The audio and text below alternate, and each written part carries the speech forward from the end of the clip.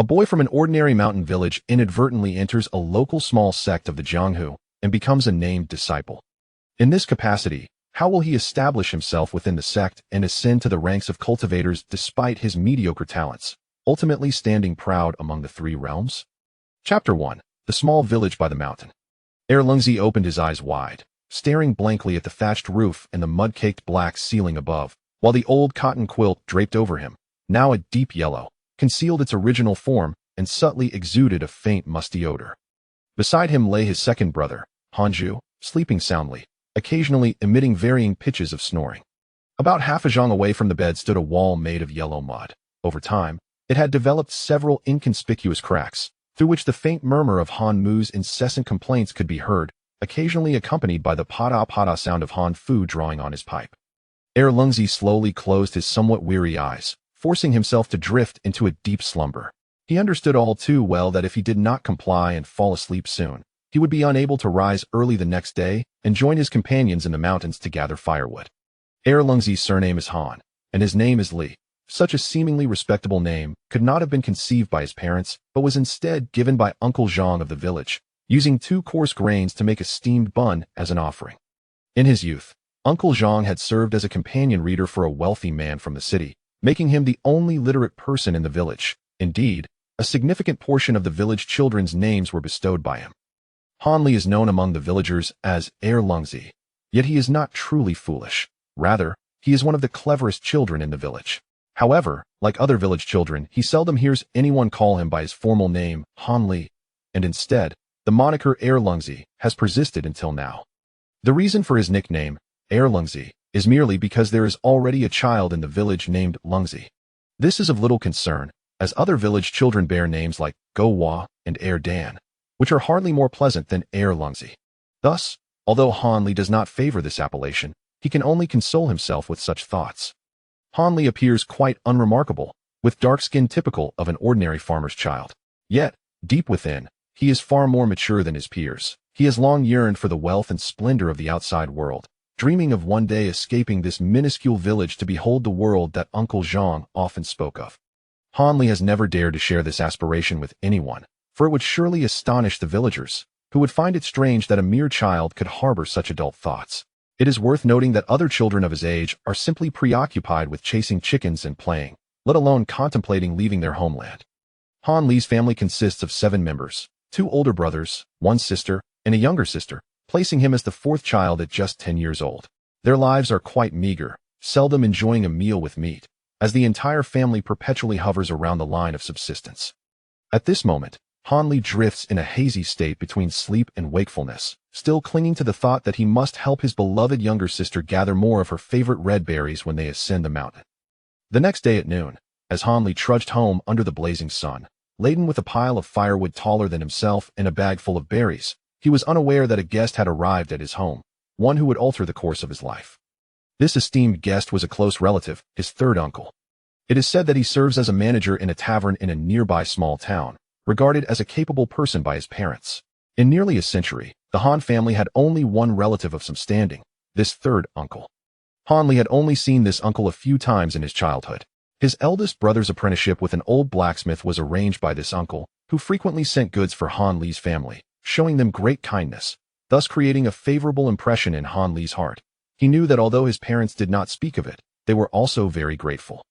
His elder brother was the pride of the family. It was said that as an apprentice blacksmith, he not only had his meals and lodging covered, but also earned 30 copper coins a month, and when he officially became a journeyman, his earnings would increase significantly. Whenever his parents mentioned his elder brother, their spirits soared, as if transformed. Though Han Li was still young, he envied his brother greatly, aspiring to one day be favored by a skilled craftsman in the small town and become a respectable person relying on his craft for a living. Thus, when Han Li saw his 3rd uncle, clad in a brand new satin outfit, with a plump round face and a small mustache, he felt an overwhelming excitement. After placing the firewood behind the house, he shyly approached the front room to greet his uncle, obediently saying, "Hello, 3rd uncle," and then stood quietly to the side, listening to his parents converse with the 3rd uncle. San Shu gazed at Han Li with a smile, appraising him before uttering a few praises such as obedient and understanding, then turned to converse with his parents regarding the purpose of their visit. Although Han Li was still quite young, and could not fully comprehend Sen Shu's words. He grasped the general meaning. It turned out that Sen Shu's workplace, a tavern, belonged to a martial arts sect known as Qi Xuanmen. This sect was divided into outer and inner disciples, and recently, Sen Shu had officially become an outer disciple, thus having the authority to recommend children aged 7 to 12 to participate in the inner disciples examination conducted by Qi Xuanmen. The Qi Xuanmen examination for recruiting inner disciples, held once every 5 years, was set to commence next month. Naturally, the astute Sen Shu, who had no children of his own, thought of the eligible Han Li. Han Li's father, usually honest and straightforward, felt hesitant and indecisive upon hearing unfamiliar terms like jianghu and sect. He picked up his pipe and took several deep puffs, sitting in silence. In Sen Shu's words, Qi Xuanmen was undoubtedly one of the most prestigious sects within a radius of several hundred miles. As long as one became an inner disciple, they would not only enjoy free martial arts training and meals, but also receive a monthly allowance of 1 or 2 taels of silver. Moreover, participants in the examination, even if not selected, could still have the opportunity to become outer disciples like Sen Shu, managing the sect's external affairs. Upon hearing the prospect of earning 1 or 2 taels of silver a month and the chance to become a respectable person like Sen Shu, Han Li's father finally made up his mind and agreed. Sen Shu was delighted to see Han Li's father acquiesce. He left a few taels of silver and mentioned that he would return in a month to take Han Li away, advising Han Li's parents to provide him with nourishing meals during that time to prepare for the examination. After bidding farewell, he patted Han Li on the head and departed for the city. Although Han Li did not fully understand the implications of Sen Shu's words, he did grasp that going to the city presented an opportunity to earn substantial wealth.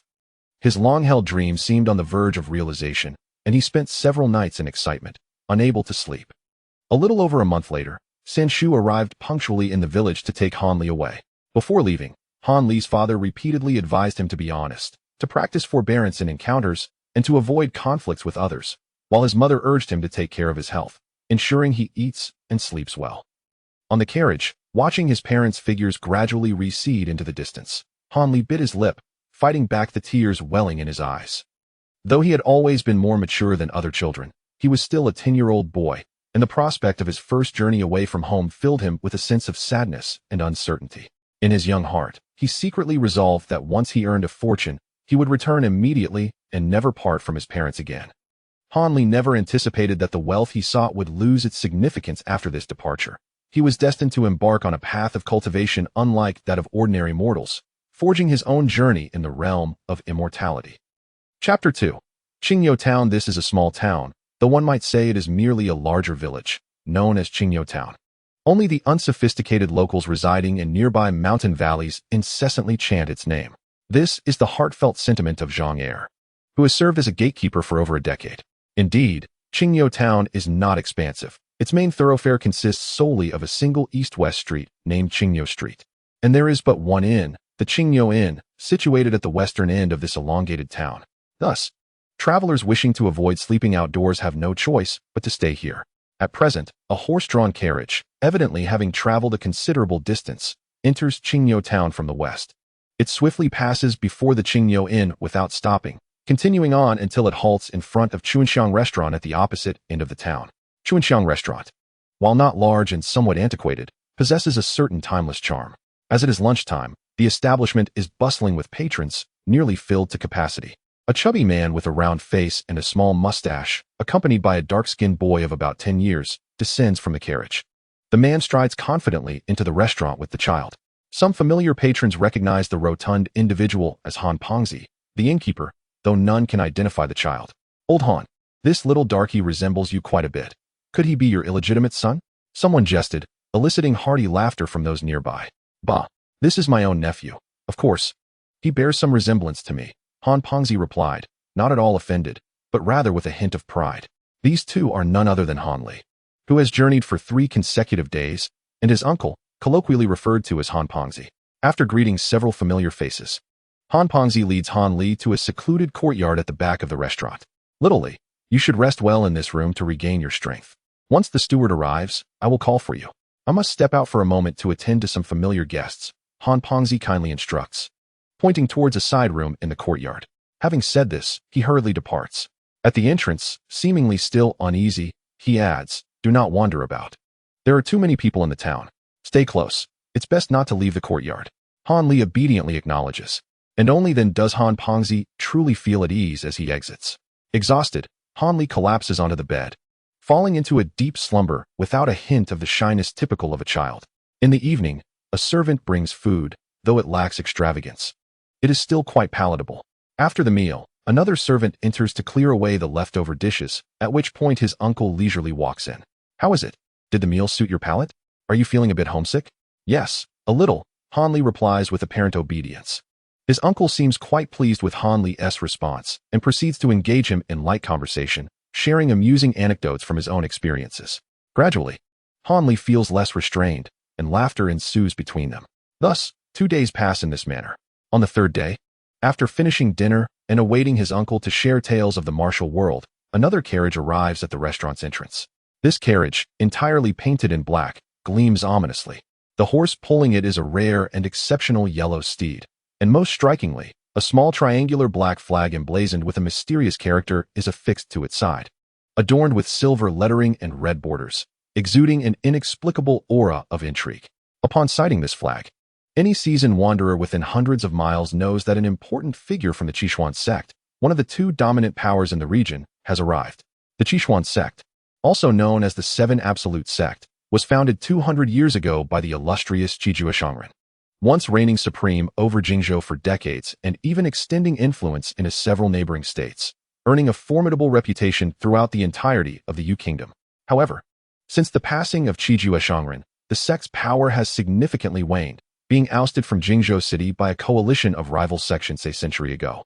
The sect was forced to relocate to the remote Xianxiao Mountain in Jingzhou, where it has since established itself as a minor third-rate force. There is a saying that a starving camel is larger than a horse. The Qishuan sect, despite its decline, retains considerable latent potential. Upon arriving at Xianxiao Mountain, it swiftly seized control over several small towns, including Qingyou Town, boasting 3,000 to 4,000 disciples, making it one of the 2 regional overlords. The only other force capable of contending with the Qishuan sect is the Wild Wolf Gang, originating as a band of marauding horse thieves in Jingzhou. Some surrendered to the authorities after numerous crackdowns, while others transformed into the Wild Wolf Gang. However, the gang's fierce and bloodthirsty nature persists, leading to repeated triumphs over the Qishuan sect in their clashes. While the Wild Wolf Gang controls more towns, their management is lacking, rendering them far less prosperous than those under the Qishuan sect's banner. The Wild Wolf Gang has been increasingly coveting the wealthier territories of the Qishuan sect, frequently instigating conflicts, much to the present sect leader's exasperation, which has also become a primary reason for the recent recruitment drive within the sect. A lean man in his 40s leaps from the carriage, displaying agility and evident prowess, striding confidently towards Han Li's quarters. Upon seeing this individual, Han Li's uncle immediately approaches with utmost respect, bowing deeply. Wang Hufa, why have you personally come to escort someone? Humph. Wang Hufa snorts, his expression haughty.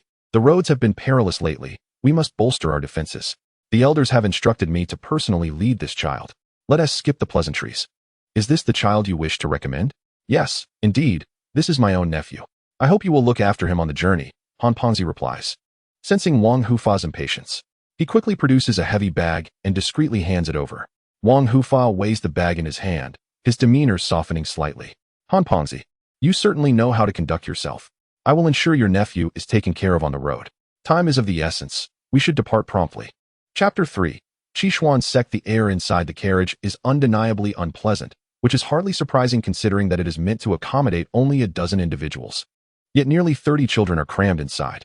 Although the children are significantly smaller than adults, the space is still exceedingly cramped. Han Li cleverly positions his slight frame into a corner of the carriage, covertly observing the other children. Those participating in the entrance examination can be distinctly categorized into 3 groups based on their attire and backgrounds. The first group consists of a richly dressed youth, the focal point of the majority of the other children who gather around him. This young man, named Wu Yan, is 13 years old, making him the eldest among them. Although he exceeds the age limit, his familial connection to a powerful figure within the Qishuan sect renders this issue moot. Wu Yan's family owns a martial arts school, and they are quite affluent. He has practiced some martial arts since childhood, and while not exceptionally skilled, he is more than capable of handling a child like Han Li, who possesses only brute strength and has never trained in martial arts. It is evident that individuals like Wu Yan, who come from wealthy and influential families and possess some martial skills, naturally assumed the role of leader among the majority of the other children in the carriage. Another group consists of the children who gather around Wu Yan. These individuals hail from diverse backgrounds. Some have family businesses, others work as laborers, and some rely on their craftsmanship for a living.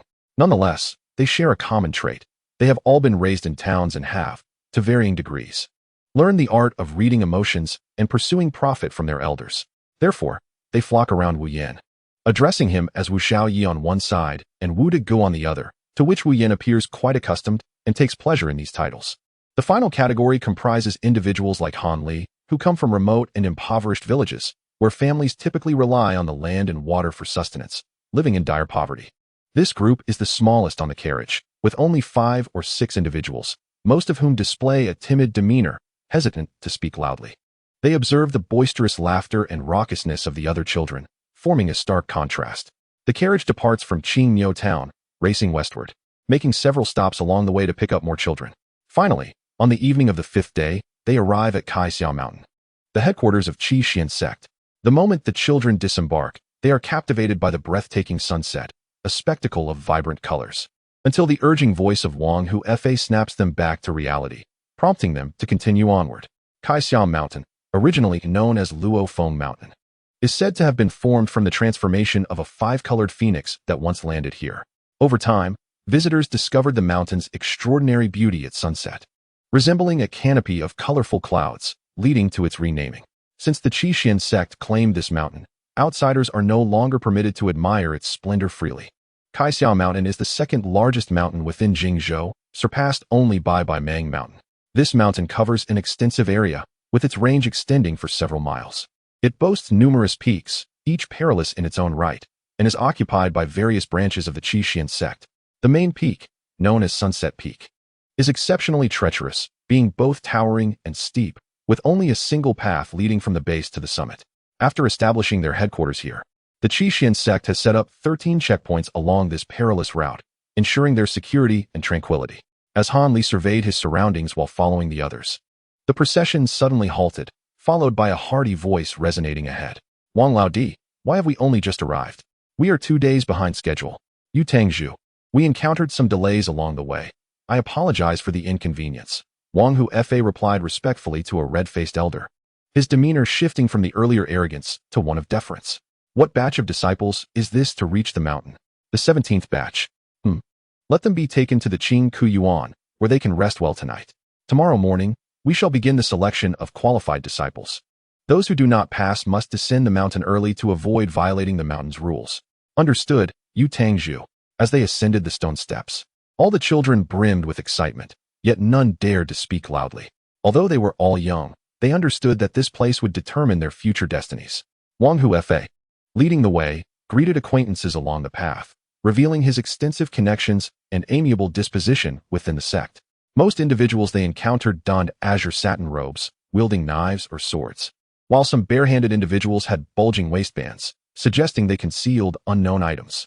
Their agile movements indicated they were skilled fighters. Han Li and the others were led to a shorter peak where they spent the night in a simple earthen dwelling. During the night, Han Li dreamt of himself clad in splendid garments, wielding a golden sword, possessing unparalleled martial prowess, and delivering a sound thrashing to the blacksmith's son, whom he had always struggled against, reveling in his newfound glory. He awoke the next morning still savoring the vivid memory. Upon waking, Wang Hu Fa did not provide breakfast, but instead led everyone to a large slope covered in bamboo at the foot of the mountain. There, the previously encountered Yu Tangzhu and several unfamiliar young individuals awaited. Chapter 4. Lianguya. Yu Tangzhu addressed the crowd.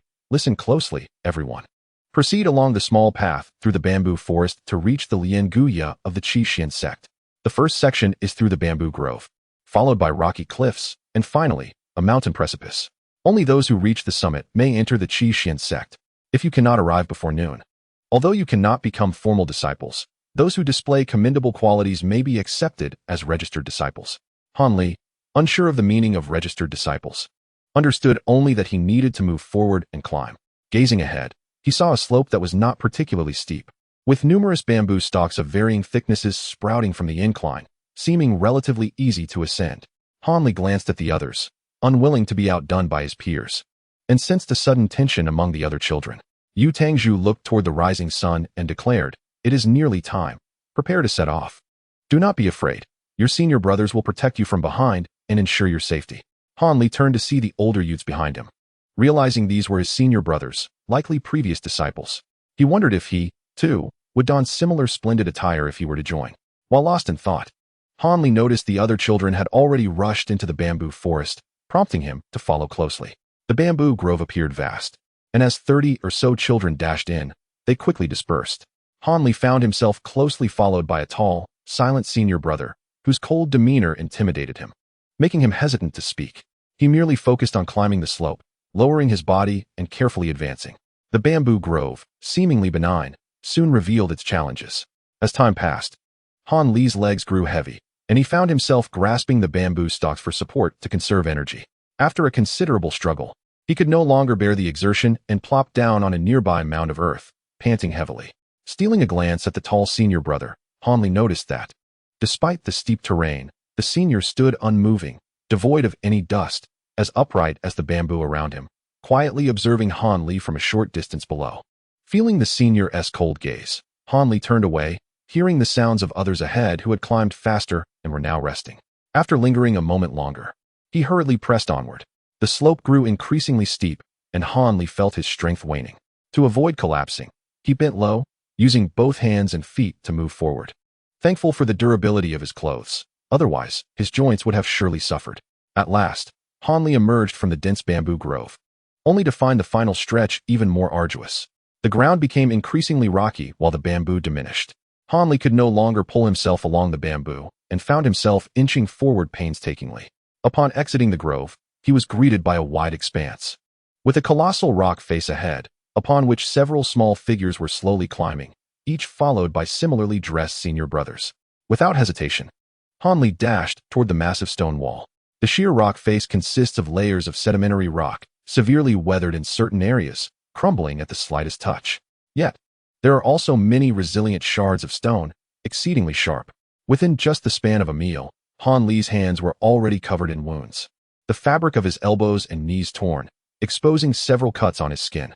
Although the wounds were minor, the fine gravel that seeped into them intensified the pain. The few individuals at the forefront had already ascended further away. Reflecting on the words of his family and his third uncle, Han Li gritted his teeth and persevered in his arduous climb. Prior to their departure, his father and third uncle had cautioned him that the initiation test would be exceptionally challenging. Failure to endure would preclude him from joining Kickswinmen. At that moment, Han Li was no longer concerned about gaining admission to Kickswinmen. Rather, a fierce determination surged within him, compelling him to catch up with the others. Straining to look upward, he observed that the foremost climber was Wu Yan, who, being older and having trained in martial arts, was physically stronger than the other children, making his lead unsurprising. Han Li glanced back, noting that many figures still moved behind him. Taking a deep breath, he accelerated his pace, exerting all his strength. He still failed to close the distance to the frontrunners.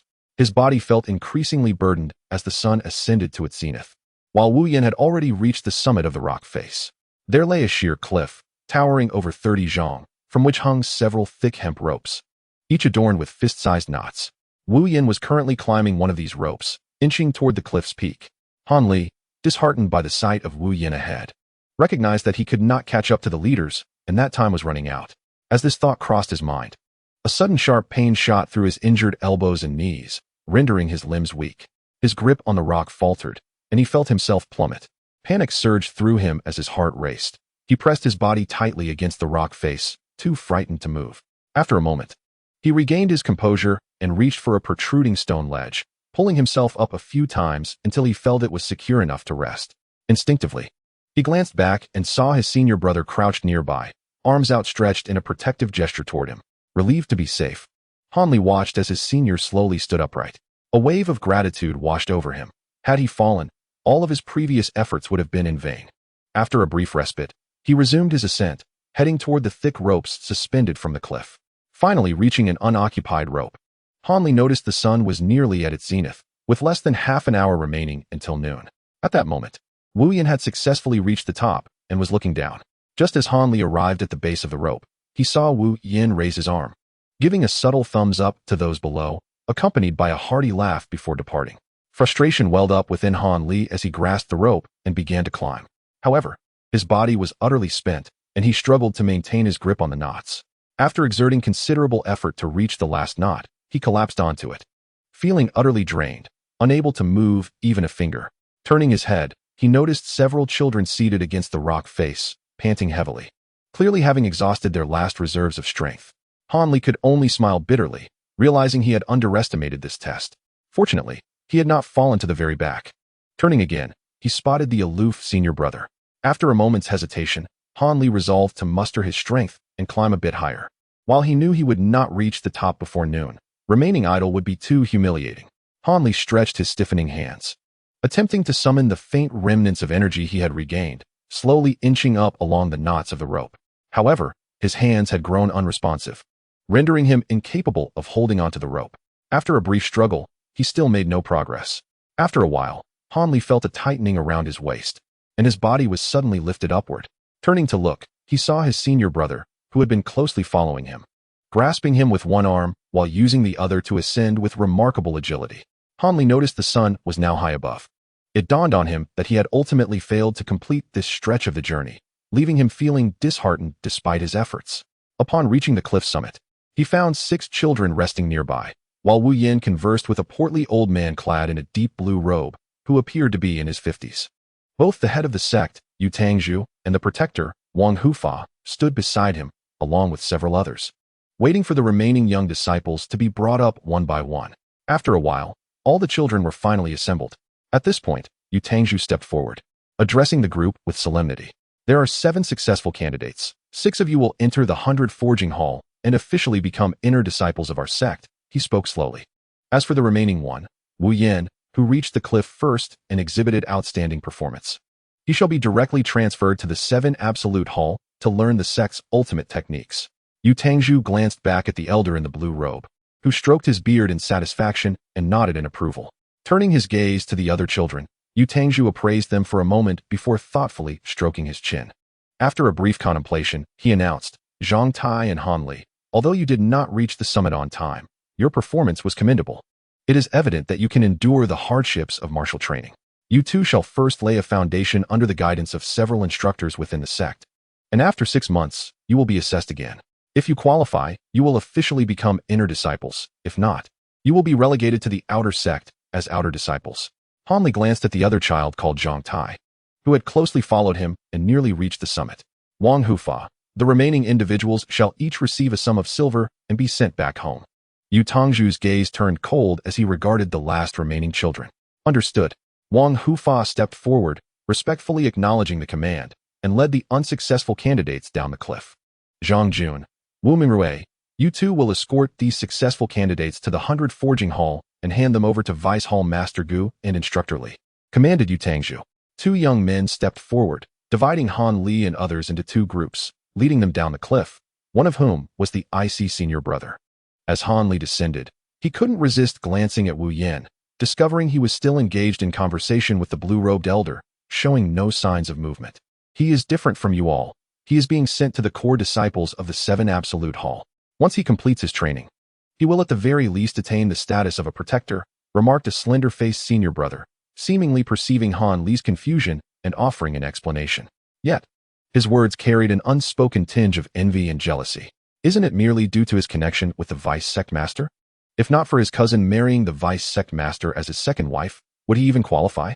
He has already passed the age requirement for entry, yet he can still enter the 7 Absolute Hall. The cold senior brother's words sent a chill through the air, evoking a sense of foreboding. Zhang Jun, do you wish to court disaster? Is the Vice Sect Master someone we can recklessly discuss? If other disciples hear this, neither of us will escape the punishment of wall-facing repentance. The slender-faced senior brother was taken aback by the words of the cold senior brother, quickly scanning the surroundings. Upon realizing that there were no outsiders besides the few young disciples, he let out a sigh of relief. The cold senior brother snorted softly, seemingly harboring some reservations in his heart, and thus fell silent. At that moment, Han Li learned that this cold senior brother was named Zhang Jun. Although Han Li grasped only a vague understanding of their conversation, he sensed that Wu Yin did not ascend to the esteemed Qijua Hall purely through talent and hard work. Rather, it was due to a relative of the Vice Sect leader within the sect that provided him with an effortless entry. As they traversed the mountain path, both senior brothers were lost in thoughts of the discouraging matters within the sect, rendering them disinclined to converse further. Han Li and the others, too, refrained from speaking, perhaps having implicitly recognized the differences between Qishuan's sect and their homes. While passing through a dense grove, an elderly man emerged slowly from the woods. He appeared to be in his 60s, tall and thin, with a sunken yellow complexion, yet his long white hair cascaded down to his shoulders. The old man coughed persistently as he walked, his labored breaths suggesting he could collapse at any moment, which was quite concerning. However, upon seeing him, Zhang Jun and the other senior brother showed no signs of worry. Instead, they hurried forward to bow respectfully to the elder. Dr. Mo, greetings. Do you have any tasks for your disciples? Zhang Jun's demeanor shifted entirely, filled with reverence, for to him, this elder was more worthy of respect than even the hall master or the vice sect leader. Ah, are these the new disciples who just arrived at the mountain? The elder finally ceased his coughing and inquired in a hoarse voice. Indeed, among them are 6 formal disciples and 2 named disciples, Zhang Jun replied meticulously. I am currently short-handed and need 1 alchemy apprentice and 1 herbal gathering disciple. You 2 shall accompany me. The elder, Dr. Mo, pointed directly at Han Li and the other named disciple, his tone imbued with an undeniable authority. Understood. It is indeed a blessing for these 2 named disciples to be noticed by you, Dr. Mo. They should hurry to pay their respects. If they can learn even a fraction of your medical skills, it will be a fortune for them throughout their lives. The 2 senior brothers showed no dissent, and the slender-faced Wu Mingrui even began to flatter the elder. Seeing that the 2 senior brothers had no objections, Han Li and Zhang Tai naturally felt they had no right to oppose, and thus followed the elder into the woods. The elder led them slowly along a meandering path through the forest, and suddenly, they emerged into a vibrant green valley. To the left of the valley lay a vast courtyard filled with a rich herbal fragrance, where numerous herbs, the names of which Han Li could not identify, were cultivated. To the right stood a cluster of buildings of various sizes. A glance around revealed no other exits to the outside besides the one they entered. This is Shinsho Valley. Apart from the disciples within, outsiders rarely come here unless they are ill or injured. You 2 will reside here from now on. Rest for a while, and come to the main hall to see me tonight. I have matters to discuss with you. The elder indicated one of the smaller houses. You may call me Dr. Mo, he added, pausing briefly before continuing, or simply Mo Lauscher. After speaking, Dr. Mo paid no further attention to them, and slowly walked into a larger, more imposing house, while coughing. Exhausted, Han Li disregarded the other named disciple, Zhang Tai, and collapsed onto a wooden bed, quickly succumbing to a deep slumber. For him, no matter how it unfolded, he had already become half a disciple of Qishuan's sect. Chapter 6. The unnamed technique Wake Up, Wake Up.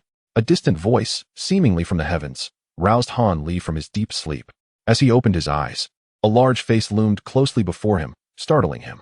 He instinctively recoiled and soon recognized that the frightening visage belonged to another disciple, Zhang Tai. Quick, eat something.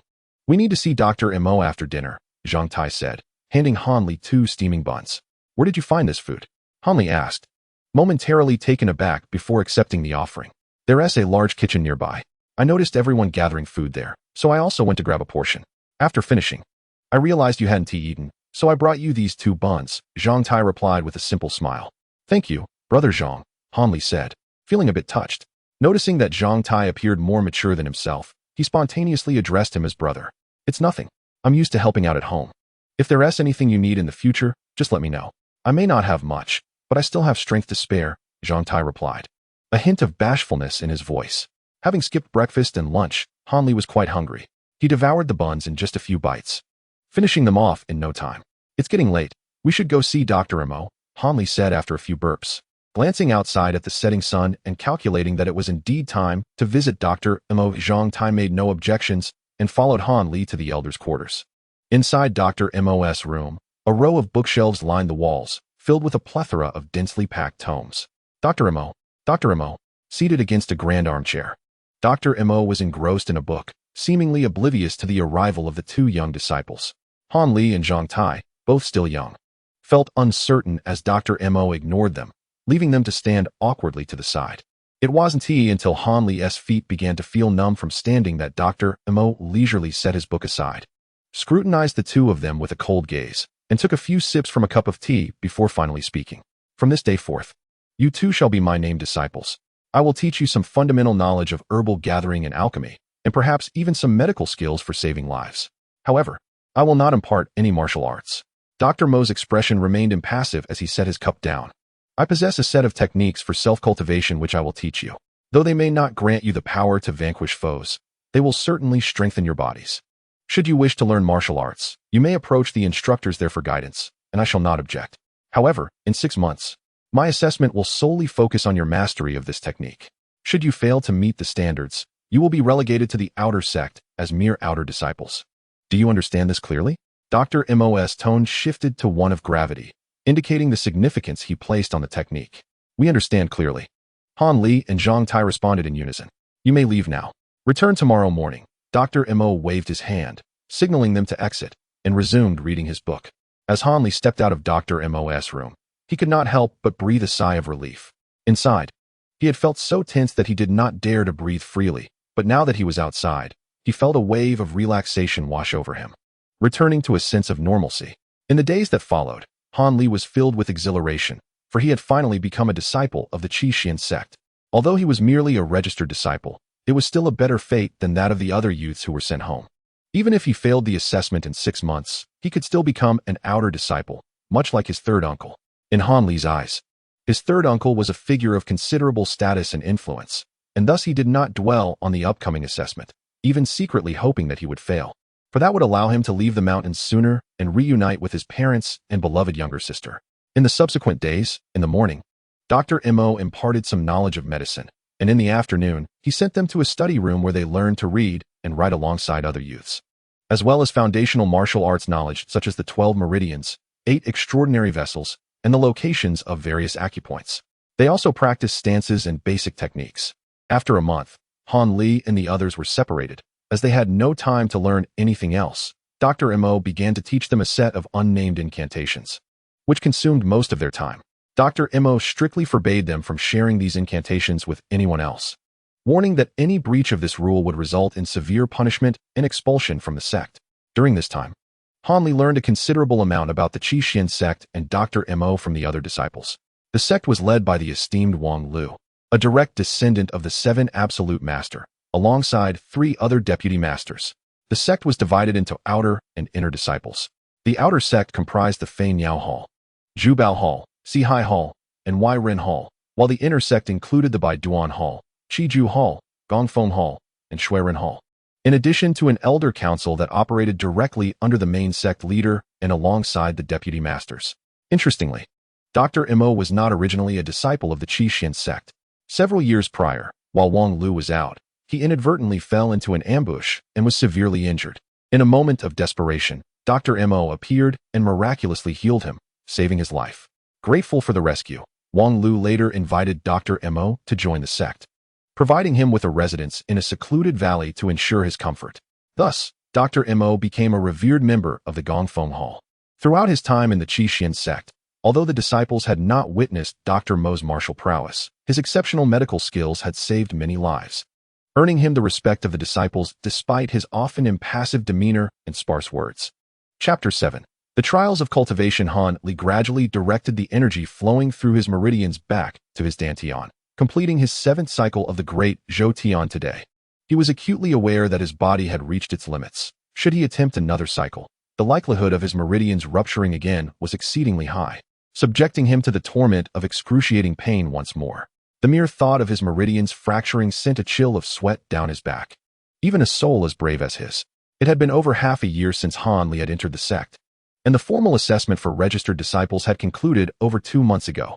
Only a small fraction of these disciples were able to formally join the inner sect. The majority were unable to pass and were forced to descend the mountain as outer disciples.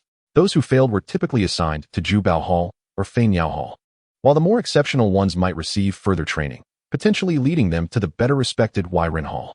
However, the elite Sihai Hall only accepted renowned figures from the martial arts world, leaving no room for the inexperienced youths. Reflecting on the assessment content from 2 months prior, Han Li still felt a shudder of apprehension. The evaluation involved running a circuit around the sprawling Kai Xia mountain range and engaging in combat with peers in a sparsely populated forest, culminating in enduring a barrage of attacks from skilled senior disciples. All of these trials filled Han Li with a bittersweet sense of schadenfreude, as he and Zhang Tai had not participated in these harrowing tests. As Dr. Mo had indicated, their assessment revolved solely around their progress in mastering the incantations. However, Passing this evaluation was far from the simplicity Han Li had anticipated. He could vividly recall the arduous experience of his training. According to Dr. Mo, the unnamed incantation was divided into several layers, and both he and Zhang Tai had only attained the first layer of cultivation.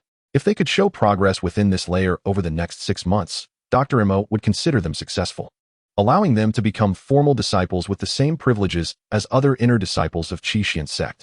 Having learned about the disparities between the treatment of inner and outer disciples, Han Li abandoned the notion of merely coasting through the next 6 months to become an outer disciple.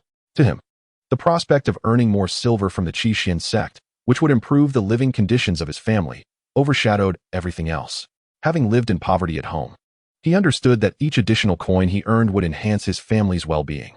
After receiving the incantation from Dr. Mo, Han Li secluded himself indoors, dedicating day and night to his cultivation. Lacking any guidance from Dr. Mo, he resorted to self-discovery and sought to understand the foundational inner power methods employed by other disciples. Following this approach, after 3 arduous months of training, Han Li was astonished to discover that his progress in mastering the incantation was alarmingly slow. Despite exerting tremendous effort, he could only produce a faint trickle of cool energy within his body, so subtle that it was almost imperceptible without careful introspection. He assumed that this must be what the instructors referred to as inner true energy. However, other disciples practicing the Zhengyang gene reported generating a distinctly warm flow of energy, while his own felt frigid by comparison, leading to a significant gap in effectiveness. Other disciples could break small trees with a punch or leap over a meter high, while Han Li's attempts yielded negligible improvements. The only noticeable difference was an increase in vitality and appetite compared to before his ascent, but what good was that? Watching his peers display remarkable prowess only deepened Han Li's despondency. This unexpected realization nearly prompted Han Li to abandon the efforts he had invested over the past months. Convincing himself that his lack of talent precluded any hope of passing Dr. Mo's evaluation, he even began to contemplate a descent from the mountain.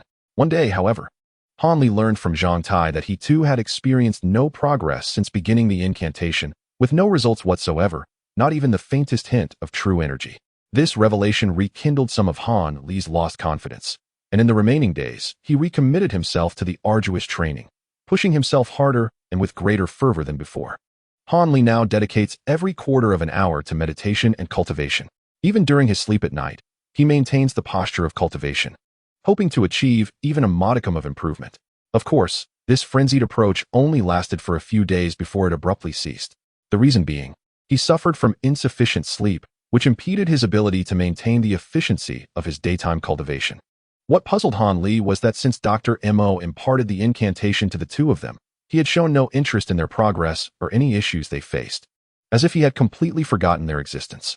Day after day, Dr. Mo immersed himself in a book with 3 black characters on the cover, as though it contained the secrets of beauty or the promise of wealth. Initially, Han Li and Zhang Tai even speculated that Dr. Mo had abandoned his medical practice to pursue the scholarly path of an aspiring scholar. It was only after they learned to read that they recognized the 3 characters as Chang Xing Jing, a text on self-cultivation and longevity. At that moment, they realized that Dr. Mo was not striving to become a scholar, but rather aimed to attain an ageless existence akin to the turtles in the river, living for thousands upon thousands of years. Chapter 8. Entry-level disciples. After nearly 6 months of relentless cultivation, Han Li finally stood before Dr. Mo to undergo his assessment. Zhang Tai, feeling utterly at a loss, stood close beside Han Li, and it was no surprise. Han Li had already learned from him that Zhang Tai had made no progress with the incantation despite his diligent efforts over the past half-year. Han Li was aware that Zhang Tai's dedication to the incantation was no less fervent than his own. Although he lacked the reckless fervor that characterized Han Li's approach, he had certainly put forth considerable effort, proving himself to be conscientious and diligent. Strangely, however, the incantation had yielded no results for Zhang Tai. Regardless of the intensity of his hard work, it seemed that this method was simply not destined for him. Han Li felt a sense of unease, fully aware that the odds of Zhang Tai passing this test were slim. Although he himself had achieved a slight effect, it was hardly significant in comparison.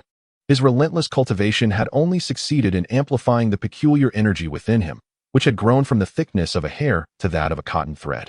Yet whether this would suffice to pass Dr. Mo's scrutiny left him feeling uncertain and anxious. "Are you both ready? Show me the fruits of your cultivation," Dr. Mo said, narrowing his eyes as he coldly regarded the two. "Ready," Han Li and Zhang Tai replied with forced resolve. Dr. Imo slowly rose from his chair, placing the ever-present book upon the table. Extend your hands. Demonstrate your abilities for me, he instructed. He grasped Zhang Tai's right wrist with one hand and positioned the other over his dantian. After a brief moment, he withdrew his hands and scrutinized Zhang Tai with an impassive expression. Zhang Tai's face flushed crimson as he awkwardly tucked his hands behind his back, lowering his head. Unable to meet Dr. Mo's gaze, fully aware that the doctor must have discerned his lack of progress with the incantation. It was clear that he would not receive any leniency. Now it's your turn. To everyone's surprise, Dr. Imo displayed no inclination to reprimand Zhang Tai. Instead, a flicker of disappointment crossed his eyes as he turned his attention to Han Li. Dr. Imo similarly seized Han Li's right wrist. How cold? Ice cold. Nothing like a living hand, Han Li thought, feeling a twinge of discomfort. Dr. Mo's skin was dry and calloused, creating a prickling sensation against Han Li's flesh. Perhaps stimulated by this external touch, the energy within Han Li began to circulate on its own, traversing the meridians and acupoints throughout his body, moving swiftly from his dantian to his head and limbs before returning to the dantian. As soon as the energy flowed, Han Li's discomfort vanished. Ah! Dr. Imo involuntarily exclaimed. Clearly having sensed the energy within Han Li, quickly circulate the incantation again. Although he attempted to suppress his excitement, the fervor in his eyes betrayed his emotions. Take your time. Let me observe closely, Dr. Imo added, his usually icy tone becoming urgent as he placed his other hand on Han Li's dantian.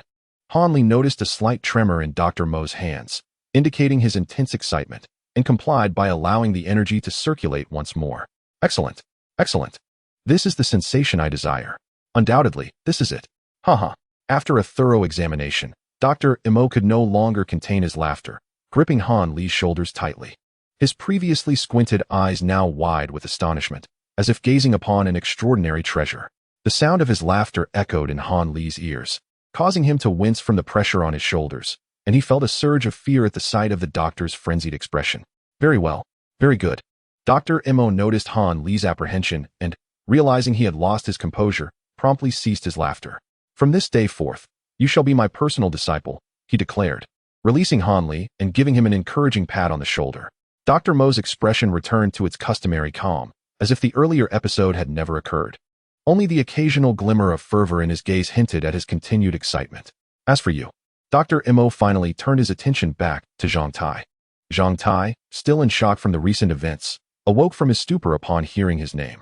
The grim reality of failing the assessment and being expelled from the mountain weighed heavily on him, and his gaze towards Dr. Imo was filled with desperate pleading. Your aptitude is lacking. After such a long time, you have achieved nothing.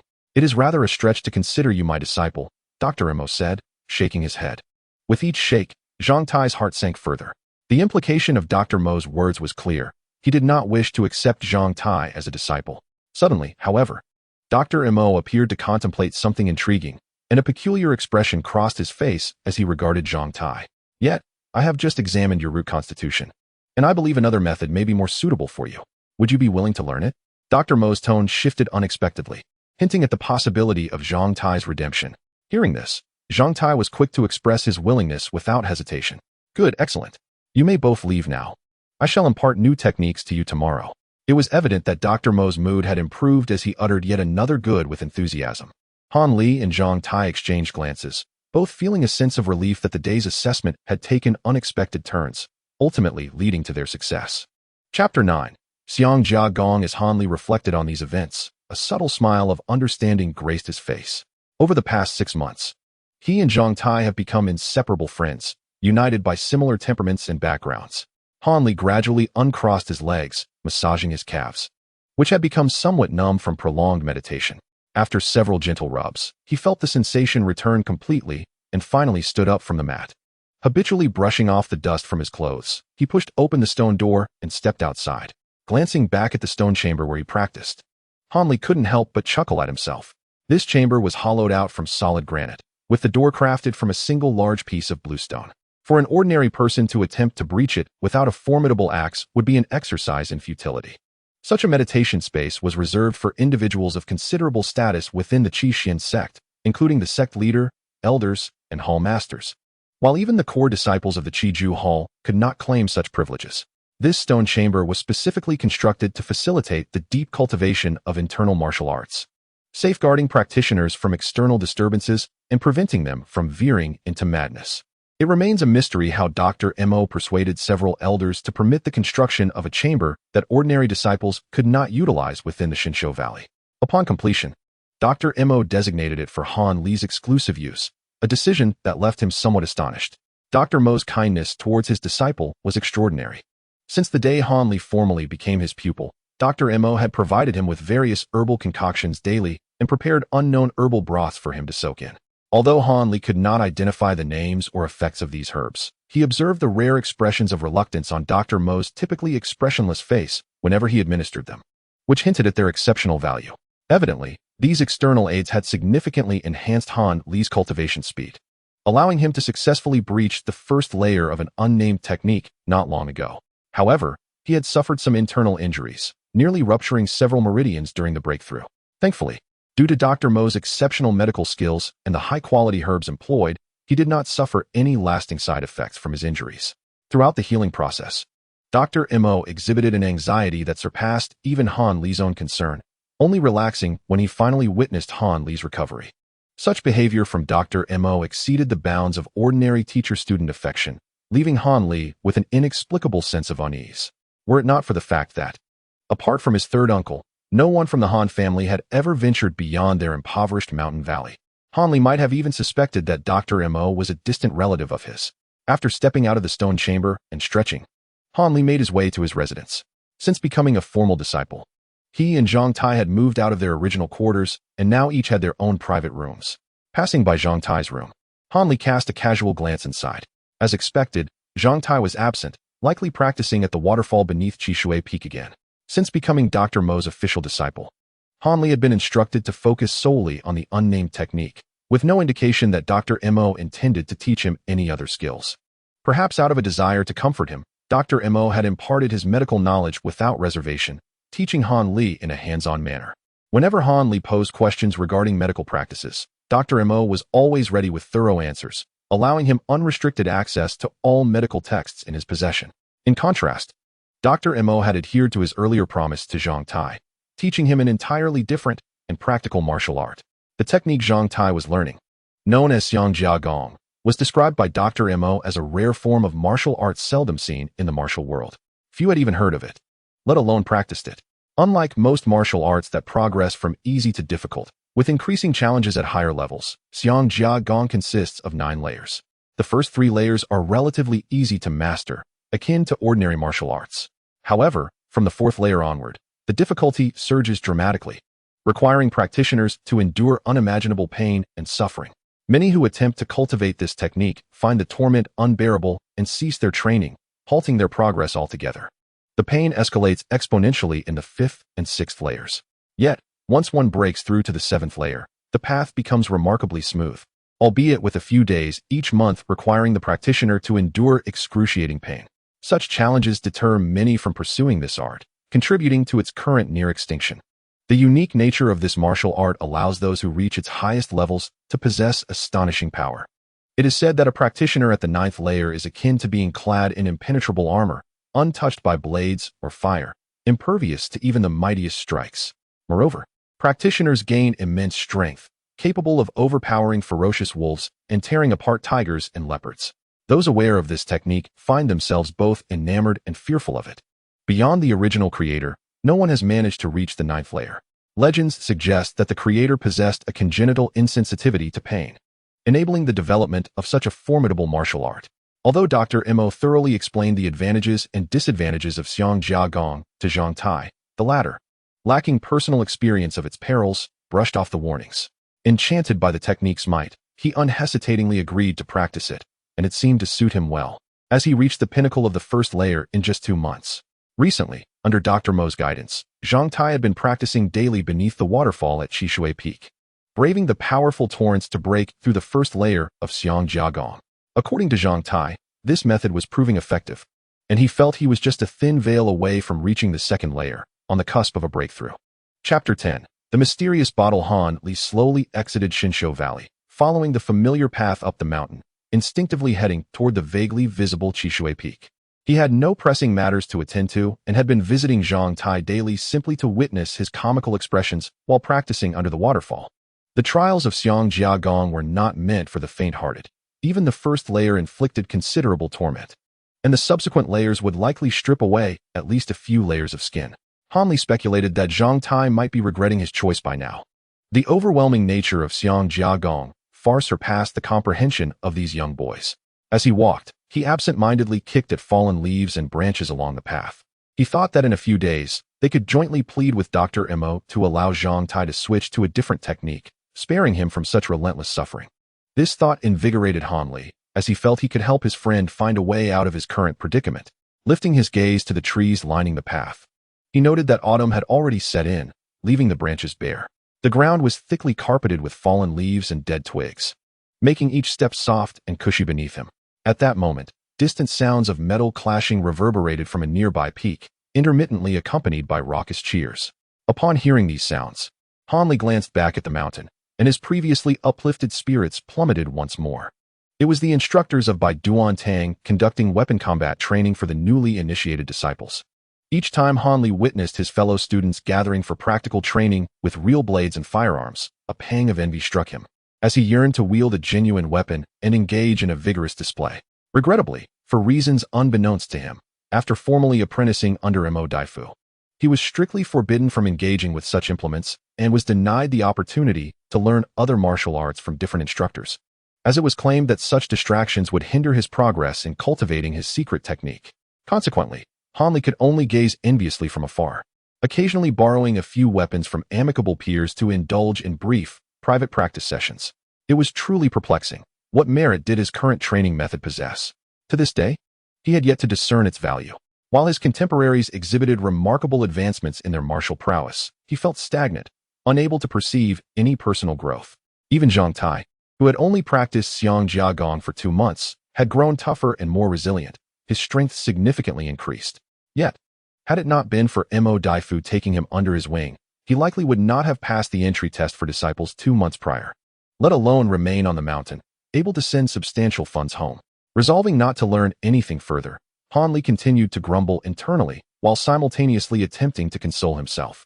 He withdrew his gaze from the distant peak, his mind still murmuring discontentedly, his focus now wandering aimlessly along the sides of the narrow path, oblivious to what he was actually observing.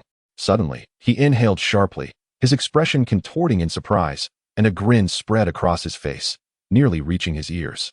Reflexively, he crouched down, pressing his hands firmly against his right big toe, then reclined painfully in the grass, the sudden jolt of pain having knocked the wind out of him. His face paled slightly as a piercing ache radiated from his toe. It seemed he had inadvertently kicked a particularly hard stone hidden beneath a pile of leaves. Han Li bent forward, cradling his ankle with both hands, instinctively blowing on his injured toe through the fabric of his shoe, while internally fretting about the severity of his injury, whether his big toe would swell and bruise, consequently hindering his ability to walk. After a considerable time, Han Li managed to regain his composure.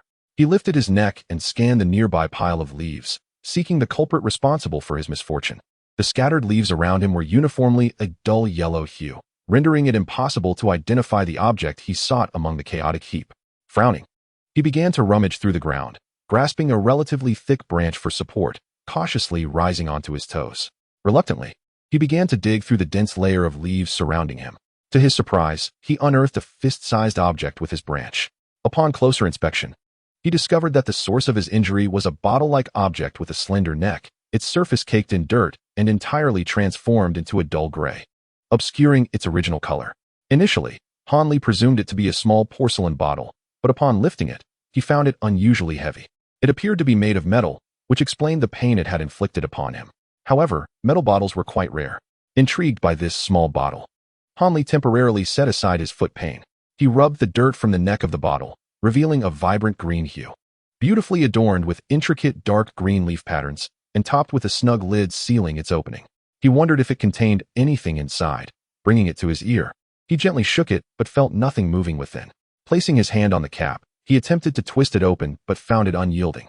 His curiosity piqued. He was about to continue his efforts when a sharp pain shot through his foot. Alas, how could he have forgotten the consequences of his earlier encounter? With his injury weighing on him, it seemed impossible to visit Zhang Tai. he decided it best to return to his dwelling, apply some ointment, and contemplate the unexpected treasure he had discovered. With that thought, Han Li, keen to avoid drawing attention, tucked the bottle into his clothing and turned back, limping as he made his way home. On his return journey, Han Li encountered few passers-by. Only a couple of senior brothers raised their eyebrows in surprise at his limping form, yet none inquired about his condition, indicating that his plight had gone largely unnoticed. Upon reaching his quarters, the pain in his foot intensified. He hurriedly seated himself on the edge of his bed, gently removing his shoe and sock to inspect the injury.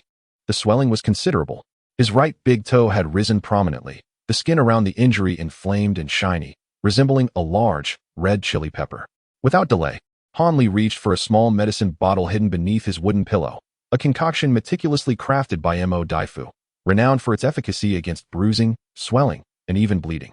He had intended it for Zhang Tai, anticipating injuries from training, but now he found himself in need of it first. As he opened the cap, a rich medicinal aroma filled the room. He sprinkled the powder onto the swollen toe, immediately experiencing a soothing sensation. Truly, Mo Daifu's remedy proved its worth.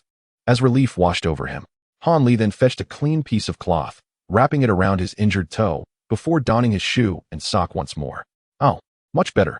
The pain had lessened significantly. He took a few cautious steps, satisfied with his swift treatment of the injury. Now, it was time to address the mysterious bottle, the very source of his discomfort. Retrieving the bottle from his clothing, Han Li wiped it clean with a cloth, revealing its true form. The bottle was not particularly large. It fit comfortably within the palm of his hand, slightly smaller than his medicine bottle. Its surface was a gentle light green, adorned with intricate dark green patterns resembling leaves, which appeared almost lifelike and had a tactile raised quality, as if real leaves had been embedded into the bottle. Weighing it in his hand, he noted its heft. But it was clear that this object was neither the metal he was familiar with nor any type of porcelain. The surface felt warm to the touch, lacking the coldness typical of metals, and devoid of the smooth texture common to ceramics. After scrutinizing it for some time, Han Li concluded that this bottle was crafted from an unknown material, its soft green hue seemingly a natural color intrinsic to the substance itself, rather than a dye applied later. Upon encountering the tightly sealed bottle cap, Han Li resolved to satiate his curiosity by promptly opening the bottle to ascertain whether it contained anything within. He placed his hand upon the cap once more, exerting considerable effort to twist it. Once, twice, thrice, yet the cap remained steadfastly affixed to the bottle, as though they were forged as one, showing no inclination to budge. Han Li was taken aback. When he initially discovered the bottle, he had also been unable to twist it open. However, at that time, his injuries had preoccupied his thoughts, leaving him little energy to apply force. Thus he had not given it much consideration. He had presumed that now, with all his strength, it would be a trivial task to open it. To his dismay, it proved to be unyielding. After twisting it numerous times, his arm began to ache. Yet he had not succeeded, prompting him to cease his efforts. He shook his arm and flexed his wrist, realizing he had exerted too much force and slightly strained himself. Bringing the bottle closer to his eyes, he scrutinized it meticulously. Alas, no concealed mechanism revealed itself. Han Li found himself in a quandary. Without opening the cap, how could he ascertain whether there was anything inside? If there was, such a peculiar and tightly sealed bottle must surely contain something of great value. Grasping the bottle tightly, he gazed at it, lost in thought for a moment. Ultimately, he decided to enlist the help of Zhang Tai, whose strength far surpassed his own, to see if he could manage to twist it open. It was well known that Zhang Tai could lift several buckets of water with each hand and move swiftly up and down the mountainside. The large water vat in the valley was filled to the brim by him each day, punctually. With this resolution in mind, Han Li made his way to Zhang Tai's abode, eagerly anticipating his swift return. The wait was excruciating, and time seemed to drag on interminably until he finally heard the creaking of the door as Zhang Tai entered. Upon raising his eyes, Han Li beheld Zhang Tai clad in a thin blue shirt, his body emanating a faint heat, beads of sweat glistening on his forehead. Han Li understood this was a normal occurrence after a strenuous practice session and felt no surprise. Upon spotting Han Li in his quarters, Zhang Tai hesitated for a moment. Before he could utter a word, the impatient Han Li immediately presented the bottle before him. "Brother Zhang, could you do me a favor and help me open this bottle? Where did you find this? It looks rather exquisite." Zhang Tai momentarily stared in astonishment before accepting the bottle. This is quite sturdy. It's really difficult to twist open. What is it made of?" Without further ado, Zhang Tai gripped the bottle with both hands and applied his strength, but still failed to open the cap. "I can't manage it. Perhaps you should seek assistance from another senior brother? Zhang Tai shook his head apologetically and tossed the bottle back to Han Li, suggesting an alternative. You cannot manage it either? Han Li grew somewhat anxious, pacing within the room. Ah, what happened to your foot? Zhang Tai then noticed Han Li limping slightly. It's nothing. I merely kicked a stone while walking. Han Li, for reasons unknown, felt reluctant to disclose the truth about the bottle, perhaps subconsciously regarding it as his little secret. Disheartened, Han Li found himself lacking the spirit to engage in idle chatter with Zhang Tai. After inquiring about his progress with training, he departed from Zhang Tai's quarters, resolved to devise a solution for the bottle on his own. Upon returning to his modest dwelling, Han Li placed the bottle upright on the table, leaning over it.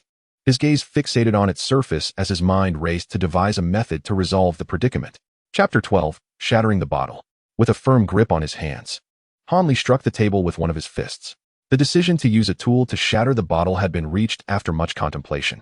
Resorting to such a brute force approach was something he had considered from the start, but deemed not a proper solution. This method, while straightforward and effective, caused him pangs of regret at the thought of damaging such a uniquely beautiful bottle, which he was reluctant to see ruined. If there were any other means to open it, he would certainly not resort to such a violent method. He contemplated seeking help from other senior brothers, as they might be able to open it. Yet deep down, he had unwittingly come to regard this object as his treasure, unwilling to let others know of its existence. Furthermore, each individual on the mountain could potentially be the owner of this item. What if they demanded it back upon discovering it was in his possession? This little bottle, so enchanting and intriguing, was something he could not bear to part with. Han Li was now completely captivated by the mysterious contents of the bottle. Although he understood it might very well be empty, he was willing to take a gamble, believing that whatever lay inside would be far more fascinating than the bottle itself. The more he pondered this, the more restless he became. If he did not unravel the mystery contained within the bottle, he feared he would not find a moment's peace that night. Resolute in his decision, Han Li stealthily slipped into the storage shed in the valley, selecting a relatively heavy small hammer from among the various tools before returning to his room. Once back, he unearthed a half-broken piece of hard blue brick from a corner and identified a relatively flat area within the room. He placed the blue brick down and carefully laid the bottle across it, raising the small hammer in his right hand. He hesitated momentarily before decisively bringing it down upon the most prominent section of the bottle's body. Thud. Fearing that excessive force might damage whatever lay within, he lightly tapped it first, testing the bottle's resilience. Noticing no signs of cracking, he felt a sense of relief. It seemed he could apply greater force to the task. Thud. With half strength. Thud.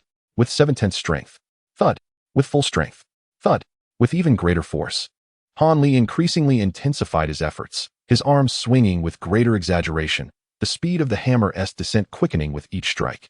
Remarkably, even after the final blow, which nearly buried half the bottle into the brick, the bottle remained intact, showing no signs of fracture whatsoever. Han Li was astounded, still unable to believe his senses as he touched the spot where the hammer had struck. There was not a single mark left, the surface remaining smooth and gleaming. This was far beyond his expectations. At that moment, Han Li was truly convinced that this little bottle was indeed an extraordinary treasure. Certainly not something that had been deliberately discarded. It was highly probable that its owner had simply misplaced it. Perhaps, unbeknownst to him, the owner was currently searching the mountains for this item. If Han Li wished to keep it safe, he must ensure it was well hidden from prying eyes.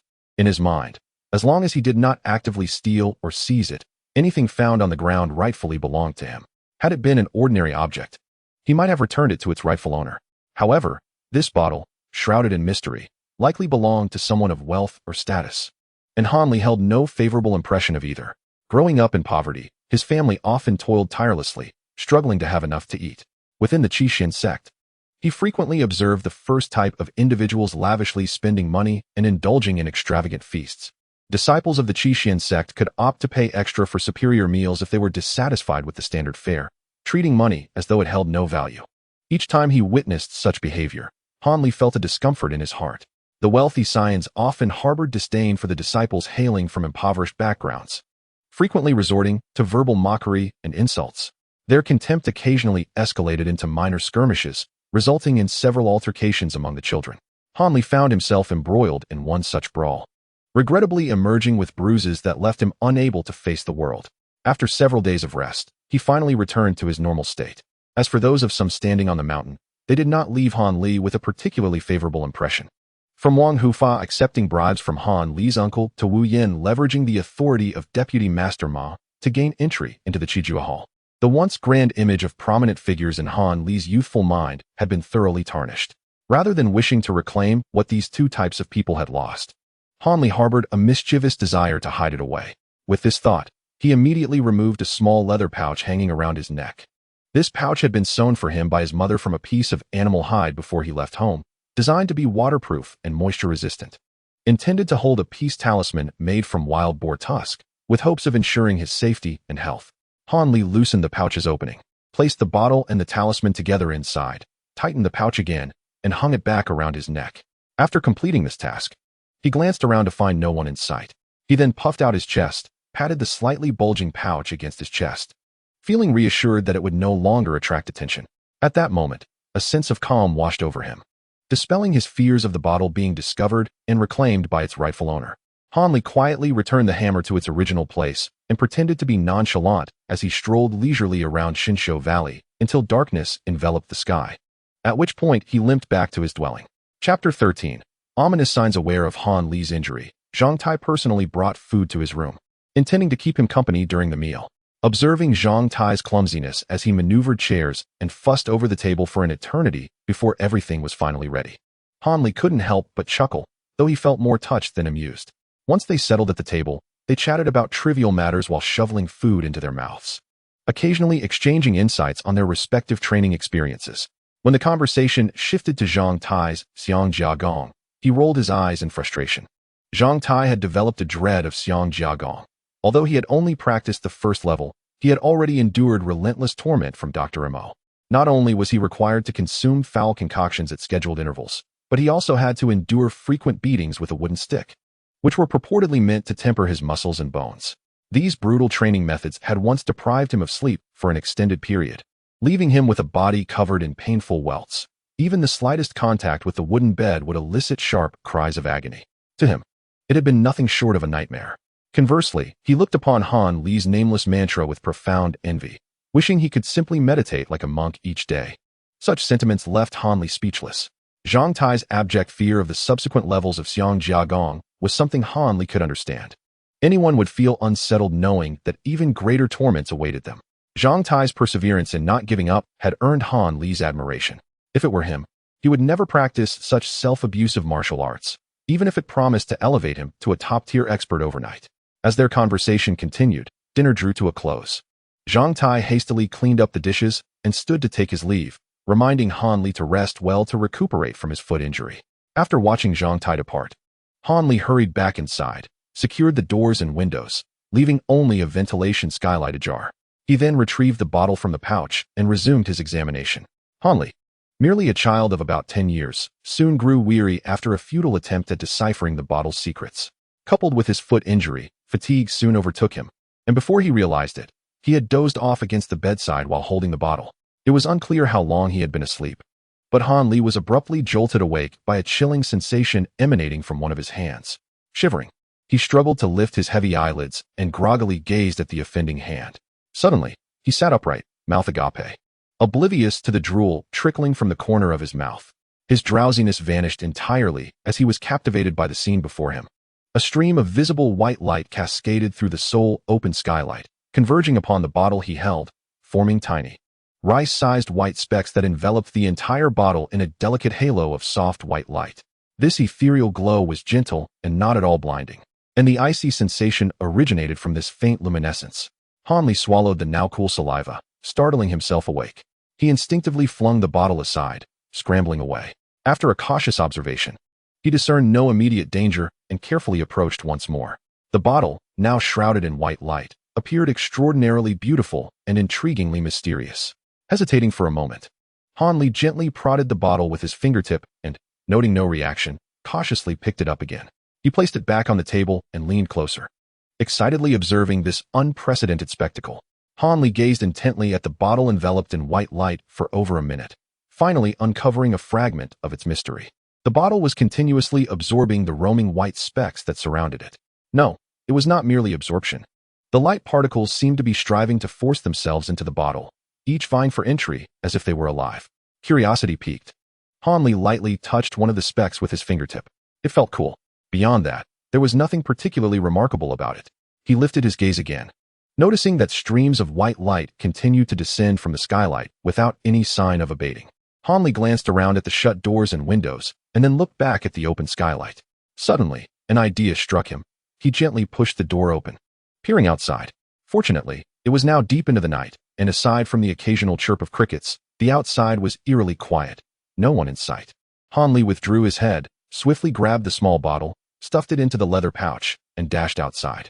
He ran until he reached a secluded, empty area before stopping to survey his surroundings, ensuring he was truly alone. Only then did he carefully extract the bottle once more, placing it gently on the ground. The light specks that had surrounded the bottle earlier had vanished without a trace after it was stowed away in the pouch. However, Hanli was not concerned. Sure enough, after a brief interval, far more luminous strands than those in the room began to converge from all directions. Subsequently, countless white specks densely surrounded the small bottle, forming a massive light cluster the size of a basin. Chapter 14. The Mysterious Liquid. Hanli raised one hand, clenched it into a fist, and let out an excited exclamation. At this moment, his childish temperament was unmistakably revealed. It seemed that his hypothesis was indeed correct. Closed doors and windows obstructed the bottle's attraction to the strands of white light. Only in an open and unobstructed space could the bottle's ability to attract light strands be enhanced, resulting in a larger formation of light clusters. While he was uncertain about the origin of these light strands or the purpose of the bottle absorbing these small luminous points, he felt that this was a significant step towards unraveling the mystery. Hanli sensed that he was on the verge of uncovering the bottle's secret, which filled him with exceptional excitement. He waited until dawn approached, at which point the radiance surrounding the bottle gradually faded, restoring its tranquility. During this time, Hanli observed the bottle's transformations while remaining vigilant, ensuring that no one else discovered the unfolding events. He bent down to pick up the bottle and examined it. Nothing had changed since before. The cap remained tightly sealed and unyielding. Disheartened, Hanli reluctantly put the bottle away as the day was already advancing. He needed to return to the stone chamber to meditate and practice his skills. In the following days, at a specific hour each night, the bottle exhibited the same peculiar phenomena. Countless strands of light, akin to moths drawn to a flame, were attracted to the bottle, transforming into numerous small luminous points that the bottle greedily consumed. Just as Hanli thought this occurrence would persist daily, a change manifested on the 8th day. Upon returning to the familiar spot and placing the bottle, the phenomenon of absorbing light points lasted only a brief moment before halting. Subsequently, the dark green patterns on the bottle emitted a dazzling green light, revealing several golden characters and symbols on its surface. These peculiar characters possessed a graceful structure and unique strokes, exuding an indescribable ancient charm, flickering and dancing across the bottle's face. However, this extraordinary phenomenon was fleeting, disappearing and leaving behind a few prominent golden characters, as if everything had reverted to its original state. After these bizarre occurrences over the past few days, Hanli had grown accustomed to the strangeness of the bottle, no longer astonished by its unusual happenings. He boldly picked up the bottle and, almost instinctively, attempted to open the cap. With a gentle twist, the cap effortlessly came off. Unable to believe his eyes, Hanli stared in astonishment at the cap in his hand. Could it be that this puzzling conundrum, which had troubled him for several days, was resolved so effortlessly? Once he confirmed that the unfolding events were indeed real and the secret of the bottle lay before him, he could no longer contain his excitement and leaned closer to peer into the bottle's opening. Inside, a drop of emerald green liquid, roughly the size of a soybean, swirled gently, casting a verdant glow upon the bottle's interior. What is this? Hanli felt a twinge of disappointment, having exerted so much effort only to discover such an unremarkable substance. Dejected, he sealed the cap and tucked it away in his pouch, turning to return to his dwelling. Having cast aside the earlier thrill of discovery, even though he had managed to open the bottle, the outcome left him unsatisfied. Hanli resolved to revisit the mystery of the green liquid when he had leisure time, hoping it might yield a small surprise. For now, his priority was to return and enjoy a good night's sleep, compensating for the sleepless nights that had diminished his efficiency during the day. His lack of proper rest had raised concerns from Dr. Mo ever since Hanli became Dr. Mo's personal disciple and broke through the first level of the technique. He felt devoid of motivation to practice further. Moreover, the results of his training were so unsatisfactory that he struggled to muster the spirit to continue. Consequently, Dr. Mo had sternly reprimanded him. However, when it came time to practice, Hanli remained drowsy and listless, devoid of any energy. This situation drove Dr. Mo to the brink of frustration, questioning whether he had made a mistake in selecting his disciple. Reflecting on this, Han Li felt a tinge of grievance, for he did not wish to feel this way, yet he was genuinely out of sorts. Unexpectedly, the day after he returned from a restful slumber, he found himself wholeheartedly immersed in fervent training. The catalyst for this transformation was a light-hearted remark from Dr. Mo. For every level you advance in this technique, I shall double the silver due to you each month. Dr. Mo had finally recognized Han Li's yearning for wealth, discovering a solution that bound him to the relentless chariot of rigorous training. In the days that followed, Han Li devoted himself to achieving the next level of the technique. Each day, from morning until noon and from noon until evening, he entered the stone chamber twice. Practicing diligently, leading a monotonous and repetitive life, casting aside all other concerns. To ensure that Han Li focused on his practice without external distractions, Dr. Mo temporarily sealed the entire Shinsho Valley, even conducting consultations and treatments outside the valley. Daily provisions were no longer a burden for Han Li. Thus, the matter of the bottle gradually faded from his mind. As autumn departed and winter arrived, followed by spring and summer, for years swiftly elapsed. And Han Li was now 14 years old. He had matured into a sturdy, dark-skinned, silent, yet resolute rural youth. Externally, he bore no distinction from other ordinary farm boys, remaining unremarkable, neither handsome nor charming. Yet, he traversed between the stone chamber and his dwelling, occasionally visiting Dr. Mo to learn some medical skills and perusing various books in his room, making the entire valley his world. Consequently, he naturally progressed to the third level of the technique. Chapter 15. For years later, Dr. Mo was quite pleased with Han Li's dedication to training. However, he still found the progress of Han Li's unnamed technique to be slow. In recent years, Dr. Mo's ailments appeared to worsen. His coughing had become more frequent and prolonged.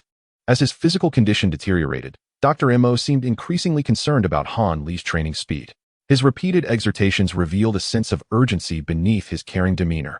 Dr. Mo evidently placed great importance on Han Li, not only providing him with significantly more silver than other disciples, but also casting upon him a gaze akin to that of a rare treasure, filled with utmost affection. Yet, Han Li, having reached the third level of the technique, developed a heightened sensitivity. Unbeknownst to him, he occasionally perceived a flicker of unsettling greed and desire in Dr. Mo's eyes behind that warmth and concern. This unsettling gaze sent shivers down Han Li's spine, making him feel as though Dr. Mo was regarding him not as a living being, but as an object. This left him perplexed. What could he possibly possess that would attract such interest from Dr. Mo? Certainly nothing, he reassured himself. Han Li sometimes even suspected that he had become overly sensitive in his cultivation practice, secretly resenting Dr. Mo for what he perceived as ungratefulness. However, he could not fathom why. Deep within the most concealed corners of his heart, he harbored a degree of wariness towards Dr. Mo, a sentiment that intensified with the passage of time. Presently, a significant dilemma loomed before Han Li. He had encountered a bottleneck in his training. And even more dire was the fact that, following years of rigorous practice and consumption of medicinal herbs, the precious resources in Dr. Mo's possession had been completely depleted. It was evident that Han Li was no extraordinary genius, and without the aid of medicinal support, his progress in cultivation had come to a complete standstill.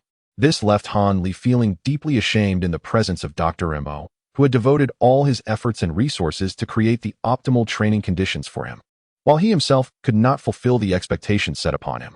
The thought of facing Dr. Mo and his ever-enthusiastic inquiries became a source of discomfort for Han Li. Strangely, Dr. Mo, despite his formidable martial prowess, was oblivious to the specifics of Han Li's training situation, only able to gauge his progress through the pulse he took, remaining unaware of the challenges Han Li faced. Recently, feeling increasingly unsettled, Han Li finally confided in Dr. Mo regarding his cultivation circumstances. Upon hearing that Han Li had not made any advancements in his mantra for a year, Dr. Mo's once tan complexion grew pale, and his expression, usually devoid of emotion, became exceedingly grim. Without reproaching him, Dr. Mo simply informed Han Li that he would be descending the mountain for a while to procure some medicinal materials and urged him to focus on his cultivation in the meantime and not to neglect his mantra practice. 2 days later, Dr. Mo departed from Qixianmen, carrying his belongings and medicinal gathering tools, leaving Han Li as the sole occupant of Shinsho Valley. Another senior brother and friend, Zhang Tai, had vanished 2 years prior after achieving the third level of Xiangjiagong, leaving behind a farewell letter stating his intention to forge his own path in the martial world, which caused quite a stir within Qixianmen. It was later rumored that Dr. Mo had interceded on his behalf to prevent repercussions for his mentor and family.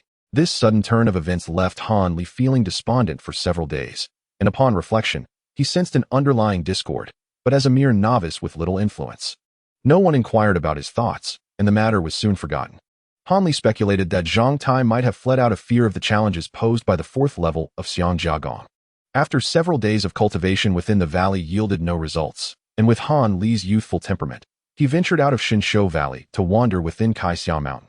As he traversed the familiar yet somewhat foreign mountain paths, a wave of sentiment washed over him.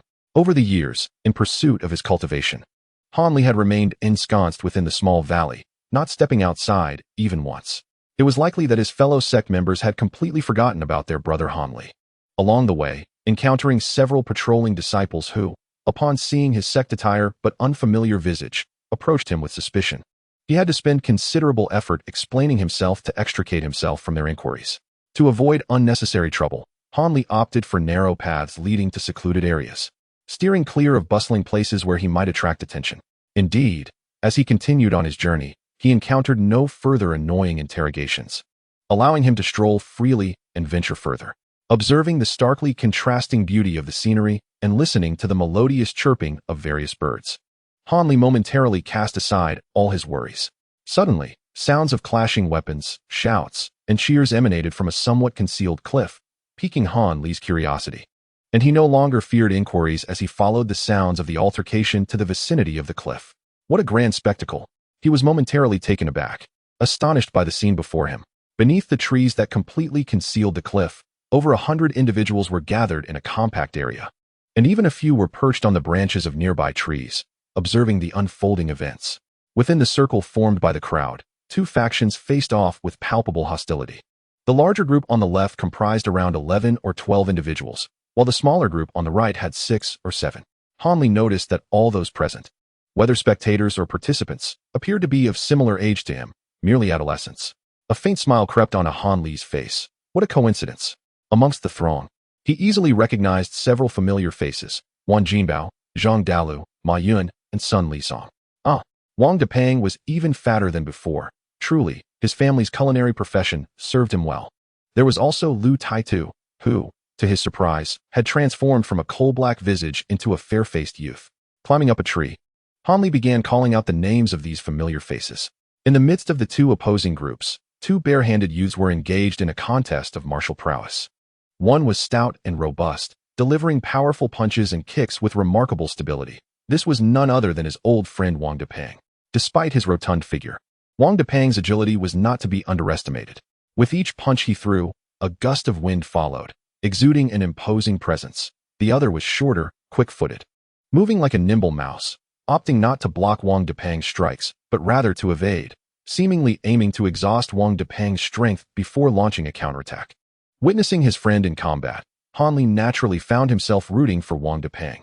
After observing for a while and seeing that Wang Depang maintained his vigorous momentum, Han Li, though lacking martial skills, felt assured that his friend would not be defeated anytime soon. He glanced around, seeking someone to inquire about the situation at hand. Not far from his tree, he noticed a youth beside a rock, animatedly gesturing while murmuring, "Hit him in the head, kick his waist, oh so close. Yes, kick his butt, put some effort into it." This youth seemed to be an enthusiastic supporter of Wang Depang. Finding him intriguing, Han Li slowly descended from the tree and approached him. "Do you know the people on the field? Why are they fighting?" Han Li inquired with a sincere expression. "Why ask? I, Xiao Suan Pan, know everyone here. They're fighting for who are you? I've never seen you before. Are you a new disciple?" The youth's initial confusion quickly turned to awareness as he realized he had never encountered Han Li before. "I am Han Li, a dear friend of the valiant Wang Depang on the field," Han Li replied earnestly. "A friend of Wang Depang? I know all his acquaintances, but I don't know you." The youth remained cautious. "Oh, I've been in seclusion for quite some time, so it's understandable that you don't recognize me," Han Li replied, half-truthfully. "Is that so? You also entered the sect 4 years ago.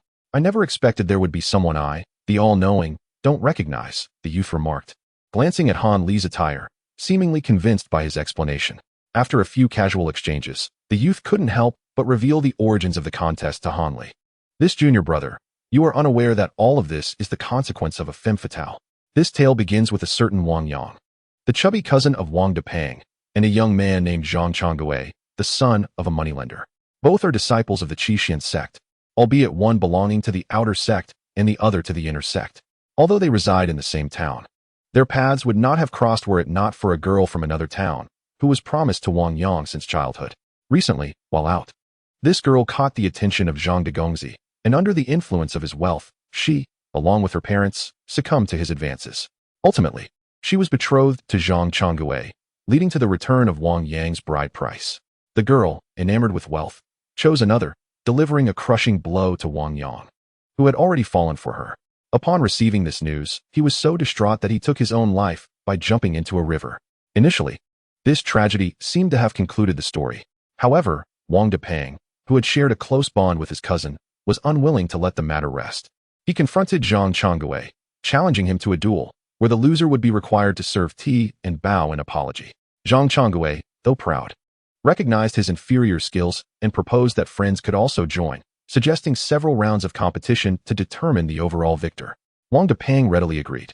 Zhang Changwei, relying on his wealth, sought assistance from skilled disciples among the affluent, while Wang Depang, though lacking in riches, had a wide network of connections among the lower-tier disciples, many of whom were willing to help. Consequently, a considerable number of onlookers flocked to witness the event, creating a charged atmosphere filled with hostility between the two factions. From the tone of the young man, Han Li discerned that the conflict between the wealthy disciples and the lower-tier ones had intensified. A mere competition had attracted such a large crowd. You are also aiding Wang Depang, aren't you? If they do not abide by the rules, we shall band together and teach these young masters a lesson they won't soon forget. The youth had not ceased his chatter from the outset. Han Li could only smile wryly. The dispute between the two factions had no bearing on him.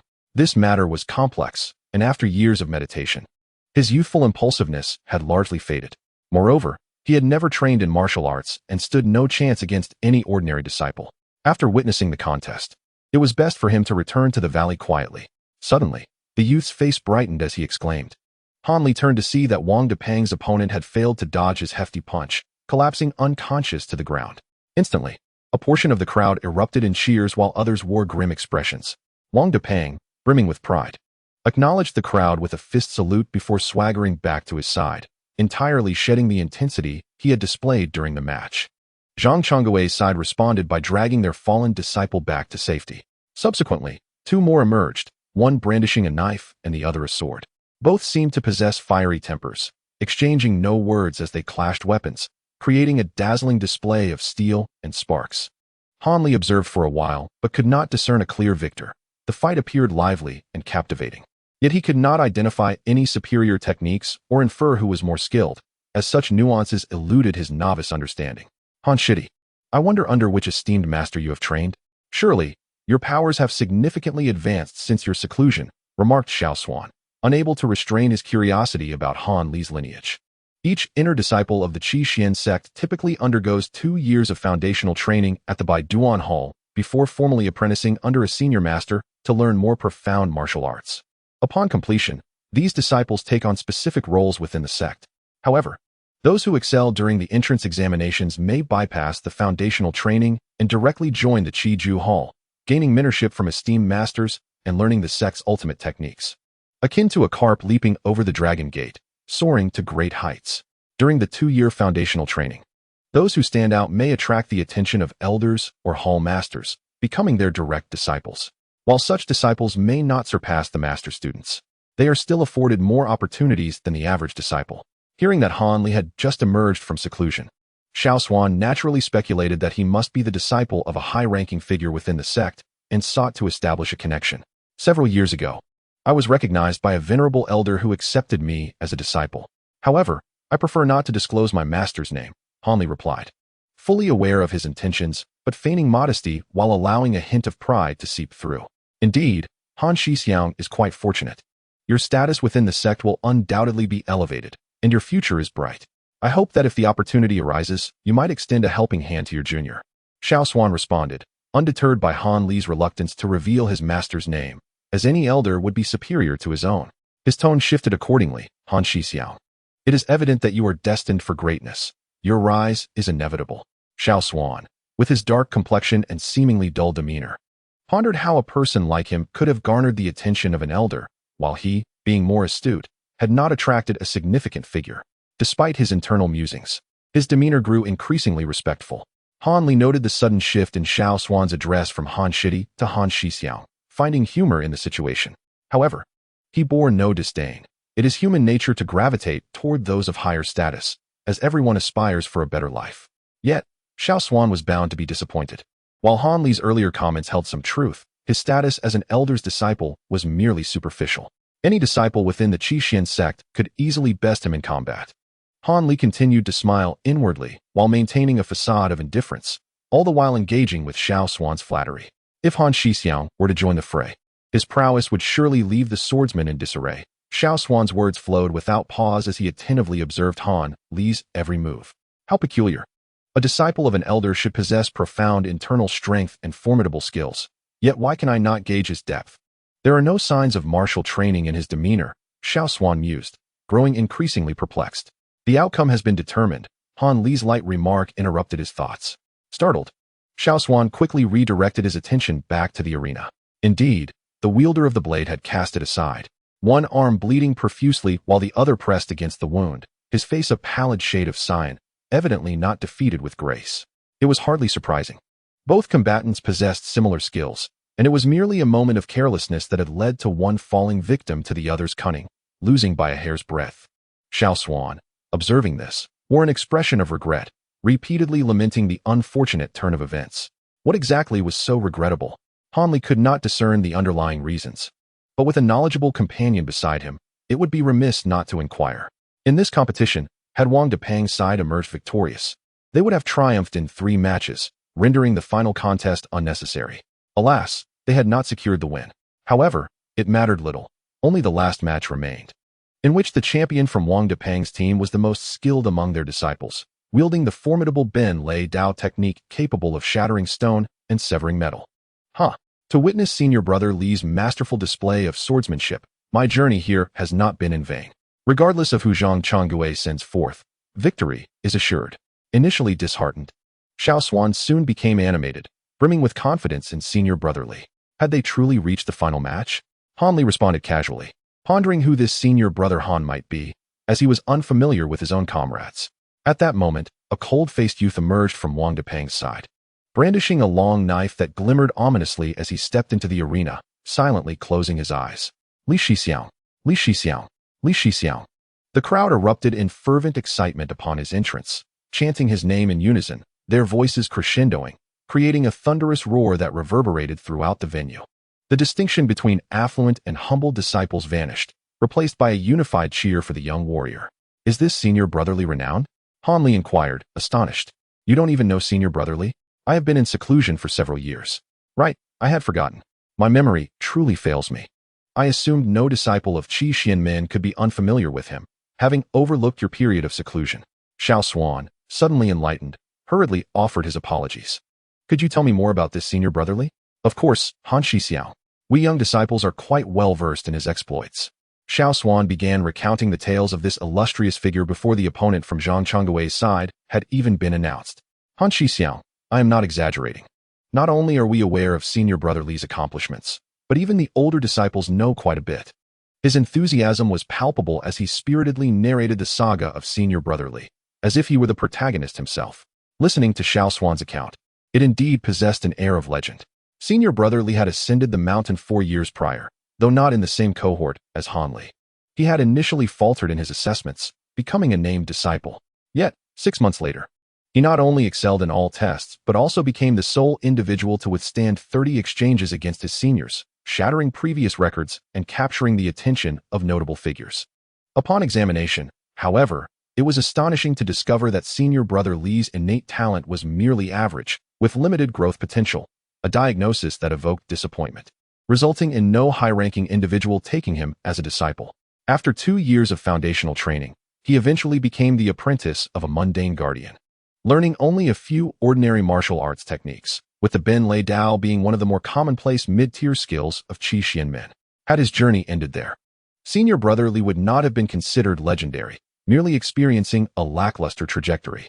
However, shortly thereafter, he utilized this unremarkable Ben Lei Dao to shine brilliantly in the subsequent junior disciples competition, breaking into the top 16 and standing out among new entrants. This achievement once again placed him in the spotlight. In subsequent contests, senior brother Li consistently demonstrated unparalleled valor and prowess, securing high rankings and bringing honor to his fellow new disciples. In last year's grand competition, he astonishingly claimed third place. While the top two were disciples who had been in the sect for over a decade, though still classified as juniors, they were already in their late 20s, possessing far deeper internal cultivation. Many believed that had senior brother Li's internal strength matched theirs, first place would have been within easy reach. Thus, senior brother Li garnered further attention from the upper echelons, being specifically chosen to undertake numerous significant missions outside the sect. While other new disciples were still laboring on their martial arts within the sect, he had begun establishing considerable merit for Qi Xianmen, earning a formidable reputation as Li Hu. It was rumored he was soon to receive exceptional permission to enter Qi Ju Tang for the study of advanced martial arts. Han Li, upon hearing this, felt a stir of admiration. If all these accounts held truth, this senior brother Li was indeed remarkable. To achieve such accolades as a named disciple was commendable. After considerable deliberation, a disciple from Zhang Chonggui's side finally stepped forward, appearing formidable in his own right. He drew forth a gleaming, slender soft sword from his waist, its thumb-width blade supple and seemingly unassuming, clearly not wielded by an ordinary individual. As senior brother Li sensed an opponent approach, he slowly opened his eyes, their brilliance striking. Suddenly, he bellowed like thunder from a clear sky, causing a resonant tremor that echoed throughout the assembly, startling his adversary, whose face betrayed a flicker of fear. With the shout, his long knife swung into action, a blur of flashing steel, executing a series of intricate maneuvers that enveloped his foe in a web of blade shadows. The opponent, though somewhat flustered, was quick-witted, wielding the soft sword with unpredictable grace, defending with remarkable precision. Who is this person? Han Li could not help but inquire. Zhao Xiling, disciple of the fifth elder, a master of the elusive willow sword technique. Quite a handful, came the response. How does he compare to senior brother Li? Certainly not a match, Xiao Xuan proclaimed proudly. Then why doesn't Zhang Chonggui send forth a stronger competitor? Zhao Xiling is the strongest among them. Besides, who among us new disciples could hope to contend with senior brother Li? Swapping him out would be futile, he chuckled, reveling in the spectacle. Indeed, while Zhao Xiling's swordplay remained intact, his spirit waned under the relentless pressure of senior brother Li's long knife, making it abundantly clear to any observer that his defeat was merely a matter of time. Han Li, watching intently, found himself grappling with a perplexing thought. I have a curious inquiry. Why are there no elder disciples present? Even if they are not permitted to compete, surely some would come to spectate? Yet, within the venue, there is not a single elder disciple in sight, only us young newcomers watching the contest. What could be the reason for this? Han Li articulated his query without hesitation. Upon hearing Han Li's question, Xiao Xuan's expression shifted, regarding him with a peculiar glance that left Han Li bewildered. Had he inadvertently broached a sensitive topic? Chapter 19.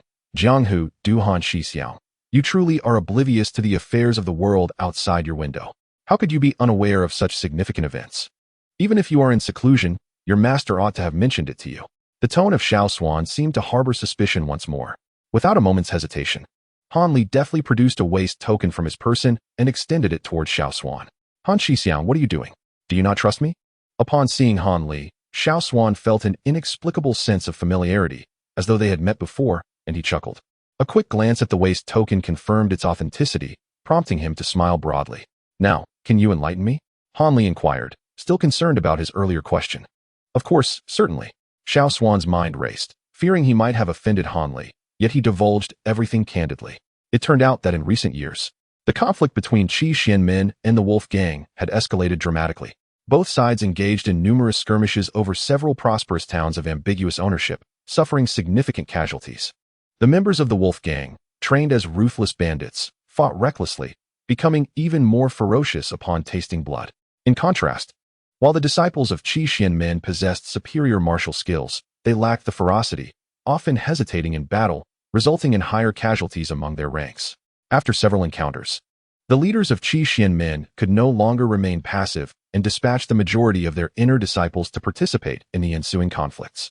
This decision served a dual purpose: to retain control over vital territories and to expose the disciples to the harsh realities of the jianghu, thus honing their practical combat experience.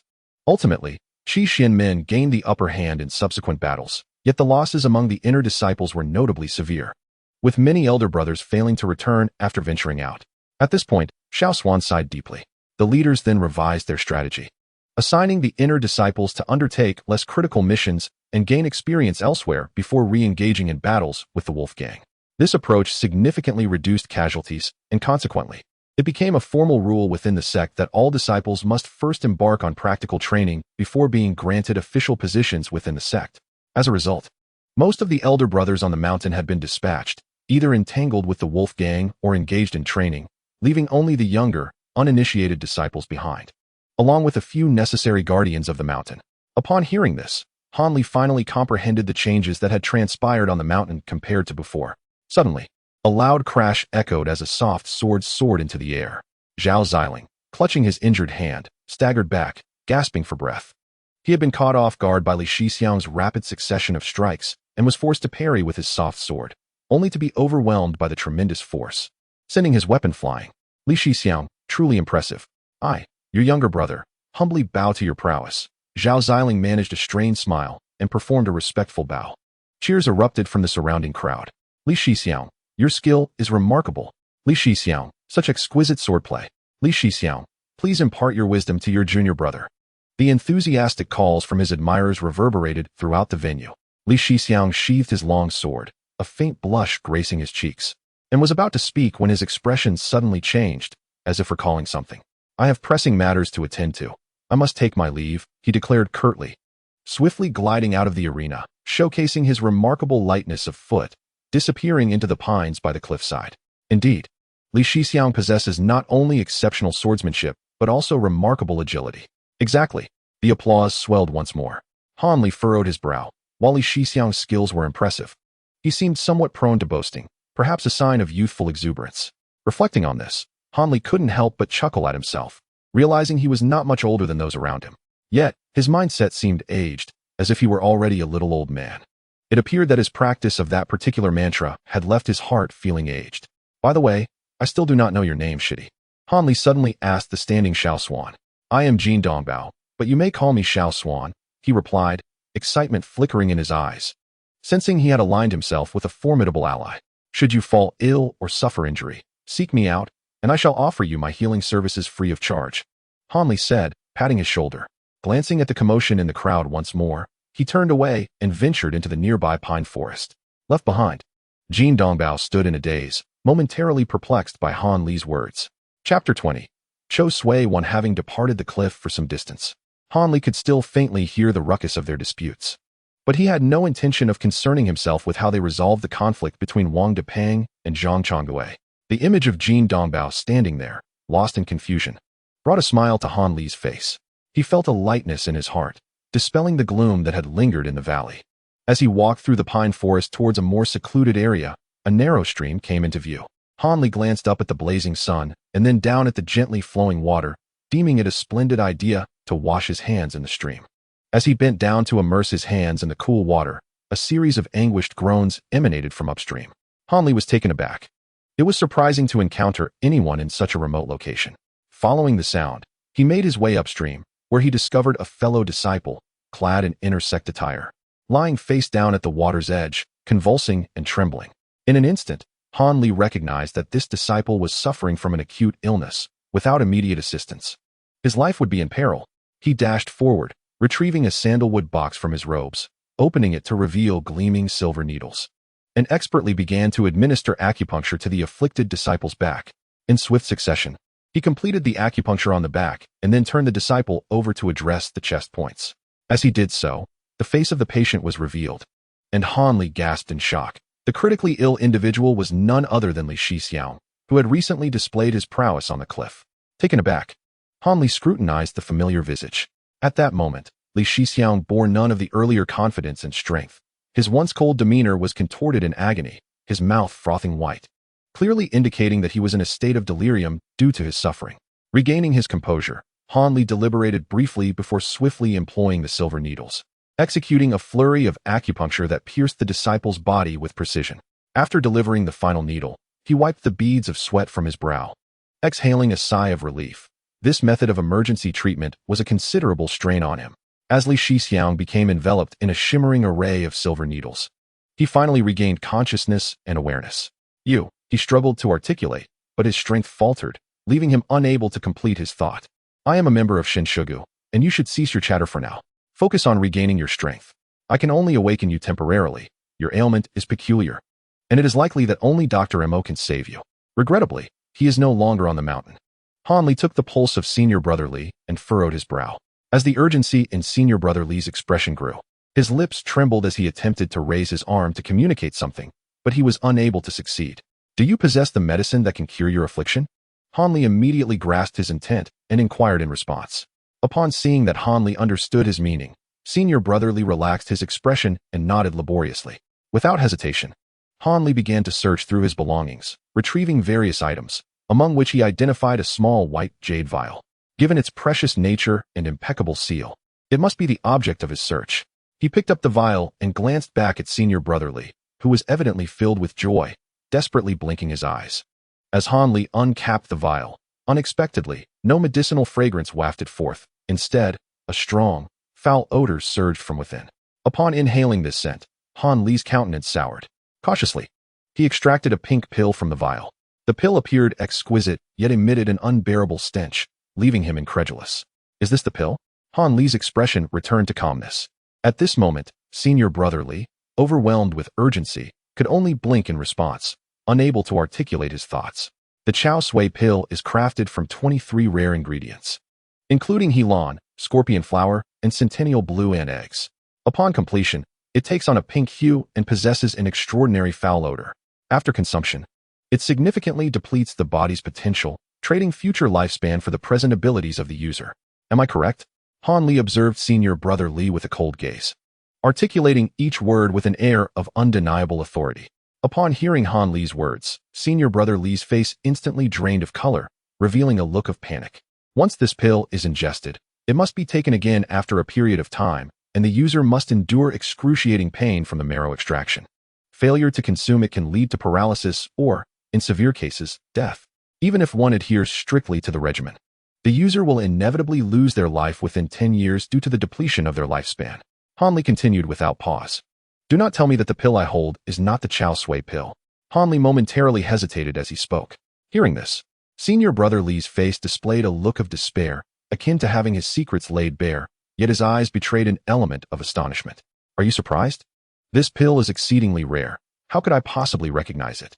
Han Li discerned the questions swirling in his mind and shifted the conversation to himself. It is quite simple. I have consumed one of these pills myself. With this revelation, Han Li left Senior Brother Li utterly astonished, though disbelief quickly crossed his features.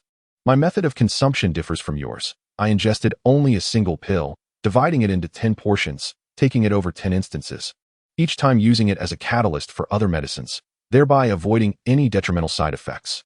The pill's appearance and its odor are starkly dissimilar, which is why I have a vivid impression of it.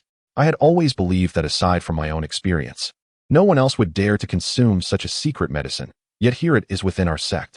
After conveying these words, Han Li regarded Senior Brother Li with a gaze that mingled admiration with pity. Senior Brother Li, reluctant to meet Han Li's eyes, gently closed them, his turbulent emotions evident in the rise and fall of his chest.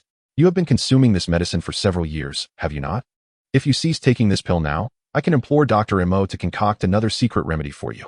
While it may not restore your full lifespan, it could extend your life by 20 or 30 years, although your martial prowess would be irretrievable. Should you continue with this pill, judging by today's episode, you might only survive another 5 or 6 years, albeit with accelerated improvement in your skills during that time. Since you dare to ingest such a secret medicine, you must be a resolute and decisive individual. The choice of whether to consume this pill or discard it is yours. Chapter 21. Pain reliever. Senior Brother Li's eyelids trembled slightly, revealing the intense internal struggle he faced. After a brief moment, he opened his tightly shut eyes, fixating intently on the pill in Han Li's hand, his gaze now filled with fervor. Han Li said nothing further and placed the pill in his mouth, watching as he swallowed it with great effort. He then gently withdrew the silver needles embedded in Senior Brother Li's body. Once all the needles were removed, the effects of the pill began to manifest. Senior Brother Li's pale complexion transformed, displaying an unusual flush, his cheeks gradually turning crimson. At that moment, his body twitched, his limbs trembling as low groans escaped his lips. It was evident that he sought to conceal his suffering from Han Li. but the inhuman pain forced him to vocalize his distress. Senior brother Li's cries grew louder, and his convulsions intensified. After a considerable time, his shouts gradually diminished until they ceased entirely. His complexion began to return to its normal hue, and his body stilled, suggesting he had endured the most excruciating phase. Slowly, Senior brother Li straightened his posture, crossed his legs, and closed his eyes once more, entering a state of meditation to restore his energy. Han Li found a clean rock to sit nearby, observing as he cultivated his internal strength. After a while, as Senior brother Li sat in meditation, he abruptly opened his eyes, seized the long knife beside him, and leaped to his feet, brandishing the blade threateningly against Han Li's throat. "Give me a reason not to kill you," he demanded, eyes glinting with malice. "Isn't the fact that I just saved your life reason enough?"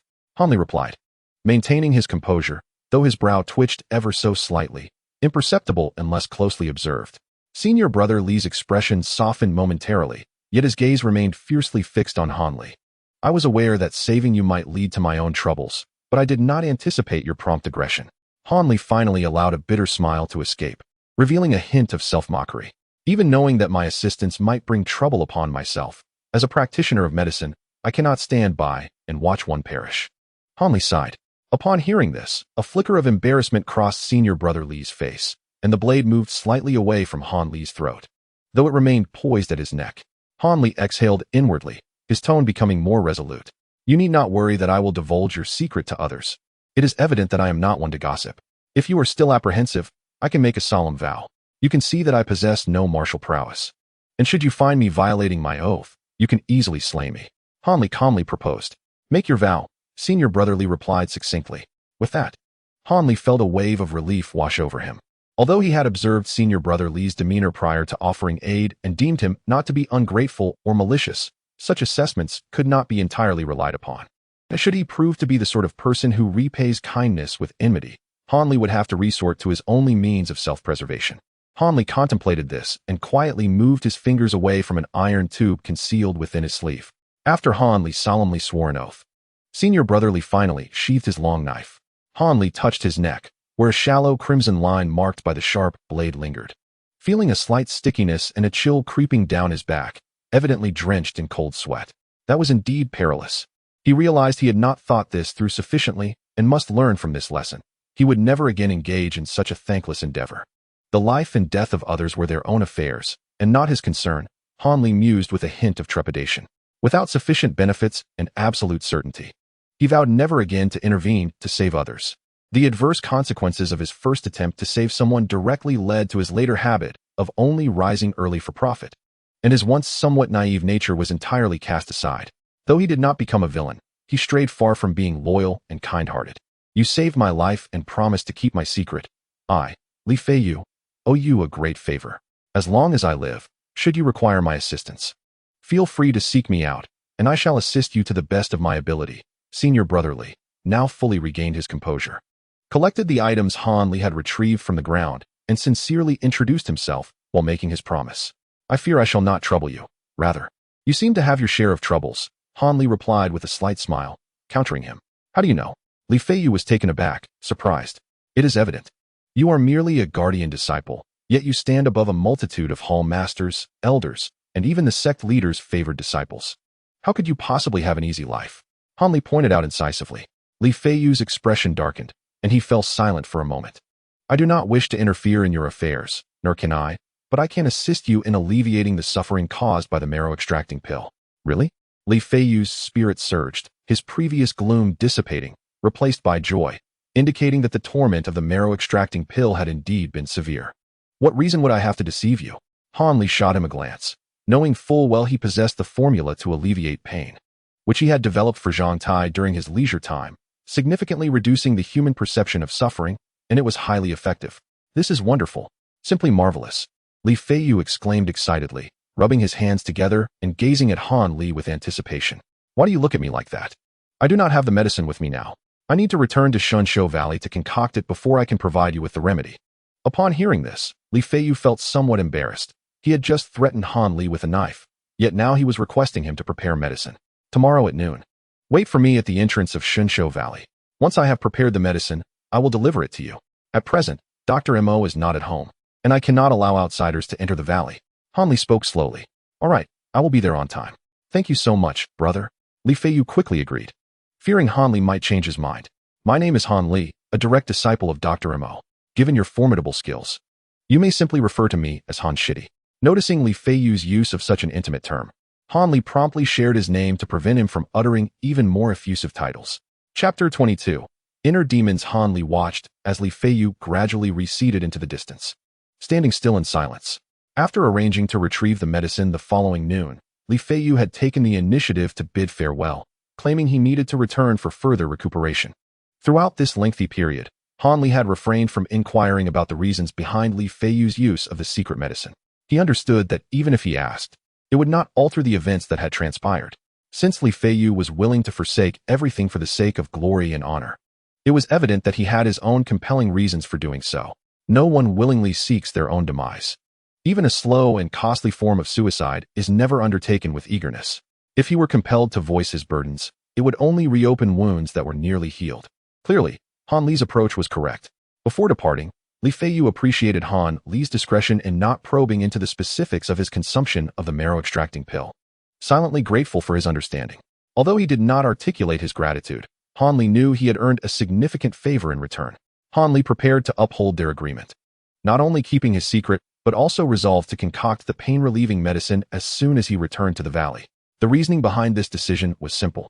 Since the other party was not a petty individual and had not truly sought to harm him, he aimed to ensure that Li Feiyu owed him an even greater favor, making it difficult for him to refuse future requests. Given that Li Feiyu's martial prowess would only continue to rise in the coming years, the likelihood of his assistance proving beneficial to Han Li would increase. Even if he did not require such aid in the following years, it mattered little. A gentle act of kindness towards someone who was not entirely malevolent would bring joy to his heart and spirit. Although Li Feiyu might not necessarily be a good person, at the very least, after today's incident, he posed no threat to Han Li. Reflecting upon everything, Han Li felt he had left nothing unexamined, and thus, he leisurely returned to Shinshou Valley. Upon his relaxed return to the valley, Han Li promptly began preparing the secret medicine required by Li Feiyu. The concoction that would alleviate human pain was not difficult to create, as he could find all the necessary herbs in the valley's medicinal garden. However, the preparation process was somewhat intricate and required careful attention. After a busy afternoon, Han Li successfully produced enough medicine to last Li Feiyu for an entire year. Though he could have prepared more, he preferred that Li Feiyu return annually to collect the medicine, ensuring that he would not gradually forget this favor. As evening fell, Han Li unexpectedly sat in front of his door on a chair, gazing up at the dark starry sky and the luminous moon, lost in thought. Han Li began to reminisce about his family back home. He had been away from his parents for over 4 years, having devoted nearly every day to arduous training since ascending the mountain, leaving him no time to ponder matters at home. He had never descended the mountain to return. He would only send most of his monthly earnings home, receiving just a letter each year from Uncle Zhang, written on behalf of his parents, assuring him that all was well. The letters contained little content, mostly confirming their well-being, with few other details mentioned. He was aware that life at home had improved significantly. His elder brother had started a family, and his second brother had found a prospective bride, likely to celebrate a wedding next year. All these changes stemmed from the silver he had sent home. Yet Han Li had keenly sensed through the sparse letters that his family's tone toward him had grown increasingly formal, almost akin to addressing a stranger. A realization that initially filled Han Li with trepidation, leaving him uncertain of how to respond. Yet, as time passed, for reasons unknown, this feeling of fear gradually faded, and the images of his family members began to blur in his mind. It was only during moments like tonight, prompted by nostalgia, that he would remember his family, reflecting on the warmth of home, a sensation he found difficult to experience now, yet one that brought him comfort and was cherished. He savored this feeling slowly. Bit by bit, Han Li placed his hand on his chest, fingers brushing against the small leather pouch containing the talisman of safety. In the past, at such a moment, he would attain a faint sense of satisfaction with just a few actions. However, tonight, for reasons unknown, an unsettling restlessness surged within him, refusing to subside.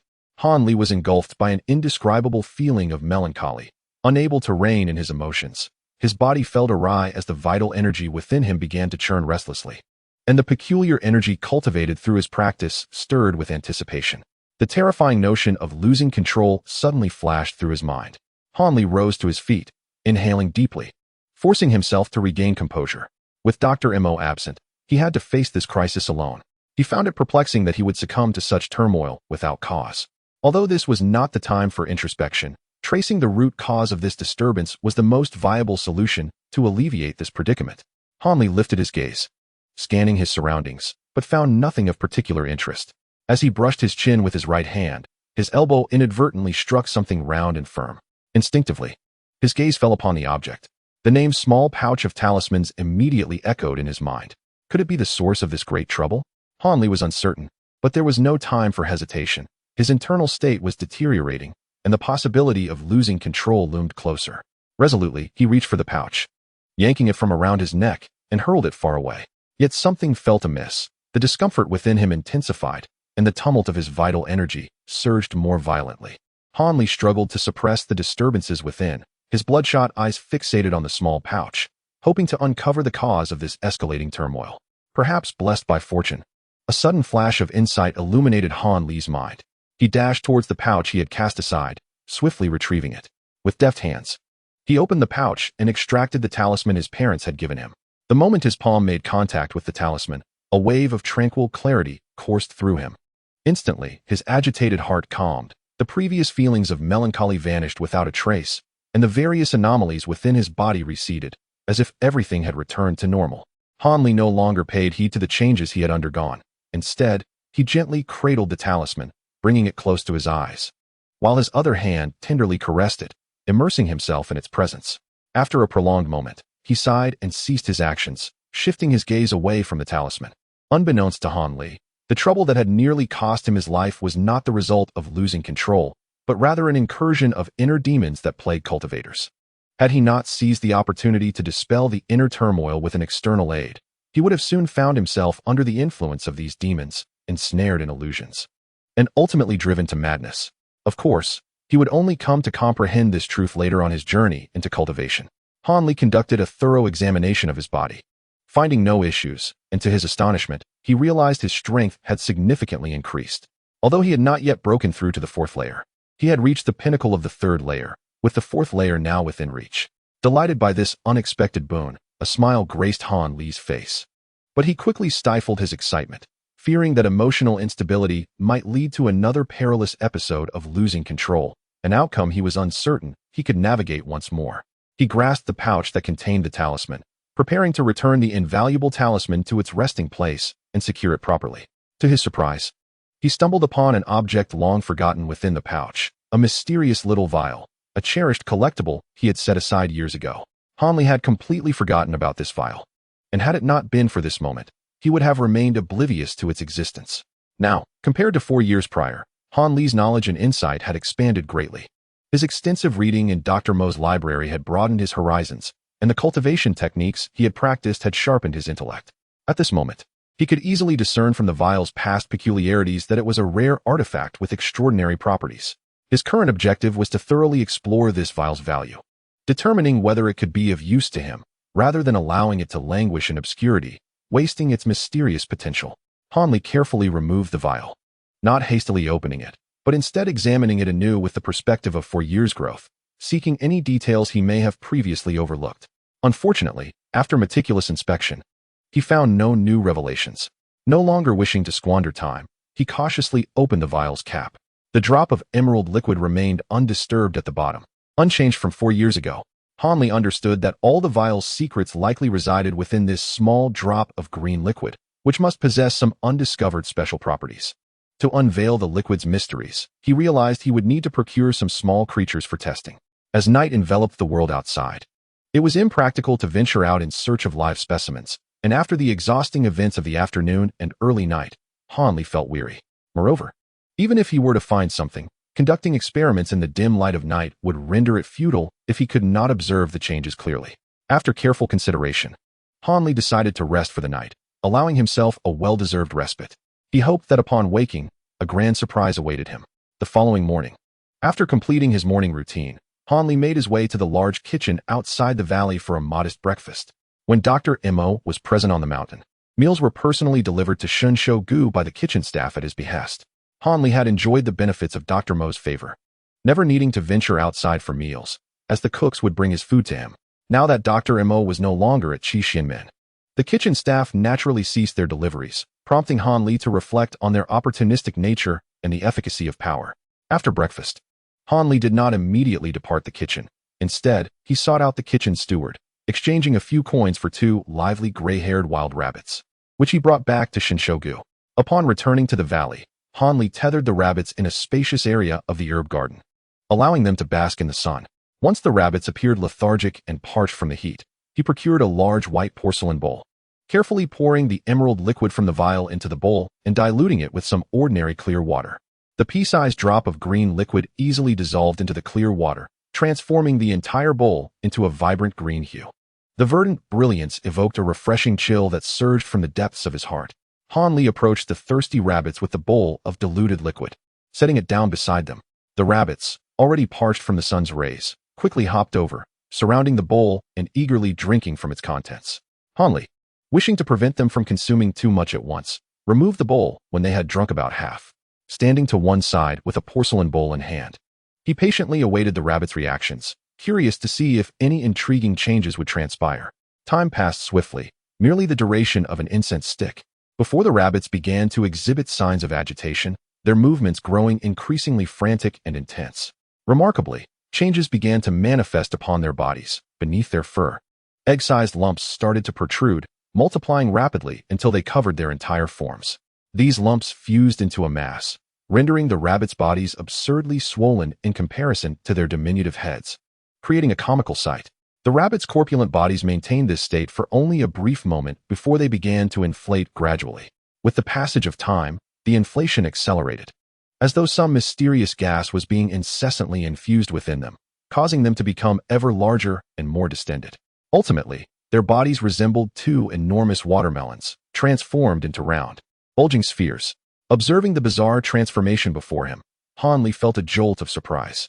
The unfolding events exceeded his wildest expectations. While he could fathom that the unknown liquid might be a lethal poison or a potent elixir, he never anticipated witnessing such a horrifying spectacle, as though the rabbits were being inflated by some unseen force. As he watched the rabbits continue to swell, a sense of foreboding crept upon Han Li. Suddenly, a realization struck him. He hastily discarded the porcelain bowl, which had become as treacherous as a viper, into the medicinal field and fled, running until he was a considerable distance away from the rabbits. Just as he contemplated turning back, 2 nearly simultaneous explosions erupted behind him. Startled, Han Li turned to witness the gruesome sight of 2 rabbits, their bodies ruptured and torn asunder, their remains scattered across the ground in a gory display. The area where the rabbits had been tethered was now marred by 2 deep craters, surrounded by a chaotic scattering of rabbit carcasses, blood, and flesh strewn about. A scene too horrific to behold. With a sigh of relief, Han Li sank to the ground, grateful for his quick reflexes that had spared him from the rabbit's explosive demise. Although he might not have suffered severe injuries, being splattered with rabbit blood and remnants would have been far from pleasant. Once his heart had calmed, he stood and approached the site, gazing upon the gruesome aftermath. He glanced at the shattered porcelain bowl in the medicinal field, feeling a sense of disbelief. Han Li had initially hoped to discover some wondrous elixir within the green liquid, only to be confronted with such a terrifying phenomenon. Poison is poison, but to witness the rabbits meet such a tragic end was beyond anything he had imagined.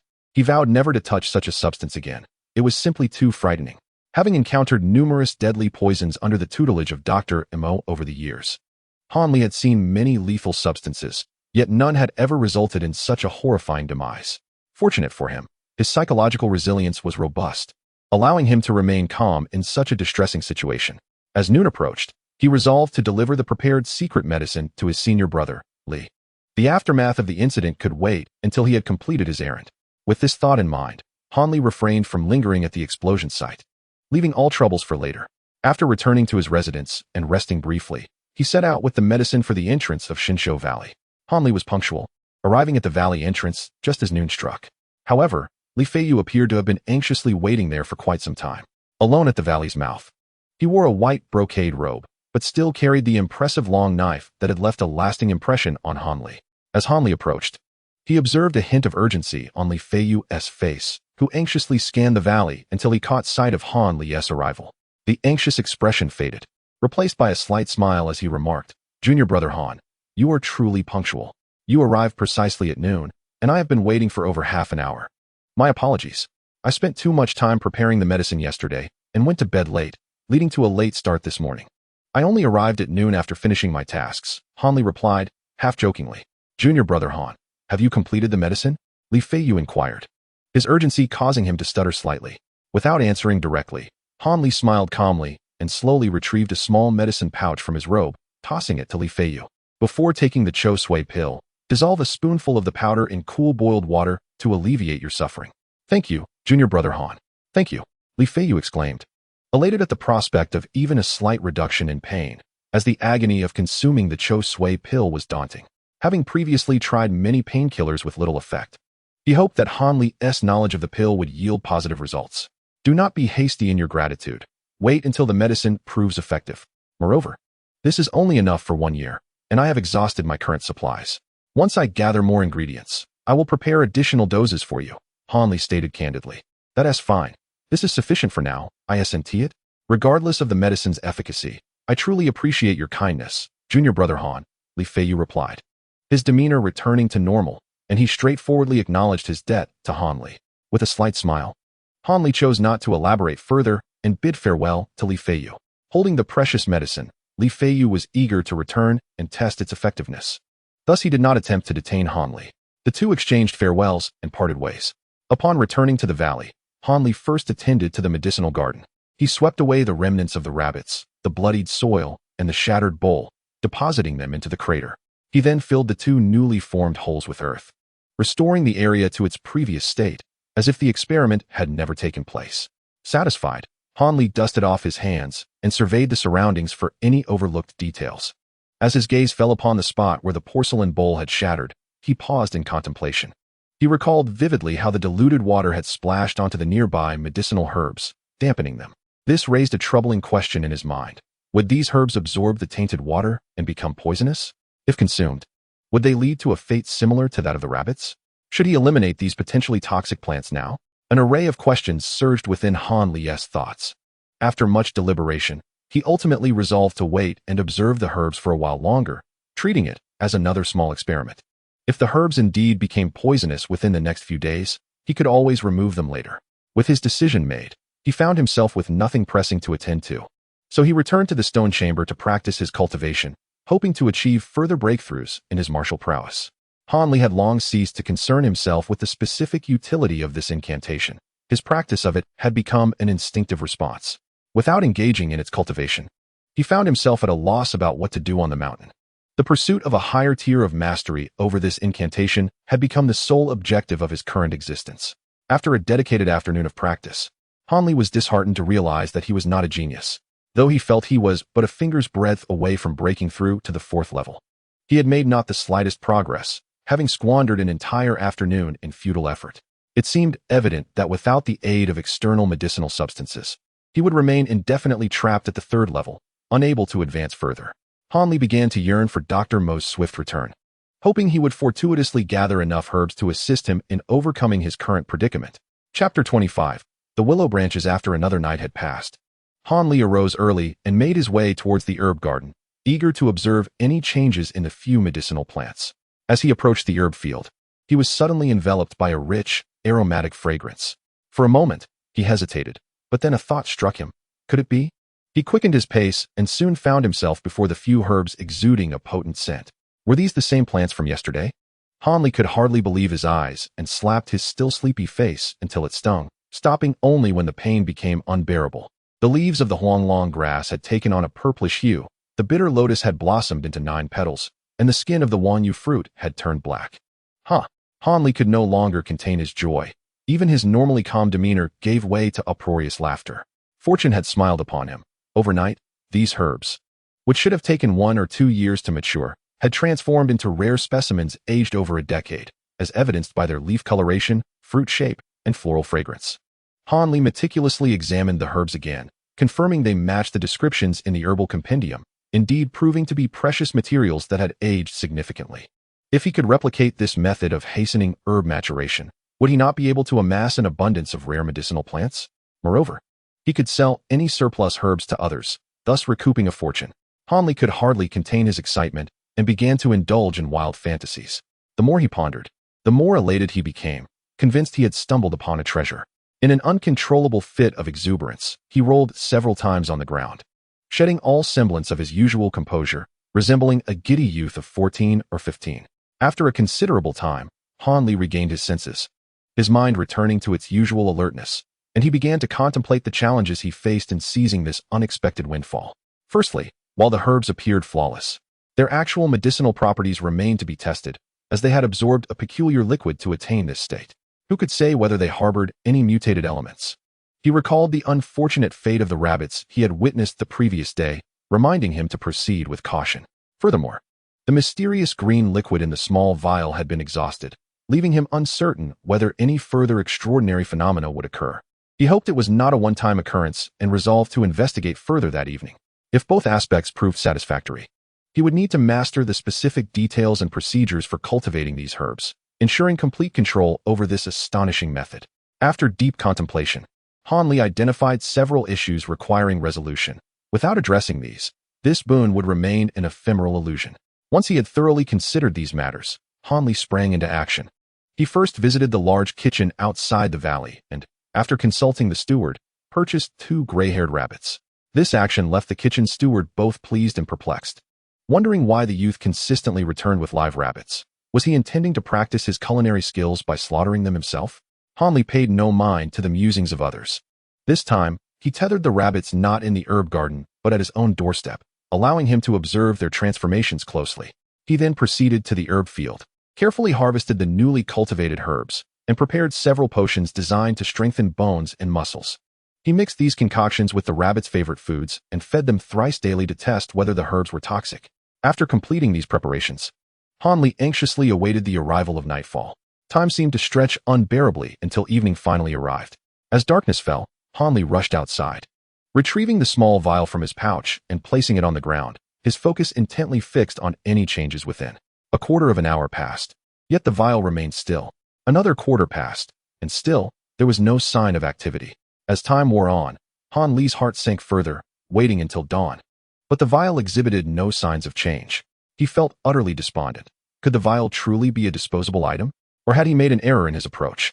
Straining to maintain his composure, he surveyed his surroundings. There was nothing suspicious, save for the encroaching darkness. Then, suddenly, he froze, his gaze drawn skyward. The heavens were shrouded in darkness, devoid of any celestial bodies. The realization struck him. Was it due to the overcast conditions, with no stars or moon in sight? Han Li recalled that the vial's anomalies had always occurred on clear nights when the sky was unobstructed, allowing visibility of the stars and moon. Tonight, however, the sky was cloaked in dense clouds. A flicker of hope ignited within him, and his spirits lifted slightly as he noticed the sky beginning to lighten. Realizing that no phenomena would transpire that evening, he decided to stow the vial away and wait for clearer skies to retry. However, contrary to Han Li's expectations, the subsequent half-month saw no improvement in the weather. Instead, a persistent drizzle ensued, which continued unabated. Watching the gentle rain from his window, Han Li felt a growing sense of frustration. The more he wished for the weather to clear, the more relentless the rain became, showing no signs of abating. He glanced back at the 2 rabbits sheltered indoors. Their lively demeanor only deepened his vexation. Since consuming the herb-laced food, they exhibited no signs of distress and seemed more vigorous than ever. Over these past 10 days, Han Li had meticulously monitored their condition, confirming they showed no symptoms of poisoning, but rather had grown stronger due to the nourishing properties of the concoction. This favorable outcome did little to alleviate Han Li's anxiety. Instead, it left him in a state of restlessness. He could find no means to calm his mind. For him, the crucial question was whether the vial could yield more of the green liquid, and the incessant inclement weather only served to prolong this mystery, deepening his frustration. Chapter 26. Cultivating the medicinal herbs. Just as Han Li resigned himself to the notion that this dreary weather would persist indefinitely, the sun finally re-emerged in the sky, heralding a clear day. It had been nearly half a month since he uncovered the secret of the green liquid, and his impatience had grown unbearable. That very evening, as the skies cleared, he once again beheld the wondrous spectacle he had witnessed 4 years prior. A multitude of luminous points encircled the vial, coalescing into a magnificent orb of light. As Han Li beheld this extraordinary spectacle, the weight that had long burdened his heart finally lifted. It became abundantly clear that this small vial was not a mere disposable artifact, but rather a wondrous object capable of repeated use.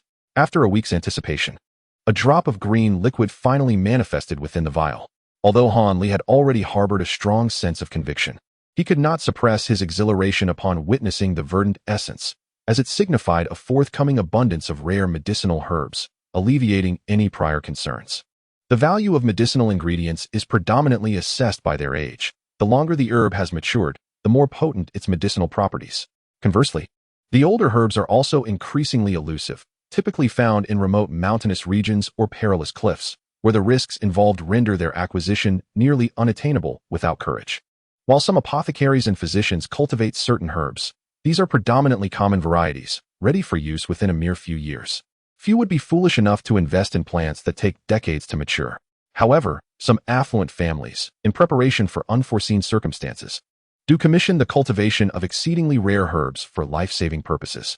These herbs generally require extensive aging to develop efficacy, as the more commonplace varieties can be easily procured by individuals of their wealth, rendering the cultivation process unnecessary.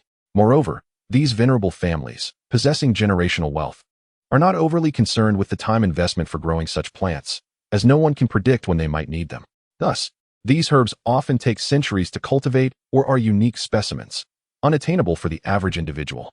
Occasionally, rare herbs may appear fleetingly in the market, but they are typically acquired by these affluent families, leading to a continual rise in their prices and a situation where they are often available only at exorbitant costs.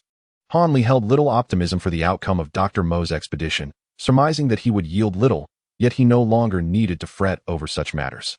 With the vial in his possession, a plethora of fine medicinal herbs could be cultivated in a remarkably short time. With a sense of anticipation, Han Li conducted several experiments to hasten the maturation of herbs over the ensuing days. One experiment involved applying the diluted green liquid to numerous herbs, resulting in a yield of ordinary medicinal plants that had only been accelerated by a couple of years, far inferior to the first successful harvest. From this trial, Han Li gleaned subtle insights into the underlying principles. In the subsequent experiment, he omitted the dilution step entirely and directly applied the green liquid to a ginseng plant. To his astonishment, upon waking the next day, he discovered a century-old ginseng, indistinguishable from a wild specimen of the same age. This success filled Han Li with joy, not merely for the acquisition of a rare herb, but for having discerned the method of utilizing the green liquid. Han Li then undertook several tests regarding the preservation of the green liquid, placing it in various containers, ceramic vials, jade bottles, gourds, silver flasks, and more, only to find that regardless of the vessel, the liquid could not be preserved for more than a quarter of an hour. Once extracted from the enigmatic vial, the liquid must be used within that brief time frame, or it would vanish without a trace. The diluted form exhibited the same characteristics, while it could be stored slightly longer. Beyond a certain duration, only the infiltrated liquid remained, with the essence of the green liquid having dissipated. After conducting these trials, Han Li lost all confidence in the preservation of the green liquid in other containers, concluding that mass storage of this mysterious essence was impossible. He resolved to engage in another form of testing to enhance the medicinal properties. Dripping a drop of green liquid onto a green jianghu herb transformed it into a yellow variant with a century's worth of medicinal potency. Several days later, he applied another drop, further enhancing its age by over 100 years. Witnessing the effectiveness of this method, Han Li diligently repeated the process over the next 2 months. Each time new green liquid materialized from the vial, he applied it to the jianghu herb, which rewarded his efforts by gradually shifting from yellow to a dark hue, ultimately culminating in a lustrous black appearance. Eventually, it evolved into an exceptionally rare, millennium-old jianghu herb.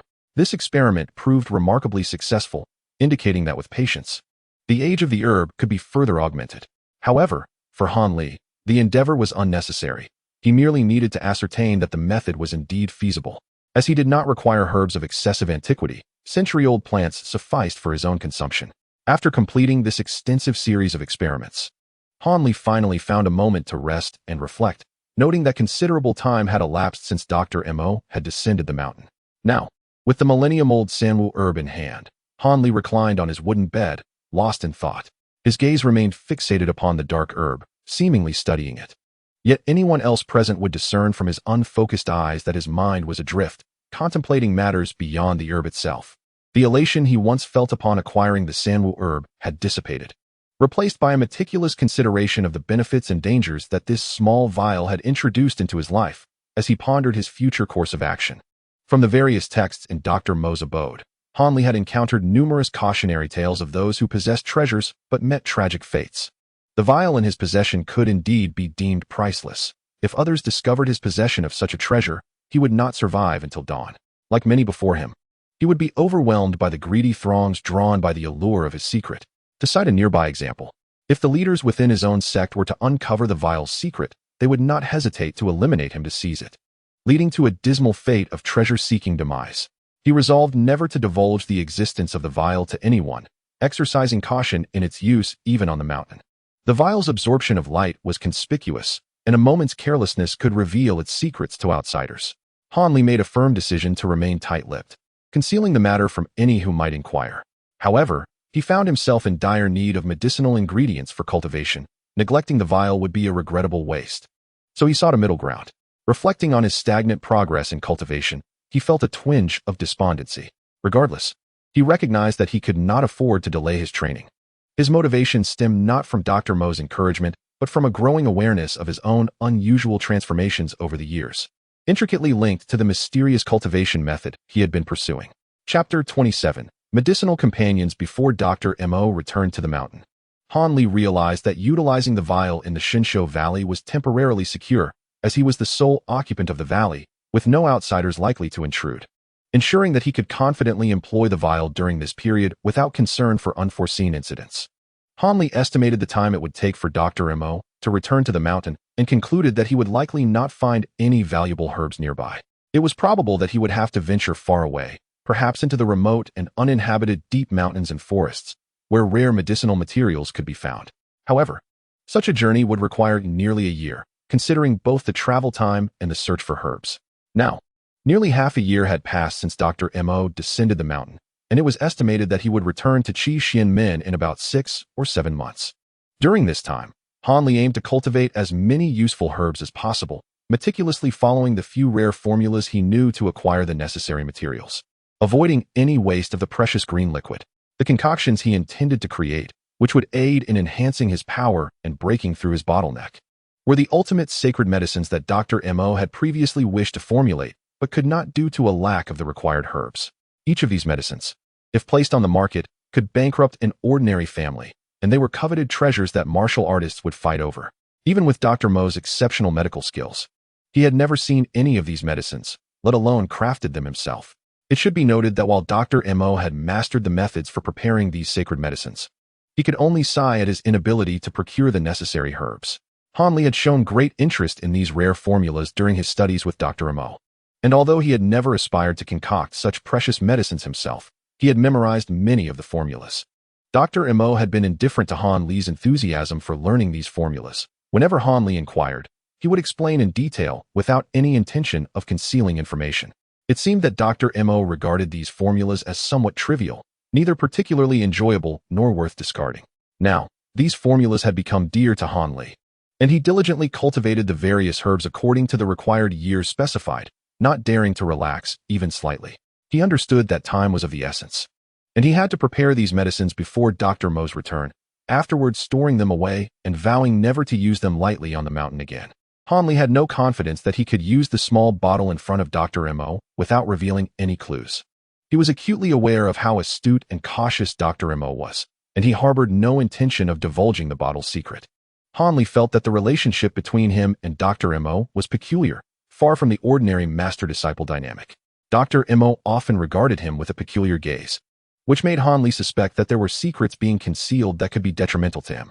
This feeling had intensified over the past couple of years, creating a barrier that prevented them from being as close as typical masters and disciples. In everyday life, Dr. Mo treated him quite well, without resorting to violence or harsh words, and he made every effort to create optimal conditions for Han Li's cultivation. Yet, an awkward atmosphere lingered between them. Dr. Mo was evidently aware of this rift, but showed no desire to mend the relationship, continuing to focus solely on urging Han Li's progress in cultivation. However, the peculiar gaze he had once directed at Han Li seemed to have diminished over time, even disappearing for an extended period. Nevertheless, Han Li's keen intuition suggested that Dr. Mo had not truly abandoned his intentions, but had merely concealed them cleverly. In such circumstances, how could Han Li dare to reveal the secret of the bottle? Han Li had learned a hard lesson from numerous historical texts. One should harbor no ill intentions towards others, yet remained vigilant against potential threats. Whether Dr. Imo genuinely harbored malice or if Han Li's instincts were mistaken, maintaining vigilance was prudent. If Dr. Imo truly wished him harm, his heightened awareness could prevent injury. If his instincts were erroneous, then being cautious was still justified. Han Li would never engage in treachery against his master. He remained a devoted disciple, committed to fulfilling his filial duties.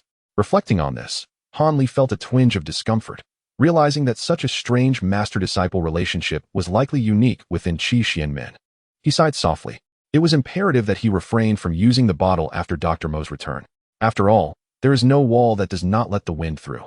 Even if he managed to keep the secret from Dr. Mo, others in Qi Xianmen might uncover it. The safest course was to conceal it as if nothing had ever occurred.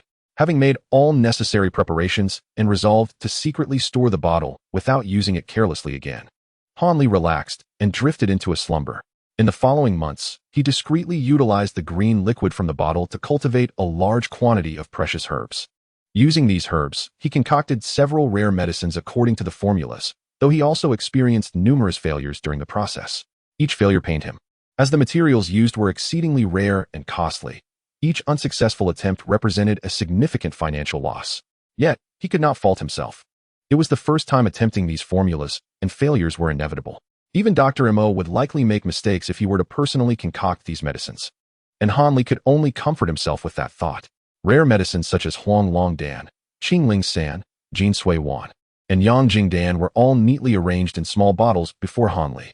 His face lit up with joy at the sight of these elixirs, as they would not only help him reach the 4th layer of his cultivation, but also facilitate his progress to the 5th and 6th layers with relative ease. Among these, Huang Long Dan and Jin Sui Wan were the most beneficial for enhancing his power and enabling a complete transformation, while Qingling San was a rare antidote capable of counteracting countless poisons. Lastly, Yang Jing Dan was a miraculous remedy effective for both internal and external injuries. It could significantly alleviate even the most severe wounds and preserve life. Initially, Han Li had not intended to concoct the latter two medicines, which were unrelated to his cultivation. However, after careful consideration, he felt that as a half-participant in the martial world, it was wise to prepare for unforeseen calamities or conflicts. It would be a grave injustice to suffer from poison or injury without access to effective remedies. Thus, he decided to brew a small quantity of the latter two medicines to keep on hand, as everyone has only one life to live. And Han Li did not wish for his to be cut short prematurely. While this decision would affect the quantities of the other two elixirs and slow his cultivation progress, it was a necessary compromise. Perfection in all matters is rarely attainable, and one must occasionally make choices. On the day the medicines were completed, Han Li began to consume one each of Huang Long Dan and Jin Sui Wan as instructed by the formulas. These two medicines truly lived up to their legendary status. Under the astonishing potency of the elixirs, he effortlessly broke through his bottleneck that very night and achieved the 4th layer of his cultivation. Upon reaching the 4th level, Han Li immediately experienced a sensation that was strikingly different from before. His 5 senses surged to an incredible realm. Everything in his sight became remarkably bright and clear. Subtle details that had previously eluded him suddenly appeared magnified, visible in fine detail. Even the delicate spider silk in the corners of the room was discernible. His hearing became extraordinarily acute, with a multitude of sounds, both familiar and unfamiliar, flooding into his ears, such as the faint rustle of a worm burrowing into the ground from several dozen feet away, and the buzzing of an unknown insect flying past the entrance. These sounds resonated as if they were right beside him, vivid and distinct. Moreover, peculiar odors wafted in, indicating a significant enhancement in his sense of smell. Han Li was both astonished and elated. This was the first time he felt that the time he had devoted to cultivating this technique was not in vain. Such an extraordinary experience indicated that this technique was not without merit, possessing its own unique qualities. Although previous levels of cultivation had yielded some enhancement to his senses, none had brought about such a dramatic transformation as the 4th level, representing a qualitative leap akin to becoming a different person altogether. Additionally, he felt considerably lighter in body and had made substantial progress mentally. Now, he believed that staying awake for 3 to 5 days would pose little challenge. Han Li savored the newfound aspects of his body that were distinctly different from before. Standing still, he could perceive occurrences within several dozen feet with clarity. This feeling of omnipotence captivated him immensely. He now understood that reaching the 4th level was indeed a significant achievement. He couldn't help but ponder the exquisite sensations that awaited him at the 5th and 6th levels. just as Han Li was beginning to grasp the profundity of his cultivation. His nominal master, Dr. Mo, returned to the valley. Not only did he come back himself, but he also brought along a mysterious figure. As Dr. Mo entered Shunsho Gu, Han Li, who was meditating in the stone chamber, recognized the familiar sound of his cough from a distance. Realizing Dr. Mo's presence, he quickly concluded his meditation and stepped out of the stone chamber to greet his master, whom he had not seen for nearly a year, and encountered Dr. Mo not far from the valley entrance. Upon seeing Dr. Mo, Han Li was taken aback, though the man appeared the same. His complexion was pallid and devoid of vitality. Previously, though he had looked ill, it was nothing compared to the alarming decline he displayed now, as if he were on the brink of death. Even more startling was the imposing figure following him, cloaked in black and draped in a voluminous green robe that concealed every inch of skin. This individual was exceptionally tall and robust, towering over Han Li by at least 2 heads, resembling a colossal deity. However, due to the cloak, Han Li could not discern the figure's features, only sensing an ominous aura that suggested a visage of terrifying ugliness. Han Li suppressed his curiosity and promptly bowed to Dr. Mo, then respectfully stood aside, awaiting his master's inquiry. He understood well that the other party was indifferent to whether he showed respect as a disciple. Nonetheless, he felt it imperative to observe the proper etiquette between master and disciple, ensuring he did not come across as unruly, which would place him in a disadvantageous position. Based on Han Li's understanding of Dr. Mo and his usual concern for his disciple's progress, he anticipated that upon their reunion after such a long absence, Dr. Mo would first inquire about Han Li's cultivation status to ascertain his advancement. Indeed, when Dr. Mo saw Han Li approaching from the valley, he paused momentarily, coughed weakly, and then asked, "How has your cultivation been progressing? Have you made any slight improvements?" His face betrayed a mixture of anxiety and expectation. Han Li had already mentally prepared himself for this moment and responded with the answer he had rehearsed. "It's about the same as before, without any significant changes." Han Li did not intend to disclose the truth of his cultivation progress, as he could not explain the miraculous leap from the initial stage of the 3rd level to the 4th without external influence. "Extend your hand." Dr. Mo's expression darkened, and his tone grew stern. Observing this shift in demeanor, Han Li felt a pang of unease, though he was not afraid of Dr. Mo personally assessing his internal qi. Since entering the 4th level, he had unexpectedly discovered that he could manipulate the peculiar qi within him at will, controlling it to the strength he had possessed in the 3rd level, thus evading any scrutiny from Dr. Mo. Chapter 29. Conflict arises. Dr. Mo's face was devoid of expression, his eyes half closed as he firmly grasped Han Li's wrist. All his focus was directed towards gauging the strength of Han Li's internal qi, and he remained silent for some time. After a while, he released a deep sigh, seemingly expelling all his frustration, his eyes suddenly snapping open, a glimmer of intense light flashing from his murky gaze that made it difficult to meet his gaze. His countenance darkened, clearly indicating his dissatisfaction with Han Li, yet he refrained from uttering any reprimands. He coldly gestured for Han Li to follow him. Han Li obediently trailed behind, though intrigued by the mysterious figure beside Dr. Mo. He understood that this was not the opportune moment to inquire.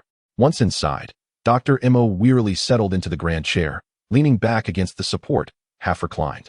The spark in his eyes had faded, returning to the pallor of one long ailing.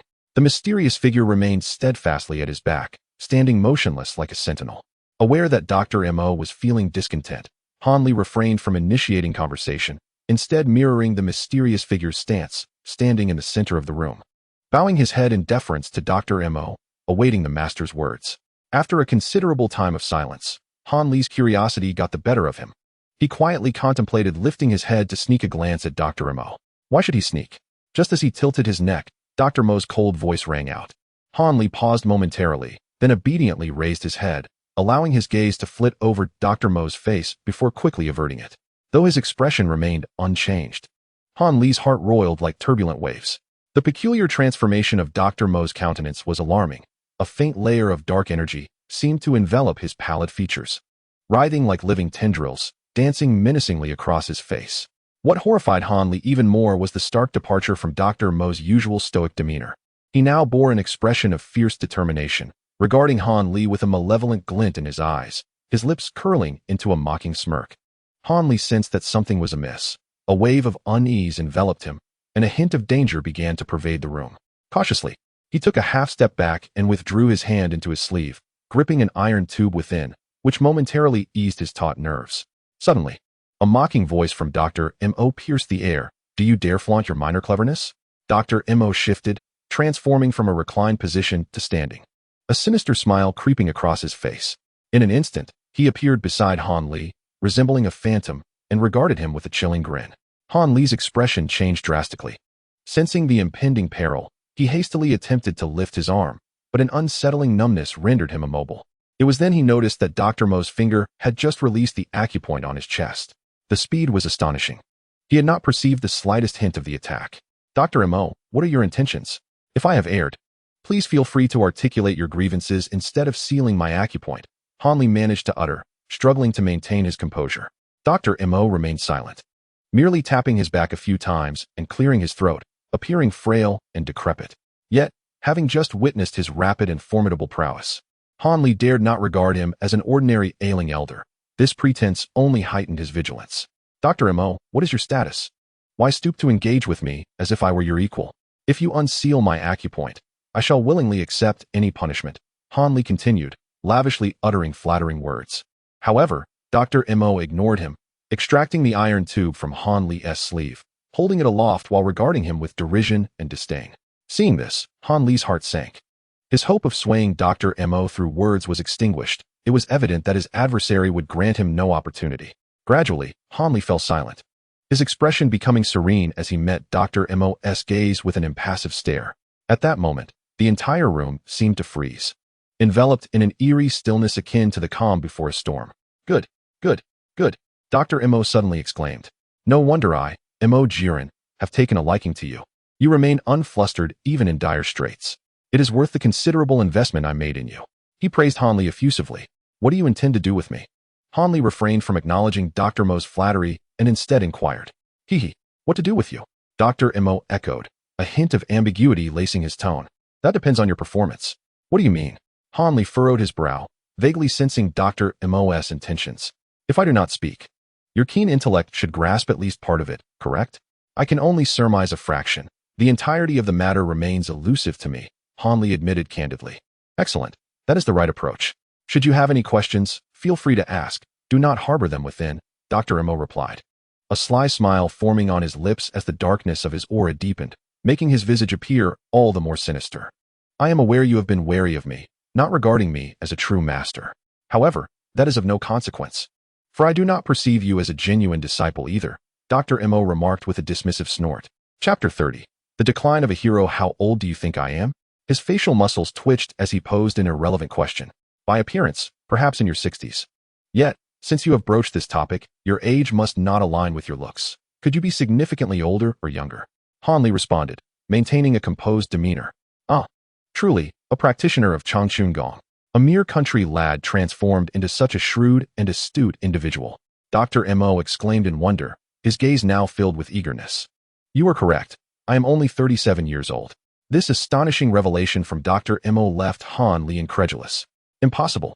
For the first time, Han Li's composure faltered. Indeed, impossible. Those who have met me would not only believe I am 60. Even if I claimed to be 70, few would doubt it. Dr. Mo's voice escalated into a shrill pitch, piercing Han Li's ears and resonating painfully within him, as if striking a tender nerve. I, Mo Jiren, once held great renown in the martial world of Lianzhou, establishing a formidable reputation through sheer strength, carving out my own domain. Who in Lianzhou was unaware of the might of my ghost hand? Those who followed me thrived. Those who opposed me perished. Dr. Mo's tone shifted back to its former depth as he recounted his past, his eyes gleaming with a sharpness akin to blades, as if he had returned to his days of vigor and power. Han Li listened, astonished. He had not anticipated that his nominal master possessed such a storied past. However, the glory was short-lived. As I entered middle age, just as I sought to expand my horizons, I fell victim to treachery. Those I trusted turned against me with vile machinations. Though my medical prowess allowed me to manage my injuries, I could not heal completely, and my martial abilities waned, leaving me unable to maintain my standing in the north. To escape my enemies' schemes, I was forced to abandon my legacy and family, seeking remedies in other regions of the Yu Kingdom, hoping to recover my former strength. As he recounted his subsequent tribulations, Dr. Mo became wholly absorbed in his narrative. His fists clenched tightly, nails digging into his palms, drawing blood without his awareness. A vicious expression marred his face, evoking a shiver in Han Li. for the hatred he bore for those who had wronged him was palpable. Sensing the lingering animosity in Dr. Mo's words sent a chill coursing through Han Lie's body. By divine providence, I stumbled upon a mysterious tome in an enigmatic place. This book, profound and esoteric, required immense effort to comprehend partially. Yet it revealed a shortcut to restoring my strength. Following its instructions, Dr. Mo paused, his frustration evident, mingled with a hint of regret. And thus you became the wretched figure you are now, Han Li coldly interjected, completing the unspoken thought. Indeed, I did not anticipate that adhering to the book's guidance would restore my power while simultaneously accelerating my aging, rendering me this grotesque half-man, half-ghost, Dr. Mo conceded, nodding somberly. Unperturbed by Han Lie's mockery, you must have discerned the cause by now. My improper practices allowed malevolent energy to invade me. Each day I live equates to 10 days of a typical person's vitality, incessantly depleting my life force. Thankfully, my expertise in healing has enabled me to concoct a secret elixir per the book's instructions, which has slowed my degeneration over the years, allowing me to persevere until now. What relevance does your practiced mantra hold to resolving my troubles? Han Li pressed directly to the crux of the matter. Not long after I transformed into this state, I discovered the path to liberation through my studies and books. It is the practice of Changchun Gong. All that is required is for someone who has mastered the 4th level to assist me with their energy and acupressure, using the chi of Changchun to stimulate me. And I could free myself from my current predicament, reclaiming the essence I have lost. Why must you seek me out? Couldn't you simply find anyone who practices this technique? Han Li pondered for a moment, countering with a question that had long been buried in his heart. Do you believe that Changchun Gong is something anyone can learn? This technique not only demands that a young person start from the very beginning, but it also requires the practitioner to possess a spiritual root constitution. Although I am unaware of what a spiritual root is, I have searched for hundreds of youths before you, yet none could cultivate Changchun Gong. Dr. Mo's face was filled with exasperation. Is that truly the case? Han Li was momentarily taken aback, not expecting such stringent requirements for the cultivation of this technique. In the remaining years, I believed it was impossible to find anyone capable of practicing this technique, and thus I resigned myself to masquerading as a wandering healer, roaming aimlessly. Unexpectedly, I encountered Wang, the leader of Kixwenmen, who had also been schemed against.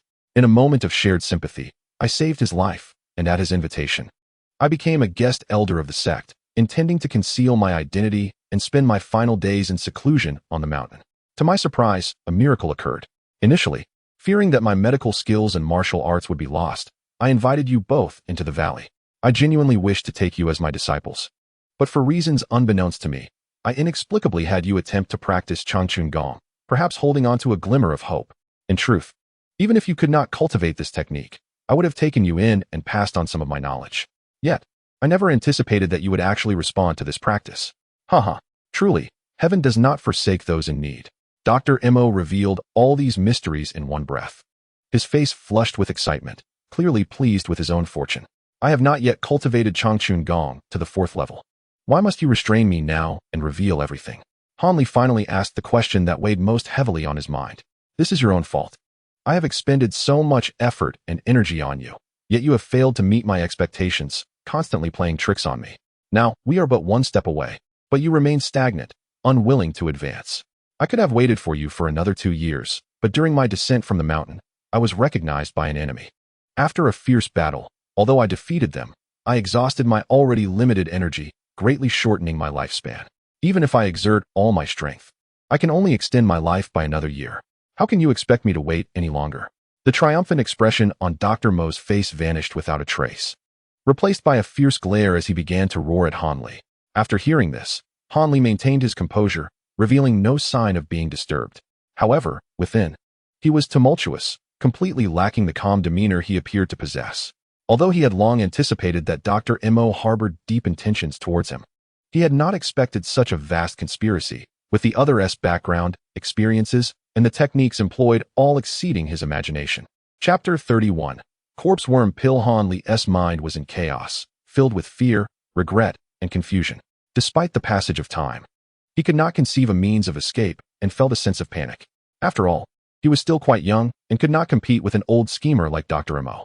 The facade of calm he tried to maintain was easily discernible to Dr. Mo, who noticed the fine beads of sweat forming on Han Li's forehead, exposing him as a mere paper tiger. Dr. Mo did not overlook any change in Han Li's expression, feeling quite satisfied with the immense pressure he had placed on him. He had always believed that only when the opponent's mind faltered could the truth be extracted. Do you think I am intentionally slacking off, delaying my progress in cultivation? Han Li was caught off guard by this inexplicable accusation. Of course, if I have not managed to reach the 4th level in 2 years. Do you truly believe I am oblivious to your little tricks? The first 3 levels took me merely 3 years to complete. Even if the 4th level is exceedingly difficult, without the aid of medicinal assistance, it should not be impossible to make any progress in 2 years. Dr. Mo spoke with a chilling severity, his brows raised in indignation, as if he had long harbored dissatisfaction towards Han Li, which was now coming to a head. It seems no matter how I explain, Dr. Mo will not believe me. Han Li bitterly smiled to himself, realizing that the progress he had just concealed was the root cause of the current predicament. He had truly shot himself in the foot. Unsure whether revealing this situation would be right or wrong, there is no need for further discussion. I do not wish to know whether your past actions were true or false. Listen closely, for now, I ask you but one question. If I grant you another year, can you cultivate Changchun Gong to the 4th level? Dr. Mo scoffed, slowly articulating the most crucial question of the day, his gaze fixed intently on Han Li as he awaited his response. Han Li was acutely aware that the answer to this question not only concerned the other's life a year from now, but also held the key to his own survival at this moment. You should know well that I cannot provide you with any other answer. Now, please release my acupoints. Han Li relaxed completely, his tone becoming light and airy.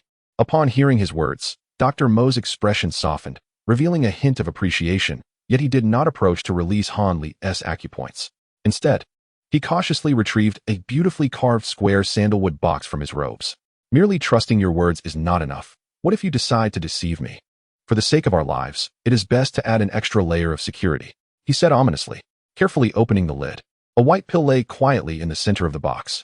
Dr. Mo prodded Han Li with a finger, releasing his acupoints. Before Han Li could move, he presented the box to him. You are a clever individual. No further words are necessary. You know what you must do. Dr. Mo squinted, an unsettling glint in his eyes. Han Li slightly moved his somewhat numb limbs, and without a word, reached for the sandalwood box, delicately pinching the pill between his fingers. Without even glancing at it, he placed it into his mouth and swallowed. Clap, clap. Excellent. A person of understanding is indeed a wise one. Should you assist me in restoring normalcy, you shall be generously rewarded. I shall not deceive you, given the rift between us. It is impossible for me to take you as a disciple, but I can certainly ensure your life is filled with wealth and prosperity. Dr. Mo clapped his hands a few times, sincerely promising Han Li a grand future. Now, you must inform me of the effects of this pill, lest I unknowingly incur a taboo and lose my life. Han Li maintained a blank expression, showing no signs of being swayed. This pill is called corpseworm pill. It is not a true medicine, but rather a type of egg crafted through a secret method. Once ingested, it will lie dormant within your body for a year. Rest assured, during this year, it will pose no danger and will not interfere with your other activities. After a year, as long as you take this specially formulated antidote, it will dissolve automatically, leaving no hidden dangers. However, if the antidote is not taken after a year, the eggs will absorb enough nutrients, hatch, and devour all your internal organs, causing you to suffer in agony for 3 days and nights before you slowly perish. Dr. Mo casually enumerated the terrifying aspects of this pill, covertly warning Han Li. Upon hearing the pill's sinister nature, Han Li trembled slightly, his complexion turning exceedingly grim, barely able to contain the fury bubbling within him. Yet, it was now time for Dr. Mo to reveal his ultimate weapon. By the way, I have heard that your family has quite a few members. I wonder if the money you send home each month is sufficient? If it falls short, feel free to ask me.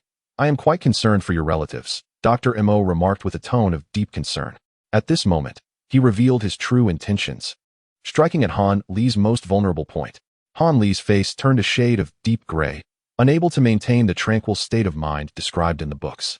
Summoning his last ounce of strength, he clenched his lips tightly, fearing that harsh words or desperate pleas might escape his mouth. He understood very well that no matter how much he pleaded or threatened, the other party would not relinquish such a powerful leverage. Rest assured, within a year, I will certainly reach the 4th level. Han Li gritted his teeth and articulated each word with conviction, no longer concealing his hatred towards Dr. Mo. Under the blatant threat, he had no choice but to submit, as he was not yet capable of severing all ties with his family and disregarding their lives. Now, with his Achilles heel exposed, even the thought of retaliating against Dr. Mo had to be cast aside. This initial confrontation with Dr. Mo had resulted in a complete failure for him.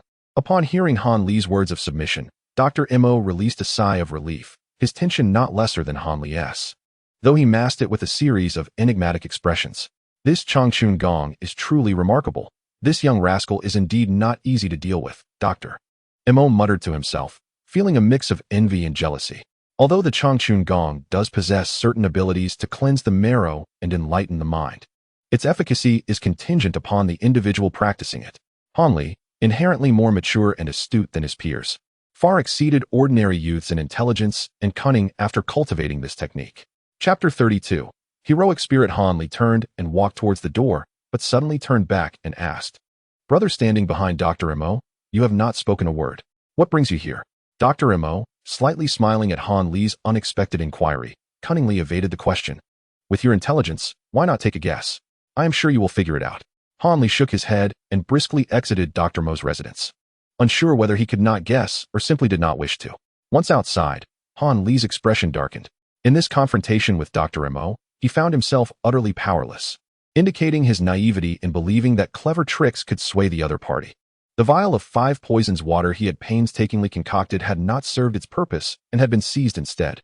It was clear that he needed to return and contemplate how to enhance his own strength. With this thought in mind, he strode purposefully towards his dwelling, unwilling to accept being under Dr. Mo's control. Inside, Dr. Mo stared in disbelief at the wooden floor where a large hole, the size of a bowl, had appeared. Moments ago, he had carelessly tested the contents of the iron tube, and the toxic liquid had effortlessly corroded the ground beneath. Faced with the bizarre potency of this toxin, Dr. Mo could no longer suppress his fear and exclaimed, "You little rascal, when did you learn to concoct such a poison?" "I have never taught him anything of the sort. I thought it was merely an ordinary sleeping potion." Unaware of the fright he had instilled in Dr. Mo, Han Li returned to his room and collapsed onto his bed, falling into a deep sleep. After experiencing such a significant upheaval, both his body and mind were exhausted, necessitating rest to recover his strength. After replenishing his energy, Han Li gradually awakened from his slumber. He sat up and glanced at the sky, noticing the faint light in the east, indicating it was already the following morning. He had indeed slept for quite a while. Sitting upright, Han Li remained on the bed, propping his chin on his hands, contemplating a way to escape Dr. Mo's control. It was evident that within the year, he would be safe. The other party would not dare harm him, as they would be concerned for their own interests. However, what would happen after a year was uncertain. Han Li need not worry about the Changchun Gong, as he had already achieved the 4th level just days prior.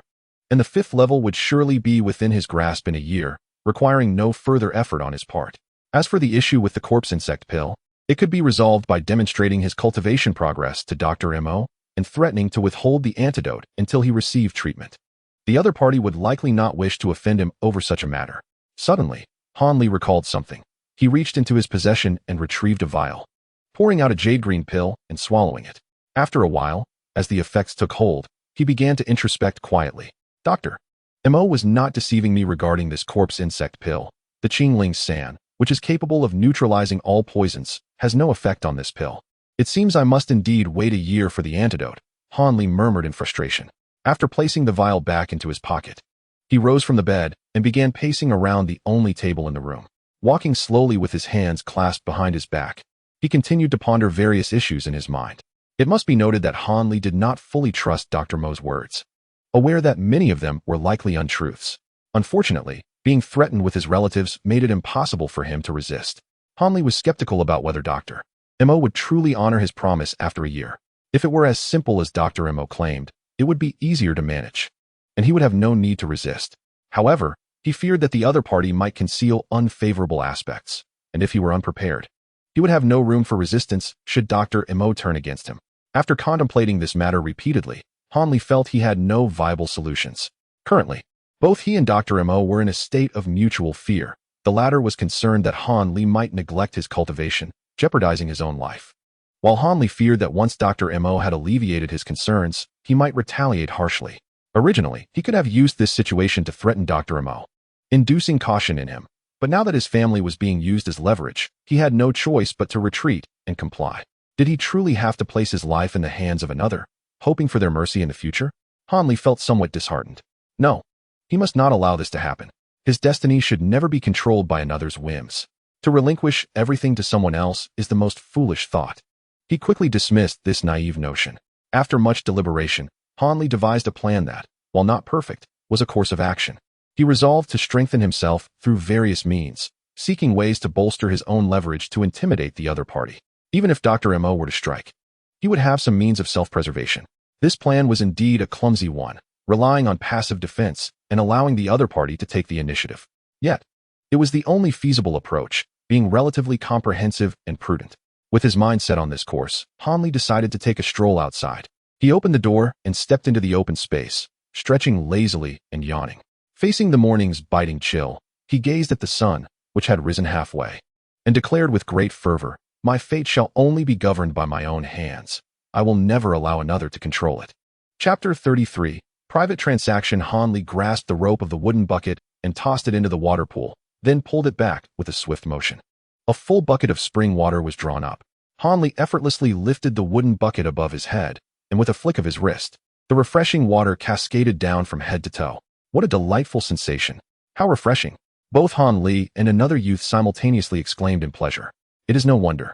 As the scorching summer season had arrived, and the intense heat was unbearable, the two young men, with their upper bodies exposed, felt utterly revitalized by the icy mountain spring water pouring over them. "Hey, Han Shitty, you truly know how to find a good spot, such a secluded little pond.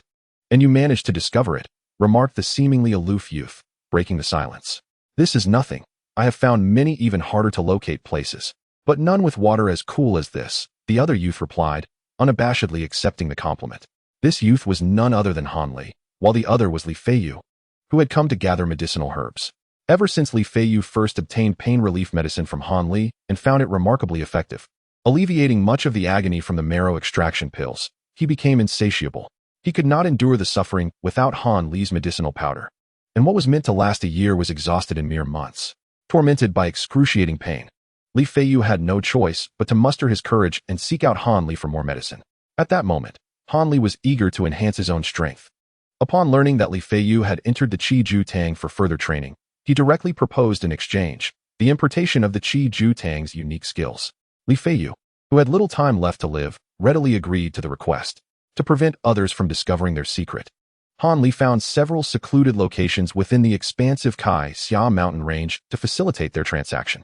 The two would secretly meet at regular intervals, with Han Li providing the medicine and Li Feiyu sharing martial techniques learned from the Qi Ju Tang. Thus, both were satisfied with this arrangement, which persisted for over half a year. Throughout this period, both Li Feiyu and Han Li found each other quite agreeable, and unbeknownst to them, they had genuinely become close friends. Li Feiyu was particularly pleased with the locations Han Li had discovered, especially this secluded pond surrounded by steep cliffs, forming a small basin. The only passage leading here was a hidden cave, narrow enough that one had to crawl through.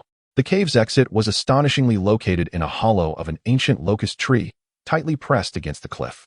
Most importantly, on such a sweltering day, to have such a cool pond was a remarkable blessing. After stretching their limbs, pouring a few buckets of cold water over themselves was an unparalleled delight. Once refreshed, Han Li glanced at the sun and said, "The Kuang Meng Jin you taught me last time is too forceful. I feel it does not suit me. Do you have any techniques that are more delicate and agile? Han Shitty, do you really believe that the Qi Ju Tang is solely mine? Can you learn any martial art you desire? I can only choose a small portion to study. My techniques lean towards the masculine. Naturally, I must learn the more vigorous skills," Li Feiyu replied with a glare, his tone somewhat irritable. What a person Li Shixiang is, the leader among all disciples. How could he be compared to ordinary disciples of the Qi Ju Tang? Han Li smiled sheepishly, noticing Li Feiyu's irritation, and hastily uttered some flattering remarks. "It is not easy to have our Honda genius receive a few compliments," Li Feiyu teased with a wry smile. "What genius? I am always bested by you in just a few moves," Han Li retorted. "Humph, that was me using true energy to overcome your techniques. It is not a display of skill. Without true energy, I could easily best you within 100 moves. Who competes in martial arts without using true energy? Li Shixiang, you are far too modest." "Modest? I am not being modest at all. You have never practiced martial arts or engaged in fights. The only thing you learned was that utterly useless heart technique. To grasp the moves so thoroughly in such a short time, you must be a genius, no?" Li Feiyu remarked, his tone earnest. "By the way, that mantra is utterly ineffective. Why do you continue to practice it daily?" Han Li secretly chuckled to himself, thinking, "Do you think I want to learn it? I am now in a dilemma. I cannot stop learning it even if I wanted to. Han Shitty, I am not being long-winded, but with your talent in martial arts over the past 6 months, just throw that useless mantra away and learn some real techniques with me. I assure you, in less than 2 years, you will stand out, and together we can dominate the Qi Xian sect. Wouldn't that be delightful? Li Feiyu earnestly advised him once more. Han Li felt somewhat moved. Although he had heard these words many times and found them somewhat tiresome, he could still sense the sincerity behind them. He gently shook his head to refuse and skillfully diverted the conversation. In the Qi Ju Tang, is there no martial art that can triumph over enemies without using true energy? Seeing that Han Li had shifted the topic, Li Feiyu, not wishing to press on an old issue, refrained from pushing further, understanding that both of them likely harbored unspoken difficulties. He pondered for a moment before looking up and saying, there is indeed a peculiar sword technique that can be practiced without true energy, but what? Han Li inquired eagerly upon hearing of a technique that might suit him. However, this sword technique has been in the Qi Ju Tang for over 100 years, and no one has ever successfully cultivated it. It is said that even the elder who created this technique passed away without mastering it. The name of this sword technique is quite strange. It is called the blinking sword technique. Do you find that name peculiar? Li Feiyu spoke of this sword technique with a sense of wonder. Blinking sword technique? Han Li repeated the name to himself. Indeed, what relationship does swordplay have with blinking? Is the name not amusing? Have you practiced this sword technique? Han Li asked with concern.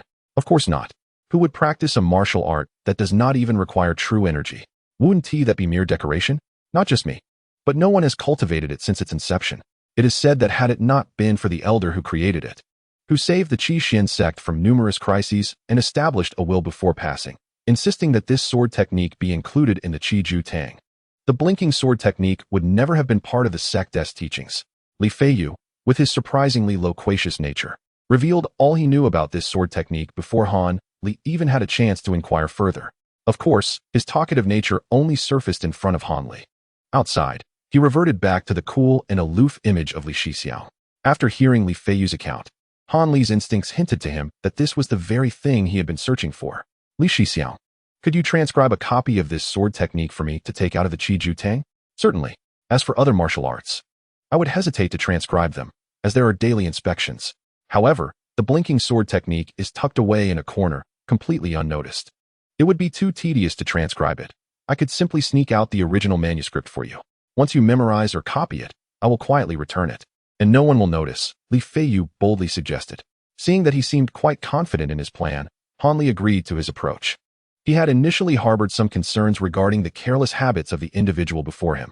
What if, while transcribing the sword techniques, he inadvertently omitted crucial details, leading to his unjust misfortune? Securing the original sword manual would certainly be a much more favorable outcome. However, time was of the essence. He needed to return to his practice. Otherwise, he risked being discovered by the chief steward of the Qi Ju Tang for sneaking out. Li Feiyu dried himself off, donned his attire, and prepared to depart. Han Li refrained from further comment, merely advising him to exercise caution while surreptitiously acquiring the sword manual. Lest he fall into a trap, Li Feiyu nonchalantly turned away, waving his hand in a casual farewell before slowly making his way out of a nearby cave.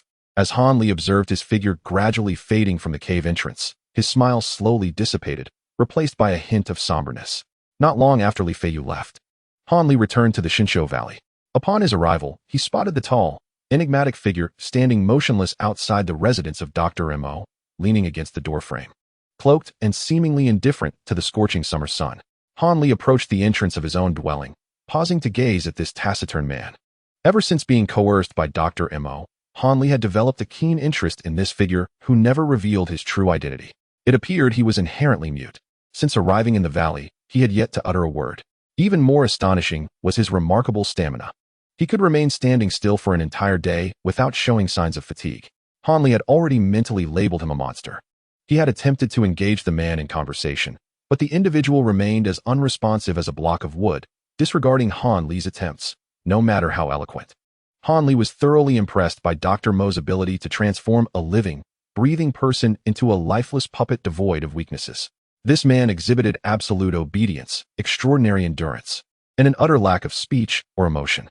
Although Han Li was unaware of his martial prowess, he was certain it could not be weak, which formed his final judgment of this mysterious figure. Han Li understood that this individual might very well become another lethal asset for Dr. Mo. Yet he found himself powerless to discern any vulnerabilities. The only aspect that puzzled Han Li was that whenever he glanced at the man's back, he felt an inexplicable sense of familiarity, as though he had once encountered a similar silhouette. However, he could never quite recall whose figure it resembled. After observing for a while, Han Li sighed, closed the door, and retreated inside. He knew that without Dr. Mo's command, the man would not take a moment's rest. Feeling somewhat unsettled, he leaped onto his bed, reclining there, placing his hands behind his head, and closing his eyes. He replayed the techniques he had learned from Li Feiyu in his mind, mentally simulating each move, breaking down the details into segments, and meticulously analyzing them. This was a newfound ability acquired by Han Li after reaching the 5th level of his Changchun Gong. He possessed an extraordinary photographic memory. With this advantage, he could mentally retain any martial art, replaying it countless times in his mind for refinement and elevation. This was also why Li Feiyu regarded him as a genius. 2 months prior, Han Li had relied on the potency of 2 sacred herbs to forcibly break through the 4th level of Changchun Gong, achieving the 5th level. The effects of Huanglong Dan and Jin Sui Wan were far greater than Han Li had anticipated. He had underestimated the immense power of those formulas. Those concocted pills were indeed priceless treasures. However, he had used up a significant portion of the 2 cleansing herbs, and the remainder should barely suffice for him to reach the 6th level of Changchun Gong.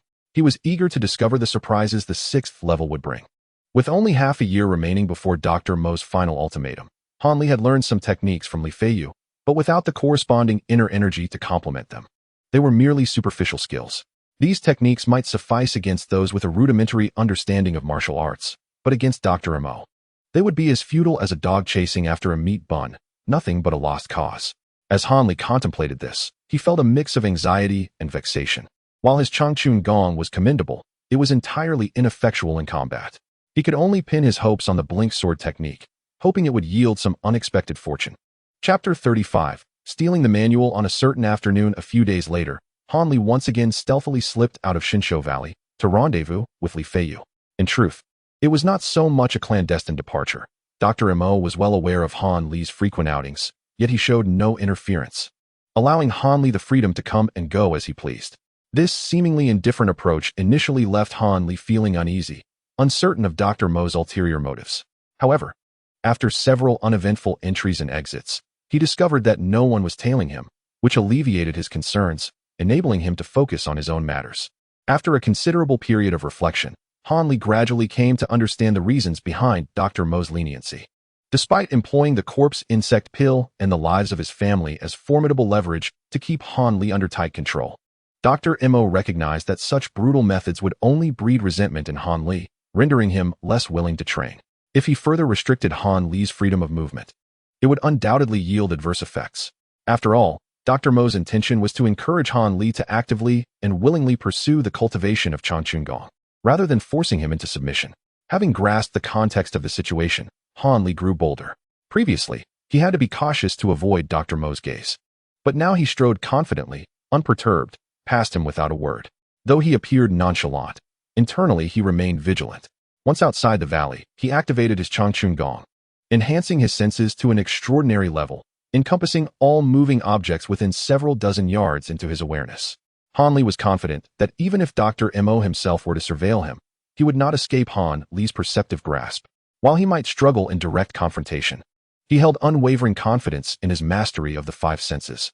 Along his journey, Han Li carefully evaded the patrolling disciples and utilized a secret passage through an old locust tree to reach the vicinity of the small pond where he had previously met Li Feiyu. Upon entering, he spotted Li Feiyu seated by the pond, his bare feet immersed in the cool water, energetically splashing the surface and creating a kaleidoscope of colorful droplets. Thoroughly engrossed in his play, upon hearing Han Li's arrival, Li Feiyu did not lift his gaze but complained, "Junior brother Han, you are arriving later and later each time. Must you always keep me waiting for half a day? Can't you come a bit earlier?" "Apologies," Han Li said, brushing off the dirt from his clothes, ready to offer an explanation. However, Li Feiyu, not waiting for Han Li to finish, tossed a large package he had been concealing behind him directly at Han Li. "What is this? A delicacy?" Han Li asked, somewhat bewildered, only to feel that the package was hard and heavy, not resembling anything edible. "You only think of food. Didn't you ask me to bring out the Blink Sword Techniques manual?" Li Feiyu shot him a glare before earnestly continuing. "This is the sword manual, is it not? Surely. You haven't mistakenly included the grinding stone from your courtyard, have you? Han Li gazed incredulously at the enormous object on his arm. How heavy it is. He exerted himself to lift it, nearly losing his balance in the process. Haha. Li Feiyu could no longer contain his laughter. Bursting into a wide grin and rolling on the ground, becoming covered in grass and dirt. Han Li cast a dubious glance at his friend's bizarre antics, then turned his attention back to the astonishingly large package. With a gentle kick, he prodded the parcel, and it indeed felt like it contained books.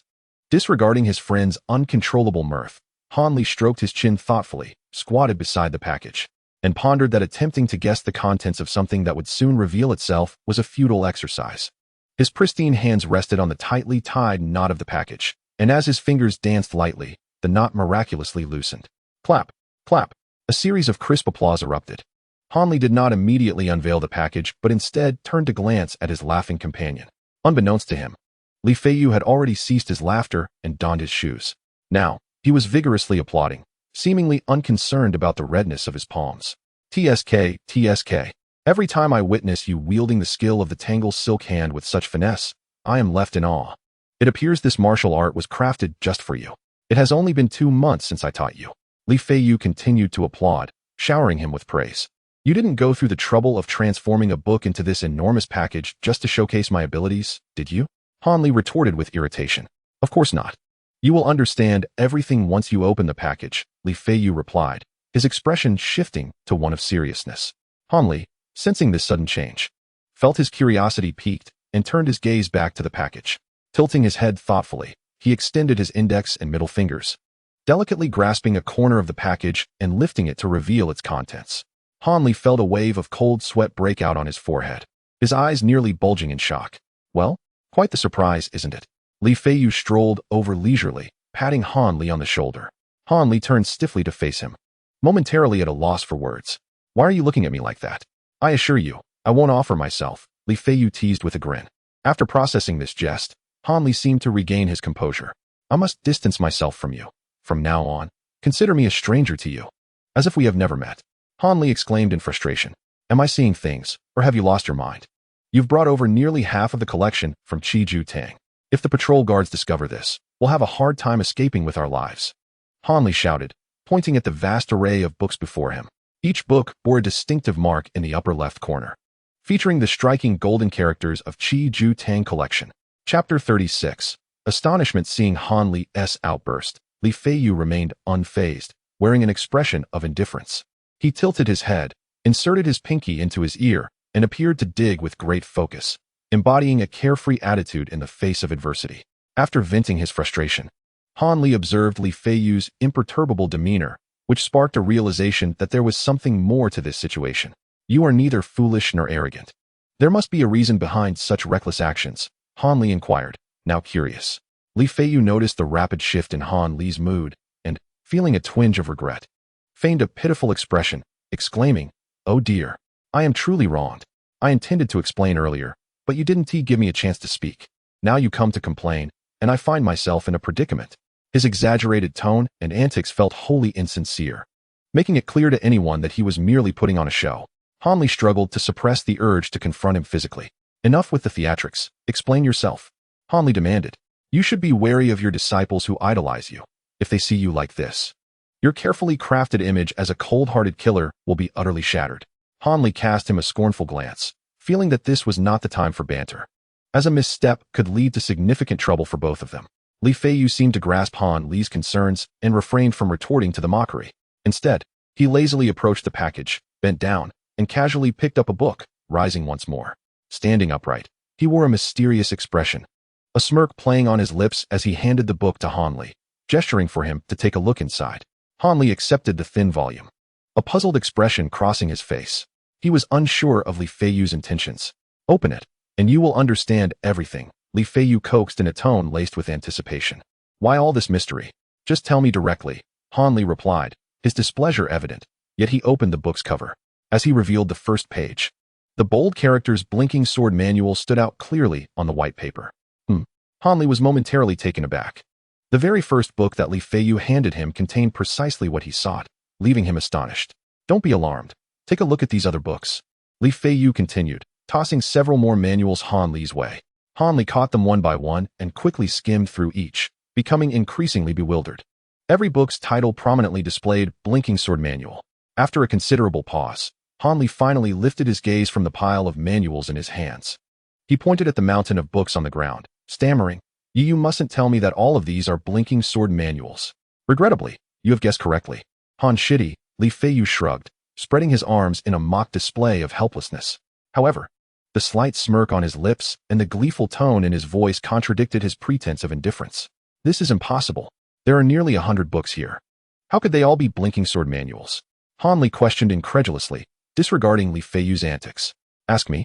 Who should I ask? I was just as astonished to find so many identical manuals in the corner of the library.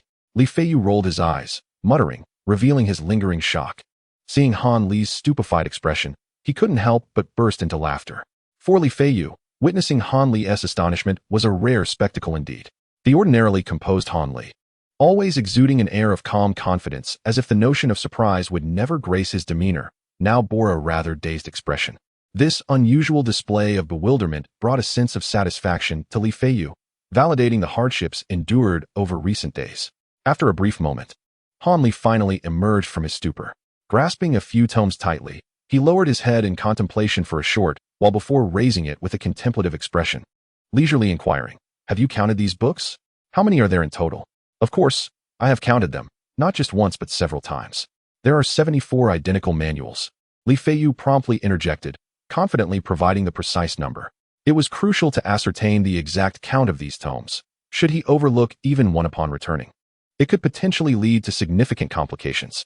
He then offered a slight justification. Gently pinching the somewhat yellowed pages, Han Li began to peruse one of the manuals meticulously. The crisp sound of the pages turning was melodious, yet Li Feiyu found this sound rather irksome. Choosing to ignore the engrossed Han Li, he returned to the edge of the pool, retrieving his long knife embedded in the earth, and began to practice alone. Han Li cast a sidelong glance at him. Witnessing his exuberance, he decided to disregard Li Feiyu's antics and refocused his attention on the book in hand. The phrase to read 10 lines at a glance aptly described Han Li's astonishing reading speed. He rapidly finished the thick volume, lowering his head, not even glancing up as he effortlessly seized another book, continuing to delve into its contents. His eyes narrowed, and during his reading, he occasionally displayed a thoughtful expression, fixating intently on the text, unwilling to divert his gaze even for a moment, his head swaying in a manner reminiscent of an erudite scholar. Time passed swiftly, and one tome after another was quickly consumed by Han Li's keen intellect. Upon completing the 11th manual, he abruptly halted his remarkable reading spree, tossing the recently finished book back into his satchel. He closed his eyes momentarily to gather his thoughts. Once his mind regained a semblance of clarity, he settled into a cross-legged position, employing the Changchun Gong to mentally replay the information gleaned from the numerous manuals he had just perused. Before long, Han Li's expression became animated, alternating between excitement, furrowed brows in contemplation, and moments of despondency. Uncertain of how much time had elapsed, he finally opened his eyes only to be startled by the sight before him. Li Feiyu's head had somehow come to rest just beneath his nose, nearly touching his own. What are you doing? Were you not practicing your sword technique? Han Shidi, what time do you think it is to be asking such foolish questions? Li Feiyu retorted, retreating slightly and pouting. It was at this moment that Han Li noticed the surrounding light had dimmed significantly. He looked up to find the sky had turned a murky gray, indicating that evening had arrived. Time has truly flown by. I hardly noticed how long it has been, Han Li remarked as he stood, stretching his limbs. Did you discover anything intriguing from the books? Li Feiyu inquired eagerly, hoping for a definitive conclusion from him. Yes, it's quite suitable for me, Han Li replied. What do you mean by quite suitable? Please share something more concrete. Li Feiyu said with a hint of dissatisfaction. To be specific, these manuals are a hodgepodge, lacking any cohesive system. They are merely a compilation of assorted techniques. Han Li explained slowly. And what exactly does blinking sword technique mean? Does such a technique truly exist? Why is it referred to by such a peculiar name? Li Feiyu pressed on, still unsatisfied. The blinking sword technique does indeed exist, though it constitutes merely a small segment of this eclectic collection, Han Li patiently clarified. As for the name, there is a rationale behind it. What rationale? Could you not just tell me everything in one go? Stop speaking in fragments as if you were an old scholar from our town, Li Feiyu exclaimed, unable to tolerate Han Li's leisurely pace of speech. Finding himself at a loss with Li Feiyu's impatience, Han Li hastily accelerated his narrative. According to the texts, this sword technique utilizes various light sources and visual misperceptions to gain the upper hand, often resulting in death within the blink of an eye, hence its name. Such an unusual sword technique truly exists? There are indeed many extraordinary individuals in this world, Li Feiyu exclaimed, intrigued, but his interest quickly waned with Han Li's subsequent statement. This technique has 3 prohibitions. Those with only a slight mastery of their inner strength cannot practice it, those lacking great determination cannot practice it, and those without talent cannot practice it. Upon hearing the first condition, Li Feiyu immediately abandoned his curiosity, realizing that with his considerable inner strength, it would be unwise to forsake his hard-earned abilities to learn a technique of uncertain efficacy. With his interest in the manuals extinguished, he chose to take his leave. Before departing, he urged Han Li to promptly transcribe the manuals, promising to return with the originals upon their next meeting. It was essential to note that despite the lack of interest from others, the prolonged disappearance of such a substantial collection would inevitably attract attention. Shortly after Li Feiyu's departure, Han Li also bid farewell to the area. The entire mountain range was cloaked in a thin veil of mist, rendering it somewhat somber. The narrow mountain path was flanked by dense coniferous forests. A gust of wind rustled through the trees, creating a haunting sound as the branches swayed ominously. Traversing this eerily enchanting path, Han Li hurried toward the direction of Shinshou Valley, having set out rather late. Darkness enveloped the surroundings by the time he reached the midway point. Were it not for his mastery of Changchun Gong, which heightened his night vision, Han Li would never have attempted to navigate such treacherous terrain in the inky blackness. One should recognize that this narrow path was fraught with peril, with numerous twists and turns that could easily lead to calamity and loss of life. As he traversed the shadowy forest, Han Li heightened his senses, transforming what appeared blurred and indistinct to ordinary eyes into a clear and vivid landscape.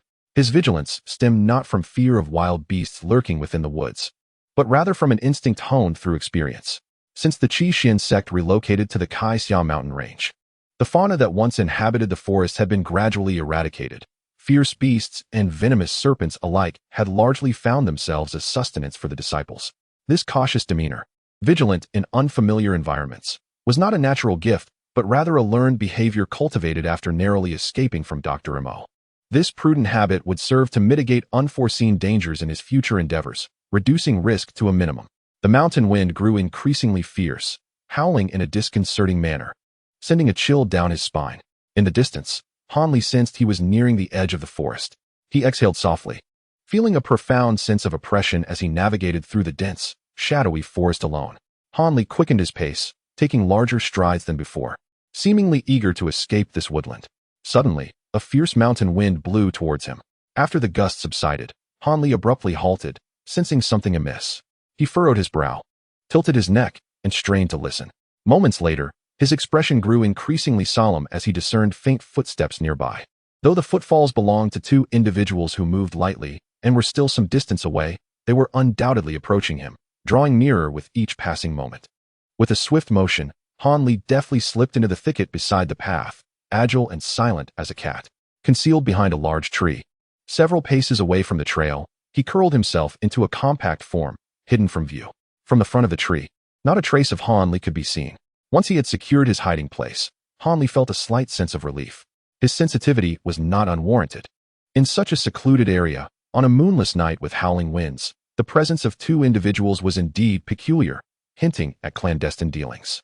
He certainly did not wish to provoke any violent repercussions by intruding upon their privacy and risk being hunted down to silence him.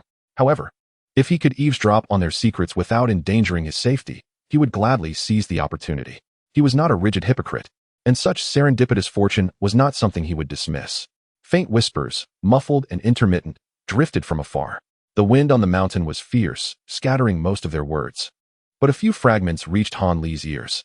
To his astonishment, he realized he had stumbled upon a significant secret. In this vast expanse of land, the only figure referred to as a gang leader was the notorious Jin Lang, Jia Tianlong of the Yilang gang, a formidable adversary. The mere thought of overhearing such a prominent enemy was undeniably intriguing. In the eyes of the disciples of the Qixin sect, Jia Tianlong was a bloodthirsty fiend, a terrifying figure rumored to be large and brutish, with a green face and sharp fangs, known for his cruel nature and insatiable appetite for human flesh and blood. He struck fear into the hearts of many young disciples. Yet, according to Li Feiyu, the reality was quite different. Jia Tianlong was not the towering monster depicted.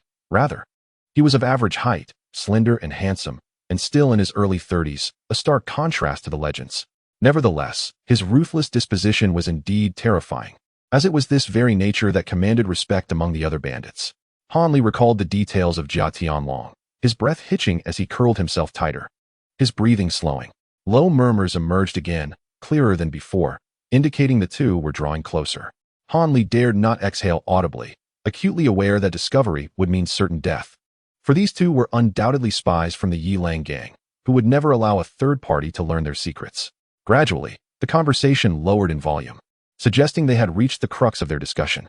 A moment later, their voices rose again, but soon became indistinct, overtaken by the howling wind as they traversed the mountain path before him, their figures receding into the distance.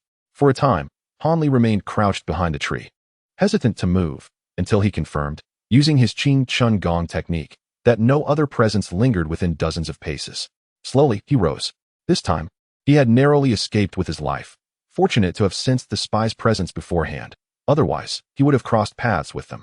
Given their identities, he would surely have faced a grim fate, and lamentably, with his current abilities, there would have been no hope of escape. Remaining still, Han Li gently rubbed his chin, gazing thoughtfully in the direction the two had vanished. From their fragmented exchanges, it appeared they were planning some action detrimental to the Qixin sect, likely linked to a certain list.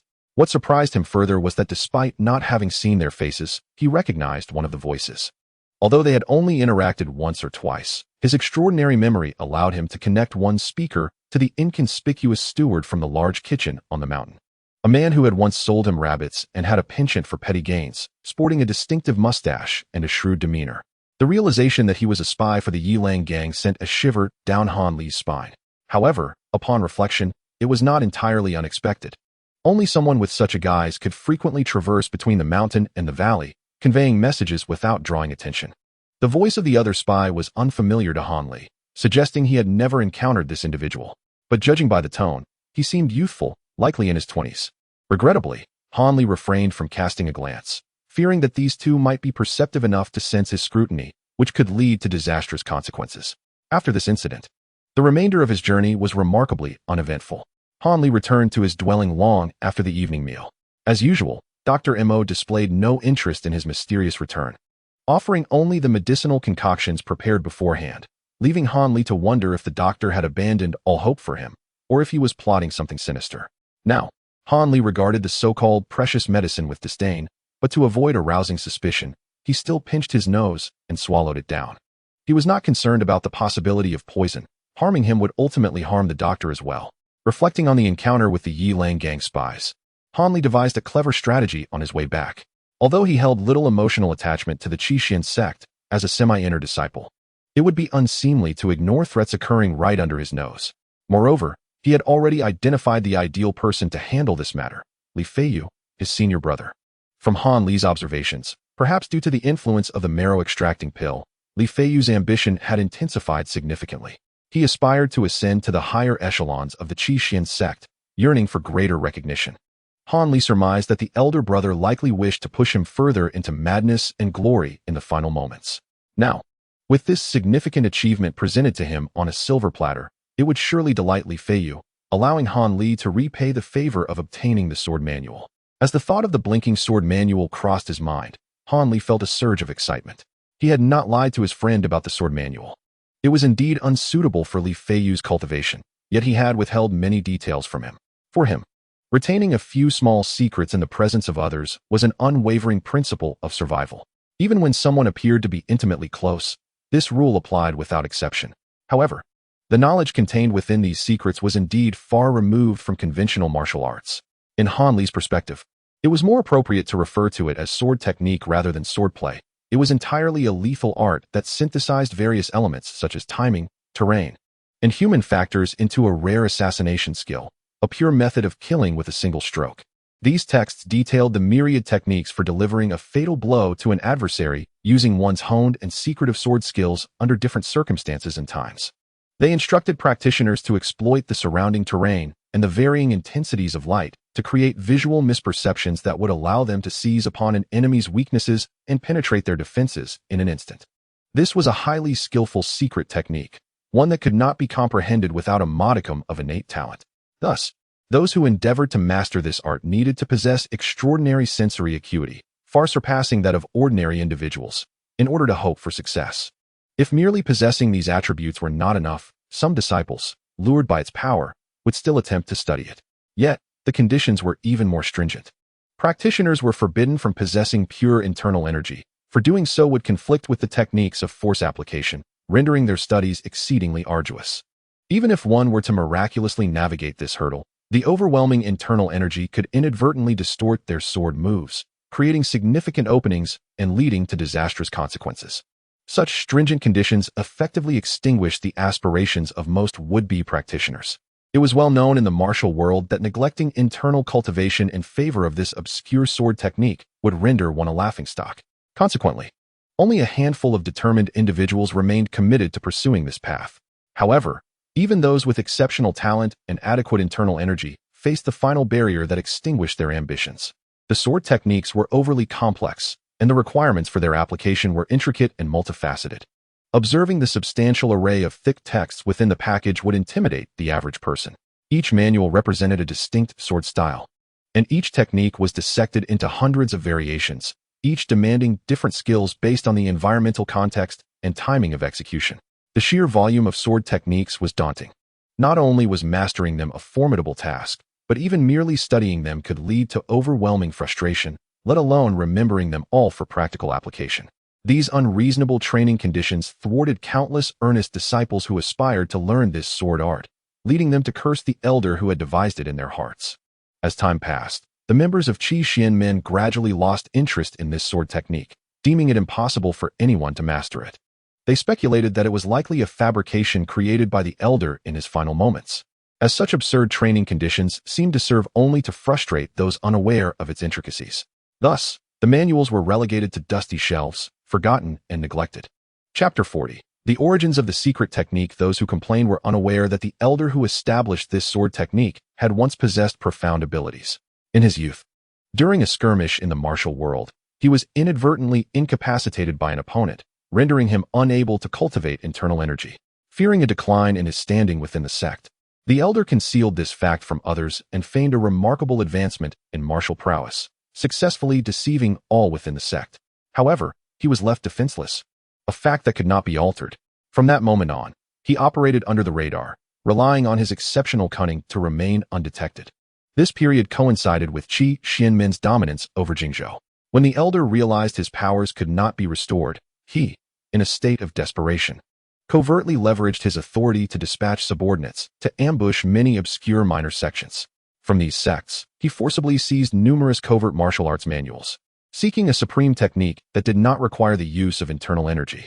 However, after years of plundering, he discovered many astonishing secret arts, yet none suitable for his use. Deeply disappointed, this elder, a man of exceptional talent and intelligence, conceived the idea of utilizing the myriad techniques at his disposal to create a unique martial art tailored to himself. The inspiration thrilled him. The dream of establishing a distinctive martial art was a lifelong aspiration for every martial artist. Thus, he became utterly absorbed in this endeavor, dedicating himself to researching and practicing his various ideas. Ultimately, to avoid being encumbered by worldly affairs, he entered a state of seclusion, turning a blind eye to the sect's internal conflicts. Creating a martial art was an arduous task, especially one with such limitations, requiring no internal energy while encompassing numerous secret techniques to become a profound and supreme skill. The unprecedented journey to establish this martial art proved far more challenging than he had envisioned. Nevertheless, he was a person of remarkable perseverance, and after dedicating nearly half his life to this endeavor over several decades, the Blink Sword Manual finally emerged. The elder was filled with elation. However, when he eagerly shared his joy with others in the sect, he was met with the shocking realization that Qi Xianmen had completely fallen into decline. The entire sect was besieged by numerous rival factions, facing imminent extinction. The elder, now in his 60s, was both alarmed and enraged. In this critical moment, he unleashed his newly mastered enigmatic sword technique, vanquishing numerous foes and intimidating the remaining masters, thereby carving a bloody path for Qi Xianmen to escape from encirclement, securing a monumental contribution to the sect's survival. Regrettably, just as he had managed to avert disaster, his time had come. He left behind an edict to place the fruits of his labor, the sword manual, within the hall of the seven absolutes before departing this world. Even more tragically, in the ensuing years, not a single disciple, until Han Li, attempted to practice this art, leaving this gem to remain shrouded in dust and obscurity. Han Li remained completely unaware of these past events. In truth, even if he knew, it would not stir any inclination within him. For him, this sword technique was merely a means to ensure his survival under the hands of the Dr. Mo, and that was sufficient. As for its origins and creator, Han Li held no interest. He was a practical individual who would not expend effort on matters devoid of personal benefit. In his room, Han Li lit an oil lamp and leaned over the wooden table, poring over the volumes of manuals in the dim light. He had no intention of transcribing the texts. Instead, he planned to rely on his extraordinary memory to firmly imprint them in his mind. This approach ensured safety against loss and diminished the risk of leaking information. It was crucial to remain vigilant around Dr. Mo, as Han Li was acutely aware that it would be foolish to assume he was not being monitored. If so many secret manuscripts were to appear within the dwelling, it would undoubtedly reveal everything, prompting Dr. Mo to be on guard against him in advance. The orange flames of the lamp suddenly burst forth with a small flicker, reminding Han Li that time had long since passed, and it was time for rest. However, Han Li was entirely oblivious to this. He had become engrossed in the world of the manuscripts, each peculiar technique captivating his full attention. As the lamp flickered and burst into blossoms one after another, the shadows cast upon the wall swayed erratically, fluctuating in size. Yet Han Li remained seated, utterly motionless, creating an eerie contrast between his stillness and the surrounding chaos, which imparted an oddly harmonious sensation to onlookers. Minutes turned into a quarter of an hour, and the shadow behind Han Li gradually morphed from clarity to obscurity, and then from obscurity to blankness, as the outside world brightened with dawn. Unbeknownst to him, Han Li had immersed himself in reading throughout the night. With a final pop, the last large bloom of the lamp extinguished, and Han Li was jolted awake from his literary reverie. He raised his head to glance at the extinguished lamp and then at the bright light outside, a bitter smile creeping onto his face. He had never anticipated that he would become so enamored with the study of lethal techniques. After reflecting upon his transformation for a moment, Han Li stood up, stretched his neck, and moved his limbs, causing his joints to crack audibly. He then turned and stepped outside, fetching a basin of cold water from a nearby deep well to wash his face. Invigorating himself, he practiced the Changchun Gong, allowing its energy to circulate within him, banishing the fatigue of the night. After an entire night of reading and research, Han Li realized that to fully master this martial art, he would require at least 10 or 8 years of diligent practice. Even with his exceptional talent, it would still take him 2 or 3 years to achieve any small success. However, time was not on his side. Chapter 41. A message on a night out. Han Li could not afford to wait that long. In just 4 or 5 months, Dr. Mo would confront him, and he needed to possess a degree of self-defense before that. Thus, he ultimately resolved to cultivate only a few simple techniques that could be quickly mastered and immediately applied, setting aside the others for later study after he had successfully escaped from danger. This decision significantly shortened his training time, allowing him to learn several practical techniques as soon as possible. Deep down, Han Li understood that even if he mastered all these techniques, it would not guarantee that he could contend with Dr. Mo. If Dr. Mo had not lied during their last encounter, given his former status as a formidable leader, he likely possessed numerous lethal methods that remained concealed during their previous clash. The abilities he had displayed were probably just a fraction of his true prowess. Nonetheless, the mere thought of Dr. Mo's ghostly skills sent chills down Han Li's spine, instilling a profound sense of dread. Han Li was acutely aware that the knowledge he could acquire in such a short time was limited, posing only a negligible threat to Dr. Mo. Yet he would never be foolish enough to surrender and allow himself to be manipulated. He recognized that if he were to engage in combat with the other party again, the only chance of victory lay in the opponent's underestimation of him. A surprise attack, executed while the enemy was careless, might provide a slim opportunity for survival.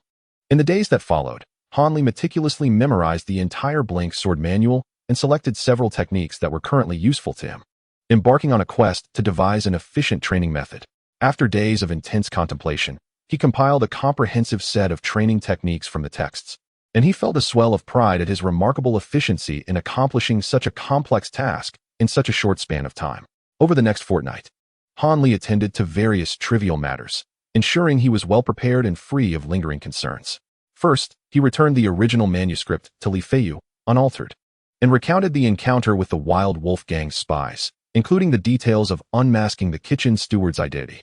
Upon hearing this, Li Feiyu was indeed both astonished and delighted, embracing Han Li with fervor, repeatedly expressing gratitude for the significant favor he had bestowed upon him. Unbeknownst to him, Han Li was preoccupied with preserving his own life. He had no intention of hunting down spies. If he could do a favor without expending effort, why not seize the opportunity? After concluding matters with Li Feiyu, Han Li personally visited several skilled blacksmiths within the sect. He commissioned them to craft several uniquely styled short swords with scabbards, requesting discreet modifications.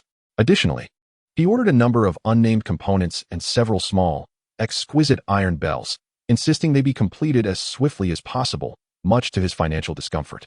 Days later, Han Li received the crafted items from the blacksmiths. Upon seeing the gleaming short swords and the delicately designed iron bells, he was thoroughly satisfied, praising the blacksmith's craftsmanship and feeling that his expenditure was justified. That night, Han Li vanished without a trace from his dwelling, leaving behind a note on his bedside that read, "Mo Lao, there is no need to be anxious. I am not fleeing or hiding.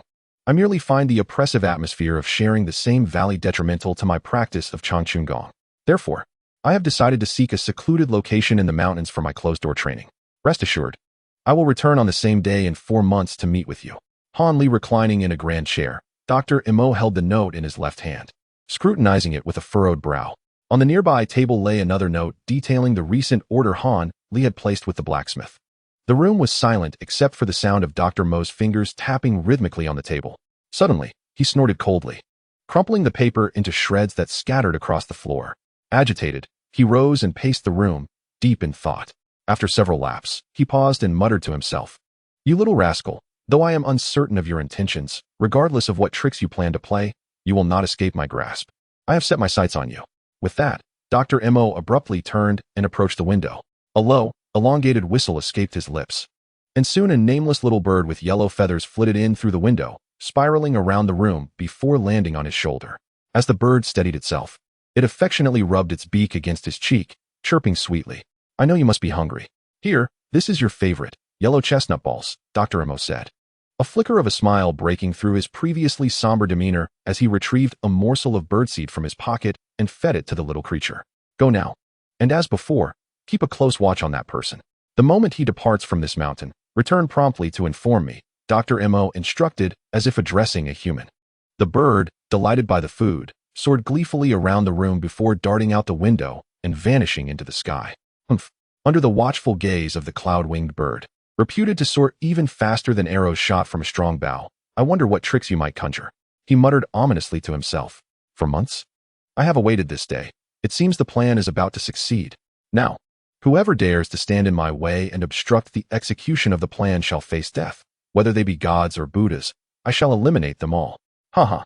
Suddenly, Mo Dafu erupted into a wild, unrestrained laughter, his eyes gleaming with madness. Chapter 42. The Cloud-Winged Bird. "You are exceedingly overconfident. This young man is quite astute and not easily outwitted. Do not be lulled into a false sense of accomplishment, lest you falter at the last hurdle and fall into the hands of this youth." At that moment, another young man's voice echoed in Mo Dafu's mind. Mo Dafu's expression shifted, his face resembling frost as he coldly rebuked, "You Zitong, mind your own business. I do not require your lessons. If I succeed, you shall benefit, but I suspect there may be flaws in the techniques you provided. Are you hoping for an unforeseen complication?" The trepidation in the voice was palpable, and after hearing Mo Dafu's threats, it hastily replied, "How could there possibly be a mistake? Have you not tested them on animals? As for the one that perished, it was merely due to your unfamiliarity with the technique. The demise of that particular creature should not obstruct your plan." "Humph. It would be best if that were so. Regrettably, I cannot practice further. Otherwise, I would have greater assurance." After contemplating the previous experiment with the technique, Mo Dafu's last shred of doubt dissipated. Following his statement, the voice seemed to have learned its lesson and fell silent, leaving Mo Dafu to mutter nervously, creating an eerily unsettling atmosphere within the chamber.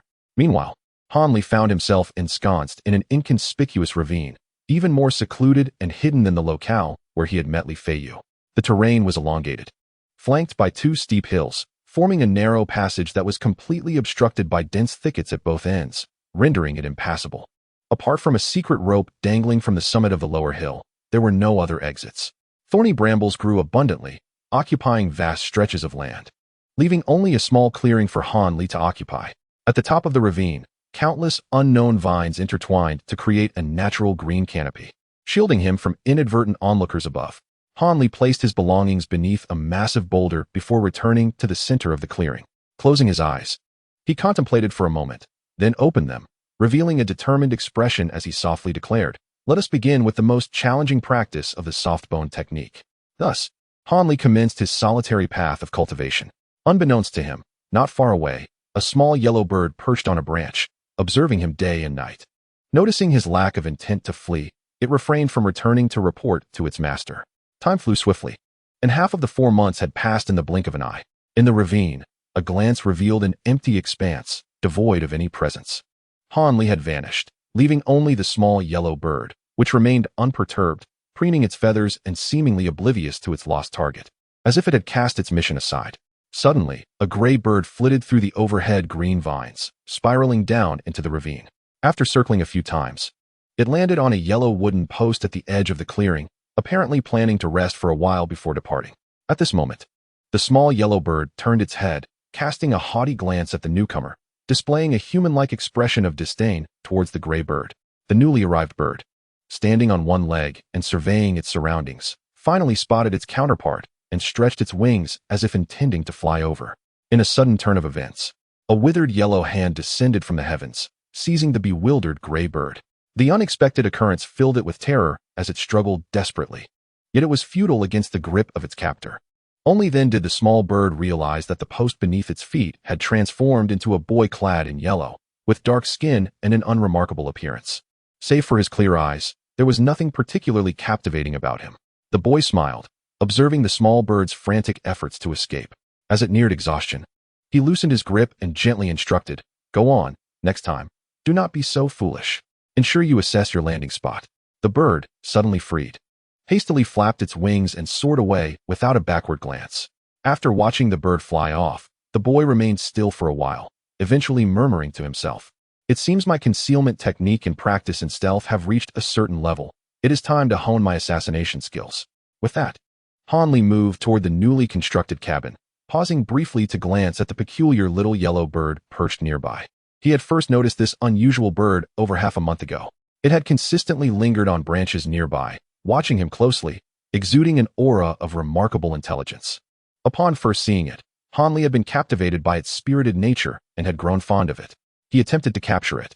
Yet no matter what method he employed, be it temptation, bait, or traps, the bird remained impervious to his ploys, often regarding him with a look of bemusement, leaving Han Li both amused and exasperated. In a fit of annoyance, he considered forcing the issue, but before he could approach, it would swiftly take flight. Yet upon his departure, it would return immediately to its perch, leaving Han Li to merely stand there, helplessly watching. Reflecting on this, Han Li turned away, no longer paying it mind. Yet deep down, he harbored a vague suspicion that this little bird was likely connected to Mo Dafu, perhaps even sent to surveil him. However, Han Li was unconcerned. As long as Mo Dafu did not personally oversee him, what could a mere bird divulge? Besides, he genuinely cherished the spirited little creature and could not bring himself to resort to cruel measures against it. Meanwhile, Mo Dafu was in a stone chamber, inscribing a peculiar formation with powdered beast bones, engaged in a discussion with another individual in his mind, entirely unaware that Han Li had unraveled his methods of surveillance. Chapter 43. All preparations complete during this period, the Qishuan sect experienced a remarkable event. The idol of the new generation of disciples, Senior Brother Li, demonstrated exceptional acuity by promptly exposing 2 undercover agents from the Wolf Gang attempting to steal the list of disciples undergoing training. Along with a group of fellow disciples, he successfully captured them, earning considerable merit. A few days later, in the presence of numerous disciples, Sect Master Wang appointed Li Feiyu to the position of guardian, formally elevating him into the mid-level ranks of the Qishuan sect, creating quite a stir and further enhancing his reputation. Meanwhile, Han Li remained oblivious to these developments, engrossed in his intensive training within the secluded cabin. Apart from occasional trips to the kitchen for provisions, he had not interacted with anyone for several days and was thus unaware of his friend's newfound glory. As summer faded into autumn, time flowed swiftly, and the day of their agreed meeting finally arrived. In the thicket of thorns at the bottom of the ravine, a figure of uncanny nature flickered in and out among the branches adorned with sharp spikes. These perilous thorns posed no hindrance to him. He glided through the intricate web of brambles like smoke, appearing momentarily nearby and then vanishing into the distance, all in a silence that suggested he was not flesh and blood, but rather an ethereal entity. Eventually, this shadowy figure alighted upon a tree trunk, standing upright on a branch and gazing into the distance. This was Han Li, who had made some progress in his cultivation. At that moment, his tattered garments hung in shreds, exposing his skin beneath. His hair was disheveled, and his face bore streaks of dirt, rendering his original visage unrecognizable. Most astonishingly, small iron bells dangled from his neck, waist, arms, thighs, and ankles. Observing these bells and recalling Han Li's ghostly movements through the forest, one could easily surmise the extraordinary nature of his agility. He stood motionless, fixated on the direction of Shinshogu, murmuring to himself, "The timing is just right. I have finally mastered the Luo Yin Bu on the last day. With it, I have gained an extra measure of self-preservation." Although his facial expression remained obscured, the joy in his eyes was unabashedly evident. After months of rigorous practice and research, Han Li had grasped several formidable secret techniques, instilling within him a measure of confidence. He believed that even if he could not contend with the unfathomable prowess of Dr. Mo, he still possessed sufficient assurance for self-defense. A gentle breeze swept through, and Han Li felt a chill upon his body. He glanced down at his tattered attire, envisioning his current appearance, and could not help but smile wryly. Reflecting on his practice of the Luo Yin Bu, he still harbored some trepidation. Training in the thorny forest truly posed a life-threatening challenge. Initially, his unfamiliarity with the technique led to numerous painful scratches from the harsh thorns, leaving him bloodied and bruised. Fortunately, he had a supply of Yang Jingdan on hand, which not only healed internal wounds, but also exhibited remarkable efficacy for external injuries. After consuming one, he could instantly stop the bleeding and promote healing, with even the scars disappearing completely by the following day. Han Li marveled at this miraculous remedy for quite some time, acknowledging that it far surpassed ordinary wound treatments. He pondered why it was called Yang Jingdan, believing a name associated with scar removal or blood cessation would be more fitting. Were the creator of the Yang Jingdan to learn of Han Li's thoughts, he would likely be incensed at the comparison of his meticulously crafted healing elixir to mere common medicinal bombs. How could this not infuriate such a distinguished master? However, it was precisely due to the perilous nature of his training that Han Li was able to unleash his full potential, refining the Luo Yin Bu to a considerable degree within a short span of time, making it immediately applicable. Moreover, just days prior, Han Li had successfully reached the 6th level of the Changchun Gong, the highest tier of the teachings provided by Dr. Mo. Without the assistance of a dozen vials of spiritual medicine, he would have struggled immensely to achieve this in his lifetime. After years of cultivation, Han Li had gleaned significant insights into the Changchun Gong, finding it to be remarkably unique, both in methodology and efficacy, distinct from conventional martial arts. He believed that the success of this technique and the speed of cultivation heavily depended on the individual practitioner's aptitude, determining their compatibility with the method. Those with superior talent could navigate the path smoothly, while those of lesser aptitude would find themselves hindered without the aid of spiritual medicines. Han Li speculated that without such assistance, they might reach a plateau with no further advancement possible. Just as he himself had experienced, the initial 3 levels were relatively straightforward. Yet upon reaching the 4th, he encountered insurmountable difficulties, making no progress at all. However, with the aid of elixirs, what had once seemed impossible became achievable, allowing him to transcend his limitations. This illustrated the extent to which this technique relied on medicinal efficacy. Yet, few, like him, consumed spiritual medicines as casually as snacks, taking 1 or 2 daily. Thus, it was logical that he experienced no struggle in attaining the more challenging 5th and 6th levels, in stark contrast to the arduous journey through the 4th. With the Changchun Gong perfected at the 6th level, aside from feeling a surge of vitality and mental acuity, he had yet to discover any other remarkable benefits. Curiously, since his initiation into the practice, the enhancement had primarily affected his spirit, intellect, and senses, with negligible impact on his physical form, merely rendering him more robust and agile. The energy flow he referred to as pseudo-true qi could circulate within his meridians like conventional true qi, yet it only heightened his sensitivity without delivering any formidable power. Additionally, as he progressed, he sensed that there remained uncompleted teachings beyond the 6th level, perhaps holding their wonders within the final layers. Contemplating this, he shook his head with a hint of resignation, sighing. Given his current relationship with Dr. Mo, any further teachings were beyond his reach. Shaking off his wandering thoughts, Han Li leaped gracefully to the ground, landing silently, and then strode purposefully towards the small wooden hut.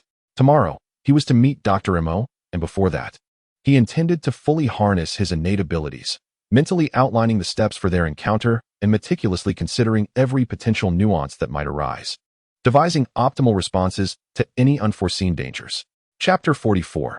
The Antidote. The sun hung high in the sky, and even though autumn had just begun, a trace of warmth lingered in the air. Inside his dwelling, Dr. Mo felt restless. Despite his confidence in his method of coercing Han Li, he could not shake off a sense of unease. Suddenly, the sound of footsteps echoed from a distance, gradually drawing closer to his abode. Upon recognizing that familiar cadence, Dr. Mo's heart leapt with joy, and he hurriedly dashed to the door, pushing it open with eager anticipation. Approaching slowly was the figure he had long awaited, Han Li. As he watched Han Li draw nearer, Dr. Mo quelled his excitement and forced a smile onto his face. Indeed, you are punctual. I am pleased to see that you have no intention of fleeing, which indicates your wisdom. Please, come inside. We have much to discuss. At that moment, Dr. Mo's expression was as benevolent as that of a kindly elder, his face radiant like a blooming flower. Rest assured, there are no tricks inside. It is not a den of danger, Dr. Mo added, noticing Han Li's wary gaze directed at the interior. He promptly offered an explanation, employing a subtle provocation. Humph. Since I have come this far, would I fear entering your dwelling? Han Li scoffed lightly, seemingly roused into action, and stepped forward. Dr. Mo quickly moved aside with a beaming smile, granting Han Li passage. As Han Li entered, he instinctively reached to close the door, but was abruptly halted by Han Li's voice, which did not turn back. If you dare close that door, I will assume you intend to play some sinister game of trapping me and will refuse to continue our discussion. Upon hearing this, Dr. Mo paused for a moment, hesitating briefly, but soon departed from the doorway, saying nonchalantly, I genuinely wish to discuss matters with you. I bear no ill intentions. If you say not to close the door, then let it remain open. He then reclined back into the armchair as before. Han Li, feeling unreserved, seized a stool and boldly sat down opposite him. The two had not met in nearly half a year, taking the time to appraise each other. Han Li observed that Dr. Mo appeared significantly older than before, resembling a man in his 70s, and could not help but inwardly ponder. Was what the other had previously claimed true? Did he genuinely only wish for the restoration of his essence, without ulterior motives? Had he been overthinking things? Scanning the surroundings, Han Li's gaze suddenly narrowed, as he noticed the tall, enigmatic figure silently standing in the corner, motionless like an inanimate object. Had it not been for his deliberate search, he would have never sensed the man's presence. At that moment, Dr. Mo also examined Han Li, seemingly pleased with his condition, and spoke gently. Seeing you now reminds me of when you first entered. You were merely a child of 10, barely this tall. Now, look how much you've grown. Time spares no one. The casual conversation bewildered Han Li, leaving him uncertain of its intent. Nevertheless, he instinctively heightened his vigilance, reminding himself that the other was an old fox, having consumed more salt than he had rice. He must tread carefully to avoid falling into a trap. Dr. Mo, your care for me has always been etched in my heart, and I dare not forget it. Should you have any requests, please do not hesitate to command. Han Li replied, his demeanor softening as he employed respectful terms, seemingly reverting to the obedient disciple of old. Excellent. With your words, I know my efforts and you have not been in vain. Now, allow me to assess your progress in the Changchun Gong. Dr. Mo appeared to genuinely assume the role of a benevolent teacher, rising to approach Han Li for a pulse check. Old fox, truly relying on his age and shamelessly pressing on. Han Li inwardly cursed, hastily sidestepping the other's reach. Please, Dr. Mo, allow me to clarify that I have indeed mastered the 4th level of the Changchun Gong. However, might you first bestow upon me the antidote for the corpse bug pill? Once my concerns are alleviated, I can then allow you to examine my skills with peace of mind, Han Li said with a smile, adopting a sincere tone. Oh, truly. Look at my forgetfulness. Age has dulled my memory. I had intended to provide you the antidote the moment you entered. Dr. Mo seemed to suddenly realize. Rummaging through his sleeve to produce a silver vial, he poured forth a dark pill and tossed it to Han Li. Han Li feigned a flustered demeanor, barely catching the pill, and brought it to his nose to sniff. A pungent aroma assailed him, and upon glancing at Dr. Mo, he found the latter gazing at him with a bemused smile. He hesitated, suspicious of the pill's authenticity. Yet, refusing to take it was not an option. The time for the corpse bug pill's effects was imminent. If he abstained, he would truly face grave consequences. Convinced that the other still had use for him, he deemed it unlikely that the pill was a fake, and thus, with a grave expression, he swallowed the pill, bracing himself for its effects. At this juncture, Dr. Mo appeared unperturbed, leisurely reclining back and engaging in trivial conversation, seemingly forgetting his original purpose in summoning Hanli. Before long, Hanli felt a momentary pang in his abdomen, which quickly subsided. After checking his body, he discovered that the corpse bug pill had completely dissolved, causing a surge of joy to blossom within him, which reflected on his countenance. These changes did not escape Dr. Mo's keen observation, and after Hanli completed his examination of the pill's effects, Dr. Mo beamed at him, saying, "Hanli, I must say, my administering of the corpse bug pill was an act of necessity. Without its urging, you likely would not have found it so easy to achieve the 4th level. Thank you for your kind intentions, Dr. Mo, but I would prefer you refrain from employing such measures on me in the future." Hanli, having alleviated a pressing concern, felt considerably lighter in spirit and began to trust Dr. Mo's sincerity, thus refraining from further confrontation regarding his perceived duplicity. "Now, may I allow the old man to check your pulse?" Dr. Mo posed this earnest yet challenging question to Hanli, who remained uncertain of the other's potential intentions. Chapter 45. Schemes and Fangs. Hanli bowed his head in contemplation. It seemed there was no way to avoid allowing the other to assess his abilities. Dr. Mo had unhesitatingly provided him the antidote, which indicated some level of sincerity. If he were to continue resisting, it might provoke unnecessary suspicion, leading Dr. Mo to believe he had not truly mastered the 4th level of the Changchun Gong, but was instead deceiving him with falsehoods. This could spiral the situation into an unfavorable direction, potentially inciting unforeseen complications. Moreover, Hanli had anticipated this moment and made some preparations in advance. Even if Dr. Mo were to turn hostile after the pulse check, he had devised a plan for his escape. With this in mind, Hanli raised his gaze to meet Dr. Mo's eyes, slowly articulating, "Dr. Mo, in light of your willingness to promptly provide the antidote, I extend my final trust to you. I hope you will not let me down." With that, he extended his right wrist, cautiously observing the other's reaction, ready to retract should anything seem amiss. Unfortunately, Dr. Mo maintained his feigned smile, revealing no discernible change in demeanor. Upon hearing Hanli's acquiescence, his eyebrows slightly raised, only to return to their previous state, indicating he was already well prepared for Hanli's response. Without uttering another word, he extended his gnarled left hand, gently placing it upon Hanli's wrist, his smile gradually fading into a solemn expression, as if engaged in a profoundly sacred act. Hanli silently sustained his 4th level of energy, feeling a twinge of apprehension as he observed Dr. Mo's expression. His vigilance heightened. He discreetly pressed against his waist, where a custom short sword lay sheathed. Slowly, a look of astonishment emerged on Dr. Mo's face, as he detected the continuous flow of extraordinary energy within Hanli's meridians, its intensity far exceeding his minimum expectations. No matter how cunning and scheming he was, witnessing the culmination of his long-laid plans brought an uncontrollable joy to his countenance. "Wonderful. It truly is the 4th level of the Changchun Gong. This is simply marvelous." Dr. Mo unabashedly erupted into laughter before Hanli, the sound resonating throughout the room, yet his grip on Hanli's wrist remained unyielding. "Dr. Mo, what is the meaning of this? Should you not release me?" Hanli's expression darkened as the foreboding atmosphere became apparent. He attempted to wrench his right hand free, but the grip was firm, leaving him immobile. "Release you? Very well. I shall let go." Dr. Mo's laughter ceased, replaced by a sinister visage. He suddenly bellowed, "Stop!" Hanli felt a thunderous ringing in his ears, his vision darkened, and his body lost its balance, collapsing to the ground. His left hand, which had been poised on the hilt of his sword, fell limply away. This was disastrous. Although Hanli's body was unresponsive, his mind remained exceptionally clear. He realized he had been somewhat negligent, allowing his opponent to seize the initiative with brutal force, leaving him momentarily powerless. "You are still too inexperienced, aren't you? You have no tricks left to play now." Dr. Mo, pleased to find his expectations met, couldn't help but feel a sense of triumph. "Come here." With a forceful tug of his left hand, Dr. Mo yanked Hanli from the ground, pulling him directly to his feet. He then leaned down, extending his right index finger straight toward the acupoint on Hanli's chest. With a dull thud, Dr. Mo's finger struck what felt like an iron plate, producing a muffled sound. The front half of his finger throbbed painfully from the impact, rendering his attempt to strike the acupoint unsuccessful. "What is going on?"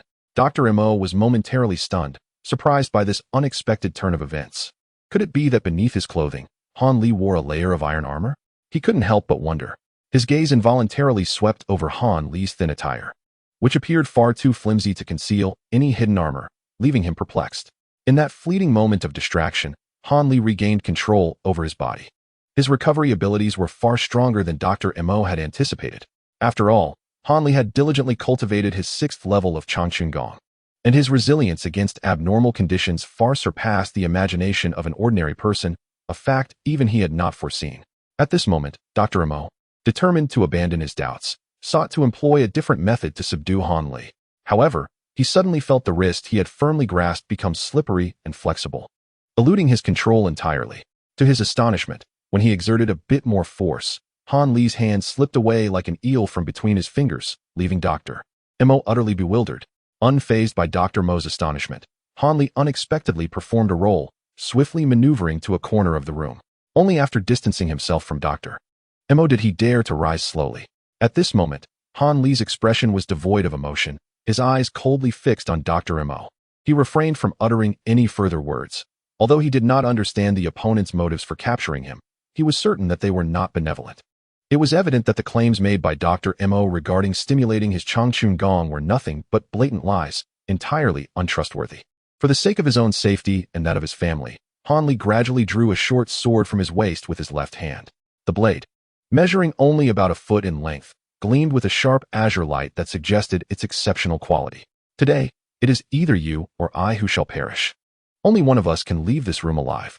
Han Li's words were icy, for the first time revealing his fangs before Dr. Mo. Chapter 46, The Piercing Sword. Dr. Mo, slightly surprised, glanced at his left hand before shifting his gaze to Han Li, disdainfully remarking, "Interesting. It seems you have not been idle over the past year, having actually cultivated such peculiar skills. But do you truly believe that with these meager abilities, you can stand against me? It appears I have not engaged in combat for quite some time.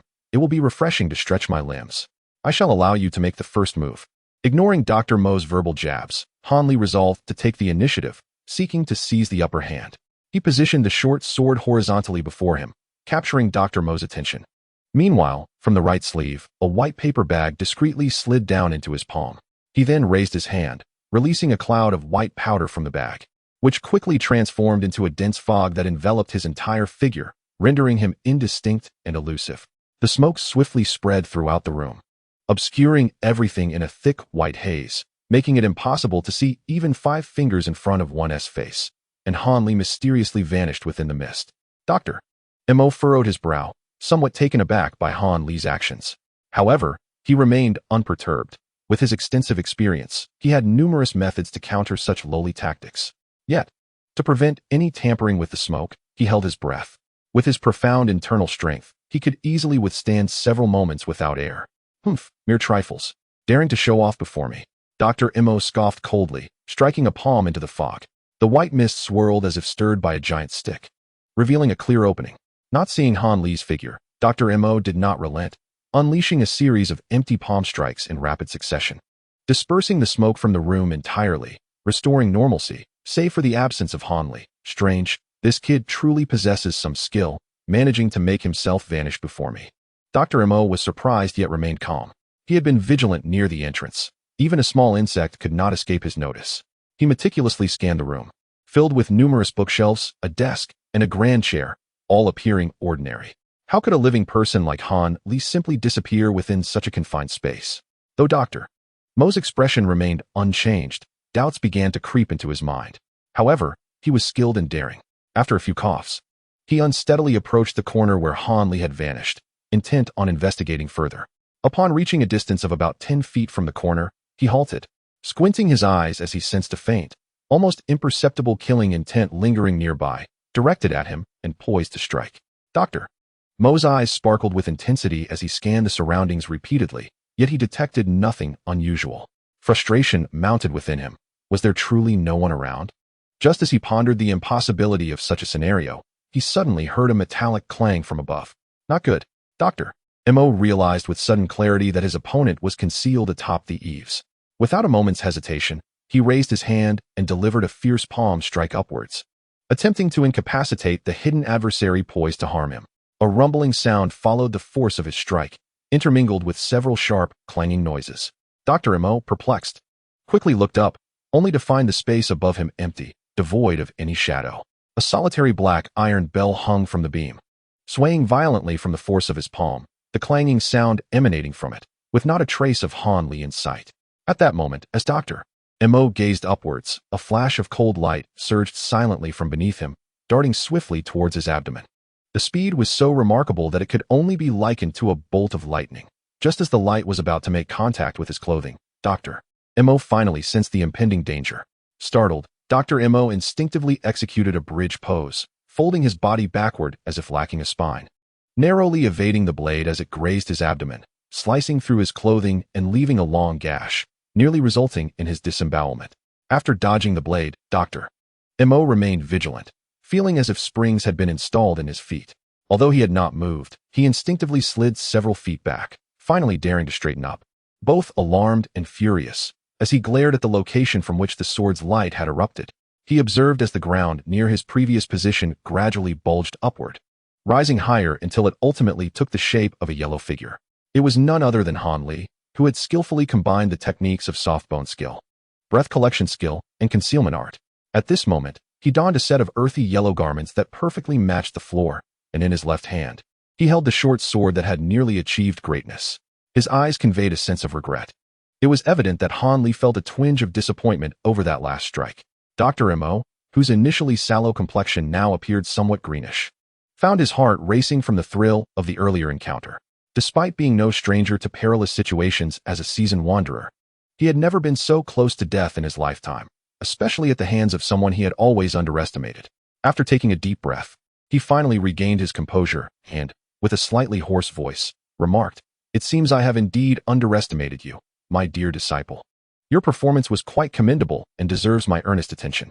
After uttering this boastful declaration, Dr. Mo slowly raised his hands, placing them before his eyes, gazing tenderly at them in silence as if they were a beloved in the throes of romance, seemingly oblivious to Han Li's presence.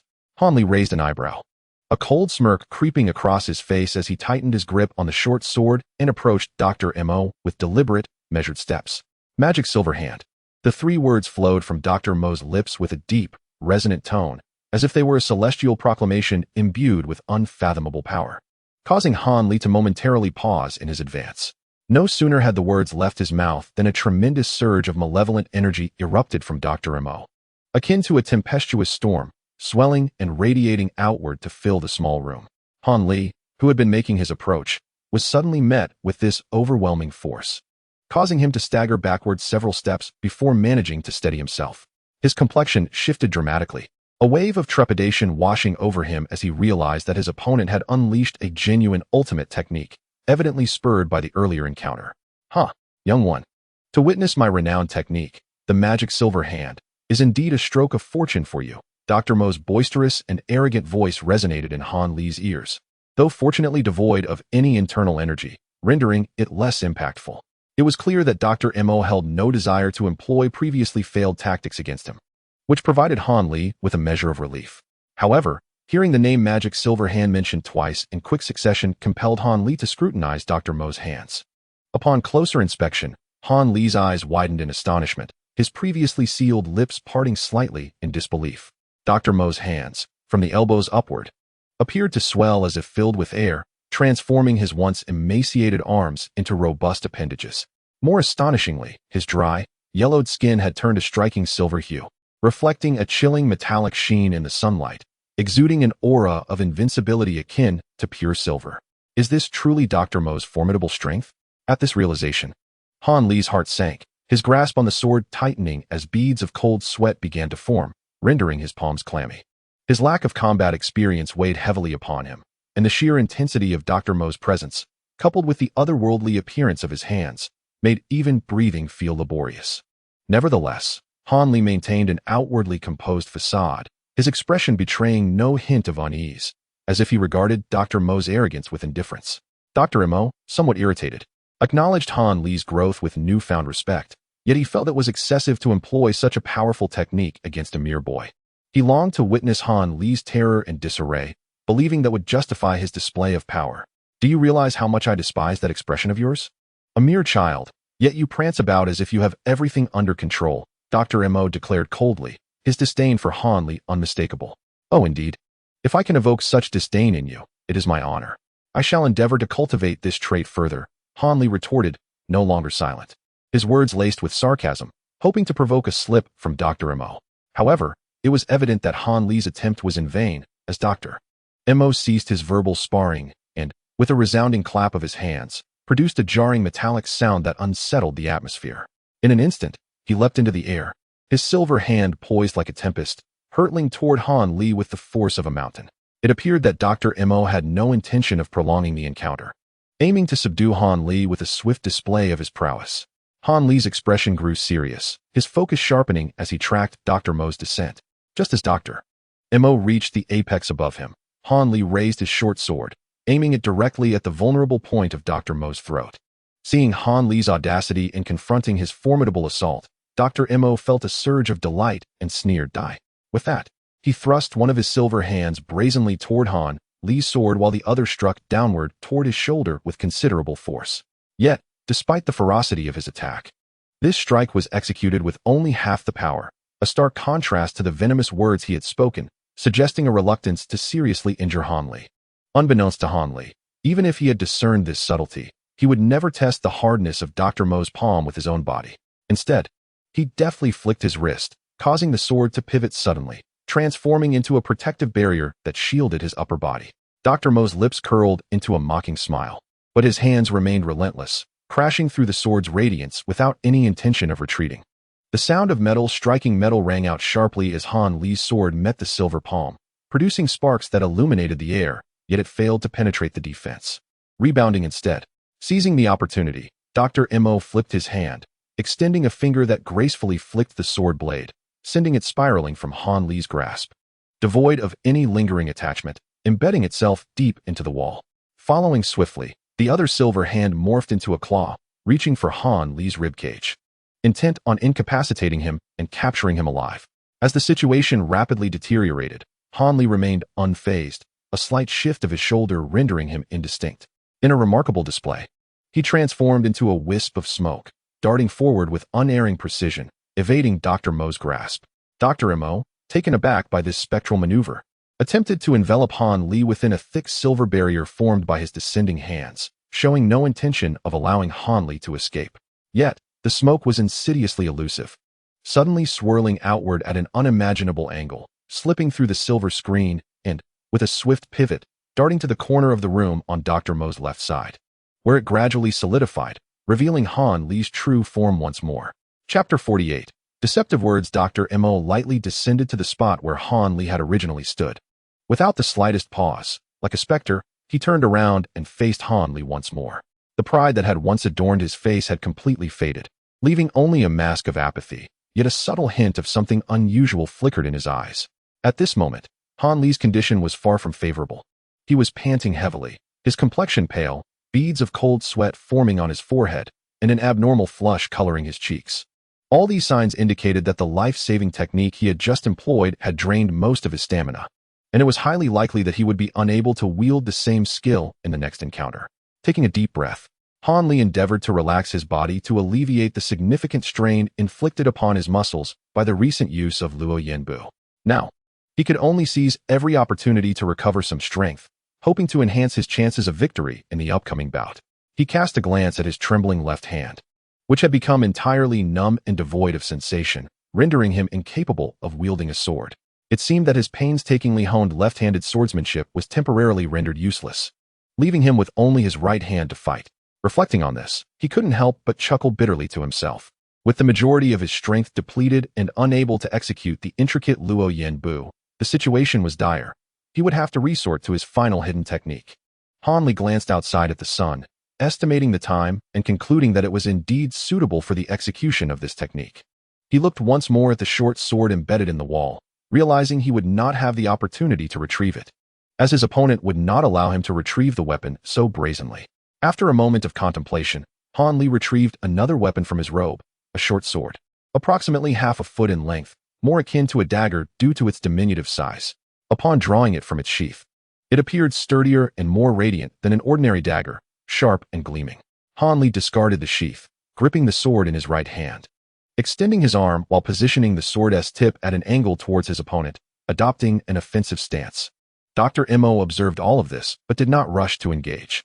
Instead, He clasped his hands behind his back, his expression suddenly softening as he spoke in a gentle tone. Han Li, your repeated evasions have indeed surprised me. However, do you truly believe you can escape my grasp as you did before? The footwork you employed was indeed remarkable, yet it appears to have considerable limitations. Judging by your stamina, you cannot sustain its execution. It would be wise to surrender. You must see that I do not intend to harm you. Complying with my request may not be as dreadful as you imagine. Dr. Mo's chameleon-like demeanor sent shivers down Han Li's spine. One moment, he was a benevolent mentor. The next, a ruthless adversary, now offering sage advice with a heavy heart. Han Li was at a loss for words. Did Mo truly think he would be so naive as to fall for such theatrics? Yet, the very nature of Mo's words instilled within him a flicker of confidence. If he were not wary of him, why resort to such juvenile tactics to deceive him? In an instant, Han Li grasped the implications, sighed softly, and shook his head. Without uttering a word, he merely gestured with the dagger towards Mo, conveying his unyielding intent.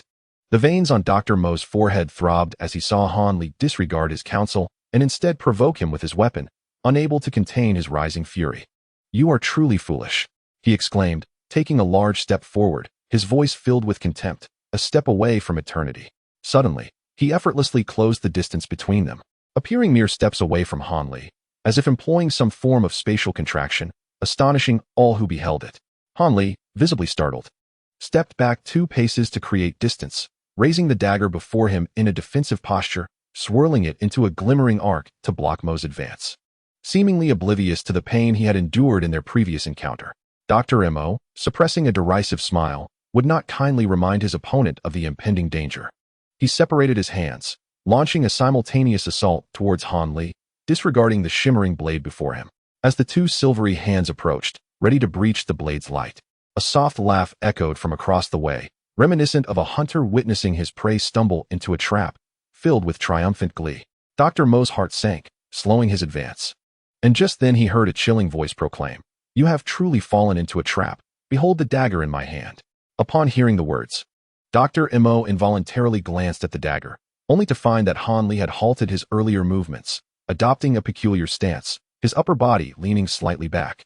The dagger held horizontally at his waist, his lower body coiled like a taut bow, preparing to unleash an arrow.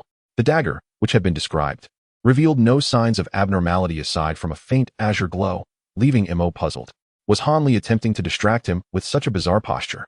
Seeking to exploit his focus? Amused by this thought, Dr. Mo nearly scoffed, but was suddenly taken aback as Han Li lunged forward, propelled like an arrow released from a powerful bow, hurtling towards him with alarming speed, causing Mo's expression to shift dramatically.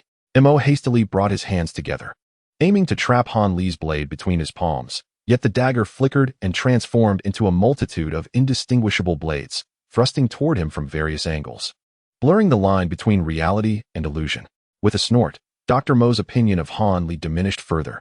Employing such ostentatious tactics against a master like himself was tantamount to courting death. He could easily discern the true blade's trajectory. Thus, he widened his eyes, pinpointing the genuine threat, while maintaining his hand position, accelerating his advance to shatter the dagger with a single strike, leaving Han Li disarmed. Chapter 49. A trap within a trap. As the two were on the verge of collision, Han Li subtly twisted the angle of his blade. A mere fraction of a shift, yet in Dr. Mo's perception, it heralded a cataclysmic change. Mo was blinded by a sudden eruption of dazzling white light, a brilliance so intense that it pierced through any defense, flooding his vision. Realizing the danger too late, he hastily retreated, shutting his eyes, but it was in vain. The white light surged into his sight, granting him no opportunity to react. Instantly, he felt a searing heat in his eyes, followed by an unbearable ache, causing tears to spill forth uncontrollably. Ignoring the discomfort, he struggled to open his eyes and peer through the haze, but all he could see was a blinding white expanse. Not only could he not discern any objects, but even the outlines of things became clouded and indistinct. In that moment, a mix of shock and fury surged within him, lamenting his own carelessness in falling victim to Han Li's trickery once more. However, Dr. Mo, seasoned from years of traversing the martial world, was no stranger to perilous situations. As he continued to retreat, maintaining a safe distance from his opponent to buy himself some time, he simultaneously drew his palms back, waving them incessantly in front of him. Relying on his indestructible magical silver hands, he shielded the vital areas of his upper body. He had resolved firmly in his heart that he would not take the initiative to strike until his vision returned to normal. All offensive maneuvers would wait until he could clearly discern the situation, lest he fall into the cunning trap of this devious little demon again. At this moment, Dr. Mo had long discarded any underestimation he once held.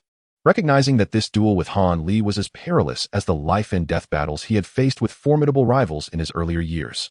Although he could not see his opponent's actions clearly, Dr. Mo perked up his ears, listening intently for any sound that could reveal his adversary's next move. He vaguely perceived a shadow flicker before him, followed closely by a sharp sound accompanied by a chilling gust of wind that rushed towards him from the front. Rather than feeling alarmed by Han Li's assassination attempt, Dr. Mo felt a surge of joy. The opponent's tactics, indeed, bore a certain naivety. Had he stealthily awaited a silent strike from the shadows, Dr. Mo would have genuinely felt concern.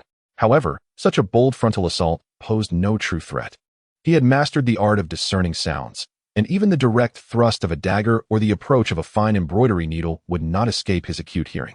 As Dr. Mo listened with keen perception, he deliberately feigned a momentary lapse, revealing a slight opening in his defense. As anticipated, the sound of the attack shifted immediately, darting through the gap and heading straight for his throat. A sinister smile crossed Dr. Mo's face as his right hand, which had been waiting for this moment, shot out like lightning, seizing the blade with a firm grip, unfazed by the sharp edge of the dagger. The opponent, clearly realizing the precariousness of the situation, yanked the dagger back forcefully several times. Yet, under the control of the magical silver hand, there was no room for movement. It was merely a futile struggle. Dr. Mo felt a surge of triumph within him, but he could not afford to let his guard down. Fearing that his opponent might awaken to the reality of the situation and escape, he disregarded the fact that his vision had not yet fully returned. With a sudden exertion of all his strength, he pulled the dagger towards himself, attempting to yank Han Li from across the way and capture him, only to feel an unexpected lightness in his grasp. To his astonishment, he realized that even though he had been holding the blade firmly, it had become inexplicably weightless. Even if Han Li had released it, it should not have felt so insubstantial. Before he could comprehend the situation, he heard a sharp sound slicing through the air mere inches from his throat, as if a slender object was hurtling towards him at an extraordinary speed. The air pressure from the impending strike pricked at his throat, urging him to react instinctively. He tilted his head sharply to the side, twisting his neck at an improbable angle in an attempt to evade the lethal blow. The years of rigorous training finally bore fruit at this critical moment.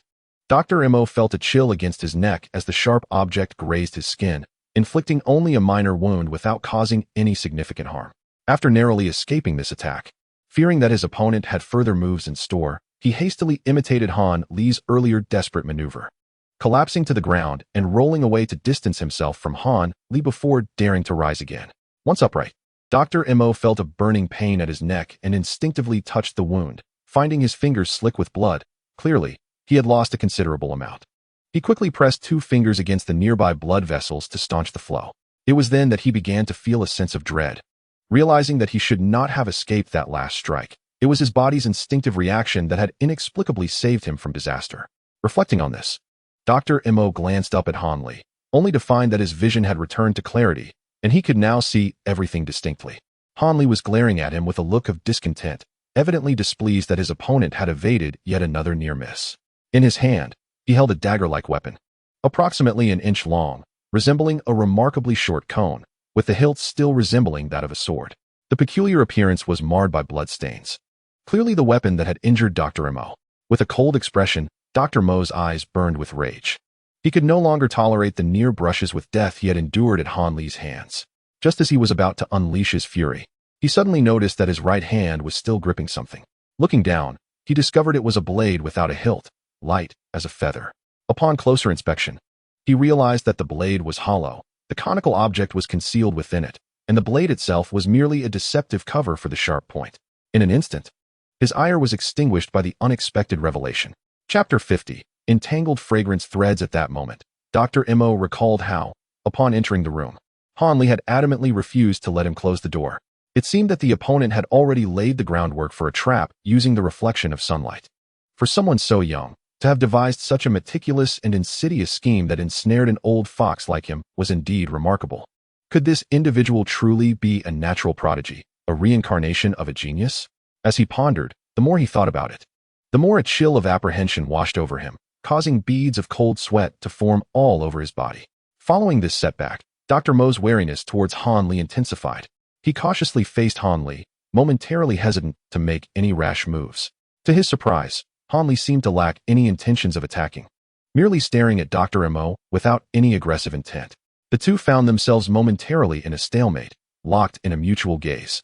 After a brief silence, amidst the awkward atmosphere, Han Li suddenly uttered a phrase that left Dr. Mo utterly dumbfounded. Dr. Mo, let us call a truce. How about I surrender? What do you think? Upon finishing this statement, Han Li casually tossed his weapon to the ground, revealing a charming smile that showcased his white teeth, embodying the innocence of a rural youth.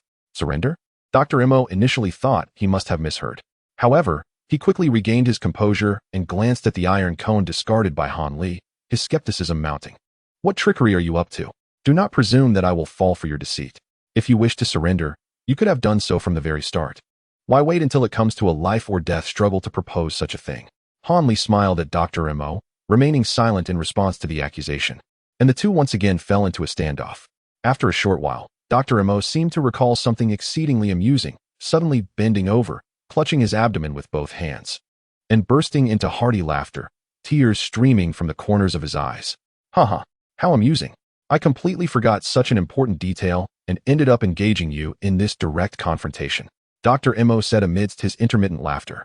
Han Li furrowed his brow slightly, but soon relaxed, glancing out the window. A smile crept back onto his face as he leisurely remarked, Dr. Mo, do you not think we have spent too much time on this? It is time to bring this to an end. Dr. Mo paused, momentarily taken aback, and ceased his laughter. He slowly straightened his body, adopting a stern expression as he gazed at Han Li. After a moment of silence, he coldly replied, I too believe it is time to bring this all to an end. Suddenly, both individuals felt a surge of confidence, as if they had simultaneously discovered the means to subdue the other and compel submission. After a brief pause, it was Han Li who spoke first, his voice filled with self-assurance, convinced that his grasp of the situation would force Dr. Mo to relent and abandon any other intentions. Dr. Mo, are you aware that your life is now in my hands? Han Li's words were startling. My life is in your hands. Dr. Mo scoffed, disbelief evident on his face. Do you not notice something unusual about your wound? Nonsense. I examined it closely. Your short sword is completely unblemished, Dr. Mo rebutted, but as he spoke, his complexion shifted dramatically as he recalled that his injury was not inflicted by the short sword, but rather by the concealed sharp spike. It seems I need not elaborate further. Dr. Mo has already grasped my meaning, Han Li said with a grin. Even so, what of it? Do not forget that I taught you all about your alchemical skills. Is there any poison I cannot counteract? Dr. Mo's face regained its composure, and he calmly replied, Haha. I neglected to mention that my blade is coated with jianghu. Jianghu? Dr. Mo exclaimed in surprise, clearly taken aback. Indeed. Dr. Mo must be aware of the potency of this substance. Han Li teased leisurely. Nonsense. How could you possibly concoct such a poison? I have never disclosed even a fraction of the formula. Dr. Mo maintained his facade, seemingly unconvinced by Han Li's words. However, the peculiar sensation at his wound had already led him to confirm a significant likelihood. Observing Dr. Mo's reluctance to yield verbally, Han Li sighed and felt compelled to clarify. Do not forget that your medical texts were completely open to me. The formula was tucked away within an obscure treatise. Had I not examined it thoroughly, I might have truly missed it. Dr. Mo then recalled that when he first obtained the formula, the multitude of materials and the complexity of the process had caused him concern about forgetting any detail. Thus, he meticulously transcribed the preparation method and required ingredients onto a slip of paper, which he casually tucked into a book. Due to a series of events thereafter, he completely forgot about the note, only to realize now that it had inadvertently caused him considerable trouble. Let us sit down and discuss a peaceful resolution, Han Li confidently proposed. With a disdainful snort, Dr. Mo ignored Han Li, his mind racing to recall the preparation method and effects of jianghu.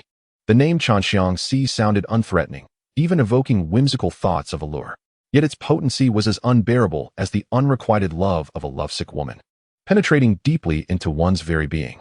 Once afflicted by the poison of jianghu, its toxicity would spread through the bloodstream, gradually permeating the entire body. In the short term, if the victim were an ordinary person, the danger would be minimal. However, for a martial artist, it posed a lethal threat. The poisoned individual must refrain from utilizing their inner energy during this period, or else the toxicity would escalate rapidly, causing blood to flow backward and resulting in excruciating pain. Prolonged exposure to the poison would complicate matters further.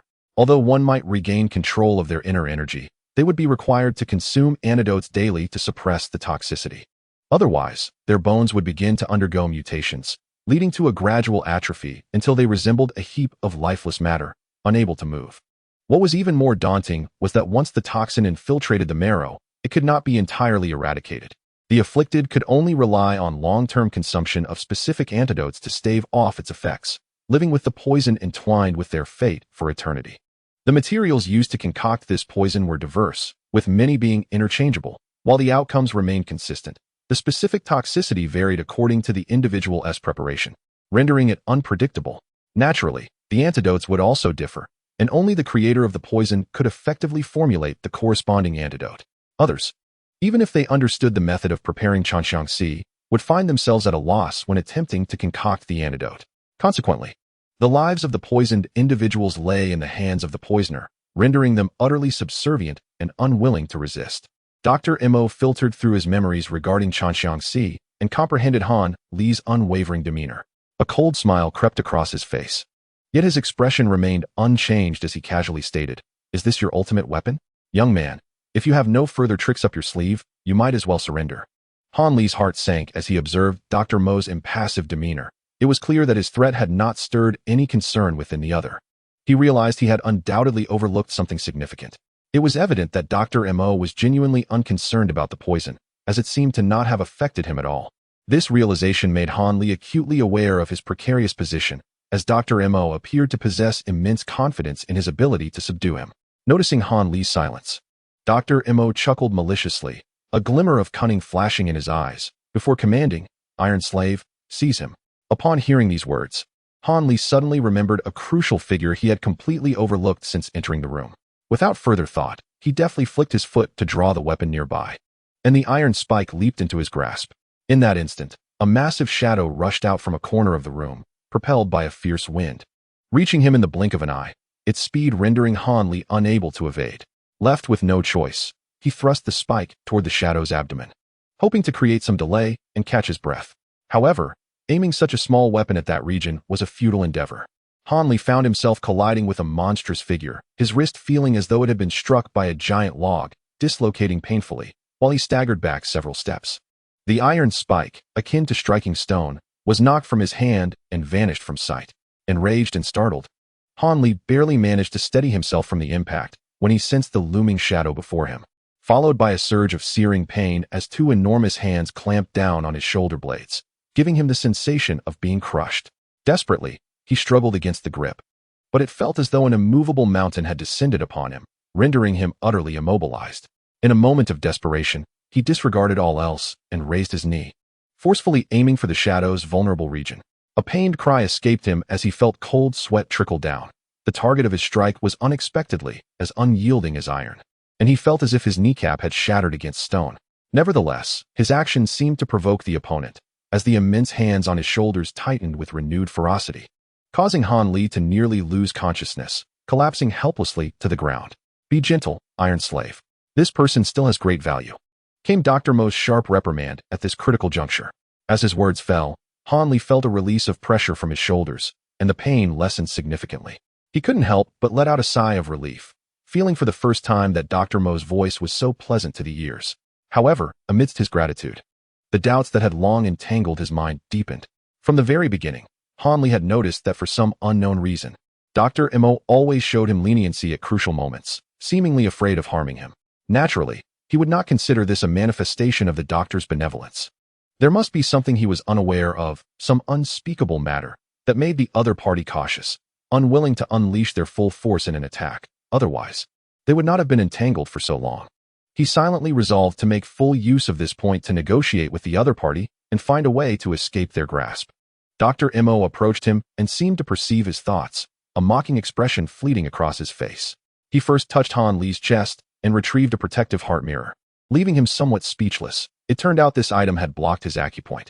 He gently shook his head without saying anything, then took out a rectangular yellow wooden box from his inner robe. This box was exquisitely crafted, adorned with dragons and phoenixes, indicating it was a precious item rarely seen in ordinary households. Before Han Li, Dr. Mo solemnly opened the lid of the box, revealing several identical silver blades inside. These silver blades had an unusual shape, appearing neither like knives nor swords, with a curved blade resembling a crescent moon, and their size akin to that of a dagger, truly peculiar. When Dr. Mo withdrew one of the silver blades from the box, Han Li discovered that this strange blade was remarkably thin, as if made of paper. A cold light shimmered on the blade's surface, conveying an impression of extreme sharpness, suggesting it could slice through flesh with the ease of cutting fabric. Even more bizarrely, the end of the blade's handle was adorned with a tightly shut-eyed, ghostly head, with a green face and sharp fangs, elongated horns, truly terrifying. Holding this peculiar blade, Dr. Mo cast a meaningful sidelong glance at Han Li. This gesture sent chills down Han Li's spine. Could it be that his ominous predictions were coming true, and the other party intended to use this blade against him? Chapter 52. 7 Ghosts Devouring Souls. Han Li's complexion began to pale as he watched Dr. Mo raise the strange blade high above him. Under the sunlight, the blade's edge gleamed, emphasizing its extraordinary sharpness.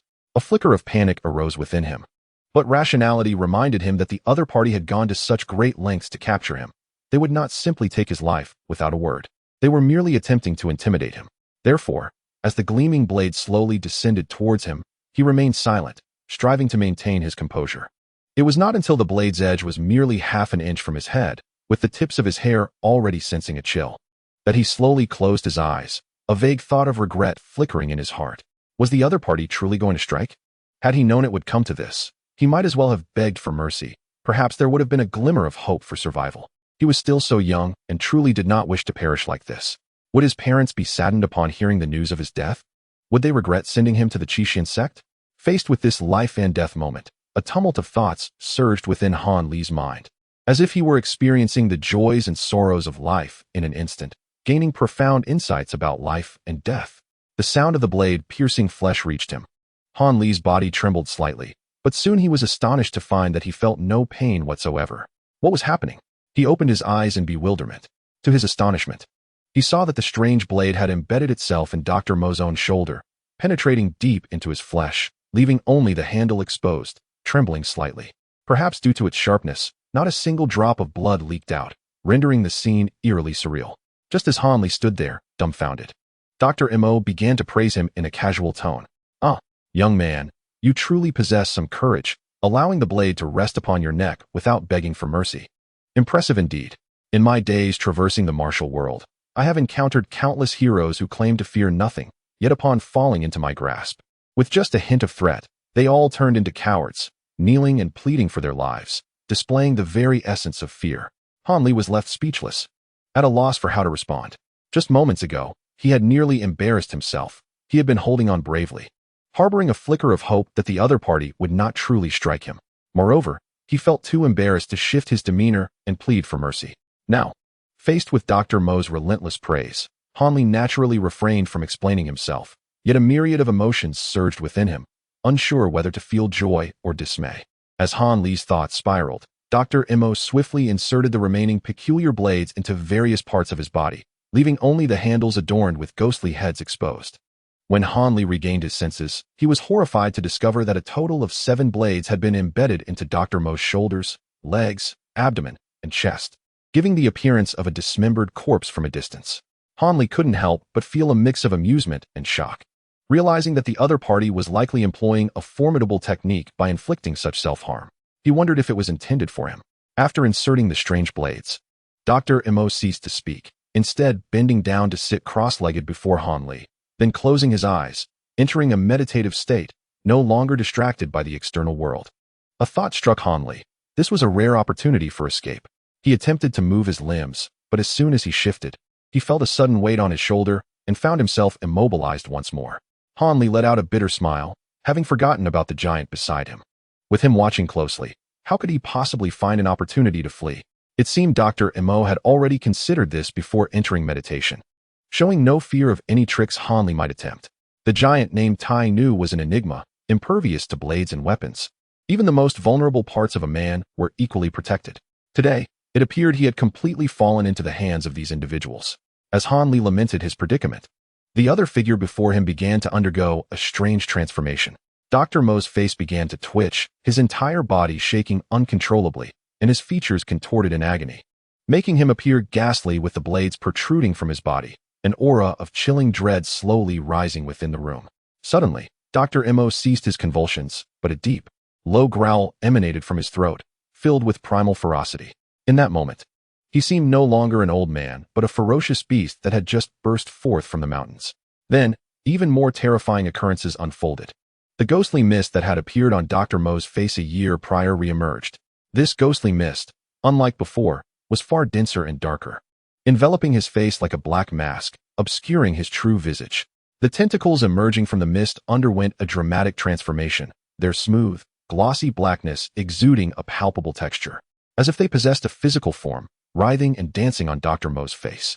With his fingers positioned in a lotus shape, Dr. Mo formed a peculiar gesture, his lips moving as if chanting, though his voice was too low for Han Li to discern. As the enigmatic actions of Dr. Mo unfolded, the mist upon his countenance seemed to be incensed, akin to cold water splashed into a boiling pot of oil, beginning to churn and bubble violently. From within, more slender tendrils emerged, brandishing and clawing in a menacing display, as if attempting to thwart Dr. Mo's further endeavors. Just as the black mist reached its most oppressive density, Dr. Mo opened his eyes, and through the thick veil, Han Li could still discern the brilliance within them. With a thunderous voice, he invoked the name of his arcane technique, 7 Ghosts Devouring Souls. Han Li could not help but feel a shiver run down his spine upon hearing this. But the subsequent events delivered a staggering shock to his psyche, illuminating the vast unknowns that lay before him. At the moment of Dr. Mo's proclamation, the 7 bizarre blades embedded in him began to quiver, emitting a resonating hum that grew louder and sharper, as if they were striving to free themselves from his grasp. Observing their erratic movements, Dr. Mo appeared increasingly exasperated. He muttered something under his breath, too faint and swift for Han Li to decipher, though he surmised it was unlikely to be pleasant. Rising from his seated position, Dr. Mo circled the room, finally stamping his foot in frustration before extending a finger into the gaping maw of one of the ghostly heads. In an astonishing turn of events, the lifeless ghostly head inexplicably closed its mouth, its formidable fangs snapping shut around the offered delicacy, drawing in the offering with a gentle suction. Dr. Mo's body quivered slightly, as if he were enduring immense torment. The black mist obscured his face, preventing Han Li from discerning his expression, but it was reasonable to assume it was quite grim. After a brief interval, the ghostly head, having sated its appetite, released its grip, and the resonating hum faded into silence. Following this, Dr. Mo replicated the process, nourishing each ghostly head in turn, before reluctantly withdrawing his finger. After completing these actions, he resumed the intricate hand seals and began to chant once more. This time, the 7 strange blades ceased their tremors and emitted no unusual sounds. Instead, they opened their eyes simultaneously, revealing blood-red orbs, their mouths widening and puffing out as they began to inhale hungrily. The black mist upon Dr. Mo's face appeared to sense impending doom, surging tumultuously as its tendrils lashed out with increasing ferocity, yet to no avail. 7 slender black lines were still drawn upward from the mist, tracing elegant arcs through the air and accurately plummeting into the waiting mouths of the 7 ghostly heads, which began to consume them piece by piece. Han Li, captivated by the spectacle before him, found himself entranced. Seated directly across from Dr. Mo, he witnessed the unfolding events with acute clarity. Even the individual teeth upon the ghostly visage were rendered vividly in his mind. For the first time, Han Li was confronted with the extraordinary forces of another realm.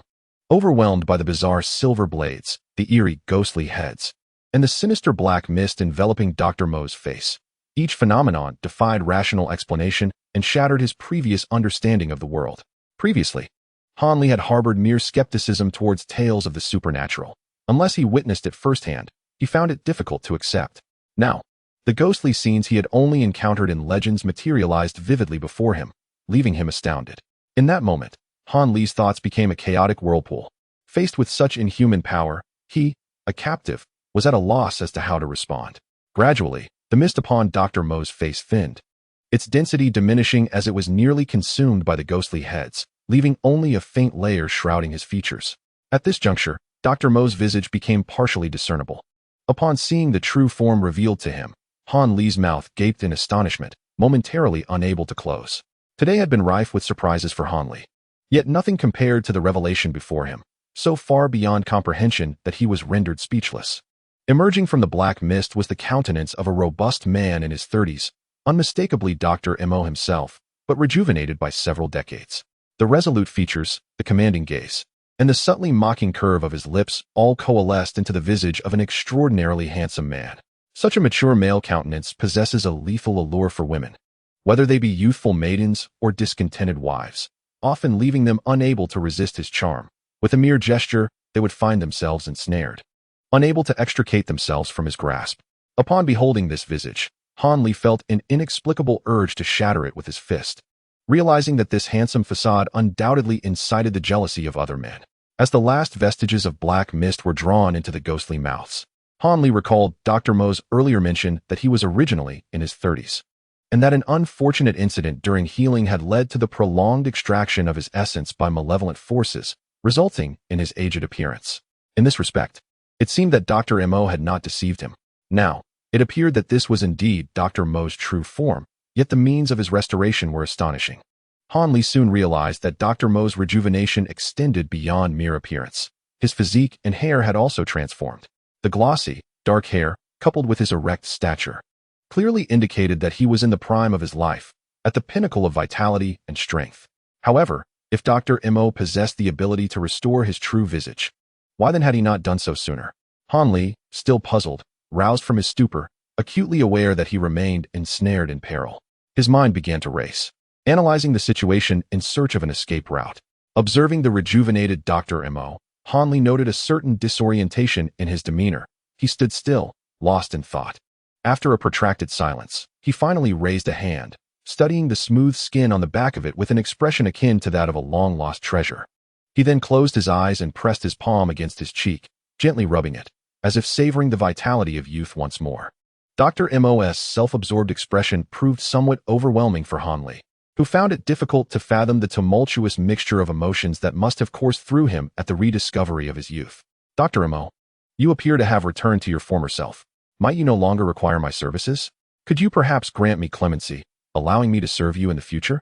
Han Li could no longer contain his anxiety. He remained uncertain of how Dr. Mo intended to treat him. Knowing full well that it was unlikely for him to be spared, he feigned ignorance in a desperate attempt to glean information about his fate. Han Li, you truly possess the ability to endure and adapt. Yet, do you believe it possible that I would release you? Dr. Mo's youthful visage broke into a slight smile, radiating a sunlit charm that could drive women to madness. However, the tone of his voice startled Han Li once more. His words carried an indescribable magnetism, a soothing quality that stood in stark contrast to the former bitterness, indicating that his voice, like his appearance, had undergone a remarkable transformation. Dr. Mo, for the first time, directly called out Han Li's name. Although the news he delivered was far from favorable, it bestowed upon Han Li a sense of recognition, far superior to the casual dismissals of kid that he had been accustomed to. Thus, a fraction of the gloom that had settled in his heart began to dissipate. Externally, Dr. Mo appeared flawless, every gesture exuding an elegance that rendered him a strikingly handsome figure, a stark contrast to his former, decrepit appearance. It was easy to imagine that in his youth, this visage had captivated countless wandering heroines of the martial world. What exactly do you intend to do with me? Please, speak plainly, Han Li demanded. He was no woman, and thus could not be swayed by the other's remarkable good looks. Given that Dr. Mo showed no inclination to spare him, there was no need for Han Li to maintain a courteous demeanor. What now? Haha, Dr. Mo flexed his revitalized limbs and stretched languidly, smiling without uttering a word in response to Han Li's inquiry, instead producing another object from his robe. This item was a small package folded from silk, its vibrant color reminiscent of flames, and each stitch appeared meticulously crafted, suggesting it was anything but ordinary. What could possibly be wrapped within this silk? Could it be another peculiar artifact like the silver blade? Han Li's curiosity piqued, momentarily overshadowing his desire to press Dr. Mo for answers. Dr. Mo did not keep Han Li guessing for long. With deft hands, he unraveled the silk covering, carefully extracting a crumpled piece of yellowed paper. Han Li felt a twinge of disappointment, yet his heart quickened with a sense of urgency, for he understood that the most unassuming items often held unimaginable significance. The paper, which Dr. Mo now revealed, was unlikely to be of mundane use, especially given the bizarre occurrences they had previously encountered. With 2 fingers, Dr. Mo gingerly pinched the yellow paper, cautiously smoothing it out.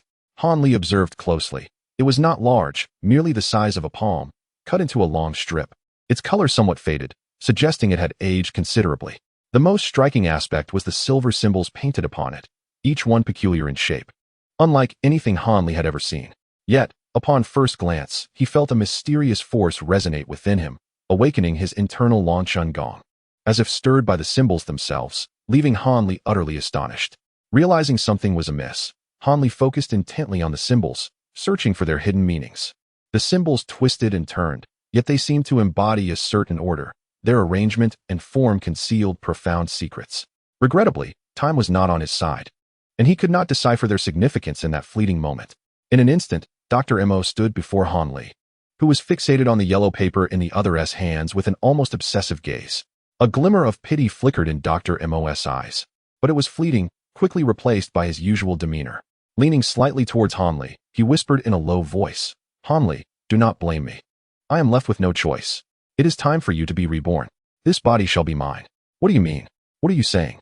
Hanli was jolted from his reverie by Dr. Mo's chilling words, his heart racing with the realization that a dire fate loomed over him. Ignoring the threat posed by the hulking figure behind him, he began to struggle, desperate to retrieve a few small items he possessed, hoping to create chaos and seize an opportunity to escape. Iron Slave, restrain him, do not let him move. Unfortunately, at Dr. Mo's cold command, Hanli's final resistance was quelled. Two massive hands, akin to small mountains, pressed down with increased force upon his shoulders, rendering him immobile. Beads of sweat, the size of soybeans, trickled down his temples, and with eyes wide open, he bit down on his lip, helplessly watching as Dr. Mo began to chant incantations. As Dr. Mo held the yellow paper, it began to flutter without wind, the silver symbols illuminating one by one, casting a mysterious glow. Although Hanli could not move, he remained acutely aware that once all the symbols shone brightly, it would signal the moment of his impending doom. Dr. Mo's expression grew serious as he focused on the yellow paper. Once the final symbol radiated its silver light, a flicker of joy crossed his face. He then executed a series of unique gestures with the paper, voicing a powerful incantation that resounded like thunder. At the same time, the paper was forcefully pressed against Hanli's forehead, adhering firmly to it. The moment the paper touched his head, Hanli felt a loss of control over his body. He could not even blink, rendered completely numb to his physical sensations, yet he remained aware, unable to influence his own movements. As if he were a mere shell of his former self. This sensation was entirely different from being paralyzed, though he had experienced that before. He still retained a sense of his body. Panic surged within Hanli as he grappled with the uncertainty of Dr. Mo's intentions. Would this indeed be the culmination of his existence? Do not worry. Your body may still linger for a brief moment. Dr. Mo seemed to address him directly, though it felt as though he were speaking to himself. Chapter 55. The third party. Your thoughts are far too animated. If you could move freely, it would be my headache, Dr. Mo stated calmly, extending an arm to effortlessly lift Hanli, striding out of the room. Outside, the sun blazed fiercely, and Hanli felt as if he had been in the room for an eternity, though in reality, only a brief moment had passed. Dr. Mo carried Hanli as one might carry an object, leisurely traversing the herb garden beside the house until they reached a secluded stone wall. The giant man silently followed, akin to a shadow, never straying far behind. Hanli's eyes widened as he beheld a stone house that had seemingly appeared out of nowhere. Resembling the meditation chamber he had previously used, constructed entirely from stone, save for the exterior walls, which had been hastily coated with a lime wash. Judging by the materials used, it was evident that this structure had been completed recently. Had he retained his sense of smell, he likely would have detected the sharp scent of fresh lime. Iron Slave, remain outside. If anyone approaches this house, kill them without hesitation. Dr. Mo issued a bloody command, clearly wary of any unforeseen interruptions that might thwart his plans.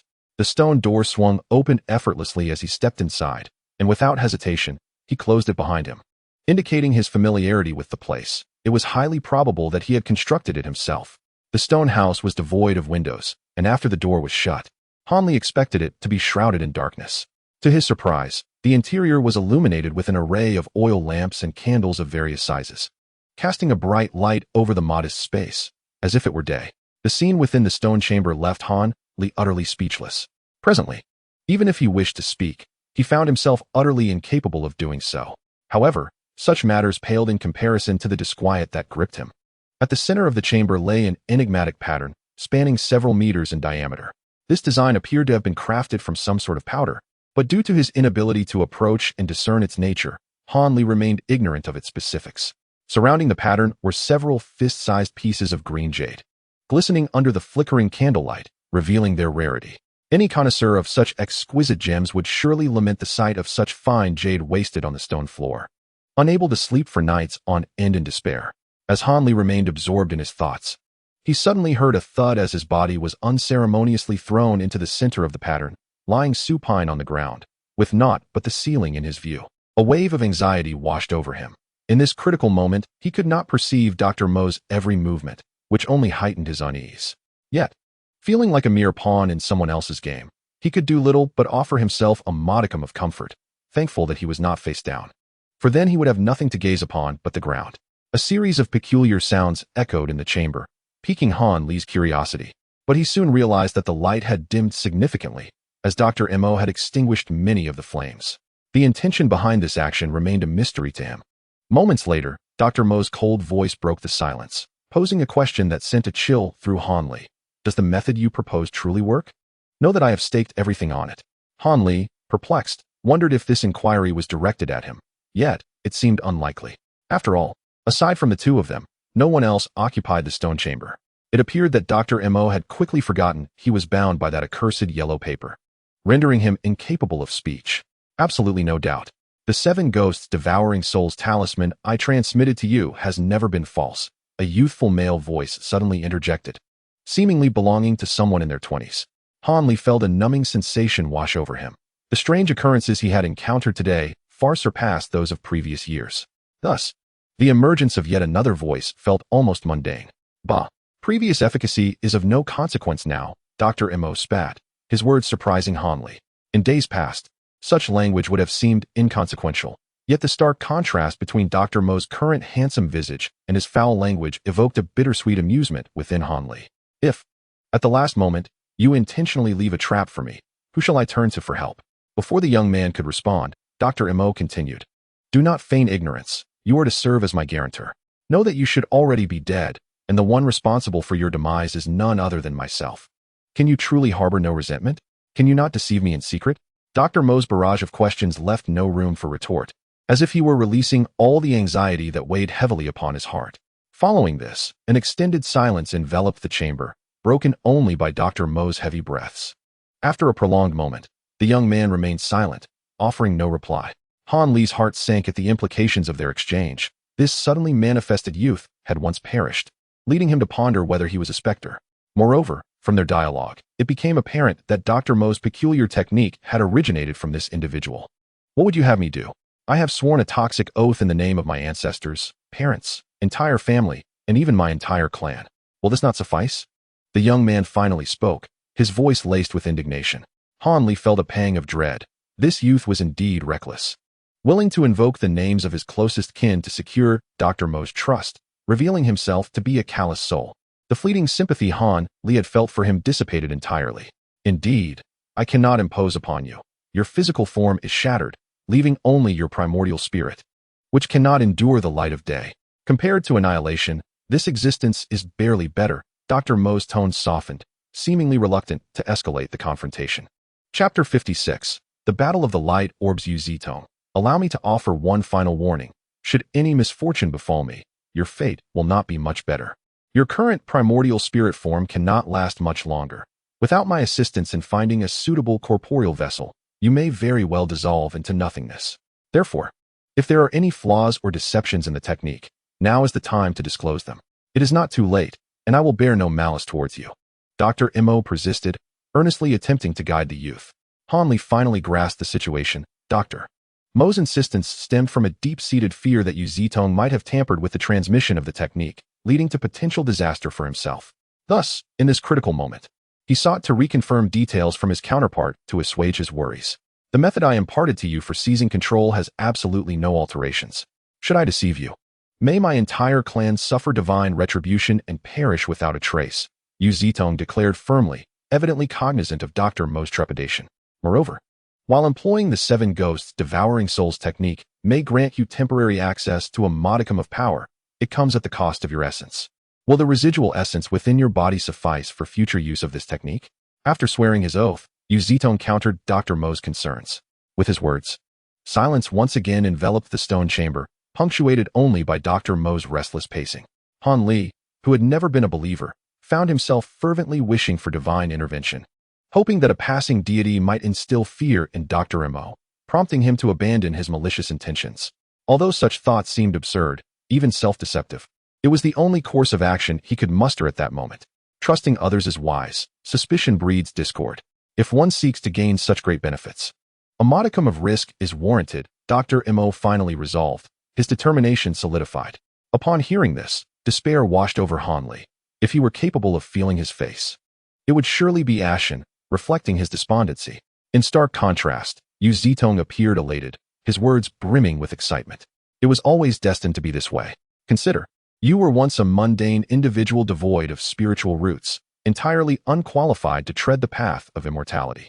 Yet, upon the successful execution of the spell, you will possess a vessel imbued with spiritual roots.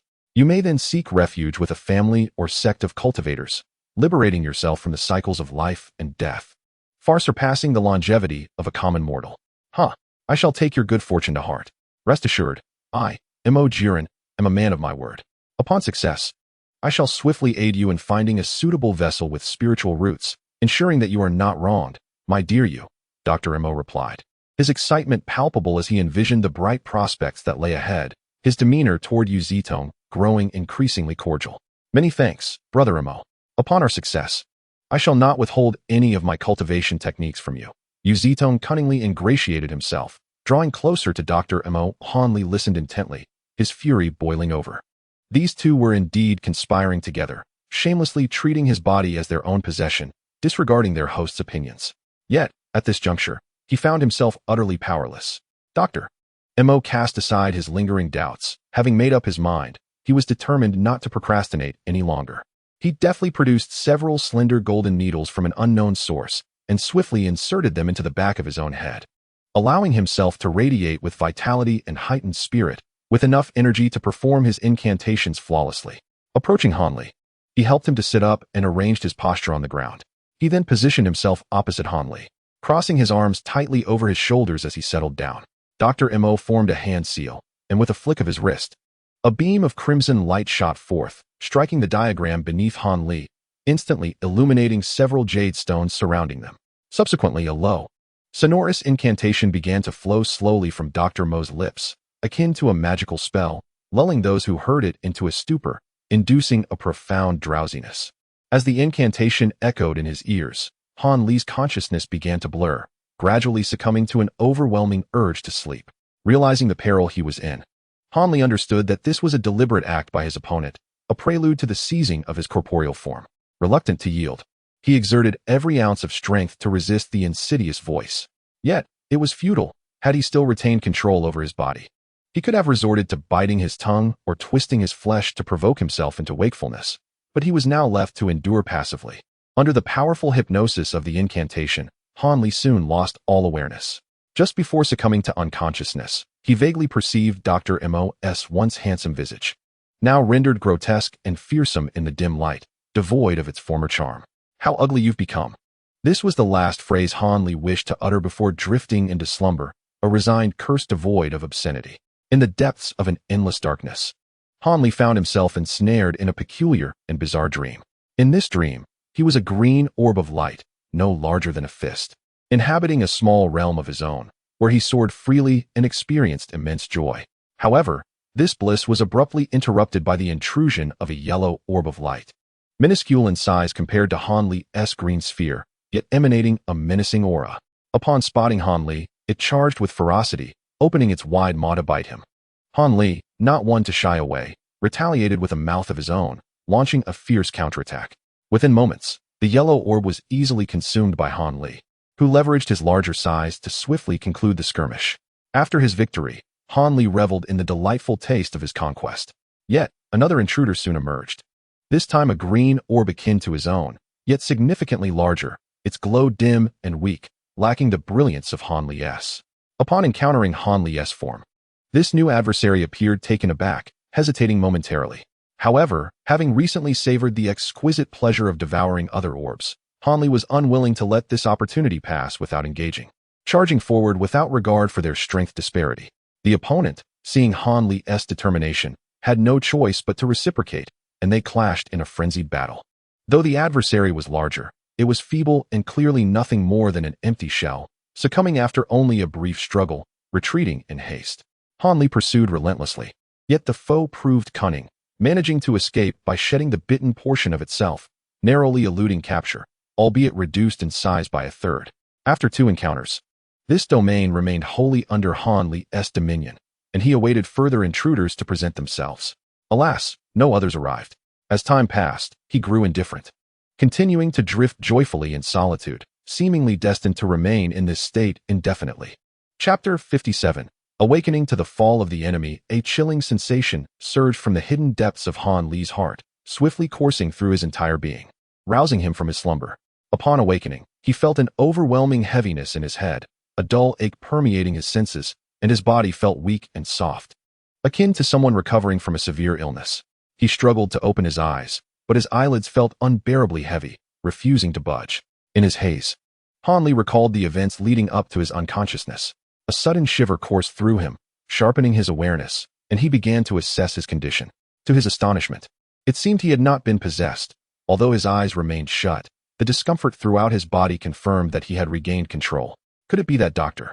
Mo's magical incantation had failed? The thought of this unexpected turn of events brought Han Li a surge of joy. Suppressing his excitement, he patiently gathered his strength and managed to pry open a narrow slit in his eyelids to observe his surroundings. As he opened his eyes, he was met with the sight of a frail, white-haired face, gaunt and excessively aged, Dr. Mo, whose appearance seemed to have aged a decade since their last encounter, now resembling an old man beyond his years.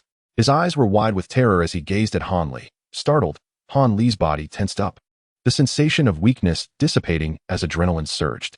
His first instinct was to strike preemptively, unwilling to be caught off guard again after the previous encounter. However, he soon noticed something peculiar.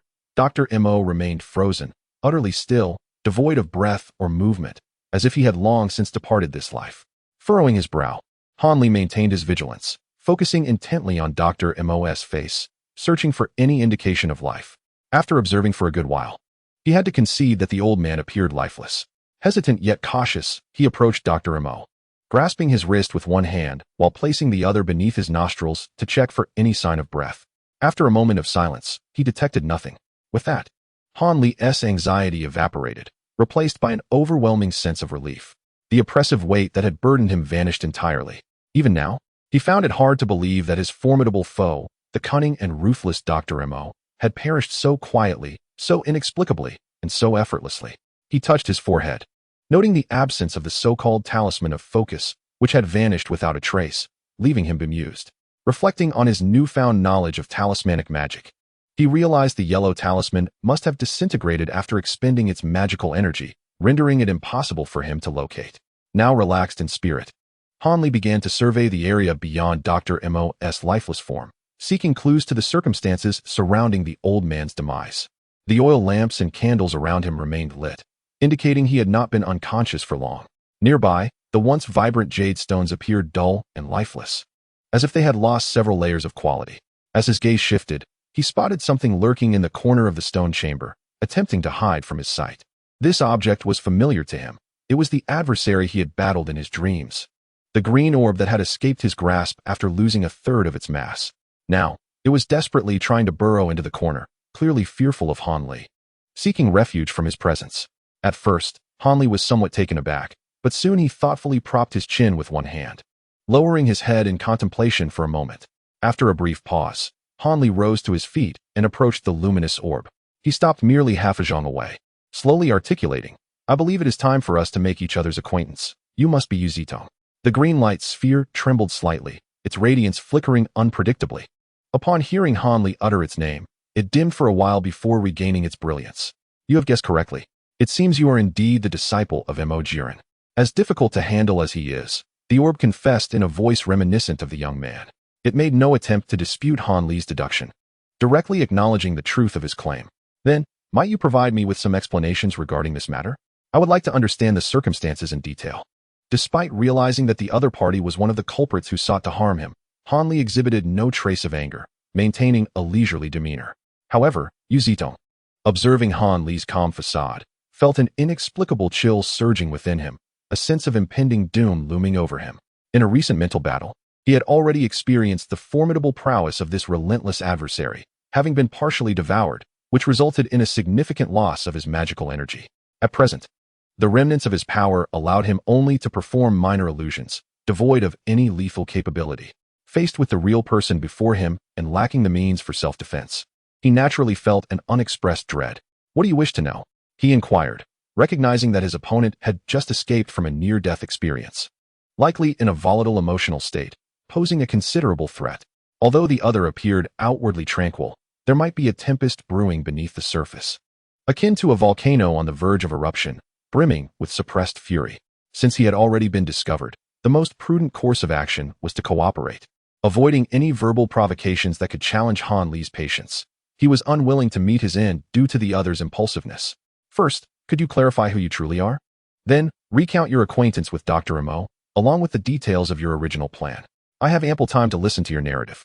Han Li, with a mask-like expression, spoke without revealing any emotional fluctuation. Cough. "To begin with, I too am a victim," Yu Zitong initiated, attempting to elicit Han Li's sympathy while distancing himself from Dr. Mo. However, upon noticing Han Li's indifference, he continued, "I was initially a wandering cultivator."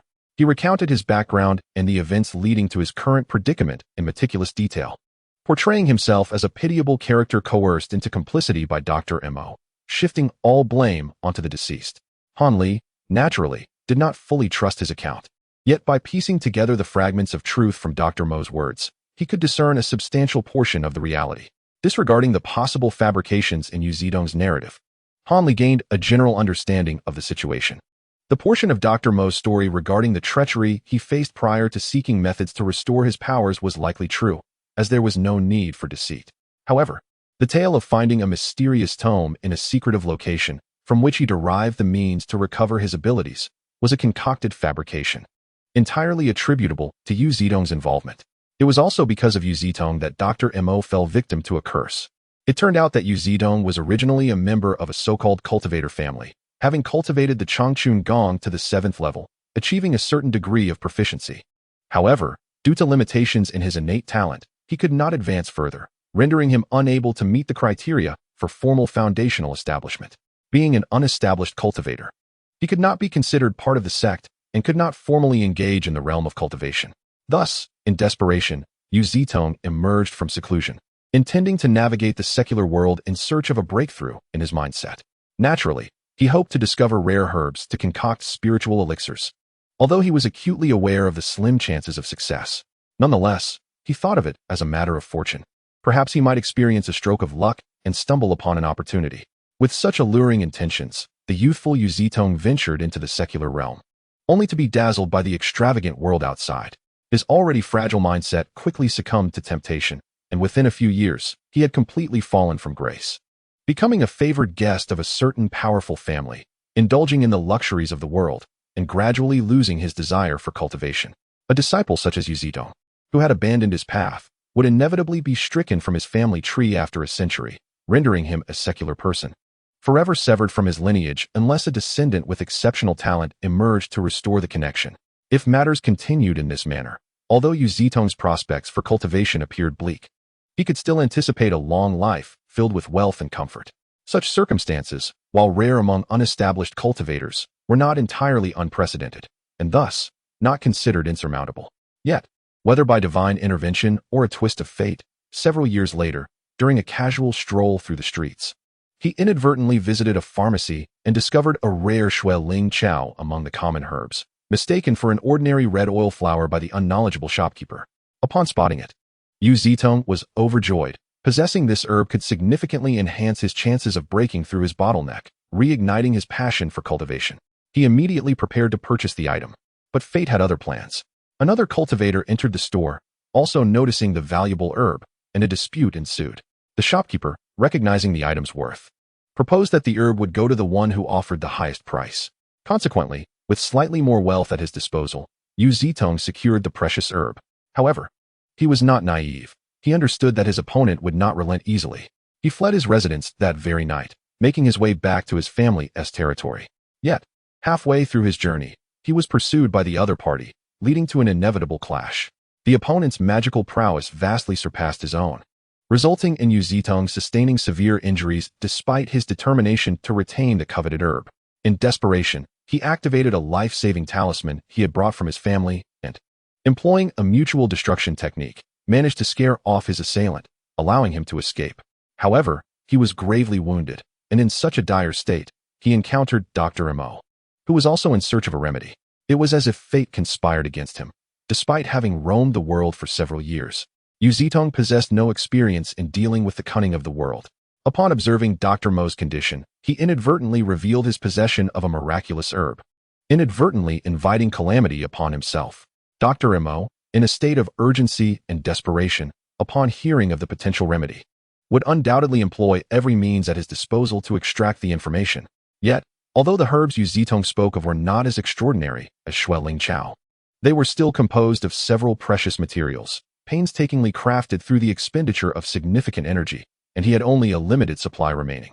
In his current condition, burdened by injury, he cherished these herbs even more, unwilling to part with them freely to someone he regarded as inconsequential. Dr. Mo, feeling humiliated and desperate after failing to procure medicine, was consumed by rage and murderous intent. He stealthily followed Yu Zitong to a secluded area and stealthily administered a secret poison from behind. Ordinarily, such a poison would be ineffective against Yu Zitong. Yet the unique concoction employed by Dr. Mo, of which even he had limited understanding, surprisingly proved effective. Severely wounded, Yu Zitong succumbed to the toxic assault, teetering on the brink of death. It was only then that Dr. Mo revealed himself, brazenly rummaging through Yu Zitong's belongings. Upon witnessing this, Yu Zitong comprehended the unfolding events in their entirety. Enraged, he unleashed the blood arrow soul curse, transforming his vital essence into a blood curse that he spat upon Dr. Mo's head, subsequently allowing his spirit to abandon his corporeal form and drift quietly into the ether. Once his spirit had exited, Yu Zitong realized the folly of his oversight. He had not prepared a vessel to inhabit. Left with no alternatives, he had to enter Dr. Mo's body to temporarily evade the threat of spiritual annihilation. Dr. Mo, drenched in blood, was initially taken aback but soon dismissed it as inconsequential. Drawing upon his knowledge of elixirs, he identified several pills from Yu Zitong's corpse and, filled with elation, consumed them. Miraculously, he found his vitality restored, and in his exhilaration, he gathered the spoils from his victim in an incomprehensible manual of the Changchun Gong, setting his sights on returning to Lanzhou to exact revenge and reclaim his former glory. However, Dr. Mo's jubilation was short-lived as the effects of the soul curse soon manifested. He aged at a terrifying rate, almost a year for each day. Stricken with fear, he endeavored to comprehend the bizarre phenomena afflicting him, but his efforts yielded little success. If this continued, he would inevitably perish like an ordinary elderly man. Meanwhile, Yu Zitong's spirit was faring no better. After entering Dr. Mo's body, he began to experience a phenomenon of assimilation with Mo's spirit. Assimilation is a passive form of possession, where an external spirit, lingering within a host body for an extended period, is subconsciously influenced by the host's spirit, leading to a situation where ultimately only one consciousness can survive. Faced with this predicament, Yu Zitong reluctantly contemplated the notion of active possession. His hesitation was not born from benevolence, but from fear of the three ironclad rules of possession in the cultivation realm. First, cultivators are forbidden from possessing mortals. Otherwise, the possessed body would collapse under the strain of the act. Second, only those with superior spiritual power can successfully possess those with lesser power, and the greater the disparity, the safer the undertaking. Third, a cultivator may only attempt possession once in their lifetime. Any subsequent effort would result in the inexplicable annihilation of their spirit. These immutable laws, forged through countless trials, have thwarted many nefarious individuals seeking to exploit possession for their own gain or to evade disaster. If Dr. Mo were a cultivator, Yu Zitong would have had no fear and could have engaged in a mutually destructive struggle for the body. However, since Mo was merely a mortal devoid of any spiritual power, he could not withstand the act of possession without the risk of total collapse. Moreover, even if Yu Zitong sought refuge in another body, he would be doomed to face the same fate of assimilation, leading to an even graver predicament. With each exit and entry of his spirit, his power would diminish drastically, rendering him unable to freely traverse between bodies and ultimately trapped within another's form until he was completely assimilated. Realizing the urgency of his situation, Yu Zitong understood that unless he found a weak cultivator capable of enduring possession, he would never again risk leaving his body. Under the immense pressure of impending collapse and the danger of assimilation, He reluctantly set aside his grievances with Dr. Mo and contacted him, laying bare the circumstances and the implications of their predicament. Initially, Dr. Mo was furious, but soon recognized the fortuitous opportunity that lay before him. Without hesitation, he and Yu Zitong established a pact, revealing his true cunning nature. Dr. Mo agreed to control his consciousness per Yu Zitong's teachings to avoid assimilating Yu's spirit. In return, Yu Zitong would impart certain secret techniques to slow Dr. Mo's aging and temporarily bestow him with spiritual power. Furthermore, Dr. Mo would seek out a young boy with spiritual roots capable of practicing the Changchun Gong, instructing him in the arts until the opportune moment arose for Dr. Mo to seize possession and achieve rebirth. Dr. Mo had once questioned this plan, attempting to practice the technique himself but failing miserably, leading Yu Zitong to mock him for lacking the necessary spiritual roots. Finally, after successfully possessing a new body, Dr. Mo would assist Yu Zitong in finding a suitable vessel and aid in his own possession. Although these terms appeared to favor Dr. Mo, Yu Zitong was left with little choice, as the threat of assimilation loomed large. He was in a disadvantageous position and thus had to concede certain terms, the true extent of which only he could discern. During these discussions, Yu Zitong had suggested that Dr. Mo seek assistance from his family's hidden sanctuary, but the astute Dr. Mo flatly refused, making it clear that he would not relinquish control, leaving Yu Zitong seething with resentment in the days to come. Subsequent events unfolded without much to elaborate on.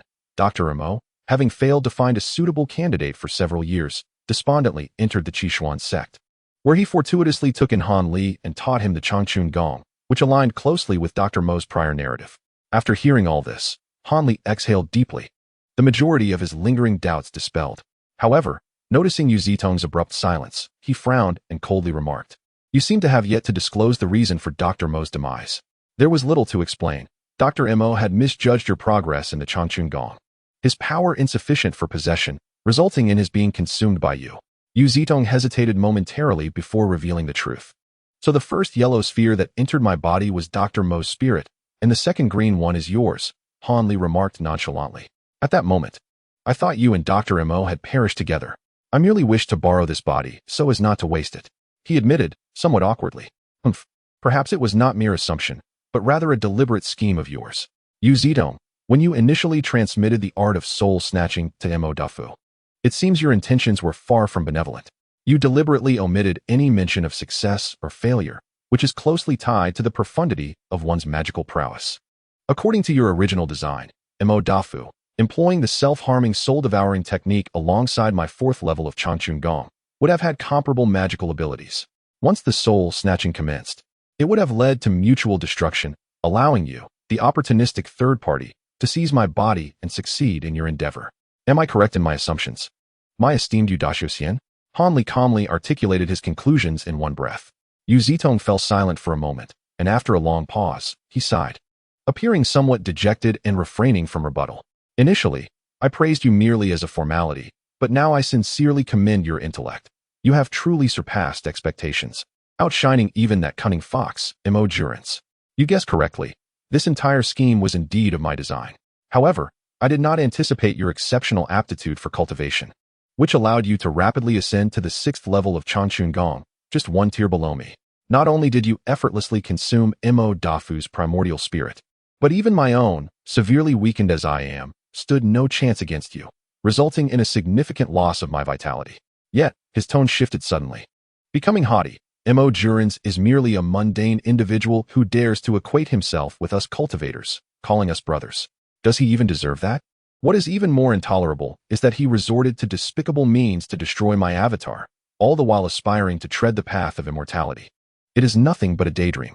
Yu Zitong gritted his teeth and spoke, revealing the long-held animosity he harbored against Mo Dafu. However, you are different. You possess innate spiritual roots and exceptional talent, making your existence within the mundane world a tremendous waste.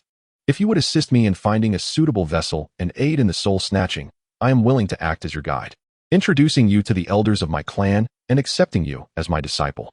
What do you think? Yu Zitong expressed his confidence in his words, believing that no one could resist the allure of attaining immortality. Once, Mo Dafu harbored a deep-seated hatred for him, yet under similar circumstances, he ultimately cooperated obediently. I trust that with just a little incentive, this individual will undoubtedly comply.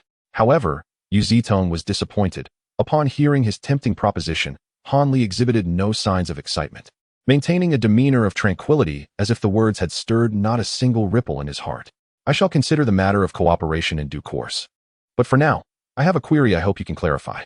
Han Li fixed his clear gaze upon the luminous orb and spoke softly. If I were to consume portions of both Mo Dafus and your primordial spirits, what adverse effects might ensue? Why do I experience a slight throbbing in my head, sensing an influx of unfamiliar content that I cannot examine? Is there anything amiss? Han Li finally voiced the concern that had troubled him since awakening. Upon hearing this, Yu Zedong realized that the other party was merely anxious about this minor issue, and his heart immediately lightened, his tone becoming markedly more buoyant. Ah, so it is this matter. My dear brother, you need not fret, it is of no consequence. Understand that the elements lodged within your mind will gradually dissipate within a year or two, requiring no effort on your part. Are you implying that my consumption of these elements is entirely futile, leaving no trace behind? I find that hard to believe. Han Li regarded him with a skeptical gaze, revealing his distrust.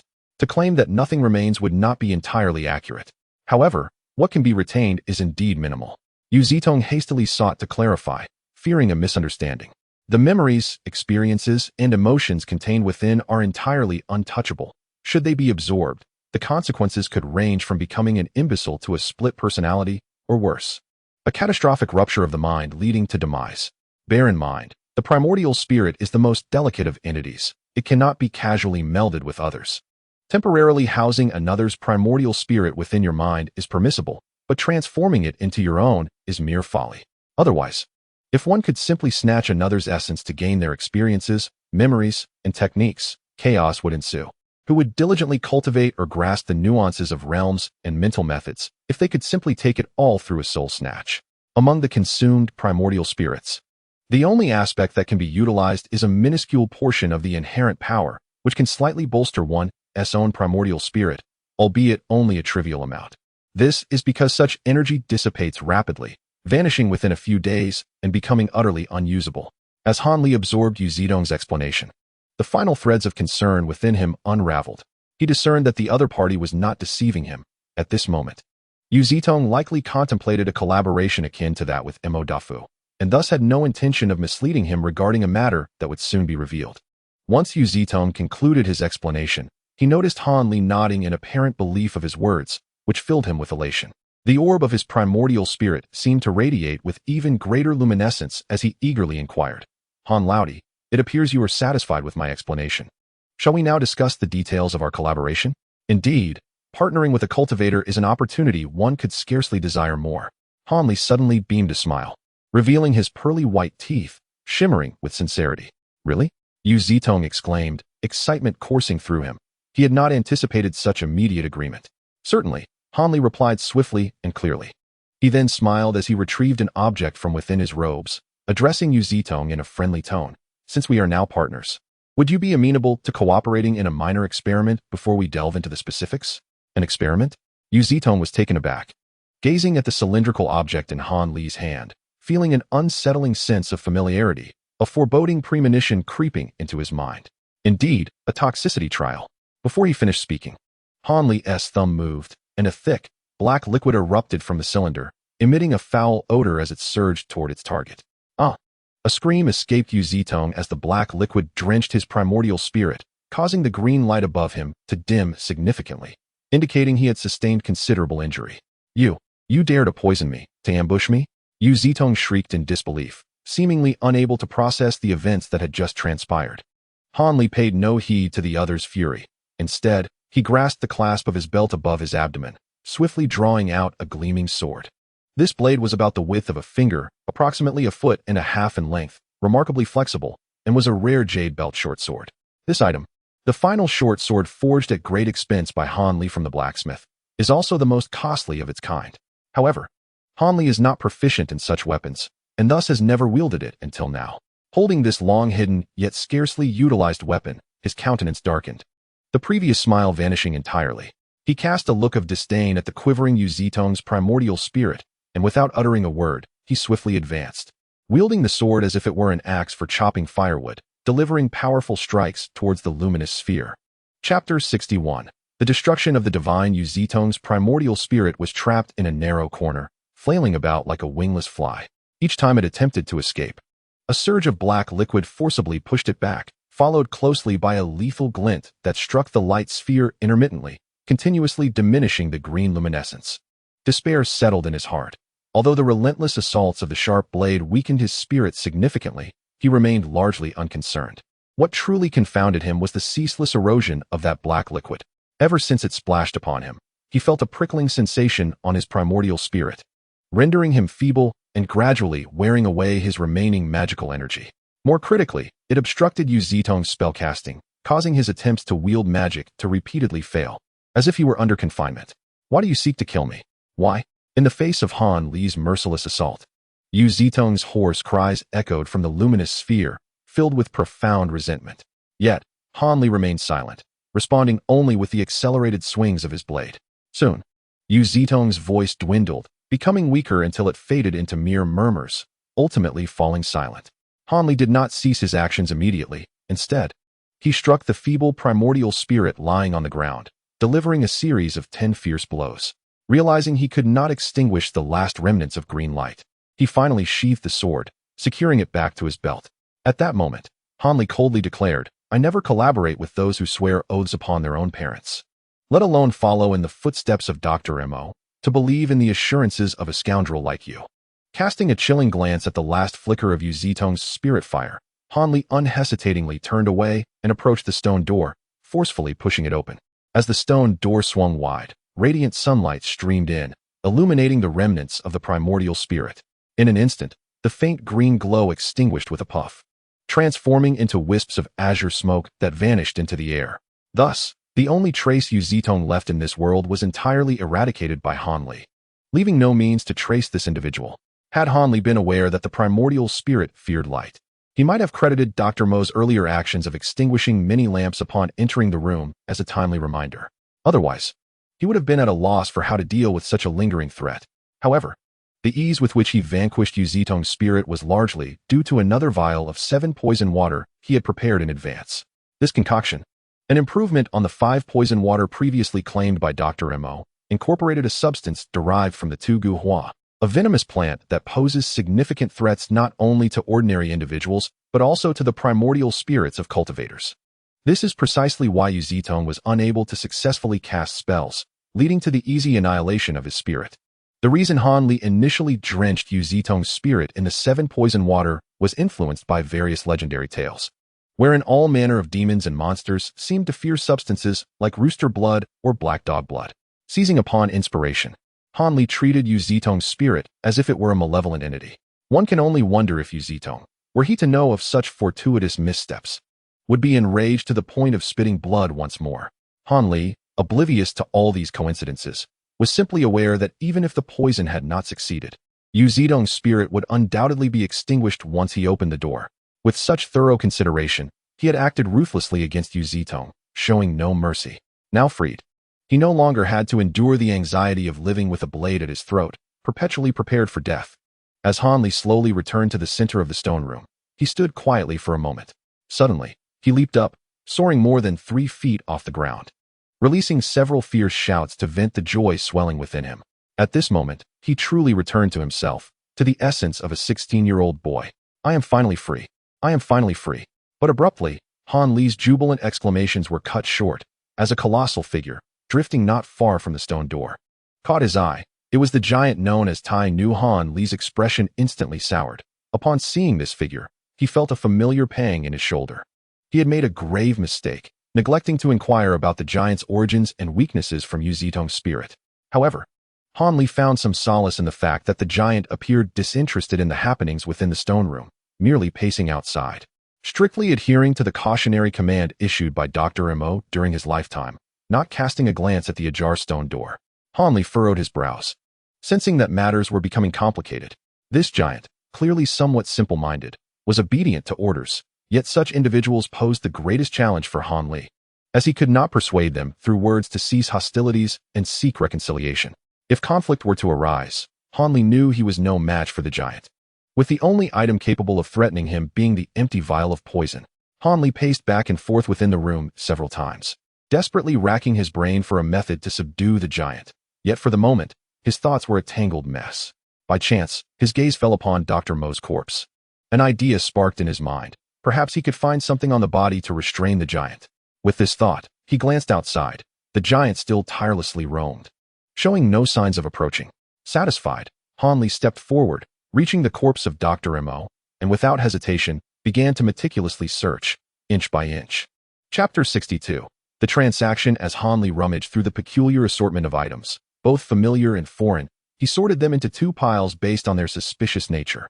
Placing them aside, gradually, he became astonished at the sheer variety of strange objects Dr. Mo had possessed, many of which were evidently lethal. A dart designed to silence the breath upon contact, a pouch of sand imbued with snake venom, and numerous razor-sharp boomerangs all emerged from the search. As the items accumulated, Han Li's breaths quickened. The more he scrutinized, the more alarmed he became. He then realized how fortunate he had been during his confrontation with Dr. Mo.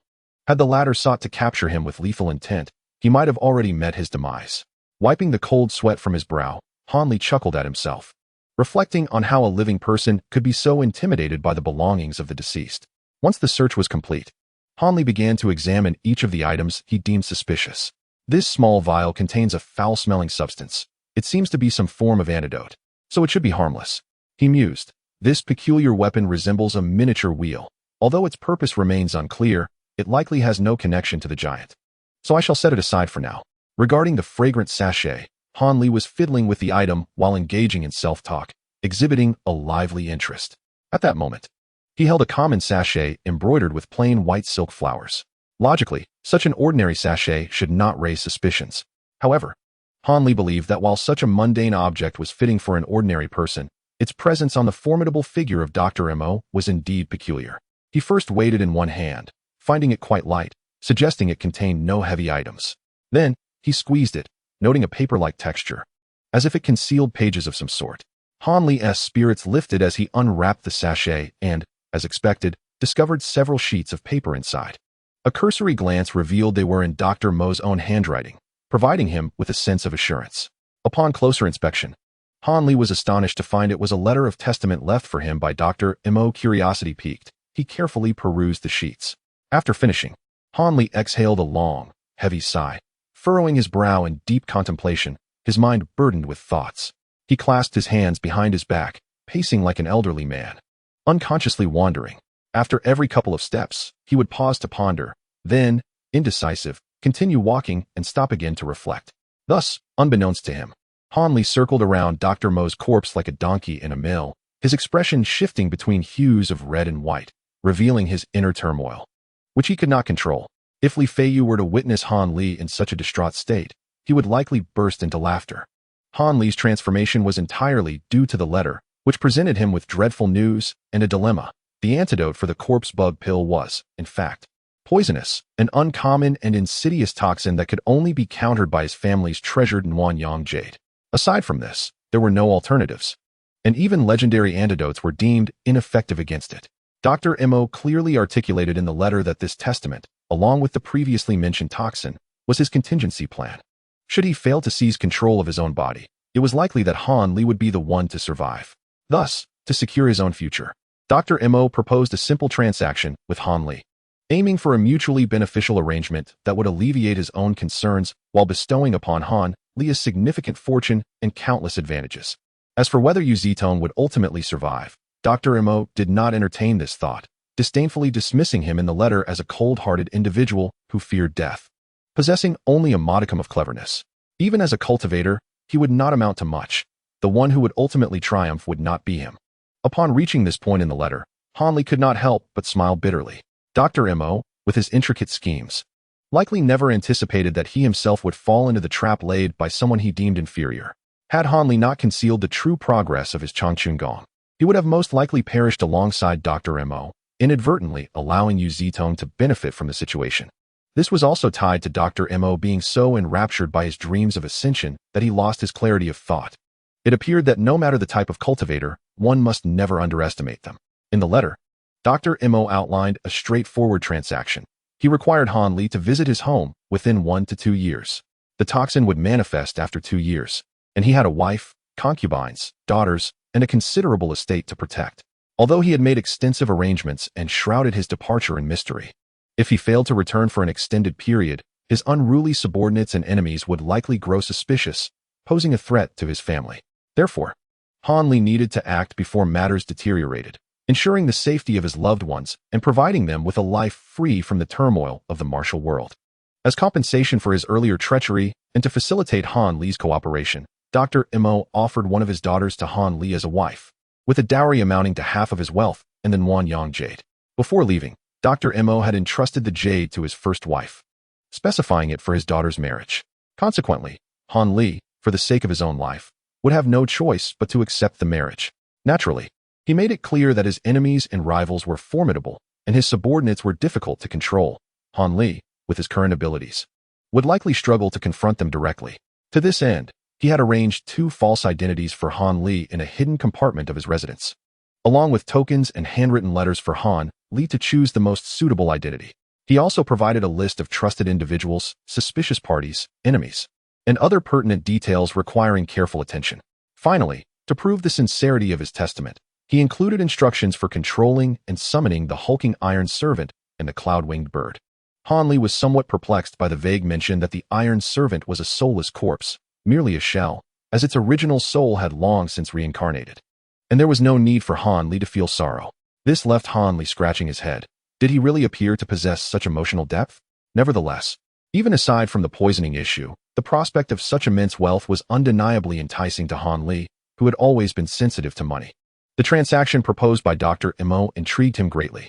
As for marrying his daughter, it stirred feelings within Han Li, who had just begun to experience the stirrings of affection. For it was evident from Dr. Mo's appearance that his daughter could not be unattractive. However, the risks involved were substantial. A single misstep could cost him his life. And those whom Dr. Mo regarded as adversaries were not easily dealt with. Having meticulously arranged for his own affairs, Dr. Mo bound Han Li's and his family's safety together with a web of life, beauty, and immense wealth, making it clear that Han Li would have to reluctantly accept this poisoned chalice wrapped in honey. Chapter 63. True Identity. After pacing in circles for quite some time, Han Li finally came to a halt. Whether to engage in this transaction or to wait until he was truly unable to find an antidote before making a decision was a dilemma he resigned himself to contemplate. He then cast a glance at the hulking figure outside, recalling the enigmatic phrases at the end of the testament, and felt a spark of curiosity. He resolved to attempt controlling the giant. Bending down, Han Li rummaged through a pile of items and retrieved a small brass bell. Its size modest enough to be cradled in one hand. Its craftsmanship was exquisite, proportioned harmoniously, indicative of a master artisan. The only distinguishing feature from an ordinary bell was the faint traces of blood embedded within its walls, making it particularly striking. Han Li scrutinized the artifact, known as the soul calling bell, but could not discern its true power. According to the letter, it could subdue a terrifying creature like the hulking giant, which seemed utterly unbelievable. Holding the small bell in his left hand and a dagger in his right, Han Li cautiously stepped out through the stone door, slowly approaching the giant. When he was over 2 zhang away, he stopped, unwilling to draw any closer to avoid potential danger. At that moment, the giant stood with its back to Han Li, completely unaware. Bang! A clear and crisp chime resonated from the small bell as Han Li gently tapped the bronze bell with his dagger, producing a sound that seemed no different from an ordinary toll. A hint of doubt flickered in his heart. Could such a sound truly subdue the giant? He lowered his body slightly, preparing to escape back to the stone chamber at the first sign of danger. Upon hearing the bell, the giant's shoulders twitched, indicating a reaction, which filled Han Li with a surge of hope. He hastily resumed striking the bronze bell in rapid succession.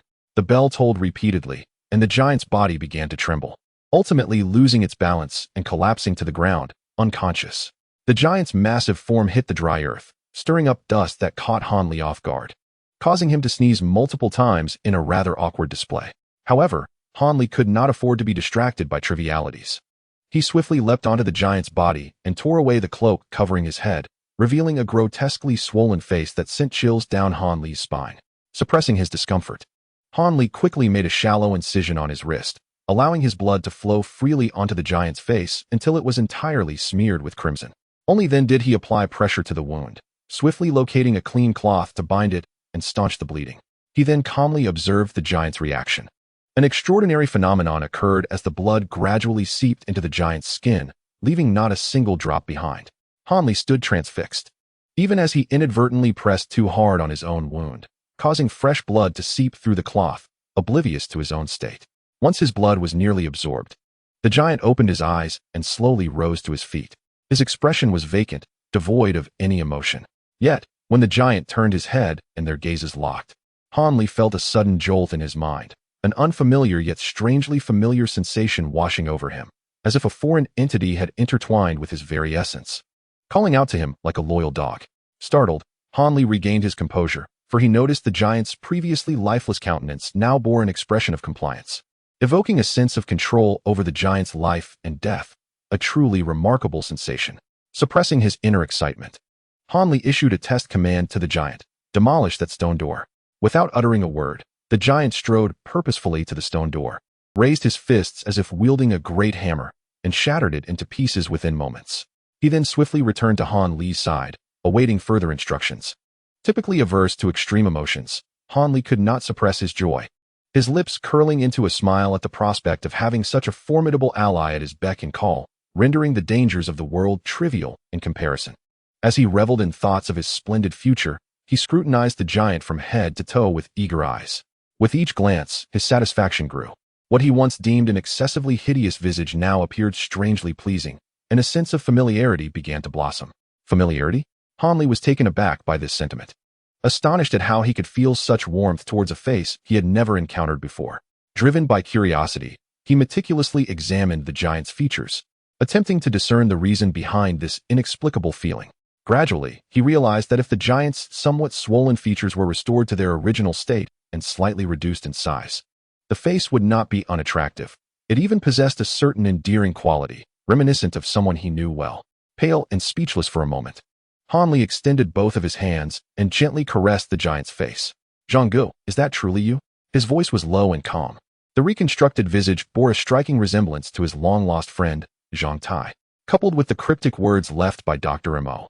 Han Li felt nearly certain that the giant was deeply connected to Zhang Tai. Could it be true, as suggested in the letter, that this giant was merely the shell of Zhang Tai, with his soul long departed? Yet, why had his body transformed into such a towering and fearsome figure? Chapter 64. Han Li's fingers felt the giant's icy skin as he gazed into his vacant eyes, pondering the fate of Zhang Tai.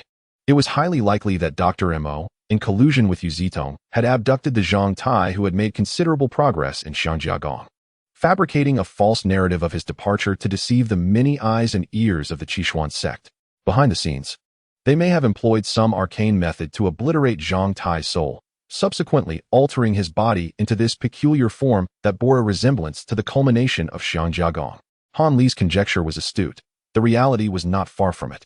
Years ago, Dr. Mo had conceived the idea of merging Xiangjiagong with the corpse refining technique provided by Yu Zitong to create a legion of subservient and formidable corpses that could dominate the martial world. However, in a short span, he only managed to produce this single giant, whom he cherished dearly, keeping him hidden in a secret location at the foot of the mountain, only bringing him back during his last visit. Yet, Yu Zitong had no interest in such imperfect corpses, even deriding them. During his lifetime, he had countless methods to subdue such incomplete beings, and compared to true cultivators' advanced iron-armored corpses, their power fell woefully short, limited to making a fleeting impression in the mundane world. Their only advantage was the simplicity of their materials and the ease of their creation, allowing anyone with a modicum of magical ability to manufacture them. After a prolonged silence, Han Li abruptly withdrew his hands from the giant's face, shifting his gaze uneasily from him to the dilapidated stone door, lost in thought. In that instant, a chill gripped his heart, not for Zhang Tai's tragic fate, but for his own heartlessness. He had expected that upon learning of his friend's dire circumstances, he would rise in anger, calling out the names of Mo Jiren and Yu Zitong with a voice filled with hatred. Yet, apart from a fleeting sadness, he felt little agitation or fury, as if the plight of his former friend was that of a mere stranger. Was it because he understood that the giant before him was merely a shell, devoid of Zhang Tai's essence? Or had he truly grown cold-hearted? This display of selfish indifference filled Han Li with a sense of dread. He realized, with a start, that he had become so unfamiliar to himself. Finally, awakening from his stupor, Han Li cast a complex glance at the giant, uncertain of how to address him. Recalling Dr. Mo's words regarding the soulless shell, he looked skyward and softly spoke. "Jianghu, you have surely reincarnated by now. The body you left behind is of no use. Allow me to wield it for a time." I promise to use it judiciously and hope you will not hold it against me." Having uttered these almost prayer-like words, Han Li felt a sense of calm wash over him, and he addressed the giant once more. "Since you are the shell left behind by Jianghu, devoid of a soul, I shall call you Chu Han. I hope that in the days to come, you can lend me a helping hand." Upon hearing Han Li's words, the giant stood frozen in place, displaying only the usual submissive demeanor without any discernible reaction. It appeared he truly lacked independent consciousness and could only passively accept commands. "How foolish of me to speak to a soulless body." Han Li shook his head in self-mockery and then walked leisurely toward the stone house. "Chu Han, follow me." Han Li had entirely recovered from his earlier despondency, his expression as usual, as if nothing had transpired. It seemed he had indeed become as iron-willed and rational as he believed, no longer easily troubled by emotions. This astonishing transformation, I wonder, is it a blessing or a curse for Han Li, who is about to embark on the path of a cultivator? In the subsequent period, Han Li busied himself tirelessly to handle the aftermath with meticulous care. He not only buried Dr. Mo's body beneath a large tree, but also destroyed and disposed of every item remaining in the stone house. He even commanded Chu Han to demolish the entire stone house, reducing it to rubble so that its original appearance was utterly unrecognizable. Only then did he relent. After this tumultuous effort, dusk had fallen, and the sun began its descent. Han Li stood before what was once the stone house, now merely a pile of stones, surveying the area to ensure nothing was overlooked, and nodded in satisfaction. "Chu Han, let us depart.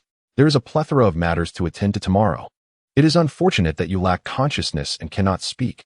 Otherwise, I would feel more at ease discussing things with you." Bathed in the fiery glow of the sunset, Han Li dragged his elongated shadow, murmuring incessantly to the giant, now named Chu Han, as if he had finally found a confidant who could absorb his thoughts without complaint. At this moment, he exhibited none of the coldness or ruthlessness previously seen, resembling more a carefree boy next door. After arranging Chu Han, Han Li returned to his dwelling. Inside, he felt like a stranger returning home after a long absence, touching the furniture and glancing around, muttering to himself, "This day feels so interminable. It seems longer than the 10 years I have lived combined." Then he suddenly collapsed onto the bed, falling into a deep slumber. He was utterly exhausted, both mentally and physically. However, it was truly delightful to return alive. A smile lingered on his lips as he drifted into sleep. Chapter 65. Han the physician. Han Li reclined in the grand chair once frequented by Dr. Mo, engrossed in a scroll inscribed with the title Chongqing Jing, yet containing the essence of the Chongqing Gong's formulas, reading with rapt attention. This scroll had often been in Dr. Mo's hands, a source of endless fascination, which had puzzled Han Li in the past. Now, having uncovered its secret, he realized that he was not merely studying some principles of health, but rather delving into the intricacies of the Chongqing Gong's incantations. Evidently, Dr. Mo had not fully resigned himself to the inability to cultivate spiritual power, remaining skeptical of Yu Zitong's claims regarding spiritual roots, and had been quietly contemplating the matter on his own. This scroll was discovered alongside other items in a hidden compartment, containing not only the first 6 levels of the formulas he had previously practiced, but also the latter 2 levels of the technique. An unexpected revelation that filled Han Li with excitement for quite some time. Upon realizing he had been practicing what was said to summon wind and rain, his desire for the subsequent techniques of Chongqing Gong intensified. After all, who wouldn't he wish to become an immortal? At that moment, the sun was at its zenith, warm rays streaming through the open skylight and bathing Han Li in light, causing him to squint as he read. He casually used the open book to shield his face from the glaring sunlight, and as darkness enveloped his vision, he felt a wave of comfort, prompting him to mentally review the 7th layer of the incantation once more. He had recently noticed signs of progress in his Chongqing Gong due to the continuous consumption of spiritual herbs, and he would soon break into the 7th layer, making early acquaintance with the techniques of the lower levels beneficial for overcoming his bottleneck. It had been over half a year since Dr. Mo's possession. Just a day after the event, Han Li, to conceal the signs of Dr. Mo's demise, had skillfully forged a letter in Dr. Mo's handwriting, claiming he wished to return to his homeland to visit family, and submitted it to the elder in charge of the sect. In the letter, he unabashedly adopted Dr. Mo's tone, asserting that he had inherited all of Dr. Mo's medical skills and was now capable of treating others. He explained that due to the long journey back home, he was uncertain when he would return, thus requesting that the sect leaders allow him to temporarily fulfill Dr. Mo's duties until his return. After submitting the letter, the supervising elders exhibited no suspicion. as Dr. Mo had often been absent for extended periods while gathering medicinal materials. Although he held a title of veneration within the Seven Sect, his status was akin to that of a guest elder, granting him considerable freedom. However, the elders remained skeptical of the claim that Han Li had fully inherited Dr. Mo's medical expertise, harboring some doubt. While Dr. Mo occasionally treated minor ailments for junior disciples, his remarkable skills were primarily directed toward higher-ranking individuals, leading the elders to initially withhold granting Han Li immediate responsibility, instead assigning him to attend to the junior disciples' ailments to assess his true capabilities. Han Li remained unperturbed by the elders' skepticism of his medical skills. He approached the task of treating patients with indifference, merely seeking the tranquility and seclusion of Shunshou Valley and its ample medicinal gardens. If he could control the valley entirely, he could openly utilize the mysterious vials to cultivate rare herbs without fear of others discovering his secret. Although the valley was currently under his sole control, who could predict whether the leaders might reclaim it should Dr. Mo remain absent for an extended period? Thus, Han Li endeavored to showcase his medical prowess, exerting extraordinary effort in treating the disciples, even discreetly utilizing the abundant precious herbs he had cultivated daily. Consequently, under his already considerable medical skills and the effects of the rare herbs, he achieved miraculous results, curing nearly every patient who sought his aid. As anticipated, his reputation as a miraculous healer spread like thunder across the Seven Sect, and the entire mountain soon learned of the emergence of a young divine physician with extraordinary skills. This physician's abilities were deemed wondrous and unfathomable under his care. Whether for external injuries, internal afflictions, or perplexing ailments, he could ensure complete recovery within 3 days, surpassing even Dr. Mo himself. In truth, Han Li's medical skills pale in comparison to those of Dr. Mo. However, Dr. Mo could not afford to lavishly expend his limited supply of rare medicinal herbs. In terms of recovery effectiveness, Han Li undoubtedly surpassed him by a considerable margin. Thus, when Han Li once again managed to revive an injured disciple to full vitality in merely a few days, the higher-ups could no longer remain idle. Just a day later, they summoned him for a meeting. To his surprise, the person awaiting him was none other than the deputy sect master Ma, whom he had encountered once before at the Liangu Cliff. This Ma, seemingly having completely forgotten about the originally inconspicuous named disciple, promptly expressed his willingness to allow Han Li to take over Dr. Mo's responsibilities, along with all the associated benefits. Naturally, the title of honored physician could not be conferred upon him yet, as Han Li was still quite young, merely in his mid-teens, and thus could not command the respect of other esteemed physicians. Nevertheless, his monthly salary would be disbursed according to the standards set for honored physicians. In conclusion, Deputy Master Ma also indicated that if Han Li had any grievances or requests, he was welcome to voice them, and they would consider them accordingly. Chapter 66. Peculiar regulations. This generous demeanor from the other party led Han Li to understand that as long as his requests were not overly excessive, there was a high likelihood of their approval.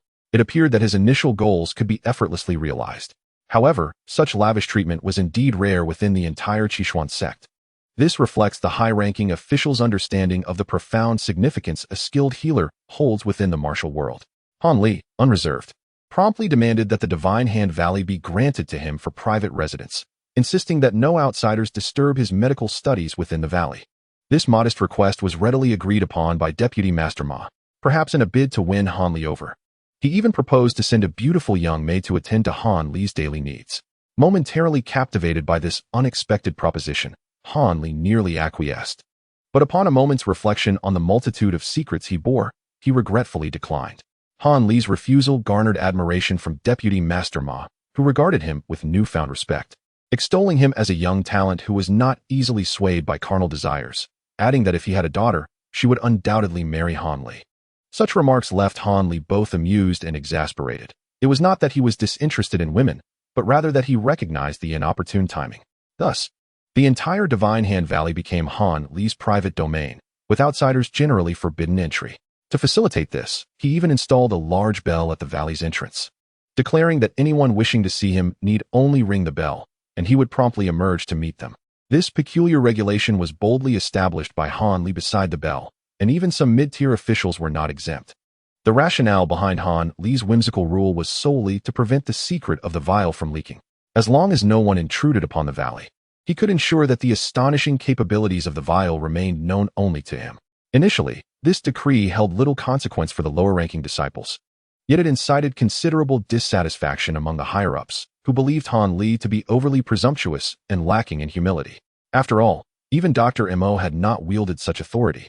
And how dared a mere apprentice, freshly graduated, act so brazenly? However, when Han Li successfully brought a critically injured guardian back from the brink of death and fully healed him, all dissenting voices vanished without a trace. And none dared to mention it again. No one would risk offending a healer capable of saving their lives over trivial matters. Thus, the bell ringing to gain an audience was regarded as a peculiar quirk befitting a renowned physician. As the days passed, even several sect masters gradually acquiesced to this regulation. When they sought medical assistance, they would politely ring the bell and respectfully summon Han Li. In this manner, Han Li slowly evolved into an extraordinary figure within the Qishuan sect's lore. He was neither a high-ranking official, lacking any formal titles or authority, nor merely a low-ranking disciple. Who had ever seen a disciple of such stature that even the sect masters addressed him as Dr. Han? The name Han Li was seldom uttered without reverence. Of course, this did not include Li Feiyu, the senior brother. Li Feiyu maintained his aloof demeanor in front of others, but would instantly adopt a carefree attitude upon seeing Han Li, unabashedly calling him by name, unbothered by Han Li's elevated status, unlike other disciples such as Wang Daping, who had grown distant and respectful. This familiarity brought Han Li some comfort. After all, the loneliness of isolation was not easily borne. The thought of Li Feiyu's playful expressions inevitably reminded him of another familiar face, one etched with a frown. Not long ago, he unexpectedly encountered another acquaintance from his journey into the mountains years ago, Wu Yan, a core disciple of the Seven Absolute Hall. Wu Yan suffered from a peculiar ailment that was neither too severe nor too light, one that had proven difficult to cure by several inept doctors, leaving him in considerable torment. He had no choice but to leverage the influence of Deputy Master Ma to seek Han Li's healing. It must be said that Wu Yan had a remarkable memory. Upon seeing the illustrious Dr. Han, he immediately recognized his former travel companion. The astonishment and peculiarity reflected on Wu Yan's face linger in Han Li's memory, for his past treatment of Han Li had been far from kind, even bordering on harsh. Seeing Wu Yan's awkward demeanor amused Han Li, who naturally did not withhold his healing assistance. However, to maintain his reputation, Han Li deliberately increased the dosage of the medicine, resulting in Wu Yan's swift recovery within just 2 days. Yet, this rapid healing came with some discomfort due to the potent effects of the medicine, serving as a minor retribution for Wu Yan's previous unkindness. It appeared that Han Li was not as magnanimous as he believed. He was, in fact, quite vengeful. Thus, Han Li gradually supplanted Dr. Mo's position on the mountain, even surpassing it. Now, he would daily extract the small vial and place it in a spacious area within the valley, allowing it to cultivate miraculous green liquid every 7 to 8 days, nurturing rare herbs that had matured over the years, which he would then meticulously concoct into various medicinal formulations. A small portion of these remedies was administered to those who sought his aid. The majority was consumed by Han Li himself, utilized for cultivating his essence and advancing his longevity technique. Han Li shifted slightly in the grand chair he occupied, seeking greater comfort. Although he sat upon Dr. Mo's chair, this was no longer Dr. Mo's residence, but rather Han Li's own abode. He had unceremoniously appropriated every useful item from Dr. Mo's quarters and brought them into his own space. Given his current status, even if someone were to witness his apparent disrespect towards Dr. Mo, they would not dare to reprimand him. After all, in the eyes of others, Han Li's significance had eclipsed that of Dr. Mo. People are, after all, quite pragmatic. In truth, Dr. Mo's dwelling was far more spacious than Han Li's. It would have been more fitting for him to move there. Alas, Han Li felt an odd discomfort about residing in that space. For Dr. Mo's death was intricately linked to him. To openly inhabit the quarters of someone who had perished by his hand felt unsettling and morally ambiguous. Thus, he found solace in his own humble abode, where he felt more at ease. Yet, the memory of Dr. Mo inevitably reminded Han Li of the burdens imposed by the deceased. During this period, he meticulously examined both the interior and exterior of his body several times, discovering a lingering chill that eluded his understanding, concealed within his dantian. Han Li attempted to consume Qingling San and various other detoxifying methods, but alas, none proved effective. It appeared that a journey a year hence was now unavoidable. Chapter 67. Fireball Technique. After a prolonged period of inactivity, Han Li suddenly raised his right hand, pointing a solitary finger upwards, which left onlookers perplexed. Shortly thereafter, a spatial fluctuation occurred just half an inch above his fingertip, manifesting a few sparks out of thin air. As soon as the sparks appeared, they crackled and transformed into a red fireball the size of a walnut amidst the distortion of space. Although small, this fireball radiated an intense heat that quickly permeated the entire room. Han Li remained motionless, as if asleep, with a book still draped over his face. The tiny fireball at his fingertip continued to emit a sizzling sound, contrasting sharply with his stillness. As time flowed, the fireball maintained its extraordinary vitality, showing no signs of extinguishing. However, Han Li began to manifest a different reaction.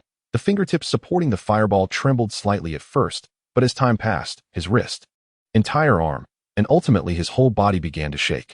Suddenly, Han Li sat upright in his armchair, oblivious to the book that had slipped from his face to the ground.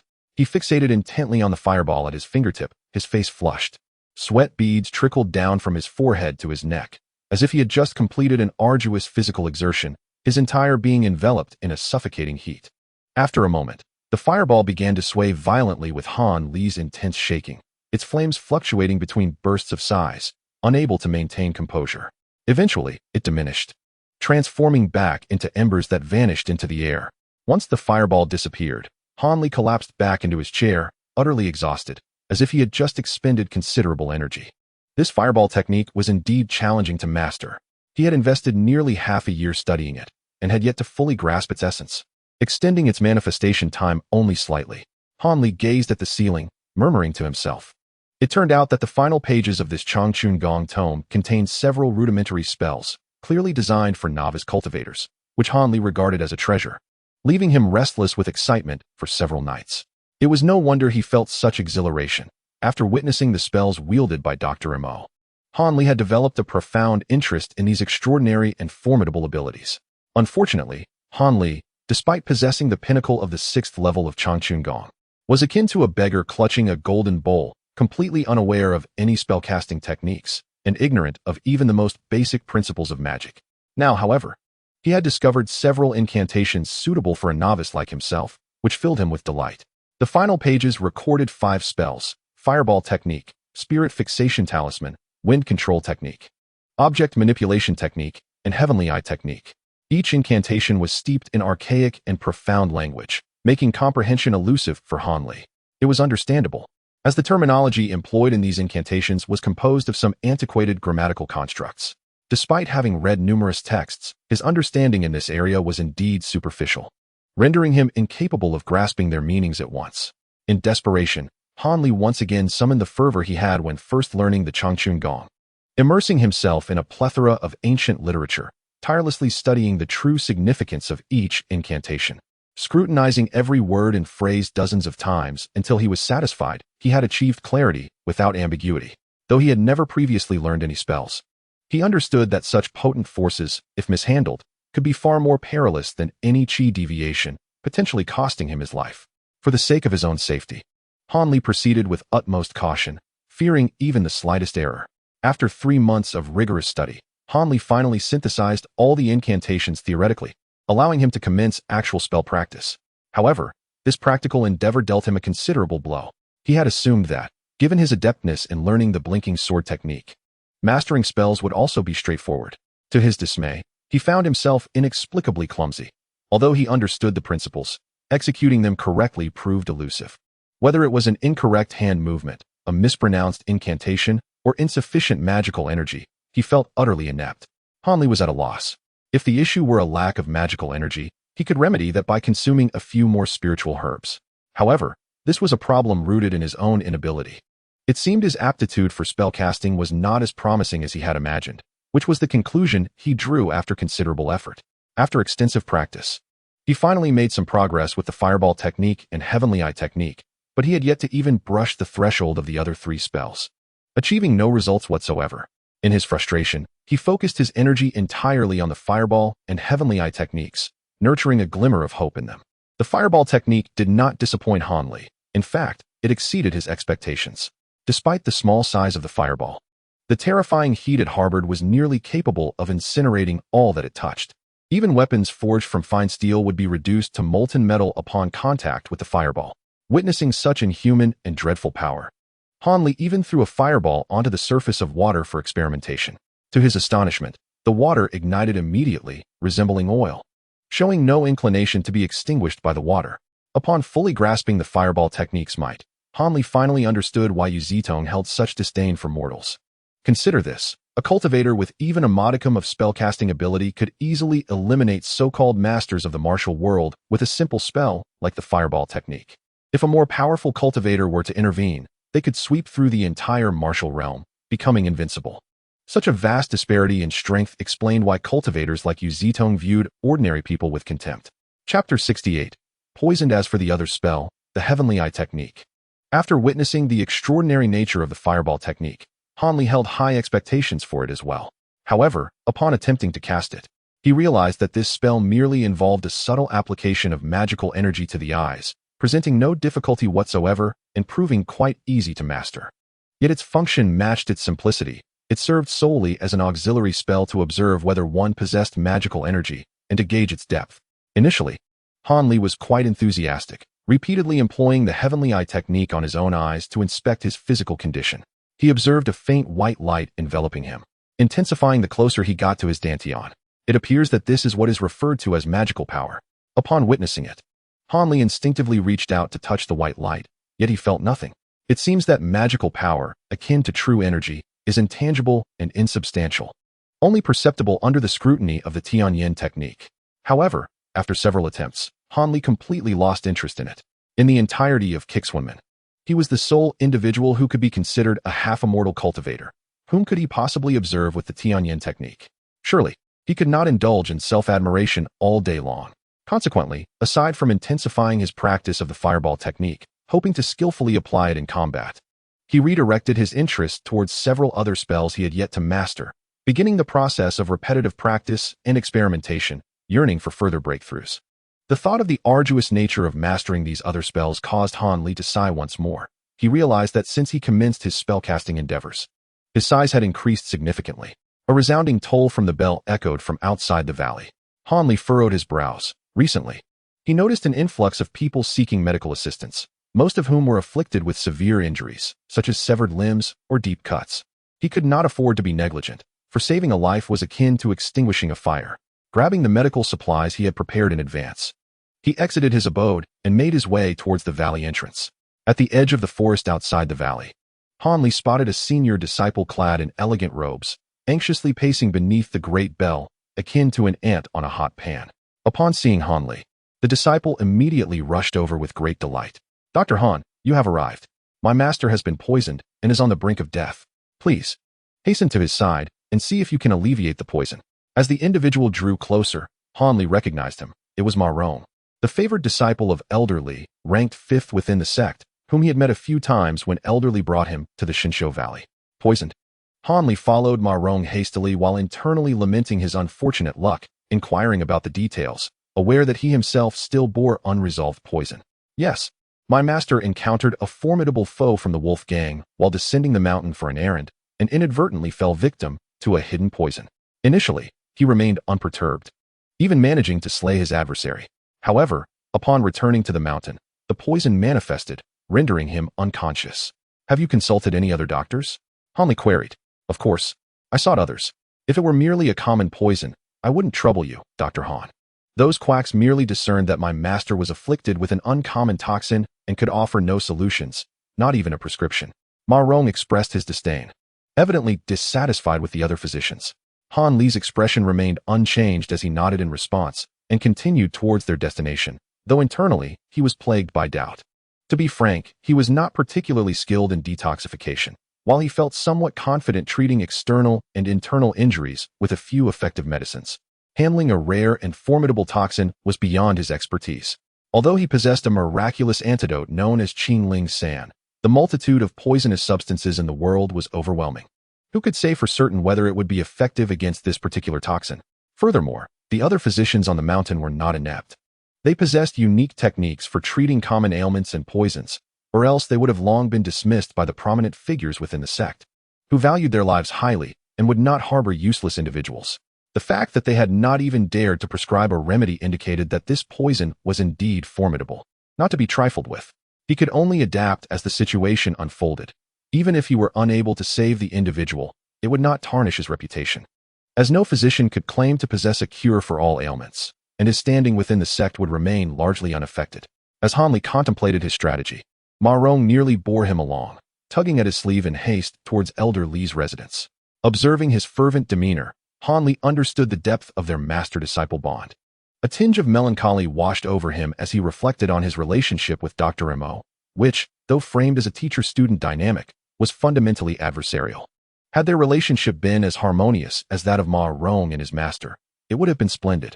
Deep down, he still harbored a measure of respect for Dr. Mo, for his formidable medical skills and mastery of longevity techniques were imparted by the latter. Yet, alas, fate had conspired against them, leading to their inevitable conflict, resulting in Dr. Mo's untimely demise at Han Li's hands. While Han Li was lost in these contemplations, Ma Rong had already ushered him into Elder Li's abode. Chapter 69. Li Feiyu and the young girl. Elder Li's residence was modest, occupying a small space, resembling an ordinary dwelling. Enclosed by a 2-meter-high, half-meter-thick earthen wall, it formed a simple courtyard. The wall featured a semicircular archway facing the approaching path, through which numerous visitors could be seen within the courtyard. Upon entering, Han Li realized the actual number of individuals present was far greater than what he had observed from outside. They congregated in small groups, whispering about Elder Li's condition. Han Li had long been aware that Elder Li was one of the rare, affable figures among the upper echelons of Kixunmen, rarely displaying anger towards junior disciples or peers, and never engaging in power struggles. Such a benevolent character naturally garnered widespread admiration, establishing him as a figure of exceptional popularity within the sect.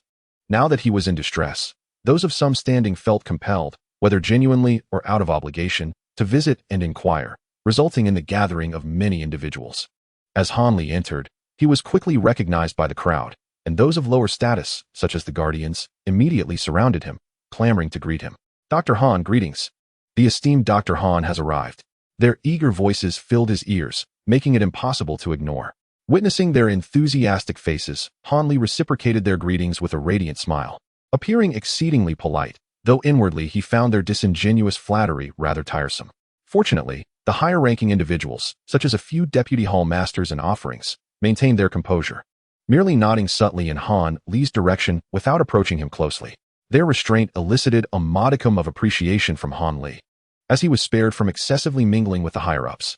Ma Rong, being of lower status, could not interject and could only watch anxiously from the sidelines as Han Li engaged in small talk with the others, his hands fidgeting nervously. At last, once Han Li had concluded his exchanges with the last individual, Ma Rong could no longer contain himself and rushed forward, seizing Han Li's arm and pulling him into the house. This abrupt action drew disapproving glances from those hoping to curry favor with the esteemed Dr. Han. On the surface, Han Li appeared to chuckle at the situation, yet internally he felt a wave of relief. Finally, he was freed from the clutches of the incessant chatterers. Thus, Han Li was directly ushered into the living room by Ma Rong. Inside, the group was small, consisting of a few family members, 2 elders, and Deputy Hall Master Ma. However, to Han Li's surprise, Li Feiyu was also present in the room. This revelation astonished him, as he believed Li Feiyu had no connection to Elder Li. Why was he here? As he was filled with questions, Han Li observed Li Feiyu standing beside a petite girl with tear-streaked cheeks, incessantly offering her comfort.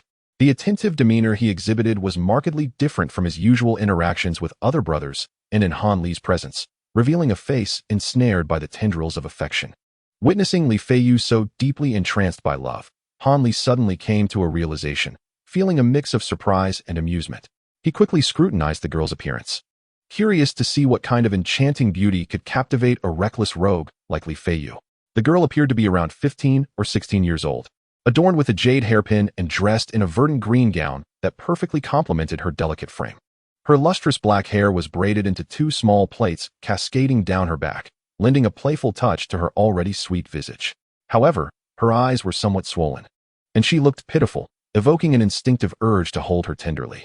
Indeed, she was a genuine beauty. Han Li marveled inwardly, acknowledging that it was understandable for Li Feiyu to fall for such a girl, while simultaneously feeling a twinge of envy and jealousy. Pondering when he might find a kindred spirit of his own, perhaps noticing Han Li's interest in the girl, Ma Rong hurriedly stepped forward to introduce the individuals present in the room. Han Li had already met the sect leader and Elder Qian, so he naturally approached them with a respectful greeting. Greetings, sect leader and Elder Qian. Ah, Dr. Han has arrived. The sect leader appeared quite approachable, not putting on airs before Han Li. Han Li couldn't help but internally scoff at the unnecessary honorific attached to his title. Elder Qian, in contrast, merely nodded coldly. His demeanor starkly different from that of the sect leader. Han Li paid it no mind, understanding that Elder Qian's unique internal cultivation required him to remain indifferent, rendering him aloof toward everyone. The other elder, a robust man with a ruddy complexion, was unfamiliar to Han Li, suggesting he had never encountered him before. However, the rough texture of his hands indicated he had practiced a special form of martial arts. This is Elder Zhao, a close friend of my master. He has been overseeing the affairs of the Zhujiatang outside the mountain and just returned a couple of days ago, Ma Rong explained. Elder Zhao grunted noncommittally, his suspicion evident in his gaze, clearly doubting the skills of the young Han Li. Given Zhao's evident disdain, Han Li had no intention of ingratiating himself with him. He greeted him in a subdued tone and intended to bypass the man. The sect leader seemed to notice the tension between the two and, rather than being concerned, a faint smile appeared on his face. Though young in years, Dr. Han's medical skills are undoubtedly extraordinary. I believe Elder Li will surely be revived. He suddenly praised Han Li's abilities. Is that so? At such a young age, can he truly possess such remarkable medical prowess? Is it possible he surpasses Dr. Mo? The elder's fiery temperament was easily provoked, and he unwittingly fell into the sect leader's trap, expressing his doubts in front of Han Li. This remark left the nearby family members in a quandary. While they could not openly agree, as they relied on the young doctor to save lives, they also hesitated to refute him, given that he was a close friend of Elder Li and an elder to many. Elder Zhao is unaware that Dr. Han is indeed the esteemed disciple of Dr. Mo, his skills far surpassing those of his master, the sect leader interjected, relishing the opportunity to stoke the flames of discord. A mere child, even if he began learning in the womb, how proficient could he possibly be? I remain skeptical unless I see it with my own eyes. Elder Zhao shook his head vigorously, still oblivious to the trap he had fallen into, foolishly offending someone he should not have. It was perplexing how such a brash individual could hold a position of authority. Han Li rolled his eyes at the absurdity of the situation. Do you need to validate my medical skills? He recognized the sect leader's ploy to provoke Elder Zhao, but still felt a hint of frustration. It was evident that Elder Zhao and the sect leader belonged to opposing factions, harboring animosity towards one another. The mastery of Elder Zhao's unique technique is truly formidable. The sect leader, noticing Han Li's displeasure, seized the moment to shift the conversation, making a cryptic remark. Humph. There is no comparison to the purity of sect leader's Xianin finger, Elder Zhao retorted, unfazed by the sect leader's status. Haha, Elder Zhao, you flatter me. The sect leader, clearly a man with a hidden agenda, took the veiled insult in stride, smiling amiably. Elder Zhao, no stranger to such exchanges, chose not to engage further with the shameless opponent, opting for silence, but still feeling perplexed by the unexpected remark. It was unusual for the sect leader to expose their internal discord in front of so many juniors, leaving him to wonder about the underlying motives. Han Li, observing the verbal sparring, maintained an impassive expression, feigning ignorance while fully aware of the sect leader's attempts to sow discord among the higher-ups. Ever since their initial encounter, the sect leader had repeatedly sought to lure Han Li into his faction, aiming to expand his influence. However, Han Li had no intention of engaging in the petty power struggles of the Qishuan sect. Not that he harbored any sense of superiority. Rather, his experiences with esteemed figures like Dr. Mo and Yu Zitong, coupled with the mastery of 2 spells, had broadened his perspective significantly. He found the power struggles of smaller sects like the Qishuan sect beneath his notice. Even if he aspired to be a man of stature, he would not subjugate himself to the likes of the sect leader. While Han Li's capabilities were considerable, he did not wish to offend the sect leader. Thus, he played a game of delay, neither fully accepting nor outright rejecting the sect leader's overtures, carefully avoiding a decisive answer. This indecision left the sect leader in a bind. Unable to compel Han Li into his faction due to the latter's refusal to commit, the matter lingered without resolution. Yet, the sect leader was determined to prevent Han Li from aligning with other factions, seizing every opportunity to undermine Han Li's interactions with the higher-ups, seeking to disrupt their relationships. Although these seemingly juvenile tactics had uncertain effectiveness, Han Li had yet to be approached by any other faction leaders, an unexpected boon that delighted him. Now, the sect leader was at it again, likely ensuring that Han Li left a poor impression on Elder Zhao. Ma Rong, witnessing the escalating tension, felt a pang of anxiety and hurriedly continued with the introductions. This is my master's wife, Li Shi. He first pointed to a middle-aged woman whose features bore some resemblance to the young girl, saying, "This is the youngest among them, a girl named Zhang Xiaoer." turned out to be the niece of Elder Li, which took Han Li by surprise. When it came time to introduce Li Feiyu, the latter deliberately feigned ignorance of Han Li, adopting a cool demeanor that suggested a desire for distance. This left Ma Rong, who was prepared to introduce Han Li, feeling somewhat awkward. He quickly leaned in to explain to Han Li, Li Hufa is always like this. It's just her way, not aimed specifically at you, Dr. Han. Please do not take it to heart. Han Li smiled slightly, understanding that Li Feiyu wished to keep their connection hidden in front of so many people. It's nothing. I won't take offense like some people do. Let us first assess Elder Li's condition. Saving a life is of utmost importance. Han Li subtly jabbed at Li Feiyu. Upon hearing this, Ma Rong felt relieved and promptly led everyone into the patient's bedroom. Li Feiyu, hearing the exchange, twitched her lips slightly, seemingly unfazed. However, when everyone turned their backs, she suddenly made a face at Han Li, quickly reverting to her composed demeanor as if nothing had happened. Han Li stifled his amusement and chose to ignore her, following Li Shi to Elder Li's bedside. Upon seeing the face of the person lying on the bed, even the usually bold Han Li couldn't help but gasp in shock. It was then that he understood why the other doctors had dared not prescribe a remedy. The once kind-faced Elder Li was now in a deep coma. From his face to his neck, from his hands to his feet, he was covered in poisonous spots the size of copper coins. These spots were vibrantly colored, shocking to behold, and what troubled Han Li even more was the bluish tint of his lips and the ominous black aura enveloping his face, clearly indicative of advanced poisoning. It would be exceedingly difficult to save his life. Chapter 71. Qingling San. Han Li furrowed his brows, remaining silent. He had just taken the pulse, examined the tongue coating and pupils, and preliminarily concluded that this poison was a mixture akin to the Chanxiang he had previously encountered. To effectively eliminate the various toxicities contained within, Han Li did not possess the requisite skill. He could only attempt to use Qingling San and a few other unconventional methods. At this thought, Han Li silently berated himself for being unable to detoxify, yet passing the burden onto other doctors, all while feigning deep contemplation. After a while, Elder Zhao could no longer contain himself and asked, "Can you save Elder Li or not? Speak up. Elder Zhao, you are too impatient. Can't you see that Dr. Han is contemplating a solution? Have some patience." Before Han Li could respond, Ma Minju intervened, playfully mocking Elder Zhao. Zhao glared at him, ready to retort, but Han Li preemptively cleared his throat, interrupting his intention to speak. His cough drew the astonished gazes of those present, and Han Li realized how comical it was for someone of his tender age to imitate an elderly person's cough. Nevertheless, it mattered little. His objective had been achieved, as he wished to avoid further disputes between the two elders. This poison is indeed a mixed toxin, and the process of detoxification is quite troublesome. I cannot guarantee a complete success in removing it, but I can certainly give it a try. However, the detoxification process may involve some risks that could jeopardize Elder Li's life. I wonder if you are all willing to proceed. Han Li feigned a troubled expression as he spoke.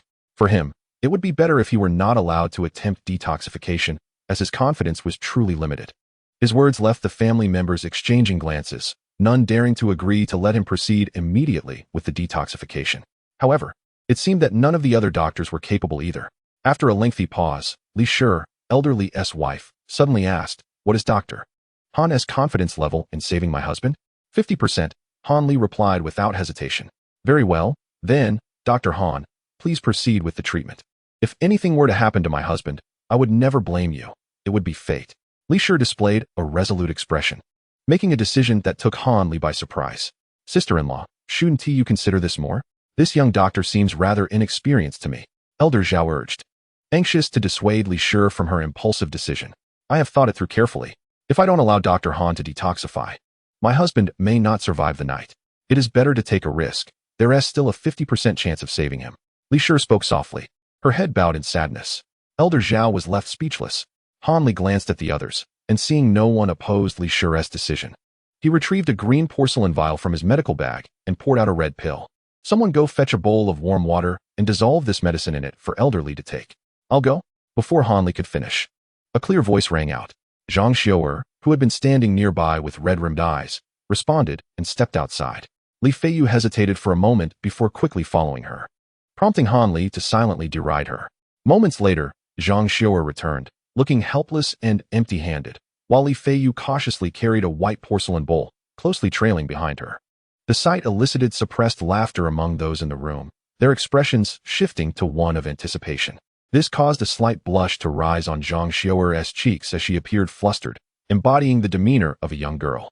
However, this incident alleviated the tense atmosphere, allowing some to relax considerably. Li Feiyu dutifully presented the bowl to Li Shi. "Dr. Han, is this water acceptable?" Li Shi turned to seek Han Li's opinion. "Yes." Han Li nodded after a quick glance at the bowl, then took it with one hand, dropping the red pill into the water, which transformed the liquid into a vivid crimson in an instant. "You may administer it to elderly. Your attention to detail will be more beneficial." Han Li handed the bowl back to her. Li Shi readily accepted, not hesitating at all. For her, every word from Han Li was crucial to her husband's life. How could she ignore his guidance? "What kind of medicine is this?" Elder Zhao, unable to contain his curiosity, inquired as he watched Li Shi carefully pour the red liquid into Elder Li's mouth. "It's a detoxification remedy I concocted. I hope it proves effective." Han Li replied nonchalantly. He did not wish to disclose the name of Qingling San, uncertain of the potential complications that might arise from its revelation. After administering the medicine, within the span of a meal, the black aura on Elder Li's face began to gradually dissipate, and the poisonous spots on his body also started to lighten and shrink. This evident transformation was apparent even to those untrained in medicine.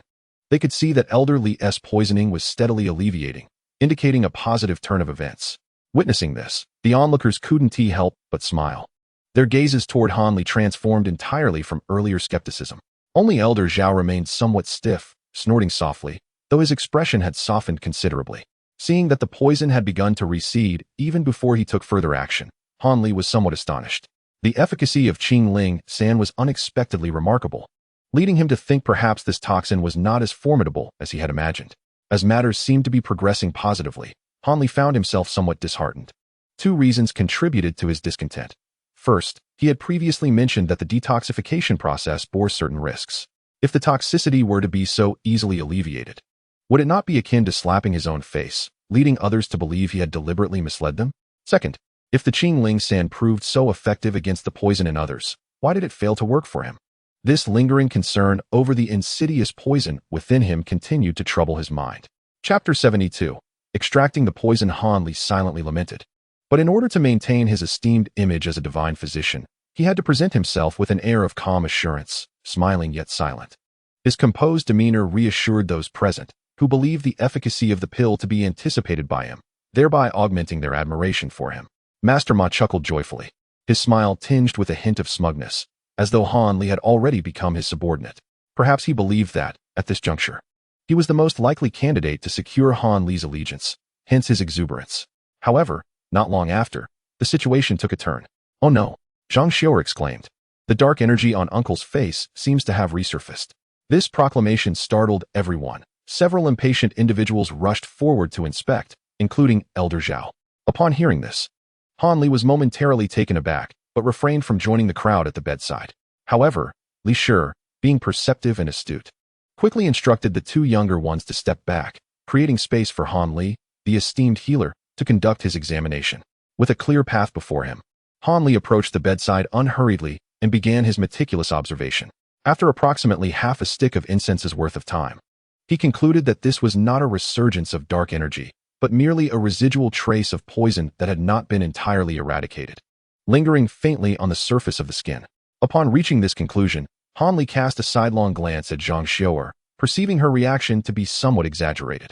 His mildly reproachful gaze went unnoticed by others, but was keenly observed by Li Feiyu, who had been fixated on Zhang Xiao. He shot a glare back at Han Li, evidently offended by what he perceived as an affront to his goddess.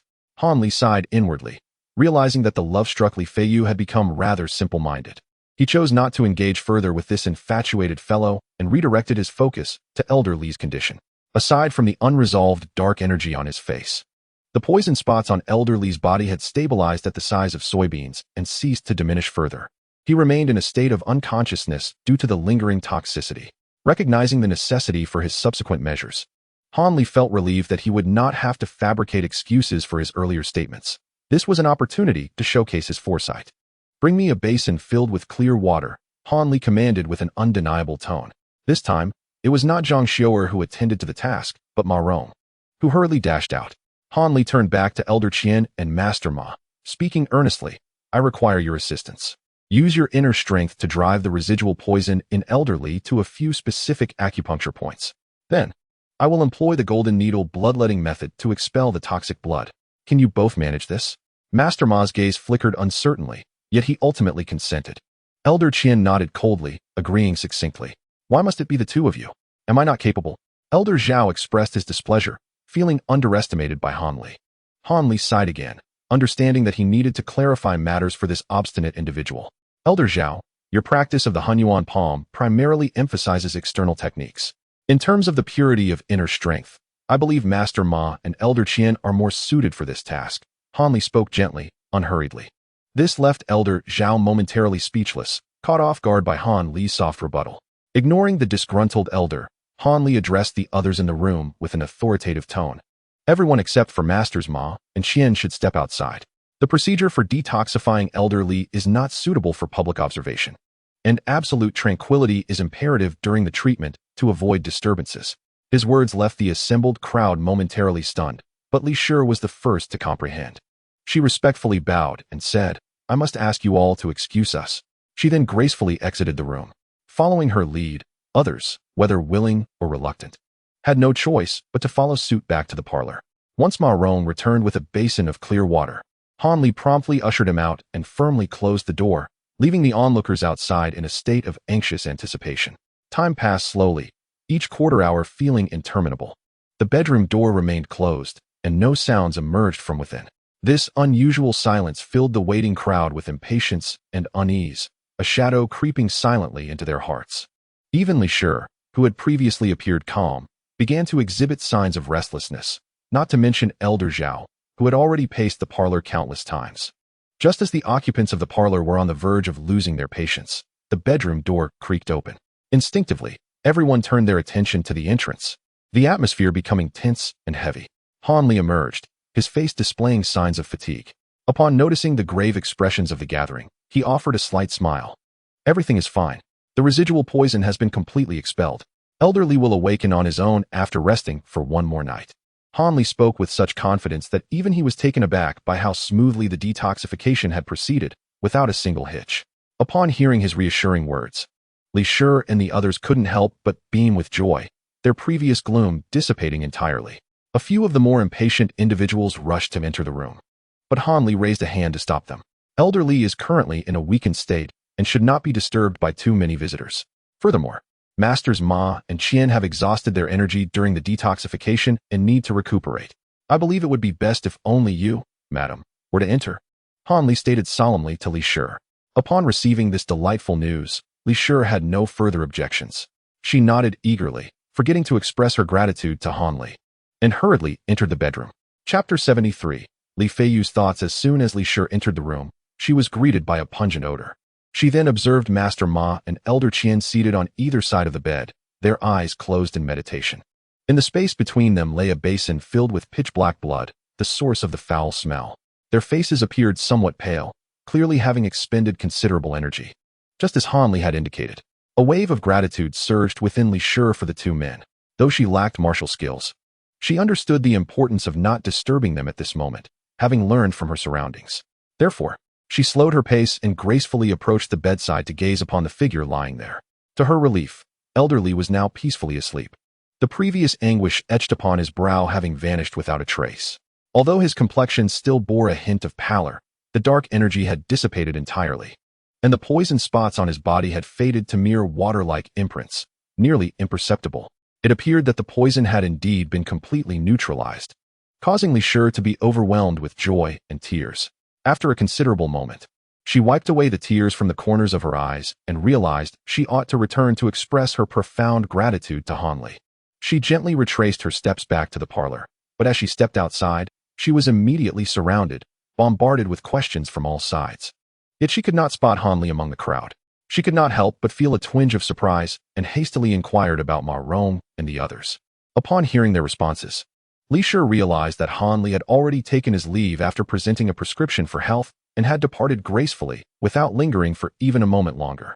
After listening, Li Shi was momentarily speechless, yet she had resolved in her heart that once Elder Li's health was restored, the couple would certainly visit in person to express their profound gratitude for the life-saving assistance they had received.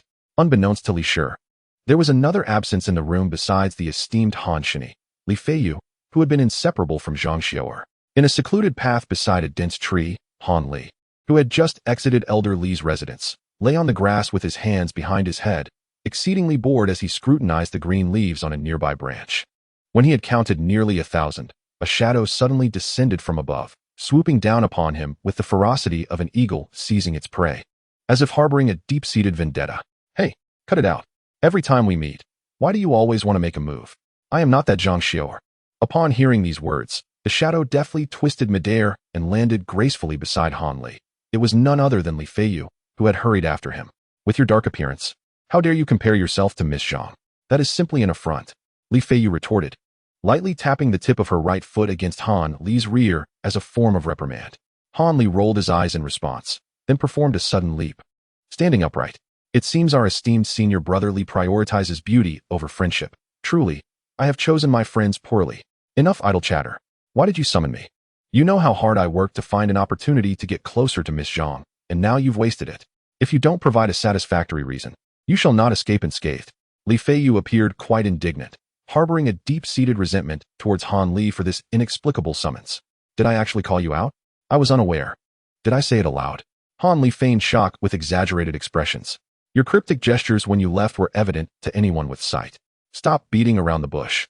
If there is nothing of importance, I truly must return, Li Feiyu declared as she turned to leave, her demeanor leaving Han Li uncertain of her sincerity.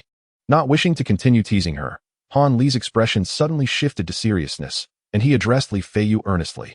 Do not blame me for prying. As a friend, I must ask, does Zhang Xiao'er know that you have consumed the Cho Sui pill, which has left you with but a few years to live?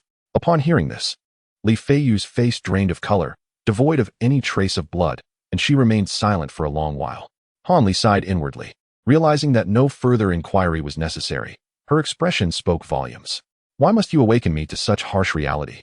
Li Feiyu's demeanor was one of profound sorrow as she eventually spoke, her voice tinged with pain. Han Li did not respond to her accusation, instead gently patting her shoulder in a gesture of consolation. You must have heard that in matters of the heart, the more you invest, the greater your suffering will be. Finally, as her emotions began to stabilize, he shared this philosophical insight, leaving Li Feiyu momentarily stunned. I pulled you back before you became too deeply ensnared to spare you some future anguish, Han Li added slowly. Li Feiyu gazed blankly at Han Li, her expression a mix of confusion and intrigue. What? Is there a problem? Han Li felt uneasy under her scrutinizing gaze and quickly assessed himself from head to toe. How old are you? Why do you speak as though you are a seasoned veteran in the matters of romance? Have you already experienced love? Li Feiyu suddenly inquired. Of course not. These words are mere reflections from my readings. I found them quite insightful and thought to share them with you, Han Li replied. Oh, so that is how it is. I was wondering how a charming figure like myself could fall behind you in such matters. I thought you were imparting wisdom from personal experience. Li Feiyu exhaled deeply, patting her chest as if recovering from a fright. Han Li remained speechless, bemused by how quickly she had bounced back from her earlier despair, transforming from a woeful figure to one brimming with mirth. Yet, he continued to probe further, asking, Are you truly willing to give up on Miss Zhang? Can you remain indifferent upon seeing her in someone else's embrace? Li Feiyu's previously jovial demeanor turned icy in an instant, her voice laced with an aura of menace as she declared, Whoever dares to lay a hand on Miss Zhang, I shall sever their fingers. As for what happens after my death, I have no control over it, but while I live, she belongs solely to me. Her words seemed potent enough to freeze the air around them. Chapter 74. The wind control technique. Han Li gazed at the suddenly fierce countenance of Li Feiyu, rendered speechless, unsure of how to respond. Abruptly, Li Feiyu's demeanor softened, returning to her playful self. She winked at Han Li and chuckled. So what do you think? Was my earlier display sufficiently impressive? Did I not exude the essence of a formidable leader, leaving you in awe and ready to pledge your loyalty? Han Li could only manage a wry smile, having been momentarily moved by her earlier words only to have her subsequent ones return him to reality. He fixed her with a glare, gritting his teeth. Formidable leader? More like a bumbling bear.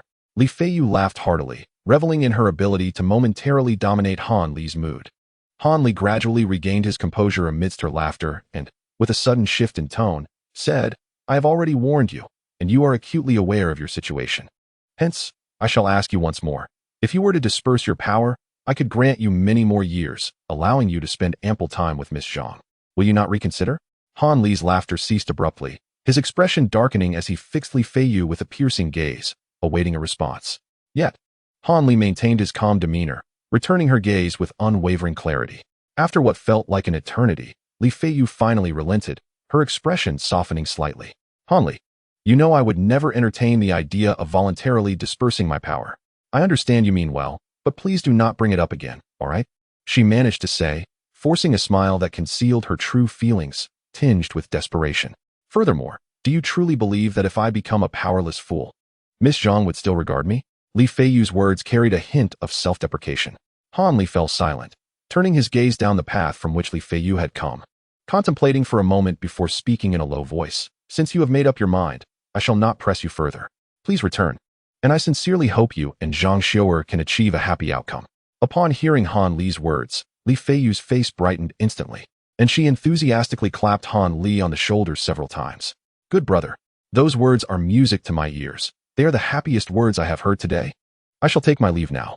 With that, she leaped into the air, swiftly disappearing from sight down the path, leaving no trace behind. How painful. Han Li suddenly clutched his shoulder tightly. Just moments ago, Li Feiyu had struck him several times, subtly infusing his blows with inner energy, resulting in Han Li's shoulders swelling up high, resembling a small red bun, making it impossible to touch. The pain was indeed considerable. This wretched boy, in retaliation for me exposing his vulnerabilities, resorted to such methods to get back at me. Han Li grimaced as he thought this. Hastily rummaging through his robes to extract a healing elixir, he unfastened his clothing and applied it to his shoulder. How unfortunate that my moment of compassion should lead to such a dire consequence. Perhaps I am truly not cut out for benevolence. I should return to the study of spells instead. I shall only seek my revenge on this underhanded trickery when we meet again. Han Li pondered with a hint of reluctance. Time passed, and Han Li had turned 18. During this period, the Qixin Sect, pressured by the relentless encroachment of the Wolf Gang, finally declared war. Countless skirmishes erupted along the border between the two factions, resulting in many of Han Li's companions who had ventured into the mountains alongside him perishing in these conflicts, leaving him deeply contemplative. The bell outside the valley tolled incessantly due to the rising number of casualties, allowing Han Li to practice numerous advanced healing techniques, significantly enhancing his medical skills. However, even with Han Li's miraculous healing abilities, many mid-level leaders fell, some perished in battle, while others succumbed to their grave injuries en route, leaving no opportunity for Han Li to save them. Consequently, many young experts from both sides began to emerge, ascending to the high positions vacated by the fallen. Notable figures such as the 5 fiends of the Wolf Gang, the 3 eagles and 2 leopards, and the 7 heroes of the Qixin Sect came to prominence, with Li Feiyu being one of the famed dual heroes.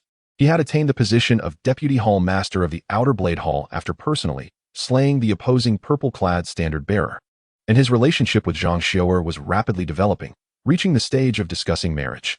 Upon learning of this, Han Li could only sigh softly. He was uncertain whether Li Feiyu's actions were right or wrong. After all, he was not Li Feiyu and could not grasp the intricacies of the situation. However, if it were him, watching his beloved with another, he wondered if he could possess the fortitude to marry her, knowing he was destined to die. Thus, Han Li chose to remain indifferent, acknowledging that interpersonal relationships inherently possess degrees of closeness and distance. Li Feiyu was a dear friend, and he felt justified in leaning toward him. Additionally, another crucial event had transpired recently, consuming most of Han Li's thoughts and leaving him little room to dwell on other matters. After numerous failures, Han Li finally mastered the use of the wind control technique. Like the Heavenly Eye technique, wind control was also an auxiliary spell, usable only on oneself and not on others. Nevertheless, its practical applications far surpassed those of the Heavenly Eye technique. Upon casting wind control, Han Li felt as light as a swallow, effortlessly leaping several zhang with a mere touch of his toes to the ground. The exhilarating sensation of sprinting at high speed on solid ground, leaving everything behind, became an addiction for him, compelling him to race through the valley several times each day, indulging in the thrill of being a master of lightness. Of course, the acceleration effects of wind control were vastly different from the Luo Yin step, which emphasized exploiting gaps and transforming impossibilities into possibilities, requiring significant physical exertion over short distances. This technique was most effective in confined spaces. In contrast, wind control demanded only a minimal expenditure of spiritual energy, imposing no physical strain, allowing for unrestrained running without the risk of fatigue. Furthermore, The acceleration effect would persist until the spiritual energy was depleted or the spell was halted, making it a staple for lower-level cultivators on long journeys. Chapter 75. The integration of martial and magical arts since mastering wind control. Han Li's interest in the other two spells, the spirit fixation talisman and object manipulation, has intensified. He dedicated substantial time and effort to these spells, hoping to achieve a sudden epiphany akin to that of wind control. However, after repeated research, Han Li discovered that his inability to cast these spells might not stem from his own limitations, but rather from the lack of external conditions necessary for their execution. The spirit fixation talisman, as described in the texts, required pre-prepared talismans.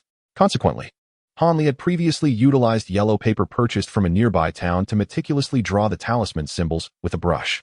Although the texts did not specify the materials for crafting the talisman, recalling Dr. Mo's silver symbol talisman led him to use silver powder, a precious luxury. Whether this pigment was effective, Han Li did not know, but at least they visually resembled the examples in the texts. Unfortunately, mere visual similarity was insufficient. When Han Li recited the incantation to activate these talismans, the symbols failed to emit the dazzling silver light that Dr. Mo's had, nor did any other extraordinary phenomenon occur, resulting in a complete failure of his spellcasting and leaving him in a perplexing predicament. He could not discern whether the failure was due to an error in the incantation or hand gestures, or if it stemmed from the unsuccessful crafting of the talismans. However, following this research, things changed. Through extensive inquiry into various related materials and the lore surrounding spells, Han Li finally realized that the talismans used by cultivators could not simply be crafted from ordinary paper and pigments as understood by mortals. Instead, they were likely made from specific materials unique to cultivators, possibly requiring special methods for their creation. Thus, even if he executed the incantation and gestures flawlessly, success in casting was still unattainable. The same reasoning applied to object manipulation. Han Li previously believed that any object could serve as a target for the spell, so he had attempted to use common items such as furniture or swords, resulting in no effect whatsoever. However, inspired by the talisman issue, he now understood that the objects employed in object manipulation were certainly not ordinary items, but rather specific artifacts used by cultivators. Consequently, Han Li tested the peculiar items he had obtained from Dr. Mo, including the soul-guiding bell and the 7 silver blades used in the 7 ghosts devouring soul technique, as potential targets for object manipulation. Alas, none succeeded in his attempts. Disappointed, Han Li concluded that the targets for object manipulation must be something entirely different. Recognizing the core of the problem, understanding that the absence of the appropriate items rendered it impossible to cast the spirit fixation talisman and object manipulation, Han Li shifted his focus away from these spells and instead devised a plan to combine martial arts secrets with various spells, intending to rapidly elevate his strength and achieve greater heights in a short time. With this innovative idea in mind, Han Li embarked on a rigorous journey of self-improvement, quickly making some progress. After several attempts, he successfully fused the Luo Yin step with wind control. This fusion involved first casting the wind control spell before employing the Luo Yin step. However, the coordination and synergy between the two required careful management, or else errors were likely to occur, demanding significant effort and focus from Han Li. However, this development gradually rectified the shortcomings of Yufeng Ju, which originally struggled with agility and the exhausting movements of Luo Yin Bu. Now, he moved with a swiftness akin to lightning, elusive in his form and presence, enhancing his elusive footwork. Shortly thereafter, Han Li also made his unique contributions to the fireball technique. Traditionally, once a small fireball appeared, the caster was expected to propel it toward a target using their own magical energy to vanquish foes. However, Han Li found this approach lacking. He believed that the speed of the magically propelled fireball was too slow, making it easily dodged by any adept martial artist, thus limiting its effectiveness in the fierce battles of the martial world, rendering it somewhat ostentatious. Therefore, he chose to employ only half of the technique, allowing the fireball to manifest without launching it, instead wielding it as a compact and formidable weapon, utilizing its destructive nature. With his enhanced extreme footwork and the high-temperature fireball in hand, Han Li felt confident that he could effortlessly eliminate any formidable opponent. Armed with this newfound assurance, Han Li finally breathed a sigh of relief, no longer burdened by concerns over his insufficient strength, and felt ready to venture to Lanzhou for detoxification. At this time, his Changchun Gong had quietly advanced to the 8th layer through his daily consumption of spiritual herbs, significantly augmenting his magical energy. In terms of magical depth, Han Li had already surpassed the former Yuzitong, whose physical form had dwindled. However, in terms of spell mastery and practical combat skills, he still could not compare to Yu Zitong, who had the advantage of guidance from elders and practice with peers during family training, far surpassing Han Li's solitary efforts. Unaware of these circumstances, and even if he did know, he would not be perturbed. He was not so arrogant as to believe that having learned a few rudimentary spells made him a match for true cultivators. His adversaries remained primarily the mundane martial artists of the world. Hence, Han Li was in good spirits, just as he was filled with ambition. Preparing to find an excuse to leave Kixwinmen, the Wolf Pack gang suddenly proposed negotiations. This news sent shockwaves through Kixwinmen, as the Wolf Pack gang had recently gained the upper hand in conflicts, consistently suppressing Kixwinmen. In such a favorable position, why would they suddenly seek negotiations? Was there some hidden ploy? This raised many suspicions. Voices both for and against negotiations erupted within Kixwinmen, with various high-ranking members holding differing opinions. Li Feiyu was among the most vehement opponents. With both sides' support and opposition nearly equal, no clear resolution could be reached through debate. Ultimately, it fell to the head of the sect, Wang, to make the decision, to proceed with negotiations and see how the terms unfolded. If they were not excessively harsh, a truce could be reached, but if they were too demanding, hostilities would continue. Although this ambiguous solution could not satisfy both factions, it was the only viable compromise available. After several rounds of negotiations between Kixwinmen and the Wolf Pack gang, a location known as Luoshapo was mutually agreed upon as the site for discussions. Regarding the personnel participating in the negotiations, the Wolf Pack gang firmly insisted that a leader from each side must attend to demonstrate mutual sincerity. Otherwise, there would be no point in holding talks. This condition did not incite unrest within Kixwinmen, as it was a standard negotiation requirement. Of course, the true leader would never place themselves in a perilous situation. Kixwinmen would likely send a deputy leader, while the opposing side would dispatch a commensurate deputy to maintain appearances, making this condition acceptable. Thus, both parties agreed on a specific date for the negotiations, where each would send a contingent of over 100 individuals to participate in the meeting. To prevent any ambushes during the discussions, Kixwinmen meticulously arranged the personnel and contingencies for the negotiation team. Not only was the delegation led by Deputy Leader Wu, the second strongest in the sect, but the nearly 100 members were all among the elite of the sect, primarily consisting of protectors, core members, and several elders and hall masters to reinforce the formation, creating an impressive assembly. With such a formidable team, it was believed that even if the Wolf Pack gang unleashed all their elite forces, they would be unable to impede their advance, instilling confidence within Kixwinmen. Thus, should any unforeseen circumstances arise, the negotiators could rely on their formidable martial skills to swiftly break through and return to their territory, where additional elite disciples of the Bloodblade Hall would be ready to support them, ensuring their escape route was secure. Li Feiyu also volunteered to join the delegation, as he craved the thrill of danger more than ever. Consequently, this team, comprising nearly half of Kixwinmen's elite, departed from the mountain as the negotiation day approached. The journey there and back would take a minimum of half a month, marking a lengthy wait. Han Li, however, remained unconcerned. Whether the negotiations succeeded or failed was of little consequence to him. He was preparing to leave this place and venture into the world beyond, and the rise and fall of Kixwinmen held little significance for him. As long as it did not involve him directly, he was disinclined to meddle in such matters. Thus, throughout the days following the departure of the negotiation team, he leisurely focused on cultivating the herbs he required and began collecting seeds of rare medicinal plants for future use. Han Li had resolved that once the negotiation team returned to the mountain, he would formally bid farewell to the leaders. Should the higher-ups fail to recognize his intentions and refuse his exit, he would not hesitate to reveal his true strength to them, ensuring they abandoned any thoughts of retaining him. In truth, leaving discreetly would be the simplest course of action. Yet, Han Li feared that if he vanished without a trace, they might seek retribution against his family, so he deemed it necessary to formally inform the higher-ups of his departure and demonstrate a fraction of his strength to dissuade them. As for his reason for leaving, he had already concocted an excuse. He longed to seek out Dr. Mo. Whether they believed him or not was of no concern. With absolute strength as his backing, he had little reason to fear their ulterior motives. Whenever Han Li contemplated this, a cold smile crept upon his lips. At this moment, if he desired to take the lives of the leaders, it would be a simple task. Of course, he only entertained such thoughts without any intention of acting upon them. However, Han Li never anticipated that on the fourth night following the negotiation team's departure, a disheveled figure, covered in dust and with unkempt hair, would suddenly burst into his room. With bloodshot eyes, The person rasped through cracked lips. The negotiation team has perished. Deputy Leader Wu is dead, along with the protectors and core members. Nearly everyone is gone. Upon hearing this, Han Li was momentarily stunned, and before he could inquire further, a sharp whistle echoed from somewhere on the mountain. Following that, a series of muffled drum beats resounded. Various alarming sounds resonated in unison, accompanied by the tumultuous cries of battle echoing throughout the mountain, as if at that moment, the entire Caisha mountain had transformed into a vast battlefield of slaughter. Han Li's expression shifted dramatically. He could no longer afford to listen to the person before him continue speaking. In a swift motion, he exited the room and surveyed his surroundings.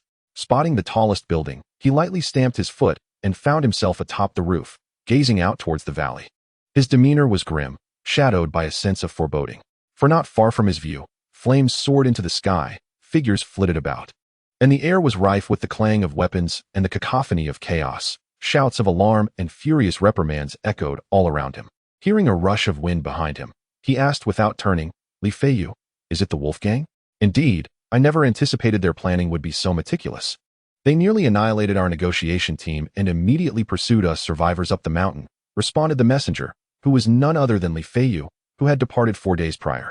His voice was laced with anger and indignation. Chapter 77. Countermeasures. But how did they breach the perimeter guards on the mountain? When we retreated, we had clearly instructed the sentinels to heighten their vigilance. Li Feiyu pondered aloud, confusion evident in his tone. There's nothing surprising about it. The Wolf Gang must have plotted this large-scale offensive for quite some time. Infiltrating a few outer spies would be an effortless task, with these traitors leading the way. It is quite ordinary for the outposts to be taken silently, Han Li replied nonchalantly. However, it is impossible for the Wolf Gang to easily seize all the sub-branches. I suspect their strategy is to surround each branch's mountain peak without engaging, concentrating their top fighters to focus on attacking the main branch at Sunset Peak. If they can capture or eliminate the leaders of our sect, the remaining branches will inevitably crumble. What should we do now? Should we head to Sunset Peak? Li Feiyu pressed, his impatience growing. Han Li remained silent for a moment, then suddenly turned to Li Feiyu and gravely inquired. You have yet to tell me how such a formidable negotiation team could be entirely wiped out. Logically, the Wolf Gang should not possess such overwhelming strength. Upon hearing this, Li Feiyu's facial muscles twitched, and he instinctively licked his parched lips, revealing a trace of bitter mirth. They employed a large number of repeating crossbows, all military-grade enhancements. Military-grade repeating crossbows? Indeed. Just 2 days after we left the mountain, while traversing a meadow within our territory, we were caught off guard. Suddenly, countless members of the Wolf Gang emerged from the ground, each armed with a sturdy crossbow.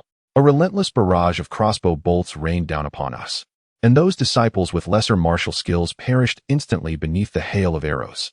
Only a few, either exceptionally skilled or fortunate, managed to evade this onslaught. Yet even they bore injuries that greatly diminished their abilities. I was one of the fortunate ones, otherwise I would not have returned. As Li Feiyu recounted these events, a flicker of fear crossed his eyes, suggesting the terrifying image of that crossbow volley had left a profound impact on him. After the bolts had been unleashed, the enemy's experts surged forward, plunging everyone into a fierce battle. To enhance their chances of survival, we decided to scatter and break through individually. By sheer luck, I was not deemed a significant target, resulting in fewer pursuers and allowing me to escape. However, upon my return journey, I discovered that the various strongholds we had once occupied had been taken over by the Wolf Gang, lying in wait for us unwitting fish to swim into their net. After falling into this trap once or twice, I no longer dared to seek assistance. In my quest for information about the others, I resolved to ambush a blue-clad enforcer of the Wolf Gang. From him, I learned that Sect Master Wu and several elders had perished under the siege of numerous enemies, with only a few, like myself, neither too prominent nor too insignificant, managing to escape. Upon receiving this news, I could not afford to linger any longer and hurried back to the mountain. Along the way, I fortuitously encountered 2 others who had similarly escaped, and we fled together for a day and a night before finally returning to the mountain. Once back, those 2 went to Sunset Peak to inform Sect Master Wang of the complete annihilation of our negotiation team. I concocted an excuse of needing to recuperate and stealthily came here to discuss countermeasures with you, given that Sect Master Wu and so many others fell in that ambush. While only a few of us, whose status is neither high nor low, returned, I fear that the higher-ups may vent their ire upon us and cast us as scapegoats. Now, it seems, before I could even explain the situation to you, the Wolf Gang has already launched their attack. What do you propose we do now? Li Feiyu exhaled this lengthy tirade, his expression shifting to one of resignation. After listening, Han Li furrowed his brow and tilted his head in contemplation. The sounds of battle from the mountain intensified, interspersed with the chilling cries of the dying, sending shivers down one's spine. Do you still have subordinates on the mountain? Han Li's voice had grown somber. Yes, I have over 20 subordinates stationed in several houses near Elder Li's residence. I had planned to wait for the negotiation team to return before taking them down the mountain for assignments. Then let us first head to Elder Li's abode, gather these individuals, and also check in with Miss Zhang Xiu'er. As for our next course of action, we shall decide once we ascertain the exact situation. Han Li stated calmly, exhibiting a rational demeanor. All right, I shall follow your lead. With the chaos outside, I am genuinely concerned for Xiu'er's safety, Li Feiyu admitted, his anxiety palpable. Han Li cast a sidelong glance at Li Feiyu, bemused by his contradictory nature, deeply concerned for Zhang Xiu'er, while simultaneously knowing his time was limited, yet still insisting on marrying her, clearly intending for her to mourn his passing. Truly, a contradictory individual. Han Li quietly judged his friend with an unflattering thought. He then leaped lightly from the rooftop, with Li Feiyu following closely behind. I will gather my belongings. We must leave at once. Yes, please hurry. I am deeply worried about Xiu'er's safety. Upon hearing this, Han Li could only remain speechless. Li Feiyu's incessant mention of Xiu'er was excessively sentimental, evoking both disdain and a tinge of jealousy in Han Li. He chose to ignore the suddenly love-struck Li Feiyu, returning to the interior to swiftly collect essential items. Chapter 78. Slaughter in the Woods, are you ready? Upon seeing Han Li emerge from the room, Li Feiyu could hardly contain his impatience. Han Li shot Li Feiyu a disapproving glare before walking toward a smaller house, coldly addressing the closed door. Chu Han, come out. You will be needed tonight. No sooner had Han Li spoken than the wooden door burst open with a resounding crash, as if made of paper, and from the swirling wood shavings emerged a colossal figure draped in a cloak, obscuring his face. Li Feiyu stared, eyes wide, at the imposing figure, exuding an aura akin to a demon. The giant silently took his place behind Han Li. Let us go. Han Li smiled, this time urging the still-dazed Li Feiyu. Oh. Li Feiyu finally snapped back to reality. He cast a peculiar glance at Han Li, then shifted his gaze to the towering figure beside him, subsequently sealing his lips and leading the way quietly out of the valley. Han Li looked at Li Feiyu's departing silhouette, offering a faint smile before hastening his steps to catch up with him. The giant, Chu Han, closely trailed behind, never straying an inch away. Han Li felt a deep sense of satisfaction regarding Li Feiyu's sensitivity. It was precisely their mutual respect for each other's privacy that fostered such a profound friendship. The group moved swiftly, and in the blink of an eye, they reached the vicinity of the valley's entrance. As Li Feiyu lifted his leg to step into the woods, Han Li abruptly extended his right hand, firmly grasping his shoulder to halt his advance. What are you doing? Li Feiyu asked, puzzled and somewhat displeased, for he was anxious to proceed. Someone is approaching, and it is not just one person, Han Li replied coolly. Li Feiyu was taken aback and immediately focused intently. Yet after a considerable pause, he heard nothing. He cast a bewildered glance at Han Li, who remained unperturbed, offering no explanation. Just as Li Feiyu began to speak, Han Li raised a finger to his lips, signaling for silence. Li Feiyu frowned, reluctant yet instinctively inclined to heed Han Li's gesture, refraining from further speech. Before long, Li Feiyu's expression grew serious. He turned his head in astonishment towards Han Li as he finally heard a multitude of footsteps resonating from outside the valley, confirming the presence of many individuals. Sun Jiafe. There is a large bell at the edge of this forest and a small path. It appears this is indeed the Shunshou Valley mentioned by the Deputy Lord, a robust voice echoed from the other side of the woods. Yes. According to the map and this bell, it is undoubtedly here. Remember, the Lord has issued a strict order. Only the divine physician within the valley is to be captured alive, and no harm is to come to him. Otherwise, we shall face the consequences as per the sect's rules. Understood? Another voice, sharp and commanding like a rooster's crow, instructed. Yes, yes. A chorus of affirmations followed, suggesting there were at least a dozen individuals, all with robust voices, indicating they possessed considerable martial prowess. Aside from one enforcer in blue, the rest were elite members of the Wild Wolf Gang. The blue-clad enforcer served as a protector of their sect, while the elite members were akin to inner disciples. Lowering his voice, Li Feiyu leaned closer to Han Li and explained softly, You see, my friend, you often remain indifferent to our sect's adversaries. So I didn't bother asking how you could hear the footsteps so early. Instead, I wanted to clarify the enemy's identity to keep you alert and not overly complacent. Upon hearing this, Han Li grasped Li Feiyu's intention. He chuckled lightly, saying nothing, though his demeanor suggested he was not particularly concerned. However, Li Feiyu grew anxious. With my current strength, I could manage the blue-clad enforcer alone, but against the additional enemies, I would surely be outmatched. I know you possess clever ideas. Please share them quickly, or it will be too late. His words were uttered in a swift and urgent manner. For the approaching figures had already entered the thicket and were advancing towards their position. What if we temporarily evade and avoid confronting the enemies? Li Feiyu proposed. A seemingly sound suggestion, yet it was regrettable that Han Li had no intention of adopting it. Chu Hun, aside from capturing the blue-clad individual alive, eliminate all the others in the woods. Han Li suddenly turned to the giant, issuing a cold command. What? Li Feiyu was taken aback by this directive. However, before he could react, the giant had already transformed into a gust of wind, sweeping into the forest, where soon the air was filled with the cries and screams of the wild wolf gang members.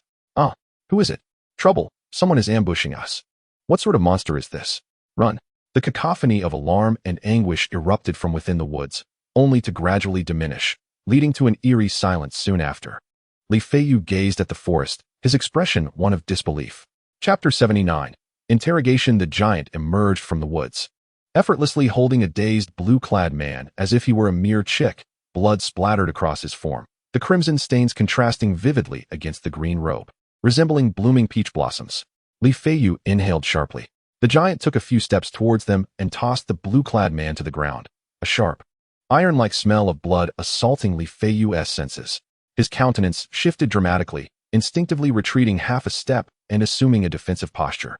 The giant ignored Li Feiyu's subtle actions, taking a stride back to resume his silent watch behind Han Li, as if he had never left that spot. Li Feiyu let out a long sigh, relaxing his stance. He glanced at the blue-clad man on the ground, then at Han Li, who appeared unfazed, and suddenly chuckled. I was wondering why you seemed so calm. Turns out you have such a formidable expert by your side. Why didn't you tell me earlier? I was anxious for no reason. Although Li Feiyu spoke lightly, inwardly, he began to speculate on the nature of Han Li's connection with the giant. Han Li perceived his thoughts, but had no intention of clarifying. He wore a half-smile and leisurely remarked, this blue-clad enforcer should possess quite a bit of information. Who shall conduct the interrogation? I believe you, Li Detangzhu, would be far more adept at it than I. Let the capable take on the greater burden. Seeing Han Li deflect the topic and show no inclination to introduce the giant, Li Feiyu felt somewhat dissatisfied. Nonetheless, he was greatly intrigued by the prospect of interrogating the enforcer. Thus, he readily acquiesced to Han Li's suggestion. Li Feiyu, lifting the unconscious blue-clad man, slipped lightly into the woods to commence his interrogation, while Han Li settled comfortably onto the grass, enjoying the moment. Before long, Li Feiyu emerged from the forest. His face darkened. Why so quick? Did you glean any useful information? Han Li inquired without standing, raising an eyebrow. Humph. A coward afraid for his life. I barely laid a hand on him before he spilled everything. As for the information, there are two pieces, one good and one bad. Which would you like to hear first? Li Feiyu replied, visibly frustrated. Let us hear the good news first. It might lift my spirits, Han Li responded nonchalantly. The good news is that you accurately guessed the Wild Wolf Gang's plans.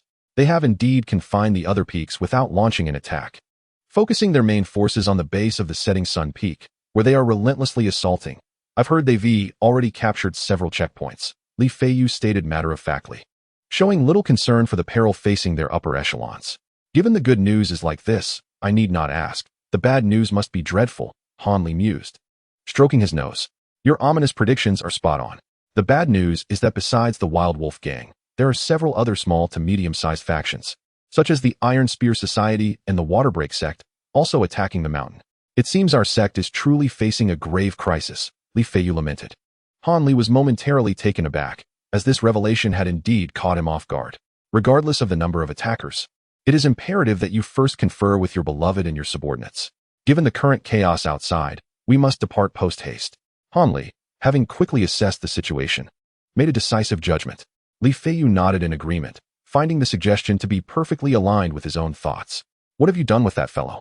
Han Li inquired suddenly. Silenced him. What else could I do? Li Feiyu replied nonchalantly. Han Li smiled faintly, and, with a swift motion, rose gracefully from the grass. Let us proceed, and do our utmost to avoid the enemy. If evasion proves impossible, We shall eliminate anyone who discovers our presence without mercy. Otherwise, their numbers will only swell. At a distance of several miles from the Shinsho-gu, Elder Li's courtyard was currently teeming with a dense throng of individuals. Among them were men and women of various ages, all seemingly devoid of martial prowess, yet engaged in hushed discussions, their faces etched with worry. Nearby, more than 20 young men clad in black, armed with swords and knives, vigilantly guarded the surroundings, standing in stark contrast to the unarmed populace within the courtyard. Inside the main hall of the residence, two individuals were embroiled in a heated debate. I vehemently oppose sending anyone outside. Our defenses here are already weak. To send people out would only exacerbate our vulnerability. Absolutely not, declared a stout middle-aged man, spitting as he fervently shook his head in adamant refusal. But we do not know what is happening outside. If we do not send someone to investigate, we will be left entirely in the dark, which is far too passive, countered Ma Rong, Elder Li's favored disciple. Being passive is immaterial. What transpires outside has no bearing on me. The safety of this place is paramount. Do you dare defy orders? The rotund man blinked rapidly, then produced a golden medallion from his pocket, brandishing it before Ma Rong with an expression of arrogance. Ma Rong glanced at the man and the medallion, sighed, and clasped his hands in a gesture of submission. I dare not. I shall adhere strictly to your command. This medallion was a personal token of the Wang sect leader, granting its bearer the authority to issue commands to disciples below the rank of elder. This stout man was a trusted confidant of the sect leader, reportedly a close relative. Thus all communications and orders from the sect leader were relayed through him. Recently, he had hurriedly received this medallion from the sect leader to summon Elder Li for a meeting. However, after delivering his message, the man, feeling that returning immediately to the setting sun peak would be too arduous, insisted on remaining at Li's residence for a brief respite before heading back. Reluctantly, Elder Li acquiesced, and without delay, he, along with Zhang Xiu'er and several other disciples, hastened to the setting sun peak. Shortly thereafter, significant upheaval occurred on the mountain, and the timid man was even less inclined to return alone. The individuals in the courtyard were the families of the Qishuan sect's members residing nearby, most of whom lacked any martial skills. As the chaos erupted, panic ensued, leaving them at a loss for what to do. Fortunately, Ma Rong, possessing a clear mind, promptly requested assistance from the 20 or so subordinates left by Li Feiyu to gather and consolidate these individuals, preventing them from scattering into the night and encountering unforeseen dangers. Due to the remoteness of the location, nestled within a valley, although they could hear the sounds of alarm and cries of battle, the specifics of the situation outside remained entirely unknown to them.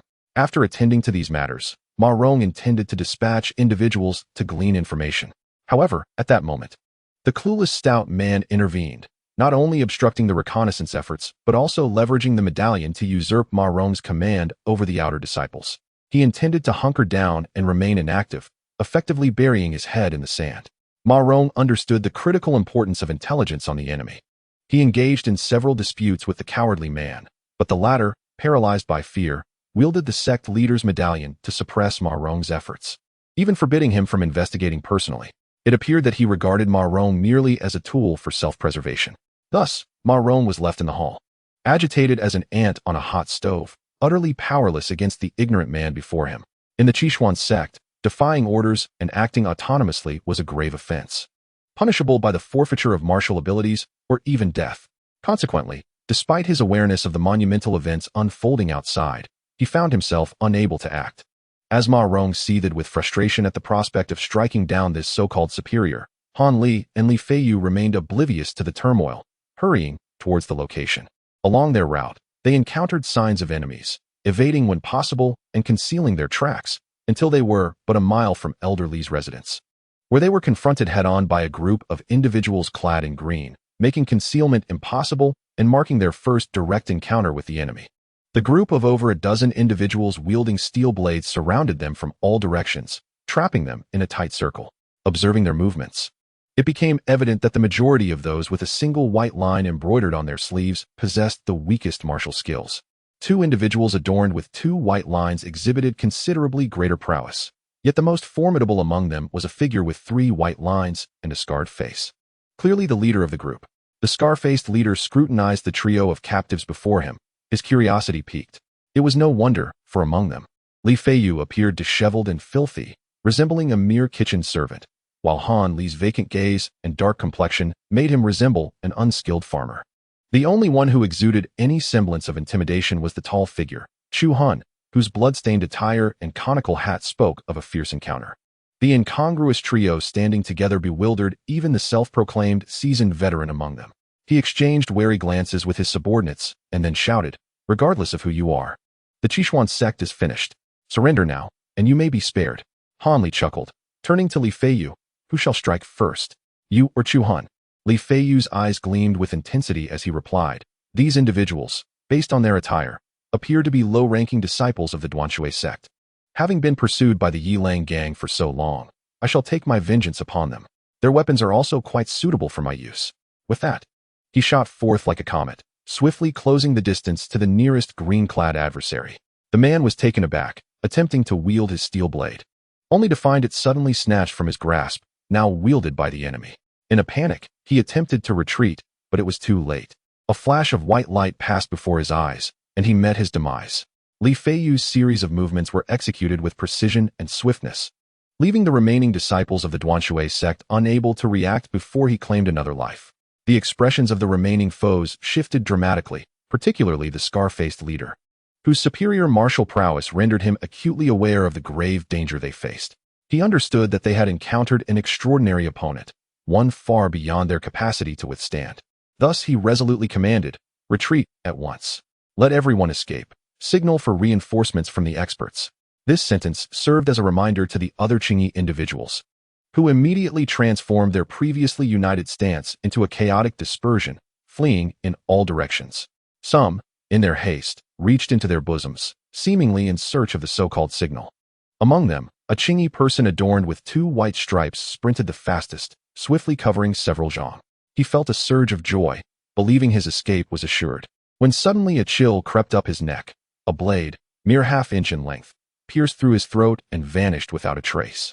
Terrified, he attempted to scream, but felt as if all his strength had been drained, rendering him utterly powerless. He then watched helplessly as his body gradually collapsed, falling onto the ground, unable to move. It was at that moment he comprehended that someone had dispatched him with a swift strike from behind. This Qingyi individual felt an overwhelming sense of resentment. Having escaped so far, how could he perish so swiftly? Laboriously, he turned his head to the side, finally witnessing the last scene before his demise, a shadow flickering into view behind another Qingyi who had fled the farthest, delivering a delicate strike, after which the shadow shimmered and disappeared, only to reappear behind another comrade, with the same flash of white light.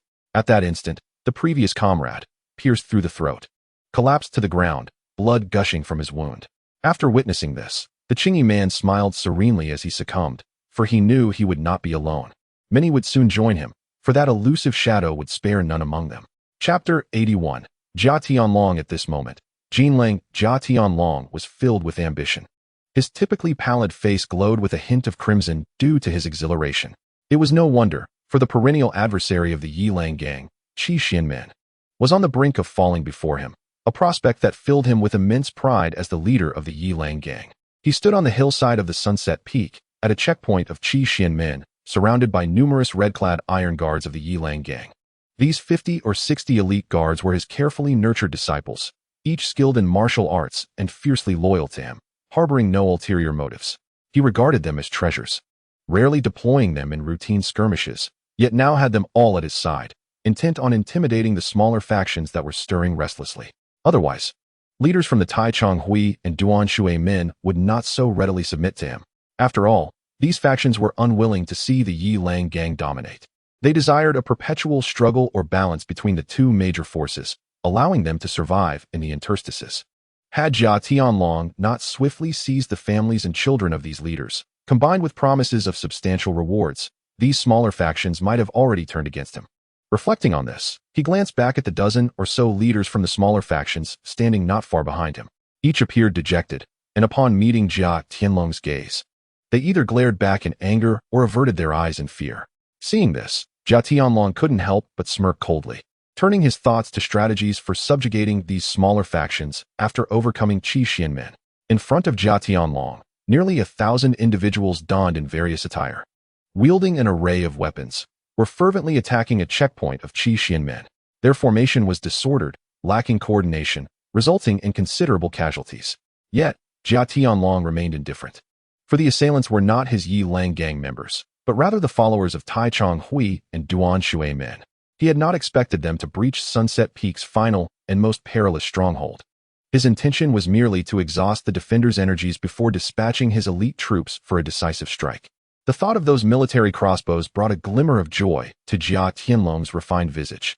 The ease with which the Yi Lang gang secured the upper hand was largely due to these deadly weapons. Otherwise, not only would they have been unable to annihilate the opposing negotiation team, but the checkpoints already captured would have cost the Yi Lang gang dearly, hindering his future plans of annexing the smaller factions.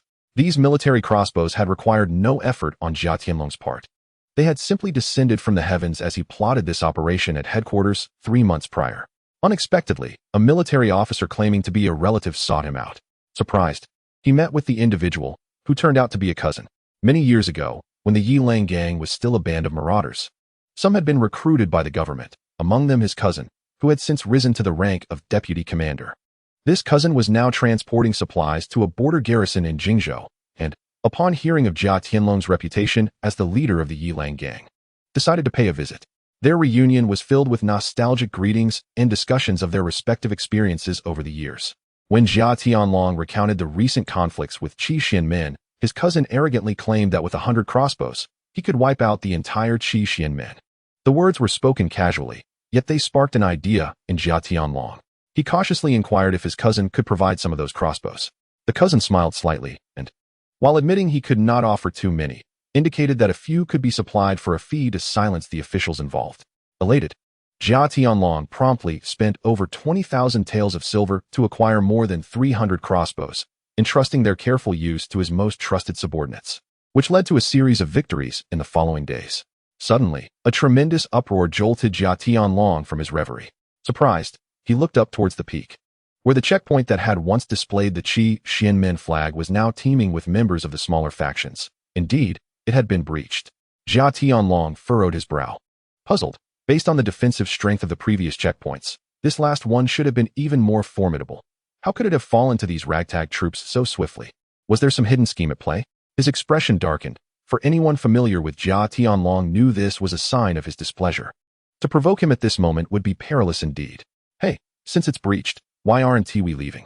A voice, as grating as a broken gong, rang out, devoid of any respect for the esteemed Jia Tianlong. According to reason, Jia Tianlong should have been furious. However, at this moment, the leader of the Jia gang turned sideways and respectfully replied, Zhang Xianshi, I believe this breach of the barrier is rather suspicious. There may be a trap within. It is best to proceed with caution. What is there to fear? With me by your side, do you think these mere mortals can harm you? Let us depart quickly. I have been here for almost an entire night and am utterly exhausted. If we can deal with these individuals from Qi Xian men swiftly, I can finally rest. Although the voice did not sound aged, it carried an air of pretentiousness that was quite irksome to hear. The speaker stood beside Jia Tianlong, a diminutive figure barely 3 feet tall. This gnome appeared to be in his 40s, thin and frail, dressed in a red robe adorned with golden embroidery. His fingers and neck were adorned with gold rings and thick gold chains, and jingling golden bells hung from his waist. As he spoke, his mouth sparkled with what appeared to be gold teeth, presenting an image of an ostentatious nouveau riche. At this moment, he displayed an expression of impatience, evidently displeased with Jia Tianlong's hesitance. Such a grotesquely diminutive figure, dressed like a provincial tycoon, dared to show such disrespect to Jia Tianlong, prompting the loyal iron guards nearby to glare at him with indignation. The gnome, noticing their discontent, merely chuckled derisively, ignoring them completely, and arrogantly addressed Jia Tianlong. Leader Jia, you have spent 3,000 taels of gold to summon me from Jingguangguan. Surely you do not intend to let me stand idly by all night. If there is someone you wish me to deal with, now is the time to speak. Surely you do not expect me to handle the head of Qi Xian men. Such a feeble opponent, you can dispose of yourself. It would hardly warrant the expenditure of such a substantial fee. The person I summoned you to deal with is not the head of Qi Xian men, but his 3 esteemed uncles. Although they have publicly declared their demise, they have actually been hiding within the secret chambers of Sunset Peak, likely having achieved a level of mastery that surpasses ordinary experts. They are the greatest reliance of Qi Xian men at this time, and only with your assistance can we contend with them. Jia Tianlong spoke humbly, devoid of any semblance of disrespect. It is worth noting that this red-robed gnome was someone Jia had fortuitously encountered in a nearby Taoist temple within the territory of the barbarian tribes. He claimed to be Jin Guangshang Ruan, possessing boundless magical prowess, and had personally demonstrated the art of flying swords and the indestructible power of the diamond body. Witnessing these two formidable techniques left Jia deeply impressed and eager to foster a close relationship. Upon discovering the gnome's obsession with gold, he generously showered him with riches and offered flattery, ultimately winning a promise of assistance. Therefore, Jia Tianlong treated this gnome with the deference of a junior, refraining from exhibiting any disdain for his arrogance, fully aware that Jin Guangshang Ren was not someone his modest Yilang gang could contend with. Upon hearing this, Jin Guangshang Ren burst into a hearty laugh, and once the laughter subsided, he haughtily declared, "A few mere mortals are no match for me. Leave them to me. No matter how powerful they may be, they cannot withstand my flying sword technique, so rest assured. Then I must trouble you, Xianshi. I assure you that the promised remuneration will be honored, and upon completion, I am willing to offer an additional 2,000 taels of gold as a reward." Jia Tianlong expressed his delight, promptly increasing the stakes. Fully aware that the gnome was not a benevolent individual and that it was wise to speak in the language of gold. Hearing this, a faint smile appeared on Jin Guangshang Ren's parched, orange peel-like face, and he nodded in satisfaction, evidently appreciating Jia's perceptiveness. With the assurance of such a formidable figure, Jia Tianlong no longer hesitated and immediately commanded the members of Yilang Gang to ascend Sunset Peak, preparing to assault the main hall of Qixianmen. Due to the overwhelming number of people surging up the mountain, Jia Tianlong and his iron guards exerted considerable effort to arrive at the stone hall. It was Jia's first encounter with the main hall of his sworn enemy, and he found himself astonished by the grandeur of Qixian Hall. He felt that the main hall of Yilang Gang was utterly insignificant in comparison, akin to a doghouse, a truly pitiful sight. On the summit of Sunset Peak, several stone halls constructed from massive green stones loomed, one large and 6 small. Although the darkness of night obscured their full form due to the dimness of the torches, their imposing, rugged, and magnificent presence was sufficient to intimidate the members of Yilang Gang and other smaller factions, causing them to hesitate to launch an immediate assault. After all, Qixianmen had a legacy spanning over 200 years, and its wealth far surpassed that of a gang that had only risen to prominence in the past decade. Truly extravagant. Jia Tianlong silently resolved that once he obliterated Qixianmen, he would promptly relocate his headquarters to this grand edifice, as such magnificent architecture befitted his status as a regional overlord. He glanced at the dark entrance of the main hall across from him, surveyed his surroundings, and finally raised his right hand slowly. In that instant, the entirety of Sunset Peak fell into an eerie silence, with all eyes fixed upon his hand.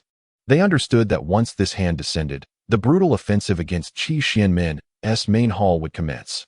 However, just then, a cold voice unexpectedly emanated from the dark entrance of the main hall.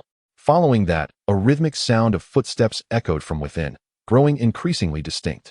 Eventually, a middle-aged man clad in white appeared at the entrance, a wooden hairpin adorning his head, his entire being accompanied only by a white, sheathed long sword. His complexion was deathly pale, yet his eyes shone brightly, piercing through the crowd like a sword aimed directly at their hearts, instilling a chilling fear. He halted several paces from the entrance, slowly appraising the throng before him, his expression devoid of any trace of fear. Finally, his gaze fixed upon Jia Tianlong's raised right hand, and then it shifted to Jia's face. The middle-aged man called out Jia Tianlong's name. Without flinching, Jia Tianlong reciprocated by declaring the other's identity, Wang Juechu.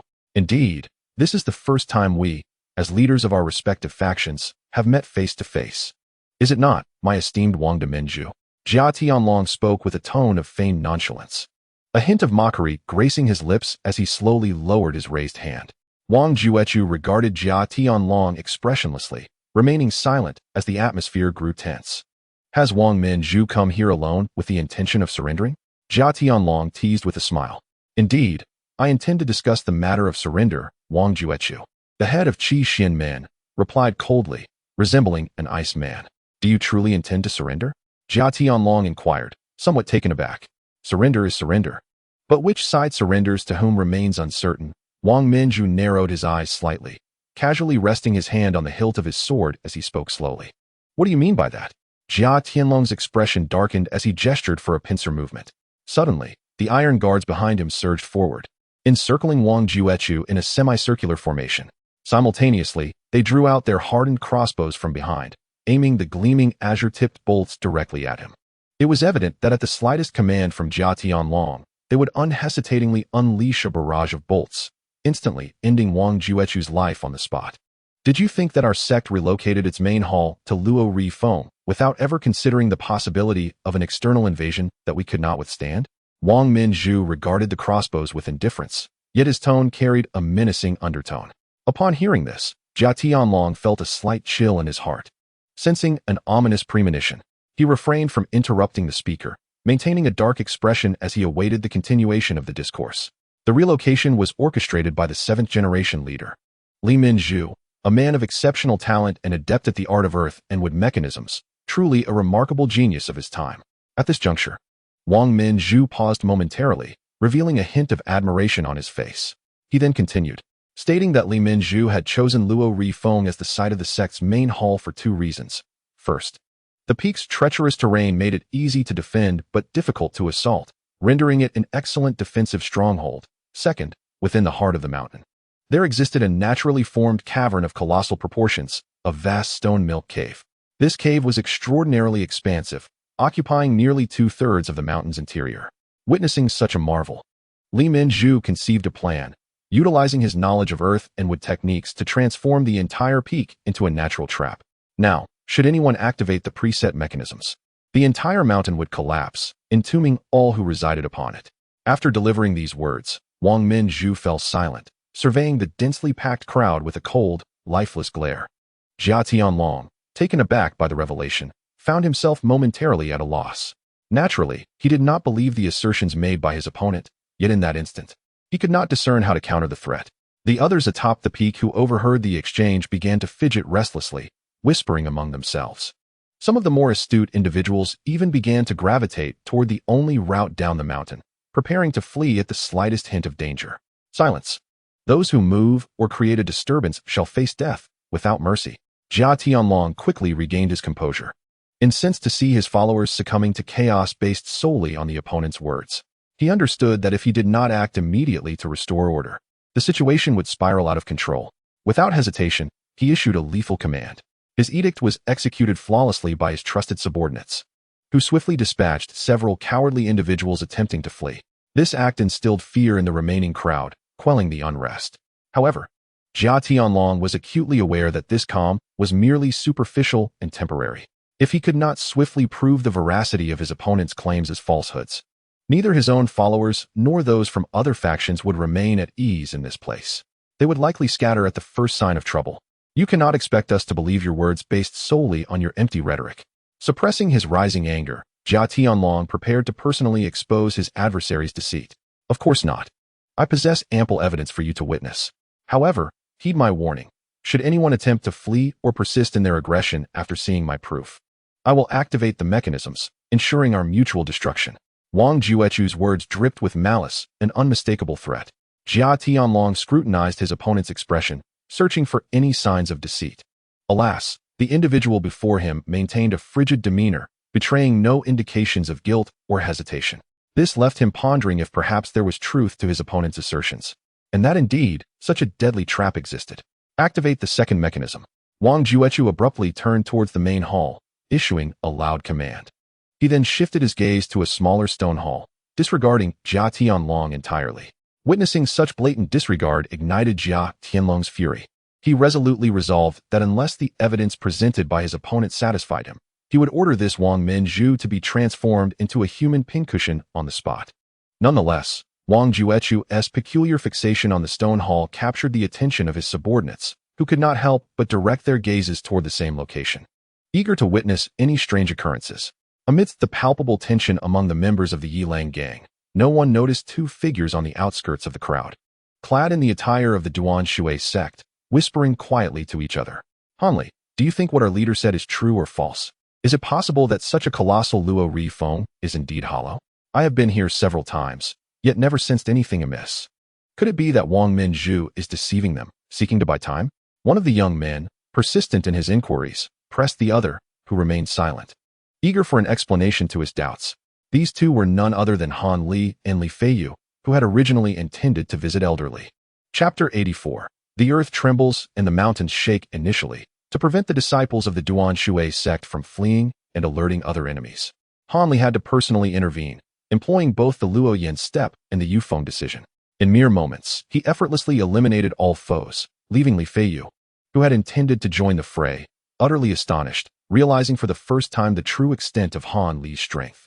Once he regained his composure, Li Feiyu assumed that Han Li's remarkable prowess stemmed solely from mastering the blink sword technique.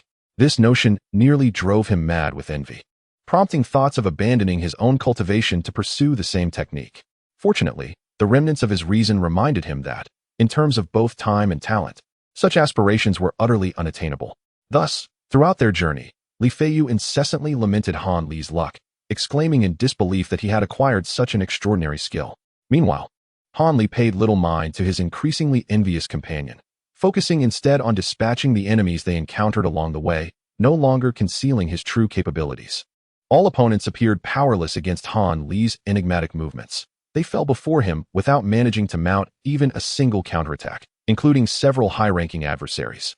Thus, under the display of Han Li's formidable strength, the pair effortlessly arrived at Elder Li's residence, where they encountered Ma Rong, who informed them that Elder Li and Zhang Xiao had already ascended Luo Rifeng. Upon hearing this dire news, Li Feiyu's face turned pale. He understood that the current Luo Rifeng was indeed a den of peril. Zhang Xiao's venture there was akin to stepping into the gates of death. Left with no choice, the two conspired briefly before departing from Elder Li's residence, making their way back to Luo Rifeng. Before leaving, a minor commotion ensued when a loathsome, rotund lackey of Wang Minzhu brandished a command token, threatening them to remain or face the consequences dictated by sect rules.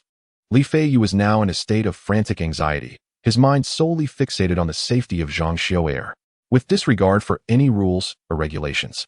He swiftly incapacitated the loquacious rotund man before him, commanding his subordinates to continue safeguarding the crowd while he and Han Li departed. Upon nearing the vicinity of Luo Rifeng, the two were taken aback by the overwhelming number of adversaries. Realizing that a direct assault was futile, they conferred and devised a clever plan. They subdued two disciples of Duan Shui Min, donned their garments, and amidst the chaos of twilight, stealthily blended into the throng of attackers, effortlessly making their way to the summit of Luo Rifeng, where they overheard the current utterances of the sect leader, Wang. As for Chu Han, due to his conspicuous stature, he was discreetly hidden at the base of the mountain. Hearing of the potential existence of a lethal weapon that could lead to mutual destruction with the enemy, Li Feiyu could no longer suppress his curiosity and incessantly question Han Li, yearning for reassurance from his friend. Regardless of the veracity of the words, our foremost priority is to swiftly enter the main hall, rendezvous with your beloved, and then quietly descend the mountain. We must understand that, whether true or false, remaining here is excessively perilous. Han Li finally whispered in response. This was indeed a candid truth, yet amidst the glaring eyes of the crowd, how could they possibly slip inside? Li Feiyu lowered his head, his brow furrowed in distress. Sigh. We can only wait a little longer and see if any opportunity arises. Han Li echoed his sentiments of helplessness. As the two anxiously concealed themselves within the crowd, the ground beneath them suddenly began to tremble. Initially a mere quiver, it escalated into a violent shake, causing many to lose their footing and tumble to the ground, while several rocks cascaded down the mountain in tandem with the quakes. Panic ensued as someone shouted, "The mountain is collapsing. That Wang intends to perish with us." This reckless exclamation heightened the terror among the masses, with many disregarding Wang Juchu's prior warnings. Scrambling towards the exit in a frantic bid to escape what they believed to be the imminent collapse of the mountain, a resounding crash reverberated, exacerbating the tremors. At this sound, all presumed it to be the onset of the mountain's demise, plunging them into despair, for even if they wished to flee, it was likely too late. At this moment, Jia Tianlong was both astonished and furious.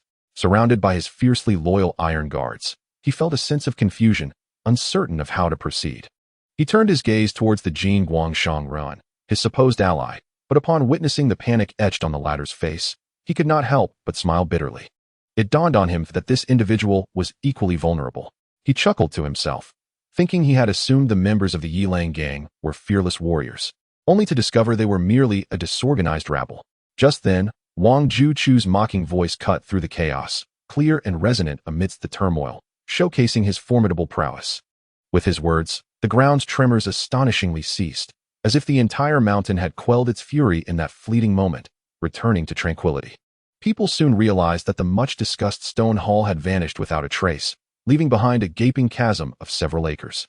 Some audacious souls edged forward to peer over the brink, gasping in astonishment at the dark abyss below, its depths unfathomable. Jia Bangzhu, do you believe this evidence can substantiate my claims? Wang Juchu inquired coldly. Jia Tianlong's complexion turned ashen. He did not respond immediately, but surveyed his surroundings. The expressions on his followers' faces were riddled with fear, and even his iron guards appeared particularly grim. Understanding this, Jia Tianlong realized that achieving the annihilation of the Qi Xianmen that night was no longer feasible.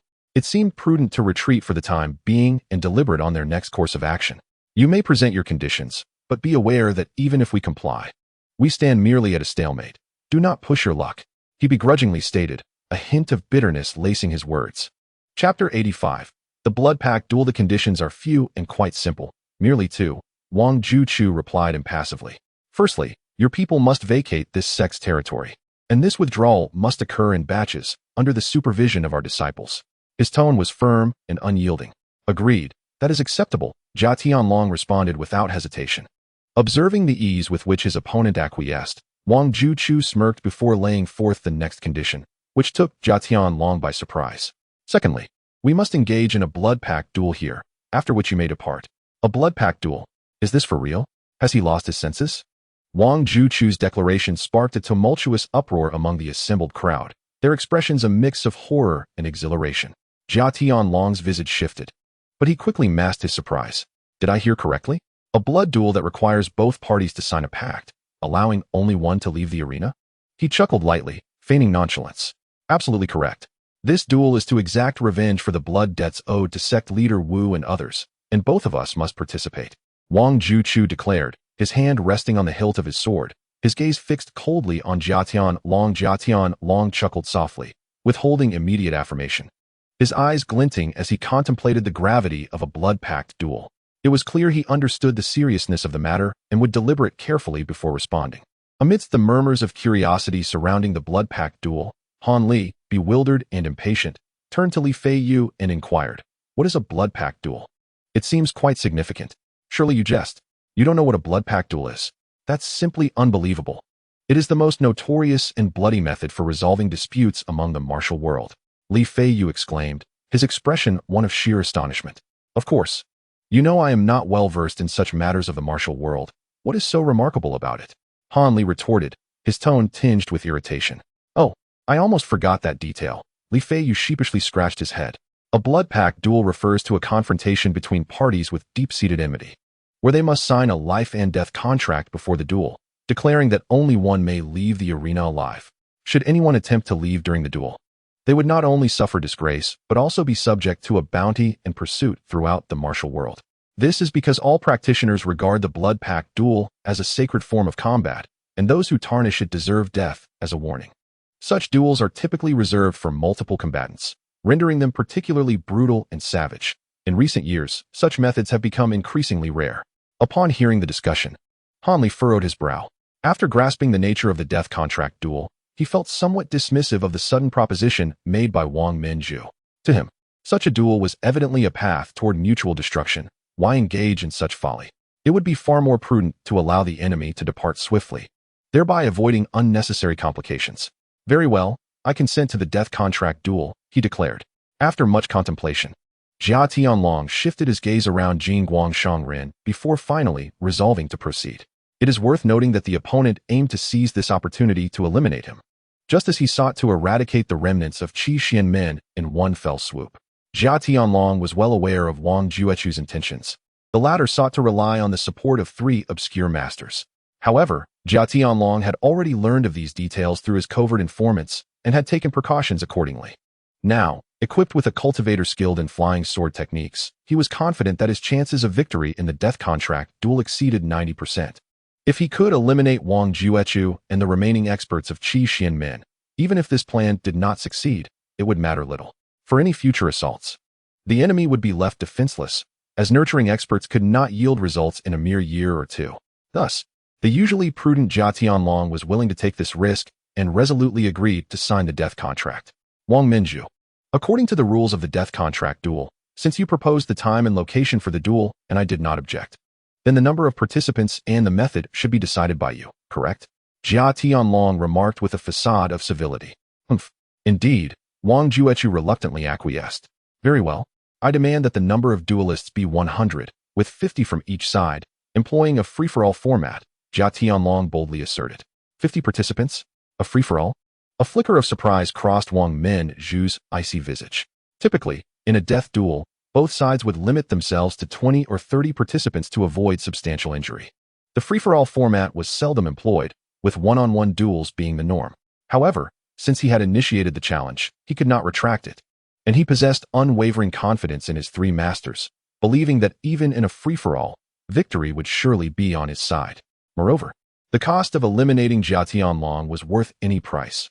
Once this cunning leader of the wolf pack was slain, his unruly subordinates would surely descend into chaos, embroiled in infighting for leadership, leaving the weakened Qi Xianmin with a precious opportunity to breathe.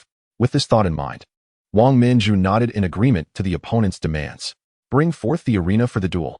Prepare the death contract. Wang Juechu commanded sternly to those behind him. With this order, more than 30 disciples clad in fine garments rushed forth from the main hall. They remained silent as they swiftly marked off the duel arena with wooden stakes and ropes. Their agile movements indicated that they were well trained, far from ordinary low-ranking disciples of Qi Xianmin. Observing the arena's establishment, Li Feiyu asked Han Li, somewhat anxiously, "Are we to remain hidden here, doing nothing, merely watching them duel? That seems improper." "What is improper about it? Your young companion is not in any danger. She is quite safe. Once their duel concludes, we shall seize the opportunity amid the chaos of the wolf pack's retreat to discreetly rescue Miss Zhang. Then the two of you can swiftly flee to a place where they cannot find you, sparing you from becoming a scapegoat for the powerful," Han Li replied nonchalantly, revealing his lack of deep allegiance to Qi Xianmin. "Isn't that akin to eloping?" "No, Xiao would never agree to that." Li Feiyu shook her head vigorously. "Then simply knock her unconscious and take her away. Then you can turn the raw rice into cooked rice," Han Li responded casually. Li Feiyu was taken aback by Han Li's words, staring at him in disbelief. Just as their conversation became tangled, Wang Minzhu solemnly received 2 blood-red documents from a disciple, which were the death contracts. He retained one for himself and instructed that the other be delivered to Jia Tianlong. Upon receiving the document, Jia Tianlong's demeanor became serious. He carefully opened the document, scrutinizing it meticulously before nodding in confirmation, then closed it and began selecting his fighters. After a thorough selection process, he chose 13 elite fighters from the wolf pack, along with several capable members from smaller factions. Regardless of whether these individuals were willing, once they signed the death contract, they would fight desperately for their lives. The remaining participants were chosen from his loyal Iron Guards, and naturally, Jing Guangshangren was also included, as he relied on the prowess of this individual's flying sword technique. As Jia Tianlong busied himself, Wang Juechu had retreated to the stone hall, and it appeared he was deeply engrossed in deliberating his own selections for the duel. When the duel arena was finally completed, Wang Minzhu emerged with 300 to 400 individuals from the hall. Among them were men and women of various ages, all exuding a fierce determination in their eyes. Clearly the elite of Qi Xianmin. What concerned Jia Tianlong most were the 3 individuals directly following Wang Juechu. One was clad in scholarly robes, radiating an air of intellect. Another was a hulking figure, bare-chested, sporting a formidable beard, and the last was a cold-faced individual dressed in gray, carrying a long sword on his back. At first glance, they appeared to be middle-aged, yet a closer inspection revealed a profound weariness in their features, suggesting they were not as youthful as they seemed. Jia Tianlong understood that these 3 were undoubtedly Wang Juechu's masters, indicating that the opponent was indeed willing to go to great lengths to secure his position. With this realization, he turned to Jing Guangshangren beside him and inquired, "What do you think of those 3? Are they manageable?" "Just a few ordinary mortals. Once my flying sword is unleashed, their lives will be forfeit. What is there to worry about? Do you doubt my abilities?" Jing Guangshangren retorted, his eyes widening with displeasure. "I do not dare. I merely asked out of curiosity. Please do not take offense," Jia Tianlong quickly replied, smiling obsequiously, wary of offending his most crucial ally. Humph. Hearing this, the dwarf's anger subsided. Jia Tianlong felt a sigh of relief. Dealing with this formidable figure was indeed challenging. He silently chuckled, then turned to the assembled crowd and boomed, "Are we ready? Let us begin signing the death contracts." At his command, those from the wolf pack participating in the duel began to solemnly inscribe their names on the death contracts, pledging their fighting spirit. Simultaneously, Wang Juechu coldly declared, "Sign the death contracts." Instantly, dozens of pre-selected fighters from Qi Xianmin stepped forward, prepared to inscribe their names on the death contracts as well. As these individuals stepped out, Han Li naturally focused his gaze on the scene, hoping to spot any familiar faces within the crowd. He noticed the three esteemed uncles of the Wang sect, but paid them little heed. Hastily glancing past them before his attention settled on an elderly man clad in a green robe. Upon recognizing the elder's visage, Han Li could not suppress a soft exclamation. Li Changlao. This man was none other than Li Changlao, the master of Ma Rong, whom Han Li had once saved. It was utterly unexpected to find him among those participating in the deadly duel. Regaining his composure, Han Li quickly turned to Li Feiyu, giving his shoulder a firm pat as he exclaimed, "Did you see? Li Changlao is here too. He intends to sign the life and death contract." Li Feiyu stood motionless, his gaze distant, as if he had heard nothing, his expression utterly blank. "What is going on?" Han Li asked, astonishment creeping into his voice. Even if Li Changlao wishes to sign the life and death contract, it shouldn't be like this. He pondered aloud. Upon hearing this, Li Feiyu finally returned his gaze, staring blankly at Han Li before uttering a statement that momentarily stunned Han Li. "Xiu'er is there too. She intends to participate in the death duel." After speaking, Li Feiyu's face transformed into a mask of distress. "Where?" Han Li inquired urgently as he snapped back to reality. "There." Following Li Feiyu's line of sight, Han Li finally spotted the pale-faced Zhang Xiu'er, standing in a corner of the crowd alongside two other female companions, dressed in a delicate white silk gown. With her apricot lips slightly pursed, she resembled a fragile white flower, exuding an air of vulnerability. How could someone as delicate as Miss Zhang participate in such a bloody duel? Has the Wang sect lost its senses? Han Li expressed his disbelief. "Xiu'er is also a core disciple of Qi Juetong. Did I not mention this to you?" Li Feiyu replied with a bitter smile, revealing news that greatly startled Han Li. Han Li fell silent. It was evident that the remaining experts of Qi Xuanmen were few, and their leader, Wang, showed no compassion. Even sending someone as gentle as Zhang Xiu'er into such perilous circumstances, clearly a desperate gamble. "My brother, I shan't waste words. I must be with Xiu'er. Take care of yourself," Li Feiyu gently said as he embraced Han Li's shoulder, then turned to merge into the crowd. No sooner had he taken a few steps when a soft sigh reached his ears, and a figure emerged beside him. It was Han Li. "What is the big deal? It's merely a life and death duel. Such trivial matters cannot deter me. We are friends, after all. I will lend my assistance," Han Li smiled. Without hesitation, Li Feiyu thumped Han Li's chest with appreciation, murmuring, "Good brother. Thank you." Han Li remained silent, yet smiling. As he had articulated, his motivation for following was twofold. 1. A deep bond formed through time spent with Li Feiyu, and 2. A confidence in his own abilities. Not believing that the so-called experts of the Wild Wolf Gang could pose a significant threat to him, particularly since he was eager to test his current prowess. The two strode purposefully through the throng, making their way towards Wang Juechu. Along the way, they tore off their Duan Shuaman attire, revealing the garb of Qi Xuanmen. The sudden appearance of Han Li and Li Feiyu, coupled with their swift change in identity, left both factions momentarily stunned, allowing them to approach Wang Juechu without obstruction. "Hall Master Li, Dr. Han." Many disciples from Qi Xuanmen recognized the two prominent figures and exclaimed in astonishment. Zhang Xiu'er was especially overjoyed to see Li Feiyu, her lovely face radiant with delight. Had it not been for the multitude present, she would have surely rushed into his embrace to pour out her heart. Wang, too, recognized the duo, his eyes flickering with surprise at their unexpected arrival. "Vice Hall Master Li, I greet you." Sect leader Li Feiyu called out with a loud salute.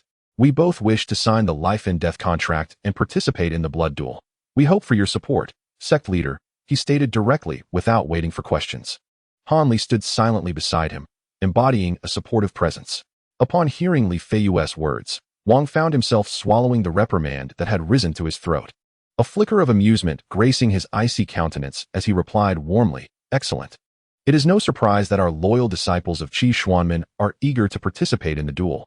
With Hall Master Li's addition, our chances of victory have increased. However, Dr. Han should refrain from joining. After all, your medical skills are invaluable to our sect, and any mishap during the duel would be a loss indeed." Han Li smiled subtly at this remark. Without waiting for Li Feiyu to respond, he deftly shifted his body and suddenly vanished right before Wang's eyes. Startled, Wang turned to search for him, only to hear Han Li's languid voice from behind. "Do you believe my abilities are not worthy of your attention, sect leader? I assure you that I possess the means to protect myself, even in the duel. I implore you to acknowledge my sincere intentions." A wave of shock coursed through Wang. He had never anticipated that the doctor, known for his medical prowess, possessed such alarming agility, having approached him without a whisper. What formidable skills! Who is this person? What intentions does he harbor within our sect? A torrent of alarming thoughts surged through Wang Juechu's mind. He turned to observe the seemingly harmless Han Li, then glanced towards his three esteemed uncles, who exhibited a slight change in expression, their eyes betraying a hint of trepidation, clearly wary of Han Li's capabilities. A multitude of conflicting thoughts swirled in Wang's mind before he finally made his decision. He erupted into hearty laughter, then warmly declared, "Since Dr. Han has demonstrated such loyalty to our sect, how could I, as the sect leader, refuse?" He gestured for the two weakest disciples among those originally slated to participate in the duel to withdraw, allowing Han Li and Li Feiyu to take their place, and urged them to be the first to sign the life and death contract in bold black ink, thus making them the initial participants in the deadly contest. The spectacle unfolding within Qi Xuanmen did not escape Jia Tianlong's keen observation. Although surprised by the addition of two formidable fighters on the opposing side, he remained unfazed, confident that mere mortals would be no match for the swordplay of the Jin Guangshangren. And so, once both sides had completed signing the life and death contracts and exchanged documents, the blood duel, wherein only one faction could emerge alive, commenced at last. Chapter 88. The golden light shield standing in the center of the arena. Jin Guangshangren wore an expression of arrogance, flanked by his wild wolf gang members. Prior to his entrance, he had assured Jia Tianlong that he alone could vanquish all participants from Qi Xuanmen in the duel. Naturally, in exchange for his comprehensive guarantee, the promised remuneration of 5,000 taels of gold had escalated to 8,000. Upon contemplating the prospect of acquiring such a substantial amount of gold afterward, Jin Guangshangren felt an uncontrollable fervor ignite within his heart. He cast a disdainful glance at the crowd across from him, already eager to annihilate them all. Han Li, however, did not stand with Li Feiyu, but rather positioned himself on the opposite side of the throng. This was due to the fact that Li Feiyu was engaged in an intimate exchange of whispers with Zhang Xiu'er. Han Li, of course, was too considerate to intrude upon their little world. One could only wonder what these young lovers were thinking, conversing about love in such a life-and-death scenario. A hint of sourness seemed to rise in Han Li's mouth. Upon regaining his focus, Han Li, like the others, regarded the diminutive figure across the way with a semblance of curiosity. The members of the Yilang gang had all retreated to the back, leaving a rather ostentatiously dressed dwarf to take the lead, which was utterly astonishing. Did this gnome possess some extraordinary skill? Han Li blinked, pondering this notion. The leader Wang shared Han Li's sentiments, opting not to let everyone rush in recklessly. Instead, he dispatched a single-armed disciple to confront this peculiar individual, seemingly aiming to ascertain the gnome's abilities before devising a plan to avoid any unexpected casualties. Although the duel was to be fought in a chaotic manner, it was entirely reasonable to allow a one-on-one confrontation if both sides sent forth only one combatant. As Jin Guangshangren observed the lone figure advancing towards him, he understood the implications of the situation. A sinister chuckle escaped him, his voice akin to a rusty bell, causing discomfort to all who heard it. The disciple chosen to face him was a robust man in his 30s, his visage fierce and his grip on the blade revealing the sinewy strength of a skilled melee fighter. Despite the unsettling laughter, he maintained his composure, indicating his wealth of combat experience. As the burly man closed in, Jin Guangshangren ceased his laughter and calmly produced a yellow talisman from his pocket. This talisman, shimmering with golden light and adorned with intricate golden characters and patterns, was clearly of significant value. Ignoring the approaching warrior, the dwarf held the talisman aloft and began to chant an incantation. Although the disciple of Qi Xianmen was baffled by the gnome's actions, his extensive combat knowledge warned him not to allow the gnome to complete whatever he was conjuring, as it would surely be detrimental to him.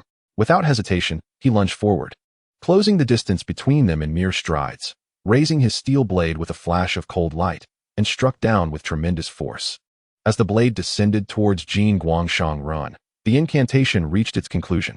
In a sudden motion, he slapped the talisman against himself, and an astonishingly brilliant golden light erupted from the point of contact. The dazzling radiance rendered the burly man's vision impaired, yet he remained undeterred, bringing his steel blade crashing down. A resounding clang echoed throughout the arena as the man felt a surge of heat in his hands, almost losing his grip on his weapon. Shocked, he realized that something was amiss, and with a swift movement, he retreated several paces, bracing himself with his blade at the ready. At that moment, gasps of astonishment rippled through the crowd. The burly man, increasingly anxious to discern the bizarre occurrence, was relieved when his vision finally returned to normal. He turned his gaze towards the gnome, who stood still several paces away. enveloped in a shimmering aura of golden light that resembled a thick suit of armor, shielding him from harm. It seemed the earlier strike had merely struck the golden barrier, failing to make contact with the gnome himself. This golden radiance appeared as sturdy as iron, rendering the attack futile. Though the burly man was seasoned in the ways of combat, he found himself utterly astonished by this unprecedented spectacle. Gripping his blade, he stood bewildered, uncertain whether to advance or retreat. He was not alone in his astonishment. Everyone present on the setting sun peak was equally taken aback. The tales of cultivators were scarce in the martial world, particularly in such a remote locale, leaving most to view this talismanic phenomenon as an enigma shrouded in mystery. While Jia Tianlong secretly reveled in the situation and the disciples of Qi Xianmen exchanged puzzled glances, Han Li, standing at the back of the crowd, felt a greater shock than anyone else. It was likely that he was the only one on the entire mountain, aside from the gnome, who possessed any understanding of magic. Clearly, the gnome was employing a type of talisman akin to the Dingshan Fu, and it appeared to be of a higher grade. Seizing the opportunity while others were distracted, Han Li silently recited the incantation for the Tian Yin Shu, discreetly invoking its powers upon himself, and swiftly turned his gaze towards the gnome. Beneath the golden radiance, he discerned faint wisps of white light dancing around the gnome's form. Far too insubstantial compared to the golden glow. Had he not been actively searching for it, he might have overlooked it entirely. This gnome was, indeed, a cultivator with significantly lesser power than Han Li. This revelation stirred a mixture of delight and concern within Han Li. The joy stemmed from the realization that, as a novice, he was already more proficient than this gnome, indicating that the dwarf was also an inept cultivator. The worry arose from uncertainty regarding the extent of the gnome's magical abilities and whether he could adequately defend against them. Chapter 89. The Spear and the Shield. Han Li turned to glance at Wang Minju, who appeared grim and was engaged in hushed discussions with three weathered individuals beside him, seemingly troubled by the peculiar golden light surrounding the gnome. Jin Guangshang Ren's laughter erupted once more as he tilted his head back, nostrils flaring, and arrogantly proclaimed, "I shall remain here without moving, allowing you to attack at will. If anyone can shatter this immortal's indestructible defense, I may grant you a small mercy." His audacious declaration incited the disciples of Qi Xianmen, who had previously harbored some trepidation towards the golden barrier, into a frenzy.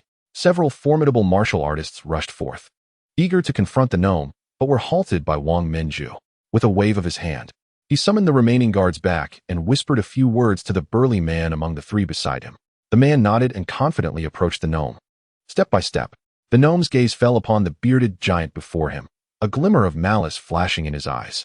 Having been ridiculed throughout his life due to his diminutive stature, he harbored a deep-seated animosity towards tall and imposing figures like the one before him. He was already contemplating how best to inflict torment upon this man. The bare-chested giant was one of Wang Minju's three uncles. Though his beard might suggest a brutish demeanor, he had surpassed 60 years of age.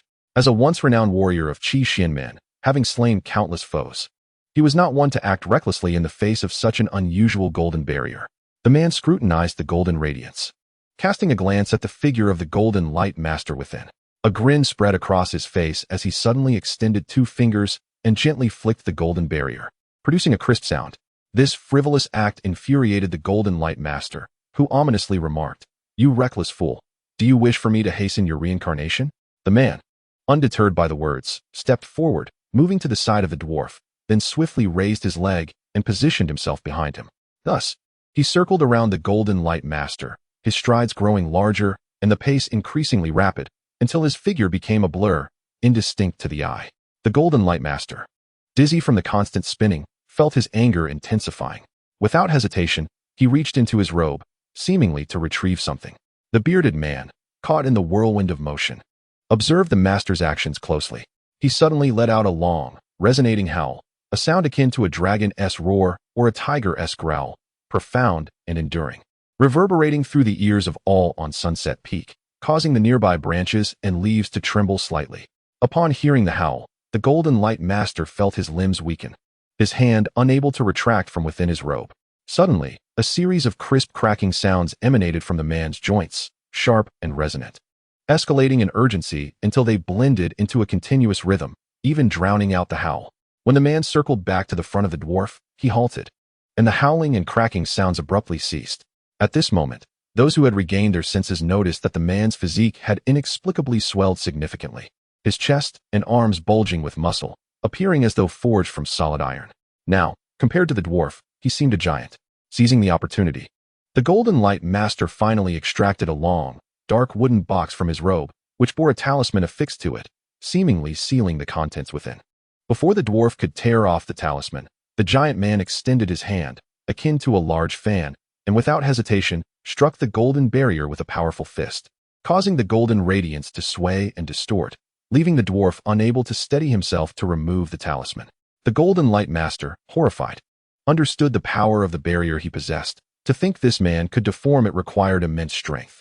His contempt dissipated entirely, and he hastened his efforts to tear off the talisman. With a decisive rip, the talisman was finally torn away, and the Golden Light Master's face momentarily brightened with joy. However, a series of loud thuds erupted from the barrier, causing his body to sway uncontrollably until he collapsed to the ground. It was then that he realized the man opposite him was using both hands and feet to unleash a frenzied assault on the golden barrier. The light shield pulsated as if it were a pliable dough, sinking and rising with each strike, the golden glow under threat of shattering at any moment. Witnessing this, the Golden Light Master's expression shifted dramatically. He could no longer maintain the composure of a sage, his actions becoming frantic as he attempted to chant spells. Unfortunately, in his disarray, he faltered repeatedly, achieving no effect, and the dark box remained untouched. From the sidelines, Jia Tianlong stood in stunned silence. On one hand, he was speechless at the Golden Light Master's foolishness, while on the other, he was astonished by Wang Juechu, his master's remarkable skills. He had personally tested the barrier's resilience, which had been impervious to blades and fire, as solid as diamond. Yet now, this barrier trembled under the man's relentless blows, easily manipulated. This was truly extraordinary. The man's prowess was unfathomable. Considering that two other equally formidable opponents were also present, Jia Tianlong felt a twinge of regret for hastily agreeing to the duel. It became clear why the adversary was so confident in demanding a fight to the death. With three monstrous experts backing him, anyone in his position would likely rush to seek bloodshed. With this in mind, Jia Tianlong glanced at the beleaguered dwarf, contemplating whether he should send assistance to this esteemed master, lest he perish without even employing his renowned flying sword technique. From an external perspective, the man engaged in the furious assault appeared to hold absolute advantage. Yet, unbeknownst to all, this seemingly invincible figure was silently lamenting. Although every punch he landed forced the golden light to yield, causing the entire barrier to tremble, it was a concealed struggle. Each time his fists and feet made contact, they encountered a formidable rebound force, intensifying with each exertion. His hands and feet ached severely, and he anticipated immediate swelling once he ceased his efforts. Furthermore, the golden light possessed remarkable resilience. The depressions he created quickly reverted to their original form once he withdrew his strikes, as if untouched. Thus, the onslaught continued for some time, with the barrier still quaking ominously, appearing on the verge of collapse. However, at that moment, the thoughts of all present shifted dramatically. They realized the man could not breach the protective shield. His immense strength could only induce minor tremors, failing to obliterate it. Consequently, Jia Tianlong dismissed the idea of sending aid, and even the dwarf regained his composure. However, due to previous embarrassment, the Golden Light Master's expression darkened with humiliation, his gaze towards the man turning increasingly venomous. Yet, besieged by continuous attacks and unable to stand firm, his attempts at casting spells faltered repeatedly. Therefore, he ceased his incantations and instead fixed his gaze intently on the assailant, muttering curses in an unintelligible dialect. The man, seemingly oblivious to the change, continued his frenzied assault on the golden barrier. Just as onlookers assumed he would strike until exhaustion rendered him powerless, he suddenly turned and bolted, his massive form moving with surprising speed. This unexpected action startled the spectators, followed by a cacophony of astonishment. The Golden Light Master also paused, momentarily taken aback before erupting in rage. He hurriedly sat cross-legged, placing the black box across his lap, mumbling incantations. His fingers raised to his chest, contorted in a peculiar position, trembling with effort as if each finger bore 1,000 pounds of weight. At that moment, the man had only a few steps left to the central formation of Qi Xianmen, nearly returning to the crowd. Suddenly, a thunderous voice erupted behind him, and he noticed the faces of Wang Juechu and others shift dramatically, almost in unison warning, "Be careful." Startled, the man swiftly veered to the left while glancing back. He saw a grayish light, like a flash of lightning, streak past the very spot where he had just stood. The man felt a sudden chill within his heart. Yet he soon regained his composure. Having evaded the hidden weapon, he believed he could now join his two fellow disciples and rest easy. However, before he could fully process this thought, a sharp pain pierced through his right arm. He instinctively lowered his gaze, but before he could ascertain the cause, a chorus of exclamations erupted around him, including the anxious voices of his two senior brothers.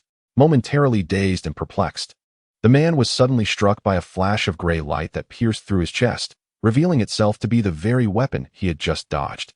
A mixture of shock and fury surged within him, and he attempted to utter a word, but his body collapsed to the ground. It was then that he realized his right arm had been severed at the shoulder, blood gushing forth uncontrollably. What had transpired? Filled with questions and resentment, darkness engulfed him, and he lost consciousness. The man failed to comprehend the events leading to his demise.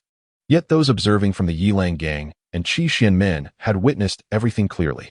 They saw a gray beam shoot forth from the black box upon the gnome's incantation, swirling above his head before darting towards the man as directed by the gnome's finger.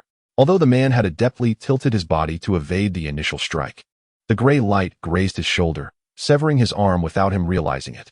To the astonishment of onlookers, the gray beam, having missed its target, suddenly made a sharp turn and charged back toward the man, claiming his life with alarming ease.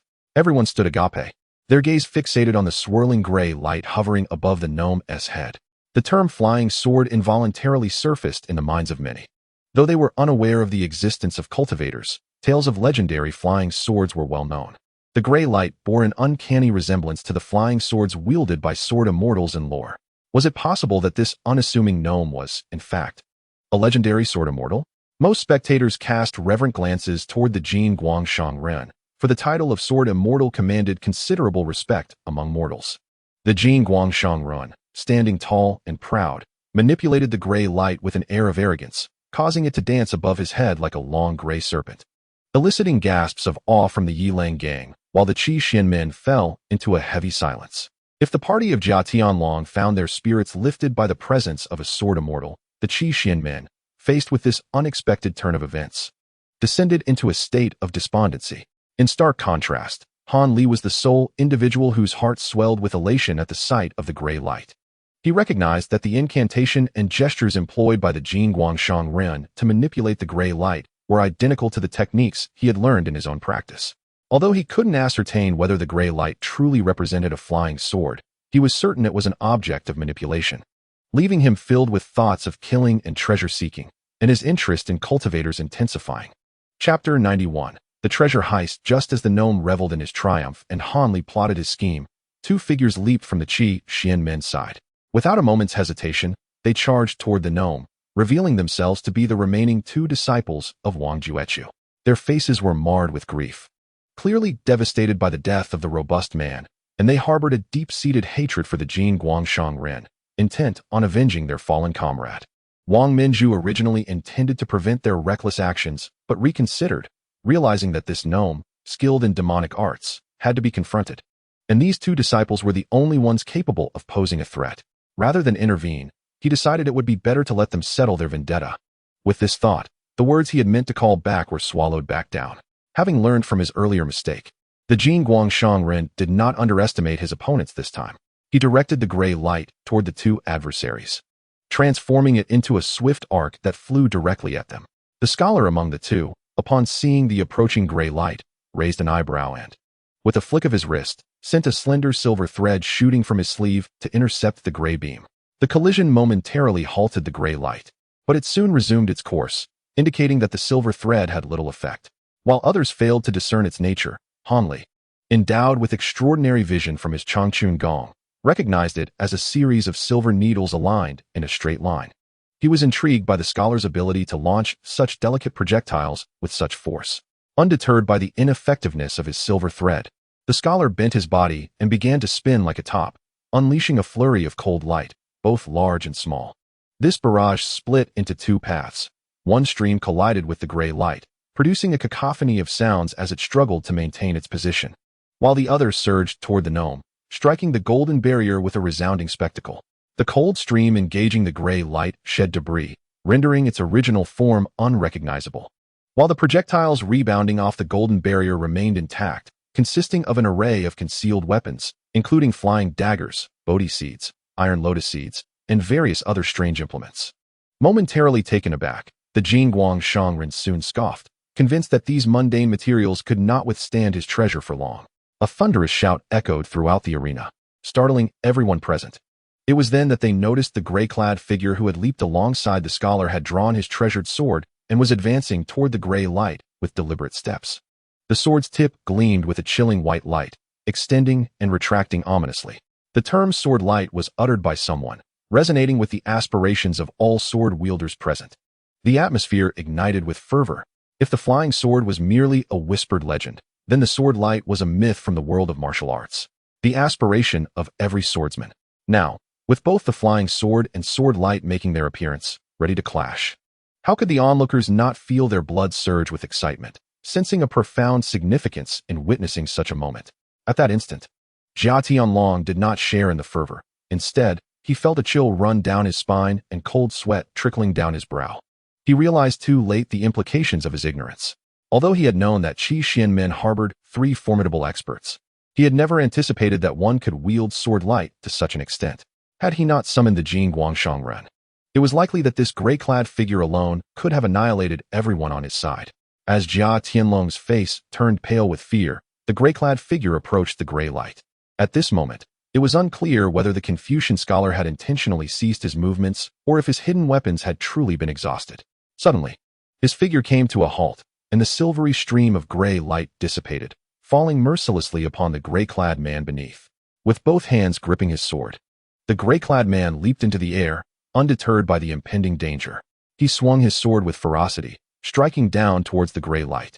A crisp sound resonated as he fell from mid-air to the ground, staggering backward several steps before spitting out a mouthful of blood, his complexion turning pallid. The tip of his long sword, once 3 inches long, had vanished without a trace, leaving it blunt and flat. The gray light, having endured the blow, plummeted to the ground like a bird struck by a bullet. Yet, even so, it retained its brilliance, pulsating and undulating on the earth, exuding an aura of vitality. Witnessing this scene, both Jia Tianlong and the disciples of Kixwenmen gasped in astonishment. However, the expressions of the Kixwenmen disciples were filled with joy, while Jia Tianlong's face was etched with concern. The Confucian scholar, too, was elated, glancing at the weakened gray-clad man and then at the dwarf. He hesitated momentarily before soaring toward the dwarf, intent on eliminating the formidable foe first. Before the Confucian scholar could glide a few steps, he suddenly heard a loud shout from behind, warning him to dodge. Startled, he instinctively attempted to react, but felt a chill at his neck as gray light zipped past him, revealing a headless body that staggered forward a few steps before collapsing. The silhouette appeared hauntingly familiar. Just as the Confucian scholar realized this, he lost consciousness entirely.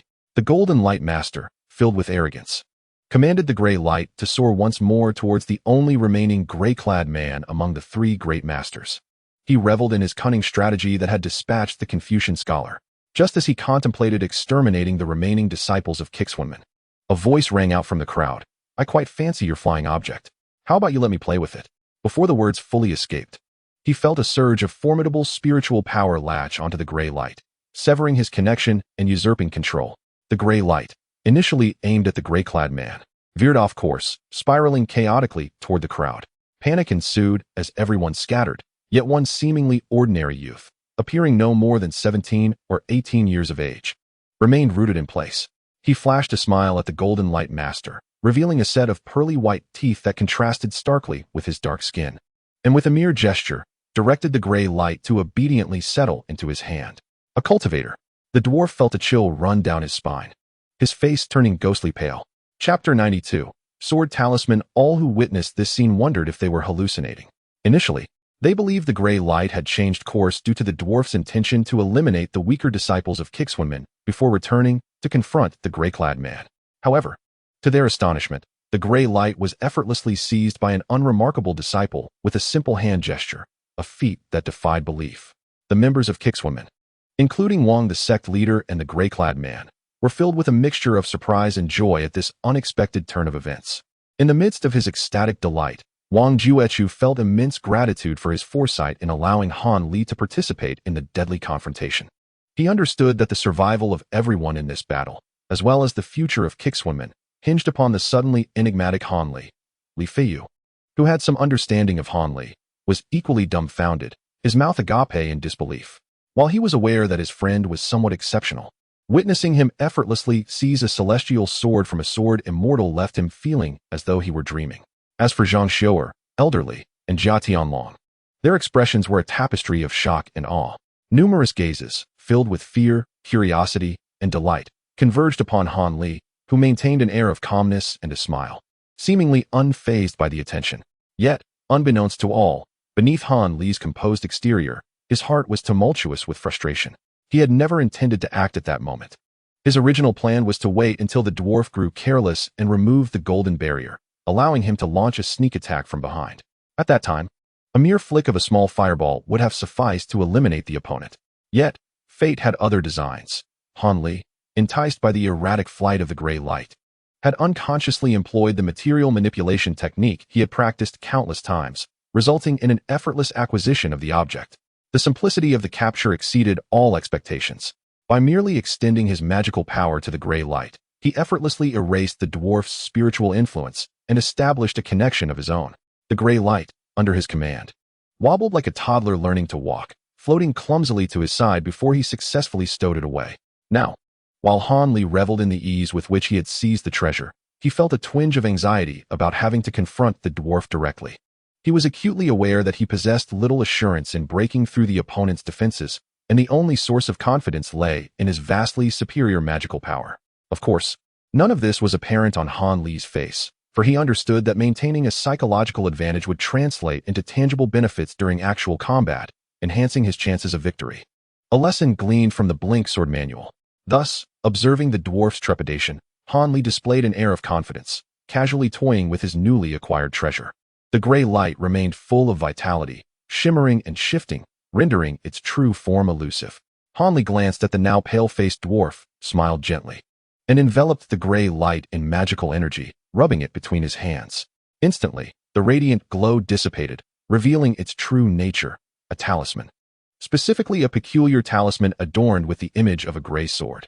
The gray sword etched upon the talisman was depicted with remarkable realism, exuding a faint luminescence even without magical activation, reminiscent of an unparalleled weapon, cold and menacing. Upon seeing this, Han Li felt a pang of disappointment. It was evidently not a flying sword or any similar treasure. Although somewhat peculiar, it was still merely a piece of talisman paper.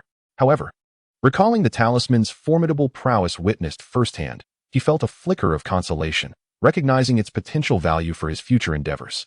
Han Li discreetly tucked the talisman into his robe, wary of using it in front of its original owner, uncertain of any hidden tricks the dwarf might have employed.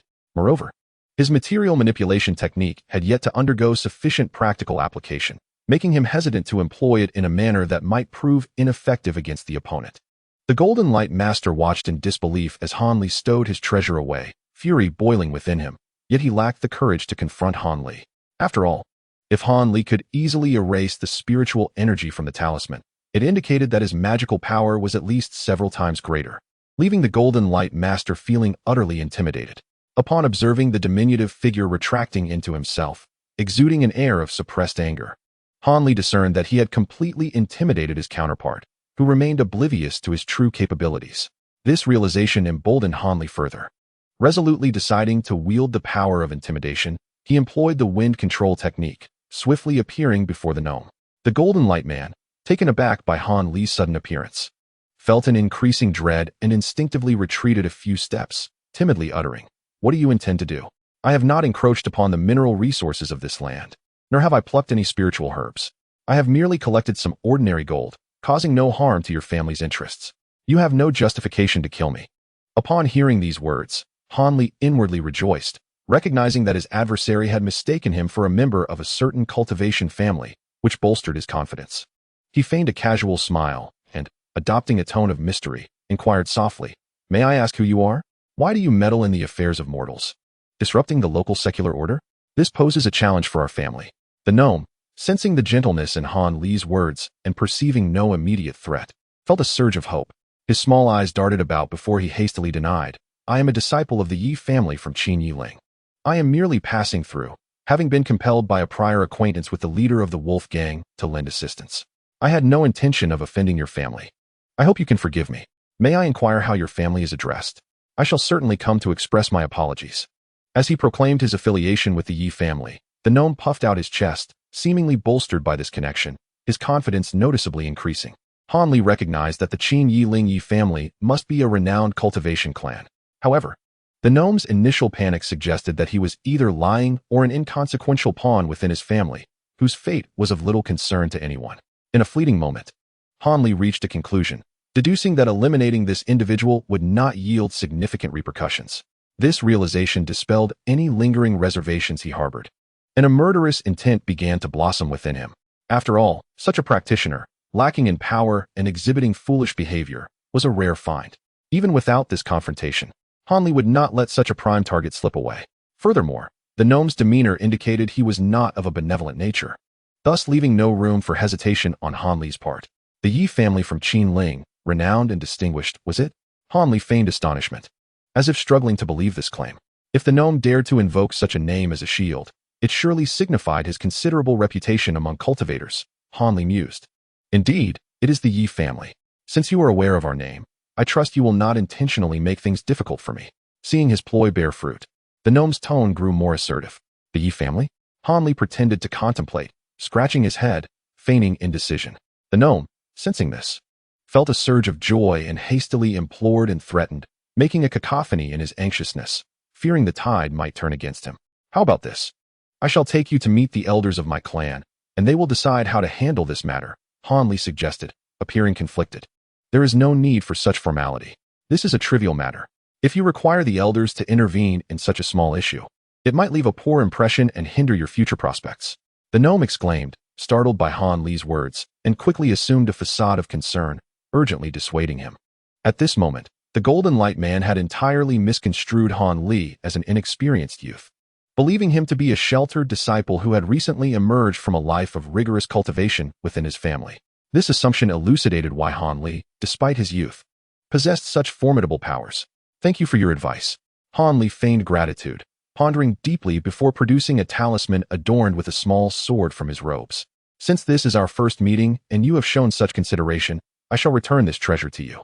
The gnome, overjoyed by Han Li's naivety in returning the acquired treasure, hastily performed a hand gesture, causing the golden barrier surrounding him to dissipate entirely. With outstretched hands, he eagerly reached for the talisman, shamelessly proclaiming, "Since you are so sincere, I shall not stand on ceremony." Just as the gnome's hand nearly grasped the talisman, Han Li's expression transformed abruptly, his face reflecting shock as he exclaimed, "Elder, how is it that you have come personally?" Startled by this utterance, the gnome trembled, momentarily forgetting the treasure, and swiftly turned to look behind him. He found nothing but silence, an empty space. Oh no, even the simplest of gnomes could comprehend the ruse. Before he could fully turn back, he felt a heat in his chest, followed by a blaze of crimson in his vision. In an instant, the gnome was engulfed in flames, reduced to ashes. At that moment, Han Li exhaled a long sigh of relief, retracting the hand that had conjured the small fireball. The seemingly simple act of dispatching his foe with a minor fire spell had indeed required considerable thought and exertion. Now that his ambush had succeeded so smoothly, Han Li felt a wave of relief wash over him, a trace of joy illuminating his countenance. Jia Tianlong and Wang Juechu, having witnessed the unfolding events, remained utterly bewildered by the circumstances. Although they had observed the gnome's fearful demeanor upon encountering Han Li, their distance rendered them unable to decipher the content of the dialogue exchanged between the two. They only noted that after a brief conversation, the gnome implored Han Li repeatedly, only to witness the latter effortlessly incinerate the gnome, the esteemed Golden Light Man, into mere ash. Jia Tianlong felt an overwhelming bitterness in his heart, a sensation that penetrated deeply. What had transpired? The once favorable situation had taken a disastrous turn with the appearance of this inconspicuous disciple from Qishuan Gate, spiraling into chaos. Even the immortal Golden Light Man had succumbed to flames, perishing without a chance for survival. Conversely, Wang Juechu's reaction was entirely opposite to that of his rival. He gripped his sword tightly at his waist, excitement glimmering in his eyes as he gazed at Han Li, who knelt awkwardly on the ground, rummaging through the remnants of the gnome's ashes, a fervent expression gracing his face. At this moment, Han Li was indeed exhilarated, not from the thrill of victory, but from the discovery of several undamaged items amidst the ashes. The meager findings included a talisman, a token, and a tome. The talisman, previously wielded by the gnome, was capable of emitting golden light to form a protective barrier. Although he was yet unaware of the incantation, Han Li's elation was palpable, for he recognized that what he desperately needed was a means of safeguarding himself. The Lingpa is a pitch-black triangular token, one side inscribed with the ancient gold characters for ascend to immortality, while the other features a silver character for ling. The entire token does not appear metallic, yet it is surprisingly heavy, its purpose unknown. As for the book, Han Li initially presumed that since it survived the fireball technique, it must possess some significance. However, after flipping through a few pages, he discovered it to be a genealogy, a family tree of the Qin clan, raising questions about its connection to the esteemed Jinggong Songren, as it was evidently carried with great care. This dwarf, claiming to belong to the Yijiao, carried a Qin family genealogy. Could he be an illegitimate offspring of someone from the Yijiao? Han Li, feeling deeply disillusioned, harbored some malicious speculations. Chapter 94. Complete victory. Despite the 3 items acquired being of no immediate use, Han Li unceremoniously collected them all. Rising to his feet, he brushed off the dust from his clothes and cast a knowing smirk toward Jia Tenlong and the other members of the Yulongbang. Do you intend to sever your own meridians? Or shall I assist you in your departure? Han Li's tone was courteous, yet his words offered no reprieve to the Yulongbang members. Upon hearing this, Jia Tenlong felt a chill envelop him, stiffening his face in fear. He repeatedly urged himself to remain calm, believing there must be a way to deal with this individual. Yet he instinctively wiped his brow, revealing a sheen of cold sweat. A bitter smile crossed Dan's lips as he realized there was no need for a mirror. His complexion was undoubtedly ghastly. Struggling to turn his neck, he surveyed those around him, noting the pallid faces of his companions, all exhibiting expressions of terror and disarray, devoid of any fighting spirit. In his despair, Han glanced towards the Qin, where his nemesis, Wang Dichu, met his gaze with a cold stare reminiscent of watching a doomed soul. The expressions of others mirrored that of vengeance fulfilled. Confusion washed over Zhang as his gaze inadvertently drifted to his own men outside the arena, who were meant to be steadfastly loyal. Their expressions varied. Some were anxious, some indifferent, yet a significant group appeared to revel in the misfortune, whispering among themselves with evident glee. No, I cannot perish here, he resolved. I must survive to continue my ambitions. A particular expression among the crowd ignited a spark of madness within Jia Tenlong. Men, iron guard, prepare the crossbows. Others, assist in the ambush, he bellowed, channeling his inner strength. True to his role as the leader, his commanding shout infused the disoriented fighters in the arena with renewed vigor, awakening them from their stupor. Regardless of whether they belonged to the Yulongbang or lesser factions, they all seemed to find their resolve, readying themselves for a fierce battle. Han Li slightly furrowed his brow, exhaling softly, and began to stride towards Jia Tenlong with his hands clasped behind his back. It seems I must expend a bit more effort, he mused to himself. Fire. As soon as Jia Tenlong saw Han Li within range of the crossbows, he licked his parched lips and issued the command without hesitation. Instantly, hundreds of steel bolts shot forth like a storm, filling the air with an ominous hum, leaving no space for Han Li to evade. What transpired next was astonishing. Jia Tenlong observed as the young man faced the oncoming barrage of bolts with no fear, instead offering a strange smile before his form began to blur. The bolts passed through him without any resistance, and in a blink, he vanished from sight. With his face drained of color, Jia Tenlong was about to caution his subordinates to remain vigilant when Han Li suddenly reappeared mere steps away. Before he could issue another command, the Iron Guard unleashed a chaotic volley of bolts, mixed with hidden weapons like darts and throwing knives, all aimed at Han Li. Yet, to their astonishment, he vanished once more in plain sight. As Han Li grappled with fear and confusion, 2 piercing screams echoed from behind him. Startled, he turned to witness 2 of his closest Iron Guards engulfed in flames, while the elusive young man withdrew his hands, leaving only ashes in their wake. The flickering red light in his palms hinted at the mastery of the fireball technique. What Jia Tenlong witnessed was a flawless demonstration of Van Li's blend of sorcery and martial prowess. With the fireball restored to its original size, Han Li's form vanished again, reappearing at the opposite end of the throng, where yet another individual was consumed by flames. Thus, Han Li flickered in and out among the crowd, each reappearance marked by another casualty, as anyone he touched would ignite and vanish from existence. Staring blankly ahead, Jia Tenlong's eyes lost their spark, his complexion turning ashen. In mere moments, half of his men had perished, while the remaining were gripped by fear, desperately seeking escape. However, against the specter-like agility of Van Li, they were swiftly reduced to ashes. As the last of his men succumbed to the flames, Jia Tenlong became entirely numb. He realized that his continued survival was merely the result of Vai's deliberate choice. Now left alone, he braced himself for the inevitable wrath of the inferno.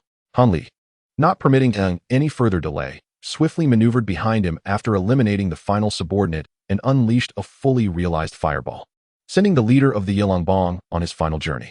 After Zhenlong's demise, Han Li dusted off his hands and muttered softly to himself. It seems that taking lives is not as daunting a task as it appears. If only you had opted for a swift end, the pain would have been minimal. Now, to personally deliver this fiery fate is rather unpleasant. Chapter 95. The name of the demon resounds on Li lifted his gaze towards the crowd, observing that regardless of their affiliation, Qi Shan, Yilongbang, or other factions, each individual wore a pallid expression, their eyes filled with trepidation as they regarded him. It was evident that his actions, dispatching the esteemed Jinggangshanren and reducing dozens, including Hong, to ashes in an instant, marked him not only as an immortal being akin to the dwarf, but also as a ruthless figure, devoid of mercy. Thus, wherever his gaze fell, all present averted their eyes, none daring to meet his stare. In that moment, Han Li truly embodied the essence of fear. Why are you still lingering? Do you wish to remain on this mountain and join me on my journey? He called coldly towards the Yilongbang, his voice resonating like thunder among the thousands on the peak, inciting immediate panic. Run! As he hesitated to depart, the ominous cry echoed, warning that he might once again set ablaze the living. It was unclear who first uttered this alarm. Instantly, the members of the Yilang gang and other smaller factions erupted into chaos, all scrambling down the mountain in a panic. The throng of people densely packed the narrow path at the base, trampling countless souls in their haste. Moments later, the entire Sunset Peak became desolate, with the exception of disciples from the Qixin sect, who remained behind. Wang Juechu felt a mix of surprise and joy. He had not anticipated that the crisis facing his sect would dissipate so effortlessly, nor that Jia Tianlong would be vanquished so decisively. This outcome filled him with elation, yet also a sense of unease. He understood that if their adversary could so easily assist the Qixin sect in overcoming this tribulation, then with their formidable abilities, they could just as easily suppress the Qixin sect, rendering their situation even worse than that of the Yilang gang. As these thoughts raced through Wang's mind, his earlier calm was swiftly replaced by renewed anxiety, compelling his gaze toward the center of the chaos. Where was Han Shini? Wang's heart sank as he realized that the esteemed figure he had come to regard as a variable of uncertainty had vanished from sight. He hurriedly inquired of those nearby, "Has anyone seen Dr. Han?" The response was a chorus of confusion, with heads shaking in ignorance. It was hardly surprising. Everyone had been too awestruck by Han Li's terrifying display to keep a watchful eye on the harbinger of doom. With such a ghostly agility, it would be trivial for him to disappear from their midst. Do not search any further. I just saw him blending in with those descending the mountain. Having already left Sunset Peak, spoke a gray-cloaked man, whose complexion had noticeably improved. Down the mountain? Where could he possibly go? Wang Juechu murmured, a complex smile of resignation gracing his lips. As he scanned his surroundings, his gaze unexpectedly landed upon someone. His eyes sparkled with sudden clarity, and a sly smile crept across his face, revealing a cunning demeanor. At that moment, Li Feiyu, exhilarated by his friend's transformation into a transcendent figure, was engrossed in conversation with Zhang Xiu'er, blissfully unaware that someone had set their sights on him. Thus, the members of the Yilang gang and other factions swiftly retreated from Caisha Mountain, hastily making their exit from the territory of the Qixin sect. The upper echelons of the Qixin sect, led by Wang Juechu, refrained from pursuing them, as they too had suffered significant losses in strength. For a considerable period following this tumultuous conflict, both the Yilang gang and the Qixin sect lay low, recuperating. The saga of the tumultuous battle between the Qixin sect and the Yilang gang soon spread across the vast lands, evolving into a local legend imbued with elements of the celestial and the demonic. It became a topic of discussion among both the righteous and the wicked, captivating even the common folk, who relished it as a tale that would endure through the ages.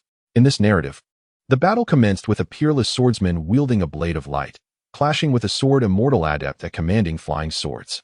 Ultimately, the sword immortal triumphed, his ethereal blades outmatching the swordsman's prowess and decisively defeating him. At that moment, the antagonist, the fire demon, made a sudden appearance. Seizing the opportunity while both sides were weakened, he mercilessly struck down the sword immortal attempting to vanquish him, unleashing a fiery wrath that consumed nearly 1,000 members of various factions. Tragically, the leader of the Yilang gang perished amidst the chaos. In the end, the fire demon, burdened by the weight of his crimes, incurred the wrath of divine forces and was obliterated by celestial lightning, leaving no trace behind. Upon hearing this exaggerated account of his own demonic transformation from Li Feiyu during his stay at Shinsho Valley, Han Li stood in astonishment, momentarily speechless, while Li Feiyu doubled over in laughter, unable to regain his composure. It was now the midday of the 5th day following the fierce battle. That night, amid the tumult, Han Li had quietly descended from Sunset Peak, blending in with the crowd, and returned to the valley alongside Chu Han. Upon his return, Han Li promptly hung a sign at the valley entrance declaring that he was closed to visitors, refusing to see anyone, which included several high-ranking members of the Qi Sect who had hoped to pay their respects. Given Han Li's burgeoning reputation, these individuals dared not express any discontent, nor did they attempt to enter the valley uninvited. They simply retreated in defeat. In the following days, Han Li diligently practiced the object manipulation technique using the talisman inscribed with a small sword, fully aware that his time was limited. Each day, at the break of dawn, he would transform the talisman into a stream of gray light, allowing it to soar and swirl within the valley until his spiritual energy was utterly depleted. He would then meditate quietly to gradually restore his energy, and once it returned to a normal level, he would once again engage in practice with the talisman. This monotonous routine persisted for 3 days until he felt he had grasped the fundamentals of the technique, at which point he formally concluded his training. When Han Li began to manipulate the gray light, he discovered that although it was incredibly sharp and could cut through almost anything, wielding it was exceedingly taxing on his spiritual energy. A practitioner like him, who had reached the 8th level of the Changchun skill, could cast the complete fireball technique continuously for hundreds of times. However, when channeling the gray light, his energy would dissipate in a mere quarter of an hour. Reflecting on this, he realized that the previous master of the gray light had likely refrained from using it initially due to limited spiritual power, which would explain the minimal resistance he faced when acquiring it. Moreover, another limitation of the gray light was its restricted range of attack. It could only operate freely within a 20 jianghu radius of Han Li. Beyond this distance, it would lose its effectiveness, becoming sluggish or even failing altogether. If it ventured beyond 30 jianghu, it would revert entirely to its talisman form and plummet to the ground. While Han Li believed that the first 2 limitations would improve with the advancement of his spiritual energy, the final issue was a critical flaw inherent to the talisman itself. After several uses, he noticed that the cold light emitted by the small gray sword gradually diminished with each application, suggesting that its lifespan was dwindling. In other words, the talisman had a finite number of uses and a limited duration. Once it was exhausted, it would lose its essence and cease to function. This realization was one of the reasons Han Li abruptly ceased his practice after gaining a preliminary understanding of the technique. He hoped to reserve such a powerful tool for a crucial moment, as it might very well save his life in future crises. Similarly, Han Li speculated that the golden talisman capable of manifesting a protective barrier also bore comparable limitations, although he currently lacked the incantation to utilize it, prompting him to store it safely for future use. As for the triangular talisman and the Qin clan genealogy, he had examined them during his rest periods, but regrettably, found no significant insights.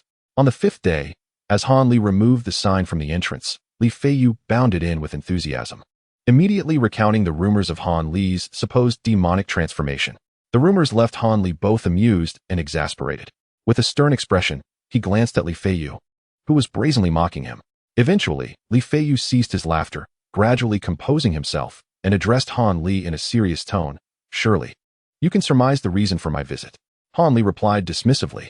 "Is it not simply that those prominent figures are concerned about me and sent you to gauge my sentiments?" "Exactly. It's good that you understand." Li Feiyu responded with a sigh of relief. "However, how do you intend for me, your friend, to report back to those individuals? They have promised to promote me to the position of vice leader of the Outer Blade Hall in exchange for my allegiance." He then resumed his playful demeanor. Han Li furrowed his brow, contemplating, and murmured to himself, "It seems that I must meet with Wang Damon Zhu and clarify certain matters. Otherwise, they will remain restless." "Very well. You can inform Wang that I will personally visit the Sunset Peak tomorrow at noon, so he need not worry," Han Li said with a smile. "Understood. With your assurance, I can relay this to them." Li Feiyu shrugged, appearing nonchalant. Following their light-hearted banter, Han Li demonstrated the fireball technique, leaving his friend in awe for quite some time. Shortly thereafter, Li Feiyu took his leave of the valley to report back to Wang Juechu and the others. Standing at the doorway, Han Li gazed thoughtfully at Li Feiyu's retreating figure for a while, then suddenly broke into a mysterious smile before happily closing the door behind him. The next morning, as dawn broke, Li Feiyu stealthily ascended to Sunset Peak and quietly entered Wang Damonju's quarters. Upon awakening and spotting the figure standing before him, Wang Juechu's expression turned extremely grim. Nonetheless, he managed to muster a strained smile and awkwardly inquired, "What brings you here, Dr. Han? I apologize for not welcoming you properly. Did we not agree to meet at noon? Why have you arrived so early?" Han Li cast a cold glance at Wang Damonju, causing the latter to shiver involuntarily. His face contorted in discomfort. Han Li felt a twinge of satisfaction at Wang's evident fear. This effect stemmed from the Tianyin technique he had recently discovered, which could instill psychological intimidation in ordinary individuals, reminiscent of the legendary soul-capturing technique circulating in the martial world. "It's nothing. I merely thought that arriving in the morning might ensure everyone is more clear-headed and avoids any unpleasantness," Han Li replied, his expression inscrutable but his tone somewhat unfriendly. Upon hearing Han Li's words, Wang Juechu's heart sank, and he silently braced himself. The previous day, following Li Feiyu's notification about Han Li's impending visit, some senior figures had proposed taking drastic measures during the meeting, suggesting they should eliminate Han due to the perceived danger he posed. This proposal was met with fierce opposition from others, who deemed it too perilous and advocated for discussions before making any decisions. The advocates for immediate action argued that prolonging the meeting would risk leaking information and lead to further complications. However, it was clear to all that the claim of Han Li being overly dangerous was merely a pretext. Certain individuals were coveting his cultivation techniques for personal gain. Even those opposing the attack likely harbored similar intentions, albeit with more subtle and concealed approaches. The two factions engaged in a heated argument before Wang Juechu until a surviving elder in gray robes interrupted, compelling silence with a single statement. "Are you not afraid that killing this Dr. Han will provoke his elders to seek retribution?" This remark acted as a cold splash of water, awakening the fervent leaders to the reality of their situation.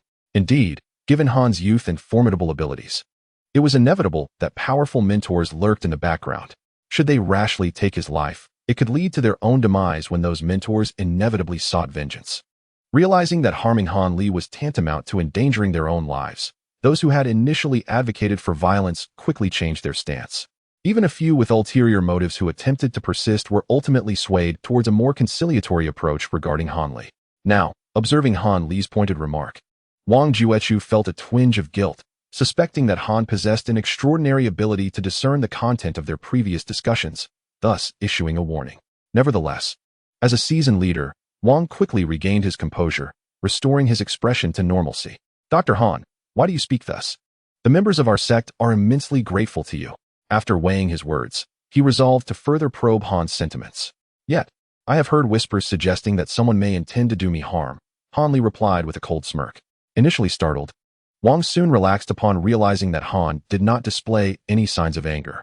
The fact that Han had approached him alone indicated that he might have merely caught wind of some rumors rather than possessing full knowledge of the meeting's details, suggesting that there was still room to mend their relationship. "Dr. Han, you may have misunderstood.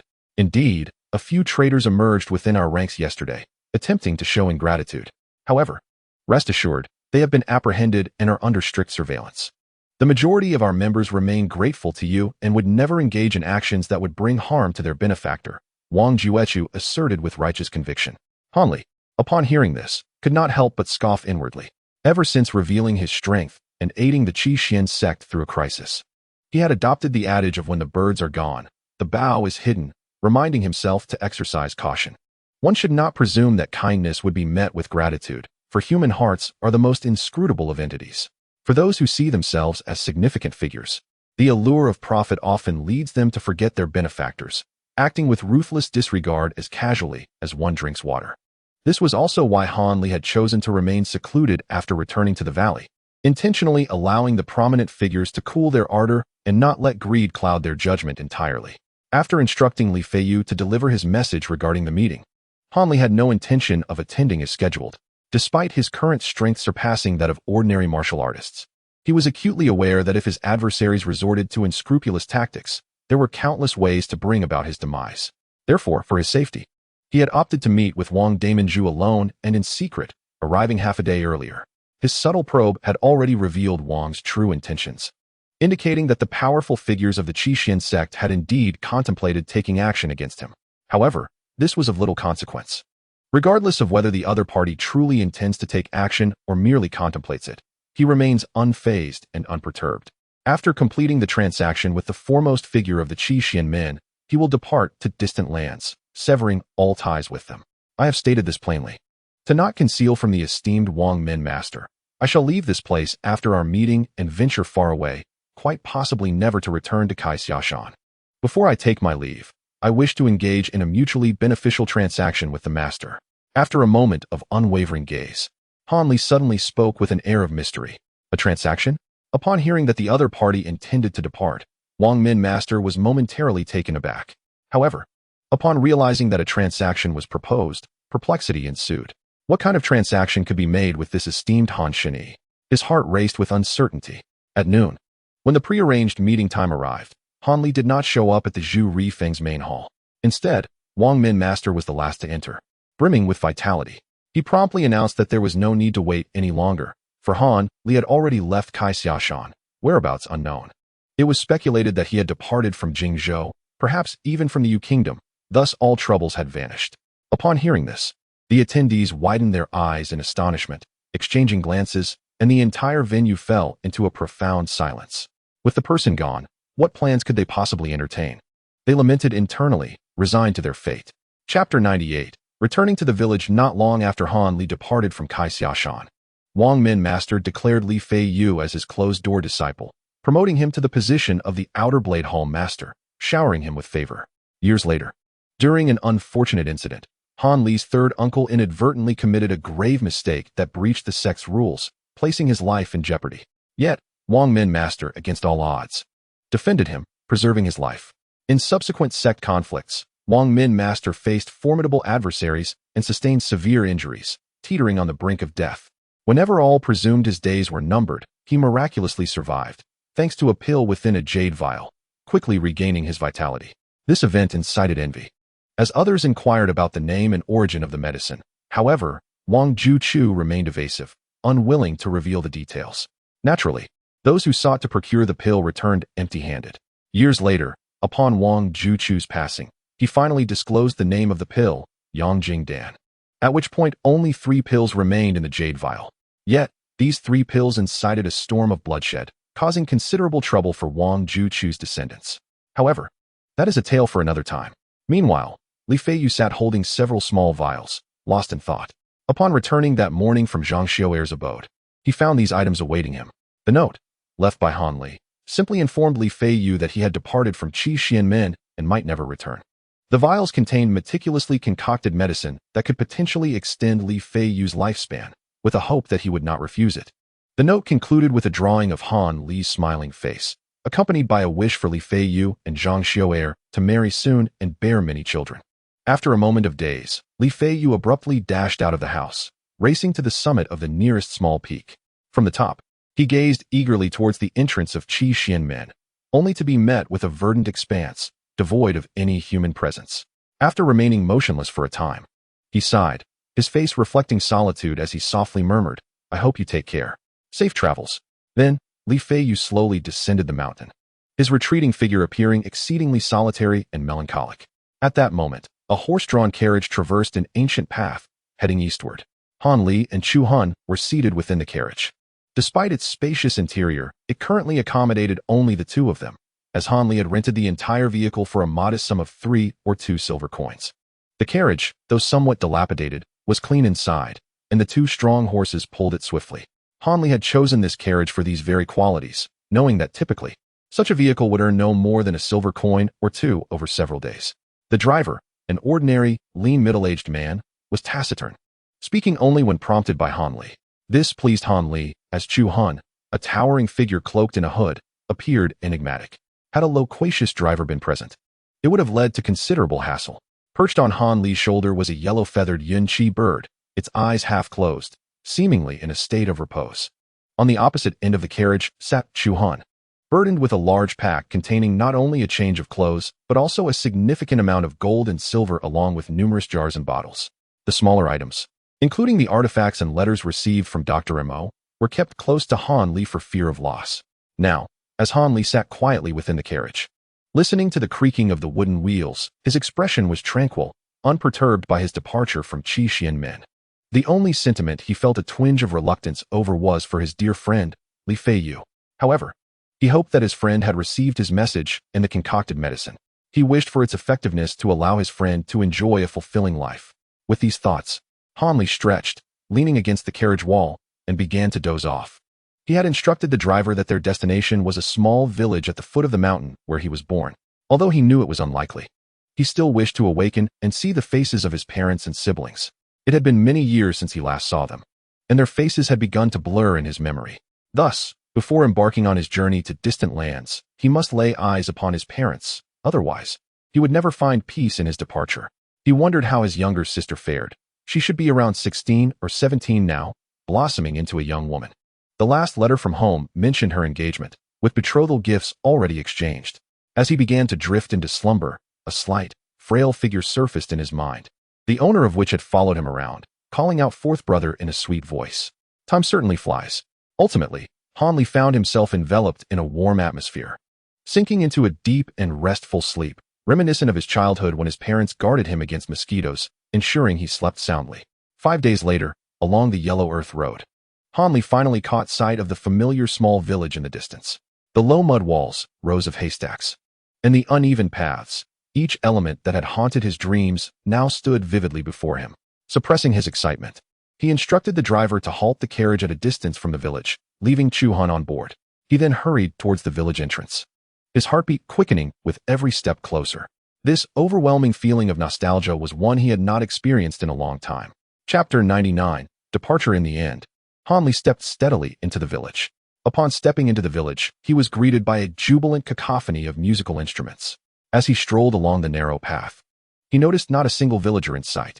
A stirring sensation coursed through Han Li's heart.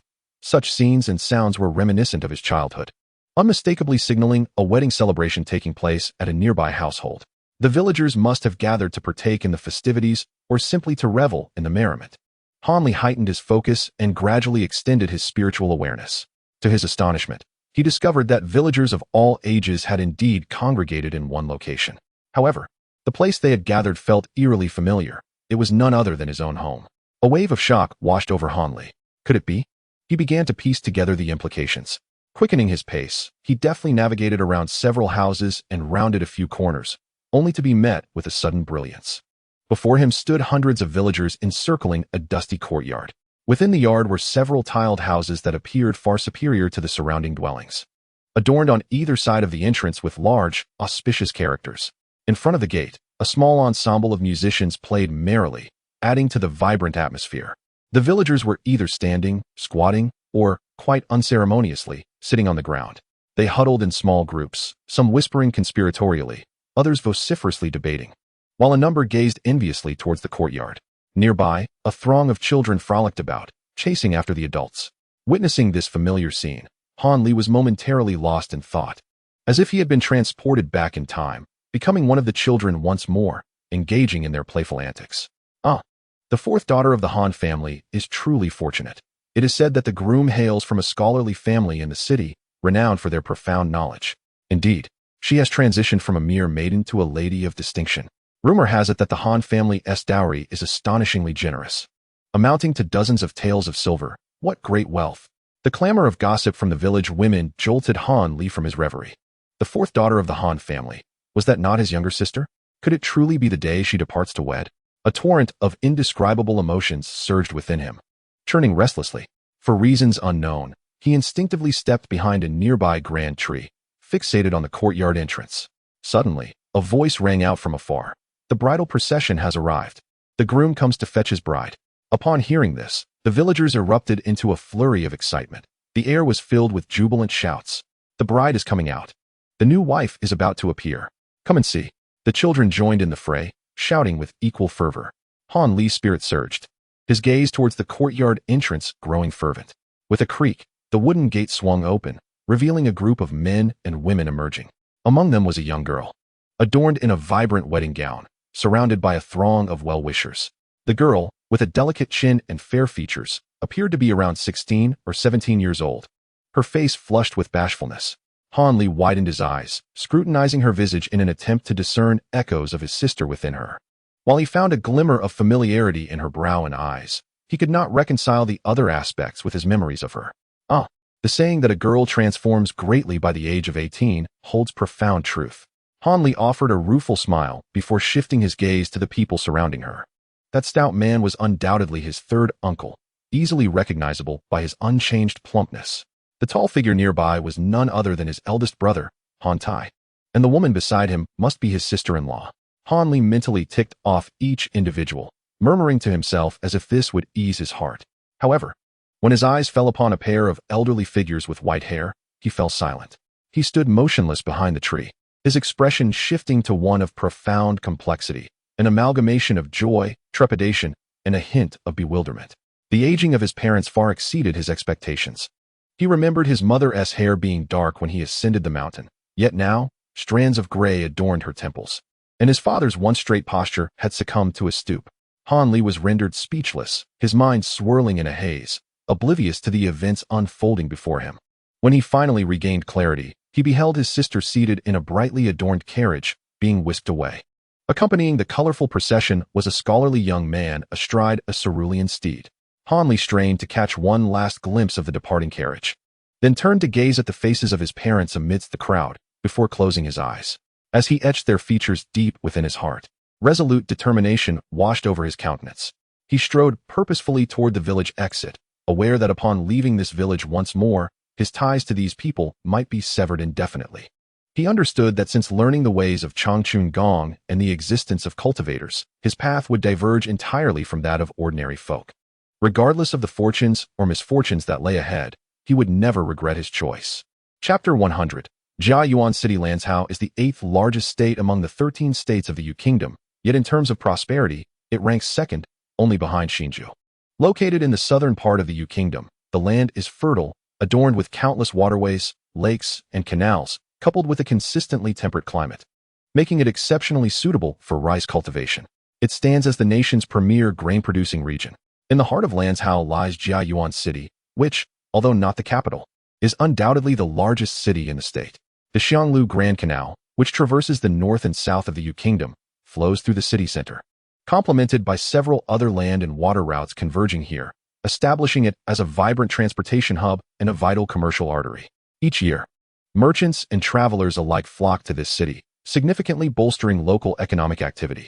Hence, it is no surprise that Jiayuan City has emerged as the largest city in the state. In Jiayuan City, myriad shops, docks, and boatyards are scattered throughout, bustling with life. The number of laborers, porters, and boatmen engaged in these trades is staggering, amounting to tens of thousands, among whom is Sun Ergo, a man who ekes out a living by the docks.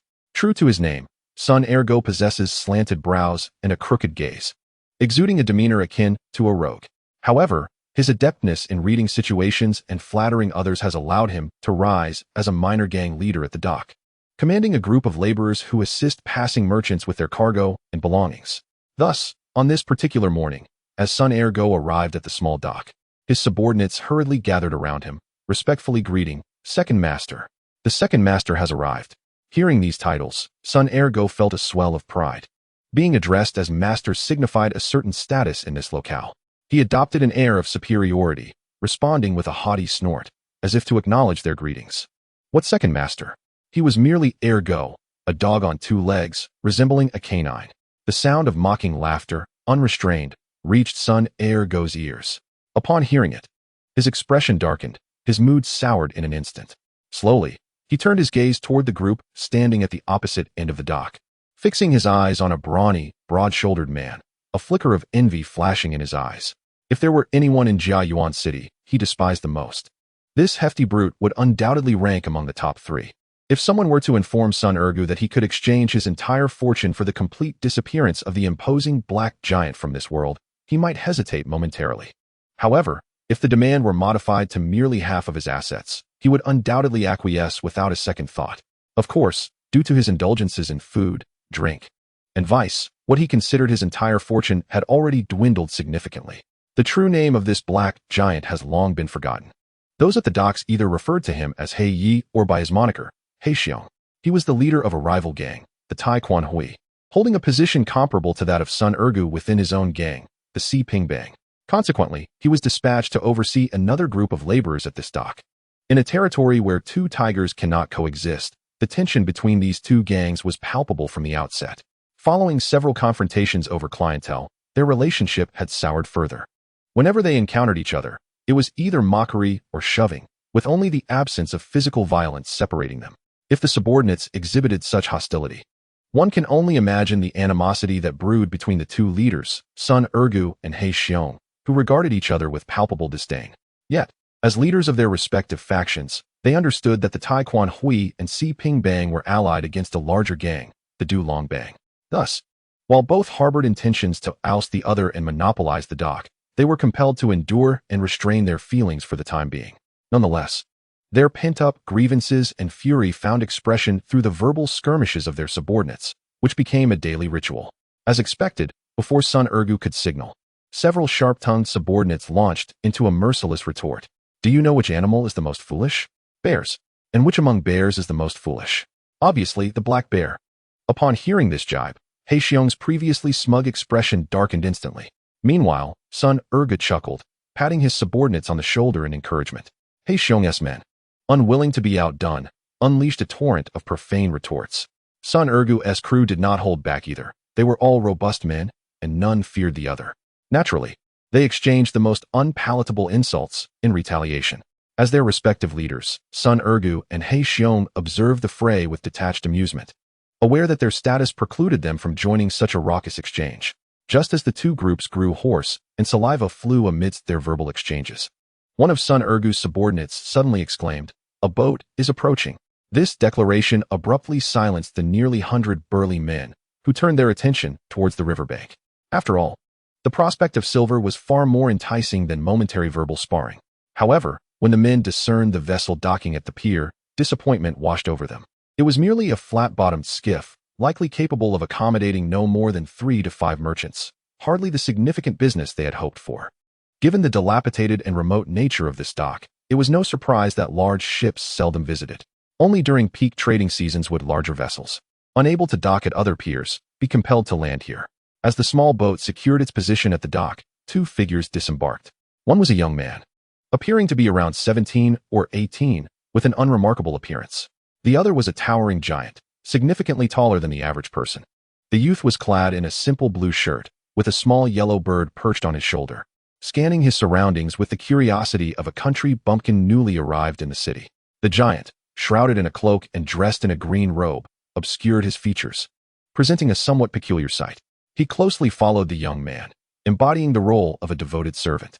These two individuals were none other than Han Li and Chu Han, who had traveled tirelessly for 3 months to arrive at the homeland of Mo Daifu. Han Li had set out from his hometown, heading southeast towards Lanzhou. Along the way, he had shared companionship with others while traversing bustling urban areas, as well as opting for solitary journeys across desolate mountains and fields in search of shortcuts.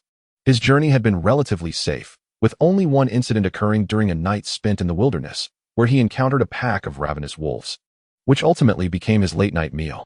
After a grueling trek through 2 other states, Han Li finally arrived at Lanzhou. Upon entering the region, he was astonished by the extensive network of waterways. In contrast to his home province of Yuzhou, characterized by rugged mountains and sparse rivers, this area was a labyrinth of navigable channels. Consequently, Han Li found himself captivated by the various vessels traversing the waterways. Driven by curiosity, he eventually chartered a small boat, experiencing the thrill of drifting downstream for the first time. After several days of favorable winds, Han Li arrived at Jianghu City, the destination mentioned in Mo Daifu's letter, and set foot on the inconspicuous dock. The first impression this dock left on him was one of utter disrepair, constructed entirely of makeshift wooden planks. The area was cramped and disorderly, littered with broken baskets and torn bags. The only 2 bamboo shelters erected on the dock housed dozens of burly men, many of whom were either shirtless or clad in short vests, exuding an air of ruggedness. All these men watched Han Li and Chu Han intently, some with eager expressions in their eyes. Momentarily taken aback, Han Li quickly regained his composure and offered a faint smile before departing the small boat. The boatman had kindly warned him of an unwritten rule at the dock in Jianghu City. Regardless of the quantity of goods a merchant brought ashore, they were required to hire one of the dock workers to assist with transporting their belongings. Failure to comply could lead to unkind treatment from the laborers, or worse, a beating. Having no intention of violating local customs, Hanli called out earnestly, "I would like to hire a laborer. Is anyone available?" At this moment, Sun Ergu had withdrawn his gaze. After observing the newly arrived youth, he was convinced that the young man was likely the son of a local landowner, with the giant serving as his somewhat dim-witted bodyguard. Such pairings were common in Jiyuan City, where affluent individuals came to broaden their horizons and spend a little money to boast about upon their return. Hence, he considered them inconsequential. However, these individuals often sought to impress and could be easily exploited. With a few flattering words, these country folk would not only pay the agreed-upon fee for transportation, but would often provide generous tips as well. Thus, the opportunity was typically quite profitable for those hired. Yet this time, the business would not fall to them. According to the prior arrangement between him and He Xiong, both gangs would take turns handling the incoming business, with no one permitted to encroach upon the other's territory. The quality and quantity of business were determined by the luck of both parties. And since they had just accepted a job the previous day, it was now the turn of He Xiong's crew to take over. With this in mind, Sun Ergu glanced over at He Xiong, who whispered a few words to his subordinates. Shortly thereafter, a man eagerly broke away from the crowd and rushed toward the young man. "You cannot manage this alone. It would be best to call for another." Han Li gazed upon the robust figure before him, then glanced at the oversized bundle on Chu Hun's back, shaking his head gently. "Young master, this small load could easily be lifted with a single hand. There is no need to seek additional help." The brawny man was unwilling to share his reward with anyone else, believing that the size of the package posed no challenge unless it were filled entirely with stones. After uttering this, he approached Chu Hun to seize the bundle without further discourse. Han Li sighed, aware that within that package lay thousands of taels of silver, along with an assortment of other valuables. Its weight was indeed substantial and beyond the capacity of an ordinary person. However, witnessing the man's fervor, he reluctantly signaled Chu Hun to relinquish the package, urging him not to resist. Indeed, upon receiving the large bundle, the man's expression shifted dramatically. He struggled to hoist it onto his back and, after barely a few steps, became flushed and breathless. Ashamed, he set the package down and returned to summon another individual. Observing that the two men could finally lift the burden, Han Li nodded in satisfaction and swiftly departed the dock, making his way towards the city. Unbeknownst to him, his lack of experience in the world had drawn the attention of two pairs of greedy eyes, soon leading him into unwarranted trouble. Sun Ergu watched as the young man gradually receded into the distance, finally retracting his drooling gaze. Suppressing his excitement, he exchanged a knowing glance with the figure across from him, the black bear. He was acutely aware that the immense fortune concealed within the bundle would not escape the latter's notice. Indeed, the black bear also bore a look of surprise. After a moment's hesitation, he signaled to Sun Ergu. Understanding immediately, Sun Ergu followed him to a nearby refuse heap. Faced with such a substantial sum, even the deepest vendettas could be set aside for the sake of cooperation, for it is said that men die for wealth as birds perish for food. A 50-50 split. Sun Ergu stated, getting straight to the point. 30-70. This is our business, the black bear brusquely rejected. 40-60. You must realize that your earlier reasoning holds no water. Sun Ergu retorted, his expression darkening. The black bear hesitated, clearly reluctant to concede even a fraction more of the profit. Think it over. If you delay, other factions may set their sights on this plump sheep. After a scoff, Sun Ergu spoke coldly. Fine. It is settled then. We shall seal our pact with a handshake. The black bear, evidently stirred by these words, finally acquiesced. After both men spat into their palms, they struck hands thrice, forming a temporary alliance. Let us hasten and catch up. We must not allow this lad to retreat into a crowded area, Sun Ergu urged urgently. Rest assured, I have instructed my two subordinates to lead them through Heishui Alley. We will intercept them perfectly. The black bear suddenly revealed a cunning grin that belied his appearance. Excellent. What a clever scheme, my brother. Sun Ergu feigned delight, though inwardly, he steeled himself with heightened wariness towards the black bear. Chapter 102. A deadly encounter. As Han Li exited the dock, he instructed the two porters to lead him to a nearby inn, intending to rest before pondering his next course of action. The porters readily agreed, guiding Han Li through the city. However, as they turned down increasingly obscure paths, the inn remained elusive. Although Han Li trailed behind the two men, he began to frown at the growing remoteness of their route, noting the diminishing number of passers-by. Even without experience lodging in a large town, he recognized that an inn would not be situated in such a secluded area where patrons were unlikely to arrive. Thus, when they arrived at a filthy, dark alley, Han Li could only smile wryly. realizing he ought to subdue the pair and interrogate them to uncover their true intentions. Just as he was about to act, a dozen burly figures suddenly emerged from the depths of the alley. They looked vaguely familiar, as if he had seen them at the dock. Armed with various iron rods and sharp knives, these men regarded Han Li and Chu Hun with ill intent, while the two porters, burdened with the package, dashed into the crowd, turning to smirk at Han Li. Han Li sighed. It seemed he needed no interrogation to discern their motives, as he had unexpectedly stumbled upon a plot to rob and kill upon arriving in the homeland of Imodufu. Boy, do not blame us for our ruthlessness. It is your own misfortune for carrying such vast wealth. A coarse voice boomed from behind. Turning, Han Li beheld 7 or 8 robust men, led by the familiar figures of the Black Bear and Sun Ergu. Such schemes of robbery and murder were not new to these two. They understood that if they executed this act cleanly and left no survivors, the disappearance of an outsider would hardly warrant attention from the authorities, given the numerous missing persons reported each year in this area. Thus, without hesitation, the Black Bear signaled to his men, who brandished their weapons and charged menacingly towards Han Li and Chu Hun, who were trapped in the middle. Observing the bloodthirsty expressions of these thugs, Han Li felt a flicker of murderous intent. It was evident these men had engaged in such deeds before, as they all bore the scent of blood. Kill them without mercy, Han Li commanded coldly to Chu Hun. Upon hearing this, Chu Hun emitted a low growl, infused with excitement, and lunged into the oncoming mob. With lightning speed, he unleashed a punch that struck one thug squarely on the head, sending him crashing against the stone wall like a sack of sand, blood and brain matter spilling everywhere, leaving only half a skull behind. At that moment, a dagger and a thick iron rod simultaneously aimed for Chu Hun's back. Without turning, he swung his other arm backward in a sweeping motion, with 2 resounding thuds. The weapons of his assailants flew into the air, their hands bloodied. Following this, Chu Hun planted one leg firmly, swinging the other like a scythe, striking the 2 thugs in the abdomen and sending them flying over 10 feet away, motionless on the ground. Witnessing this spectacle, the onlookers gasped in shock, and those surrounding him displayed visible fear, hesitating in their advance. Yet even as they hesitated, Chu Hun showed no mercy, dispatching 2 more foes with brutal efficiency. He would not cease until Han Li commanded him to do so. Sun Ergu and the Black Bear's expressions darkened, clearly realizing they had underestimated the giant. He was no ordinary bodyguard, but a formidable foe. Whoever kills this giant shall receive 20 taels of silver. Sun Ergu, sensing impending doom, hastily issued a reward to his companions. The faces of the men surrounding him lit up with eagerness at his proclamation. These individuals are merely superficial practitioners of martial arts, lacking the discernment to recognize the vast chasm between themselves and Xiuhuan. They mistakenly perceive their opponent as merely stronger and slightly more skilled, thus harboring no fear. Encouraged by the prospect of substantial monetary reward, they charged toward Xiuhuan. Upon hearing Sun Ergu's words, He Xiong's facial muscles twitched momentarily, his expression turning solemn as he fell silent, his gaze flickering anxiously toward Han Li. At that moment, He Xiong silently lamented his predicament.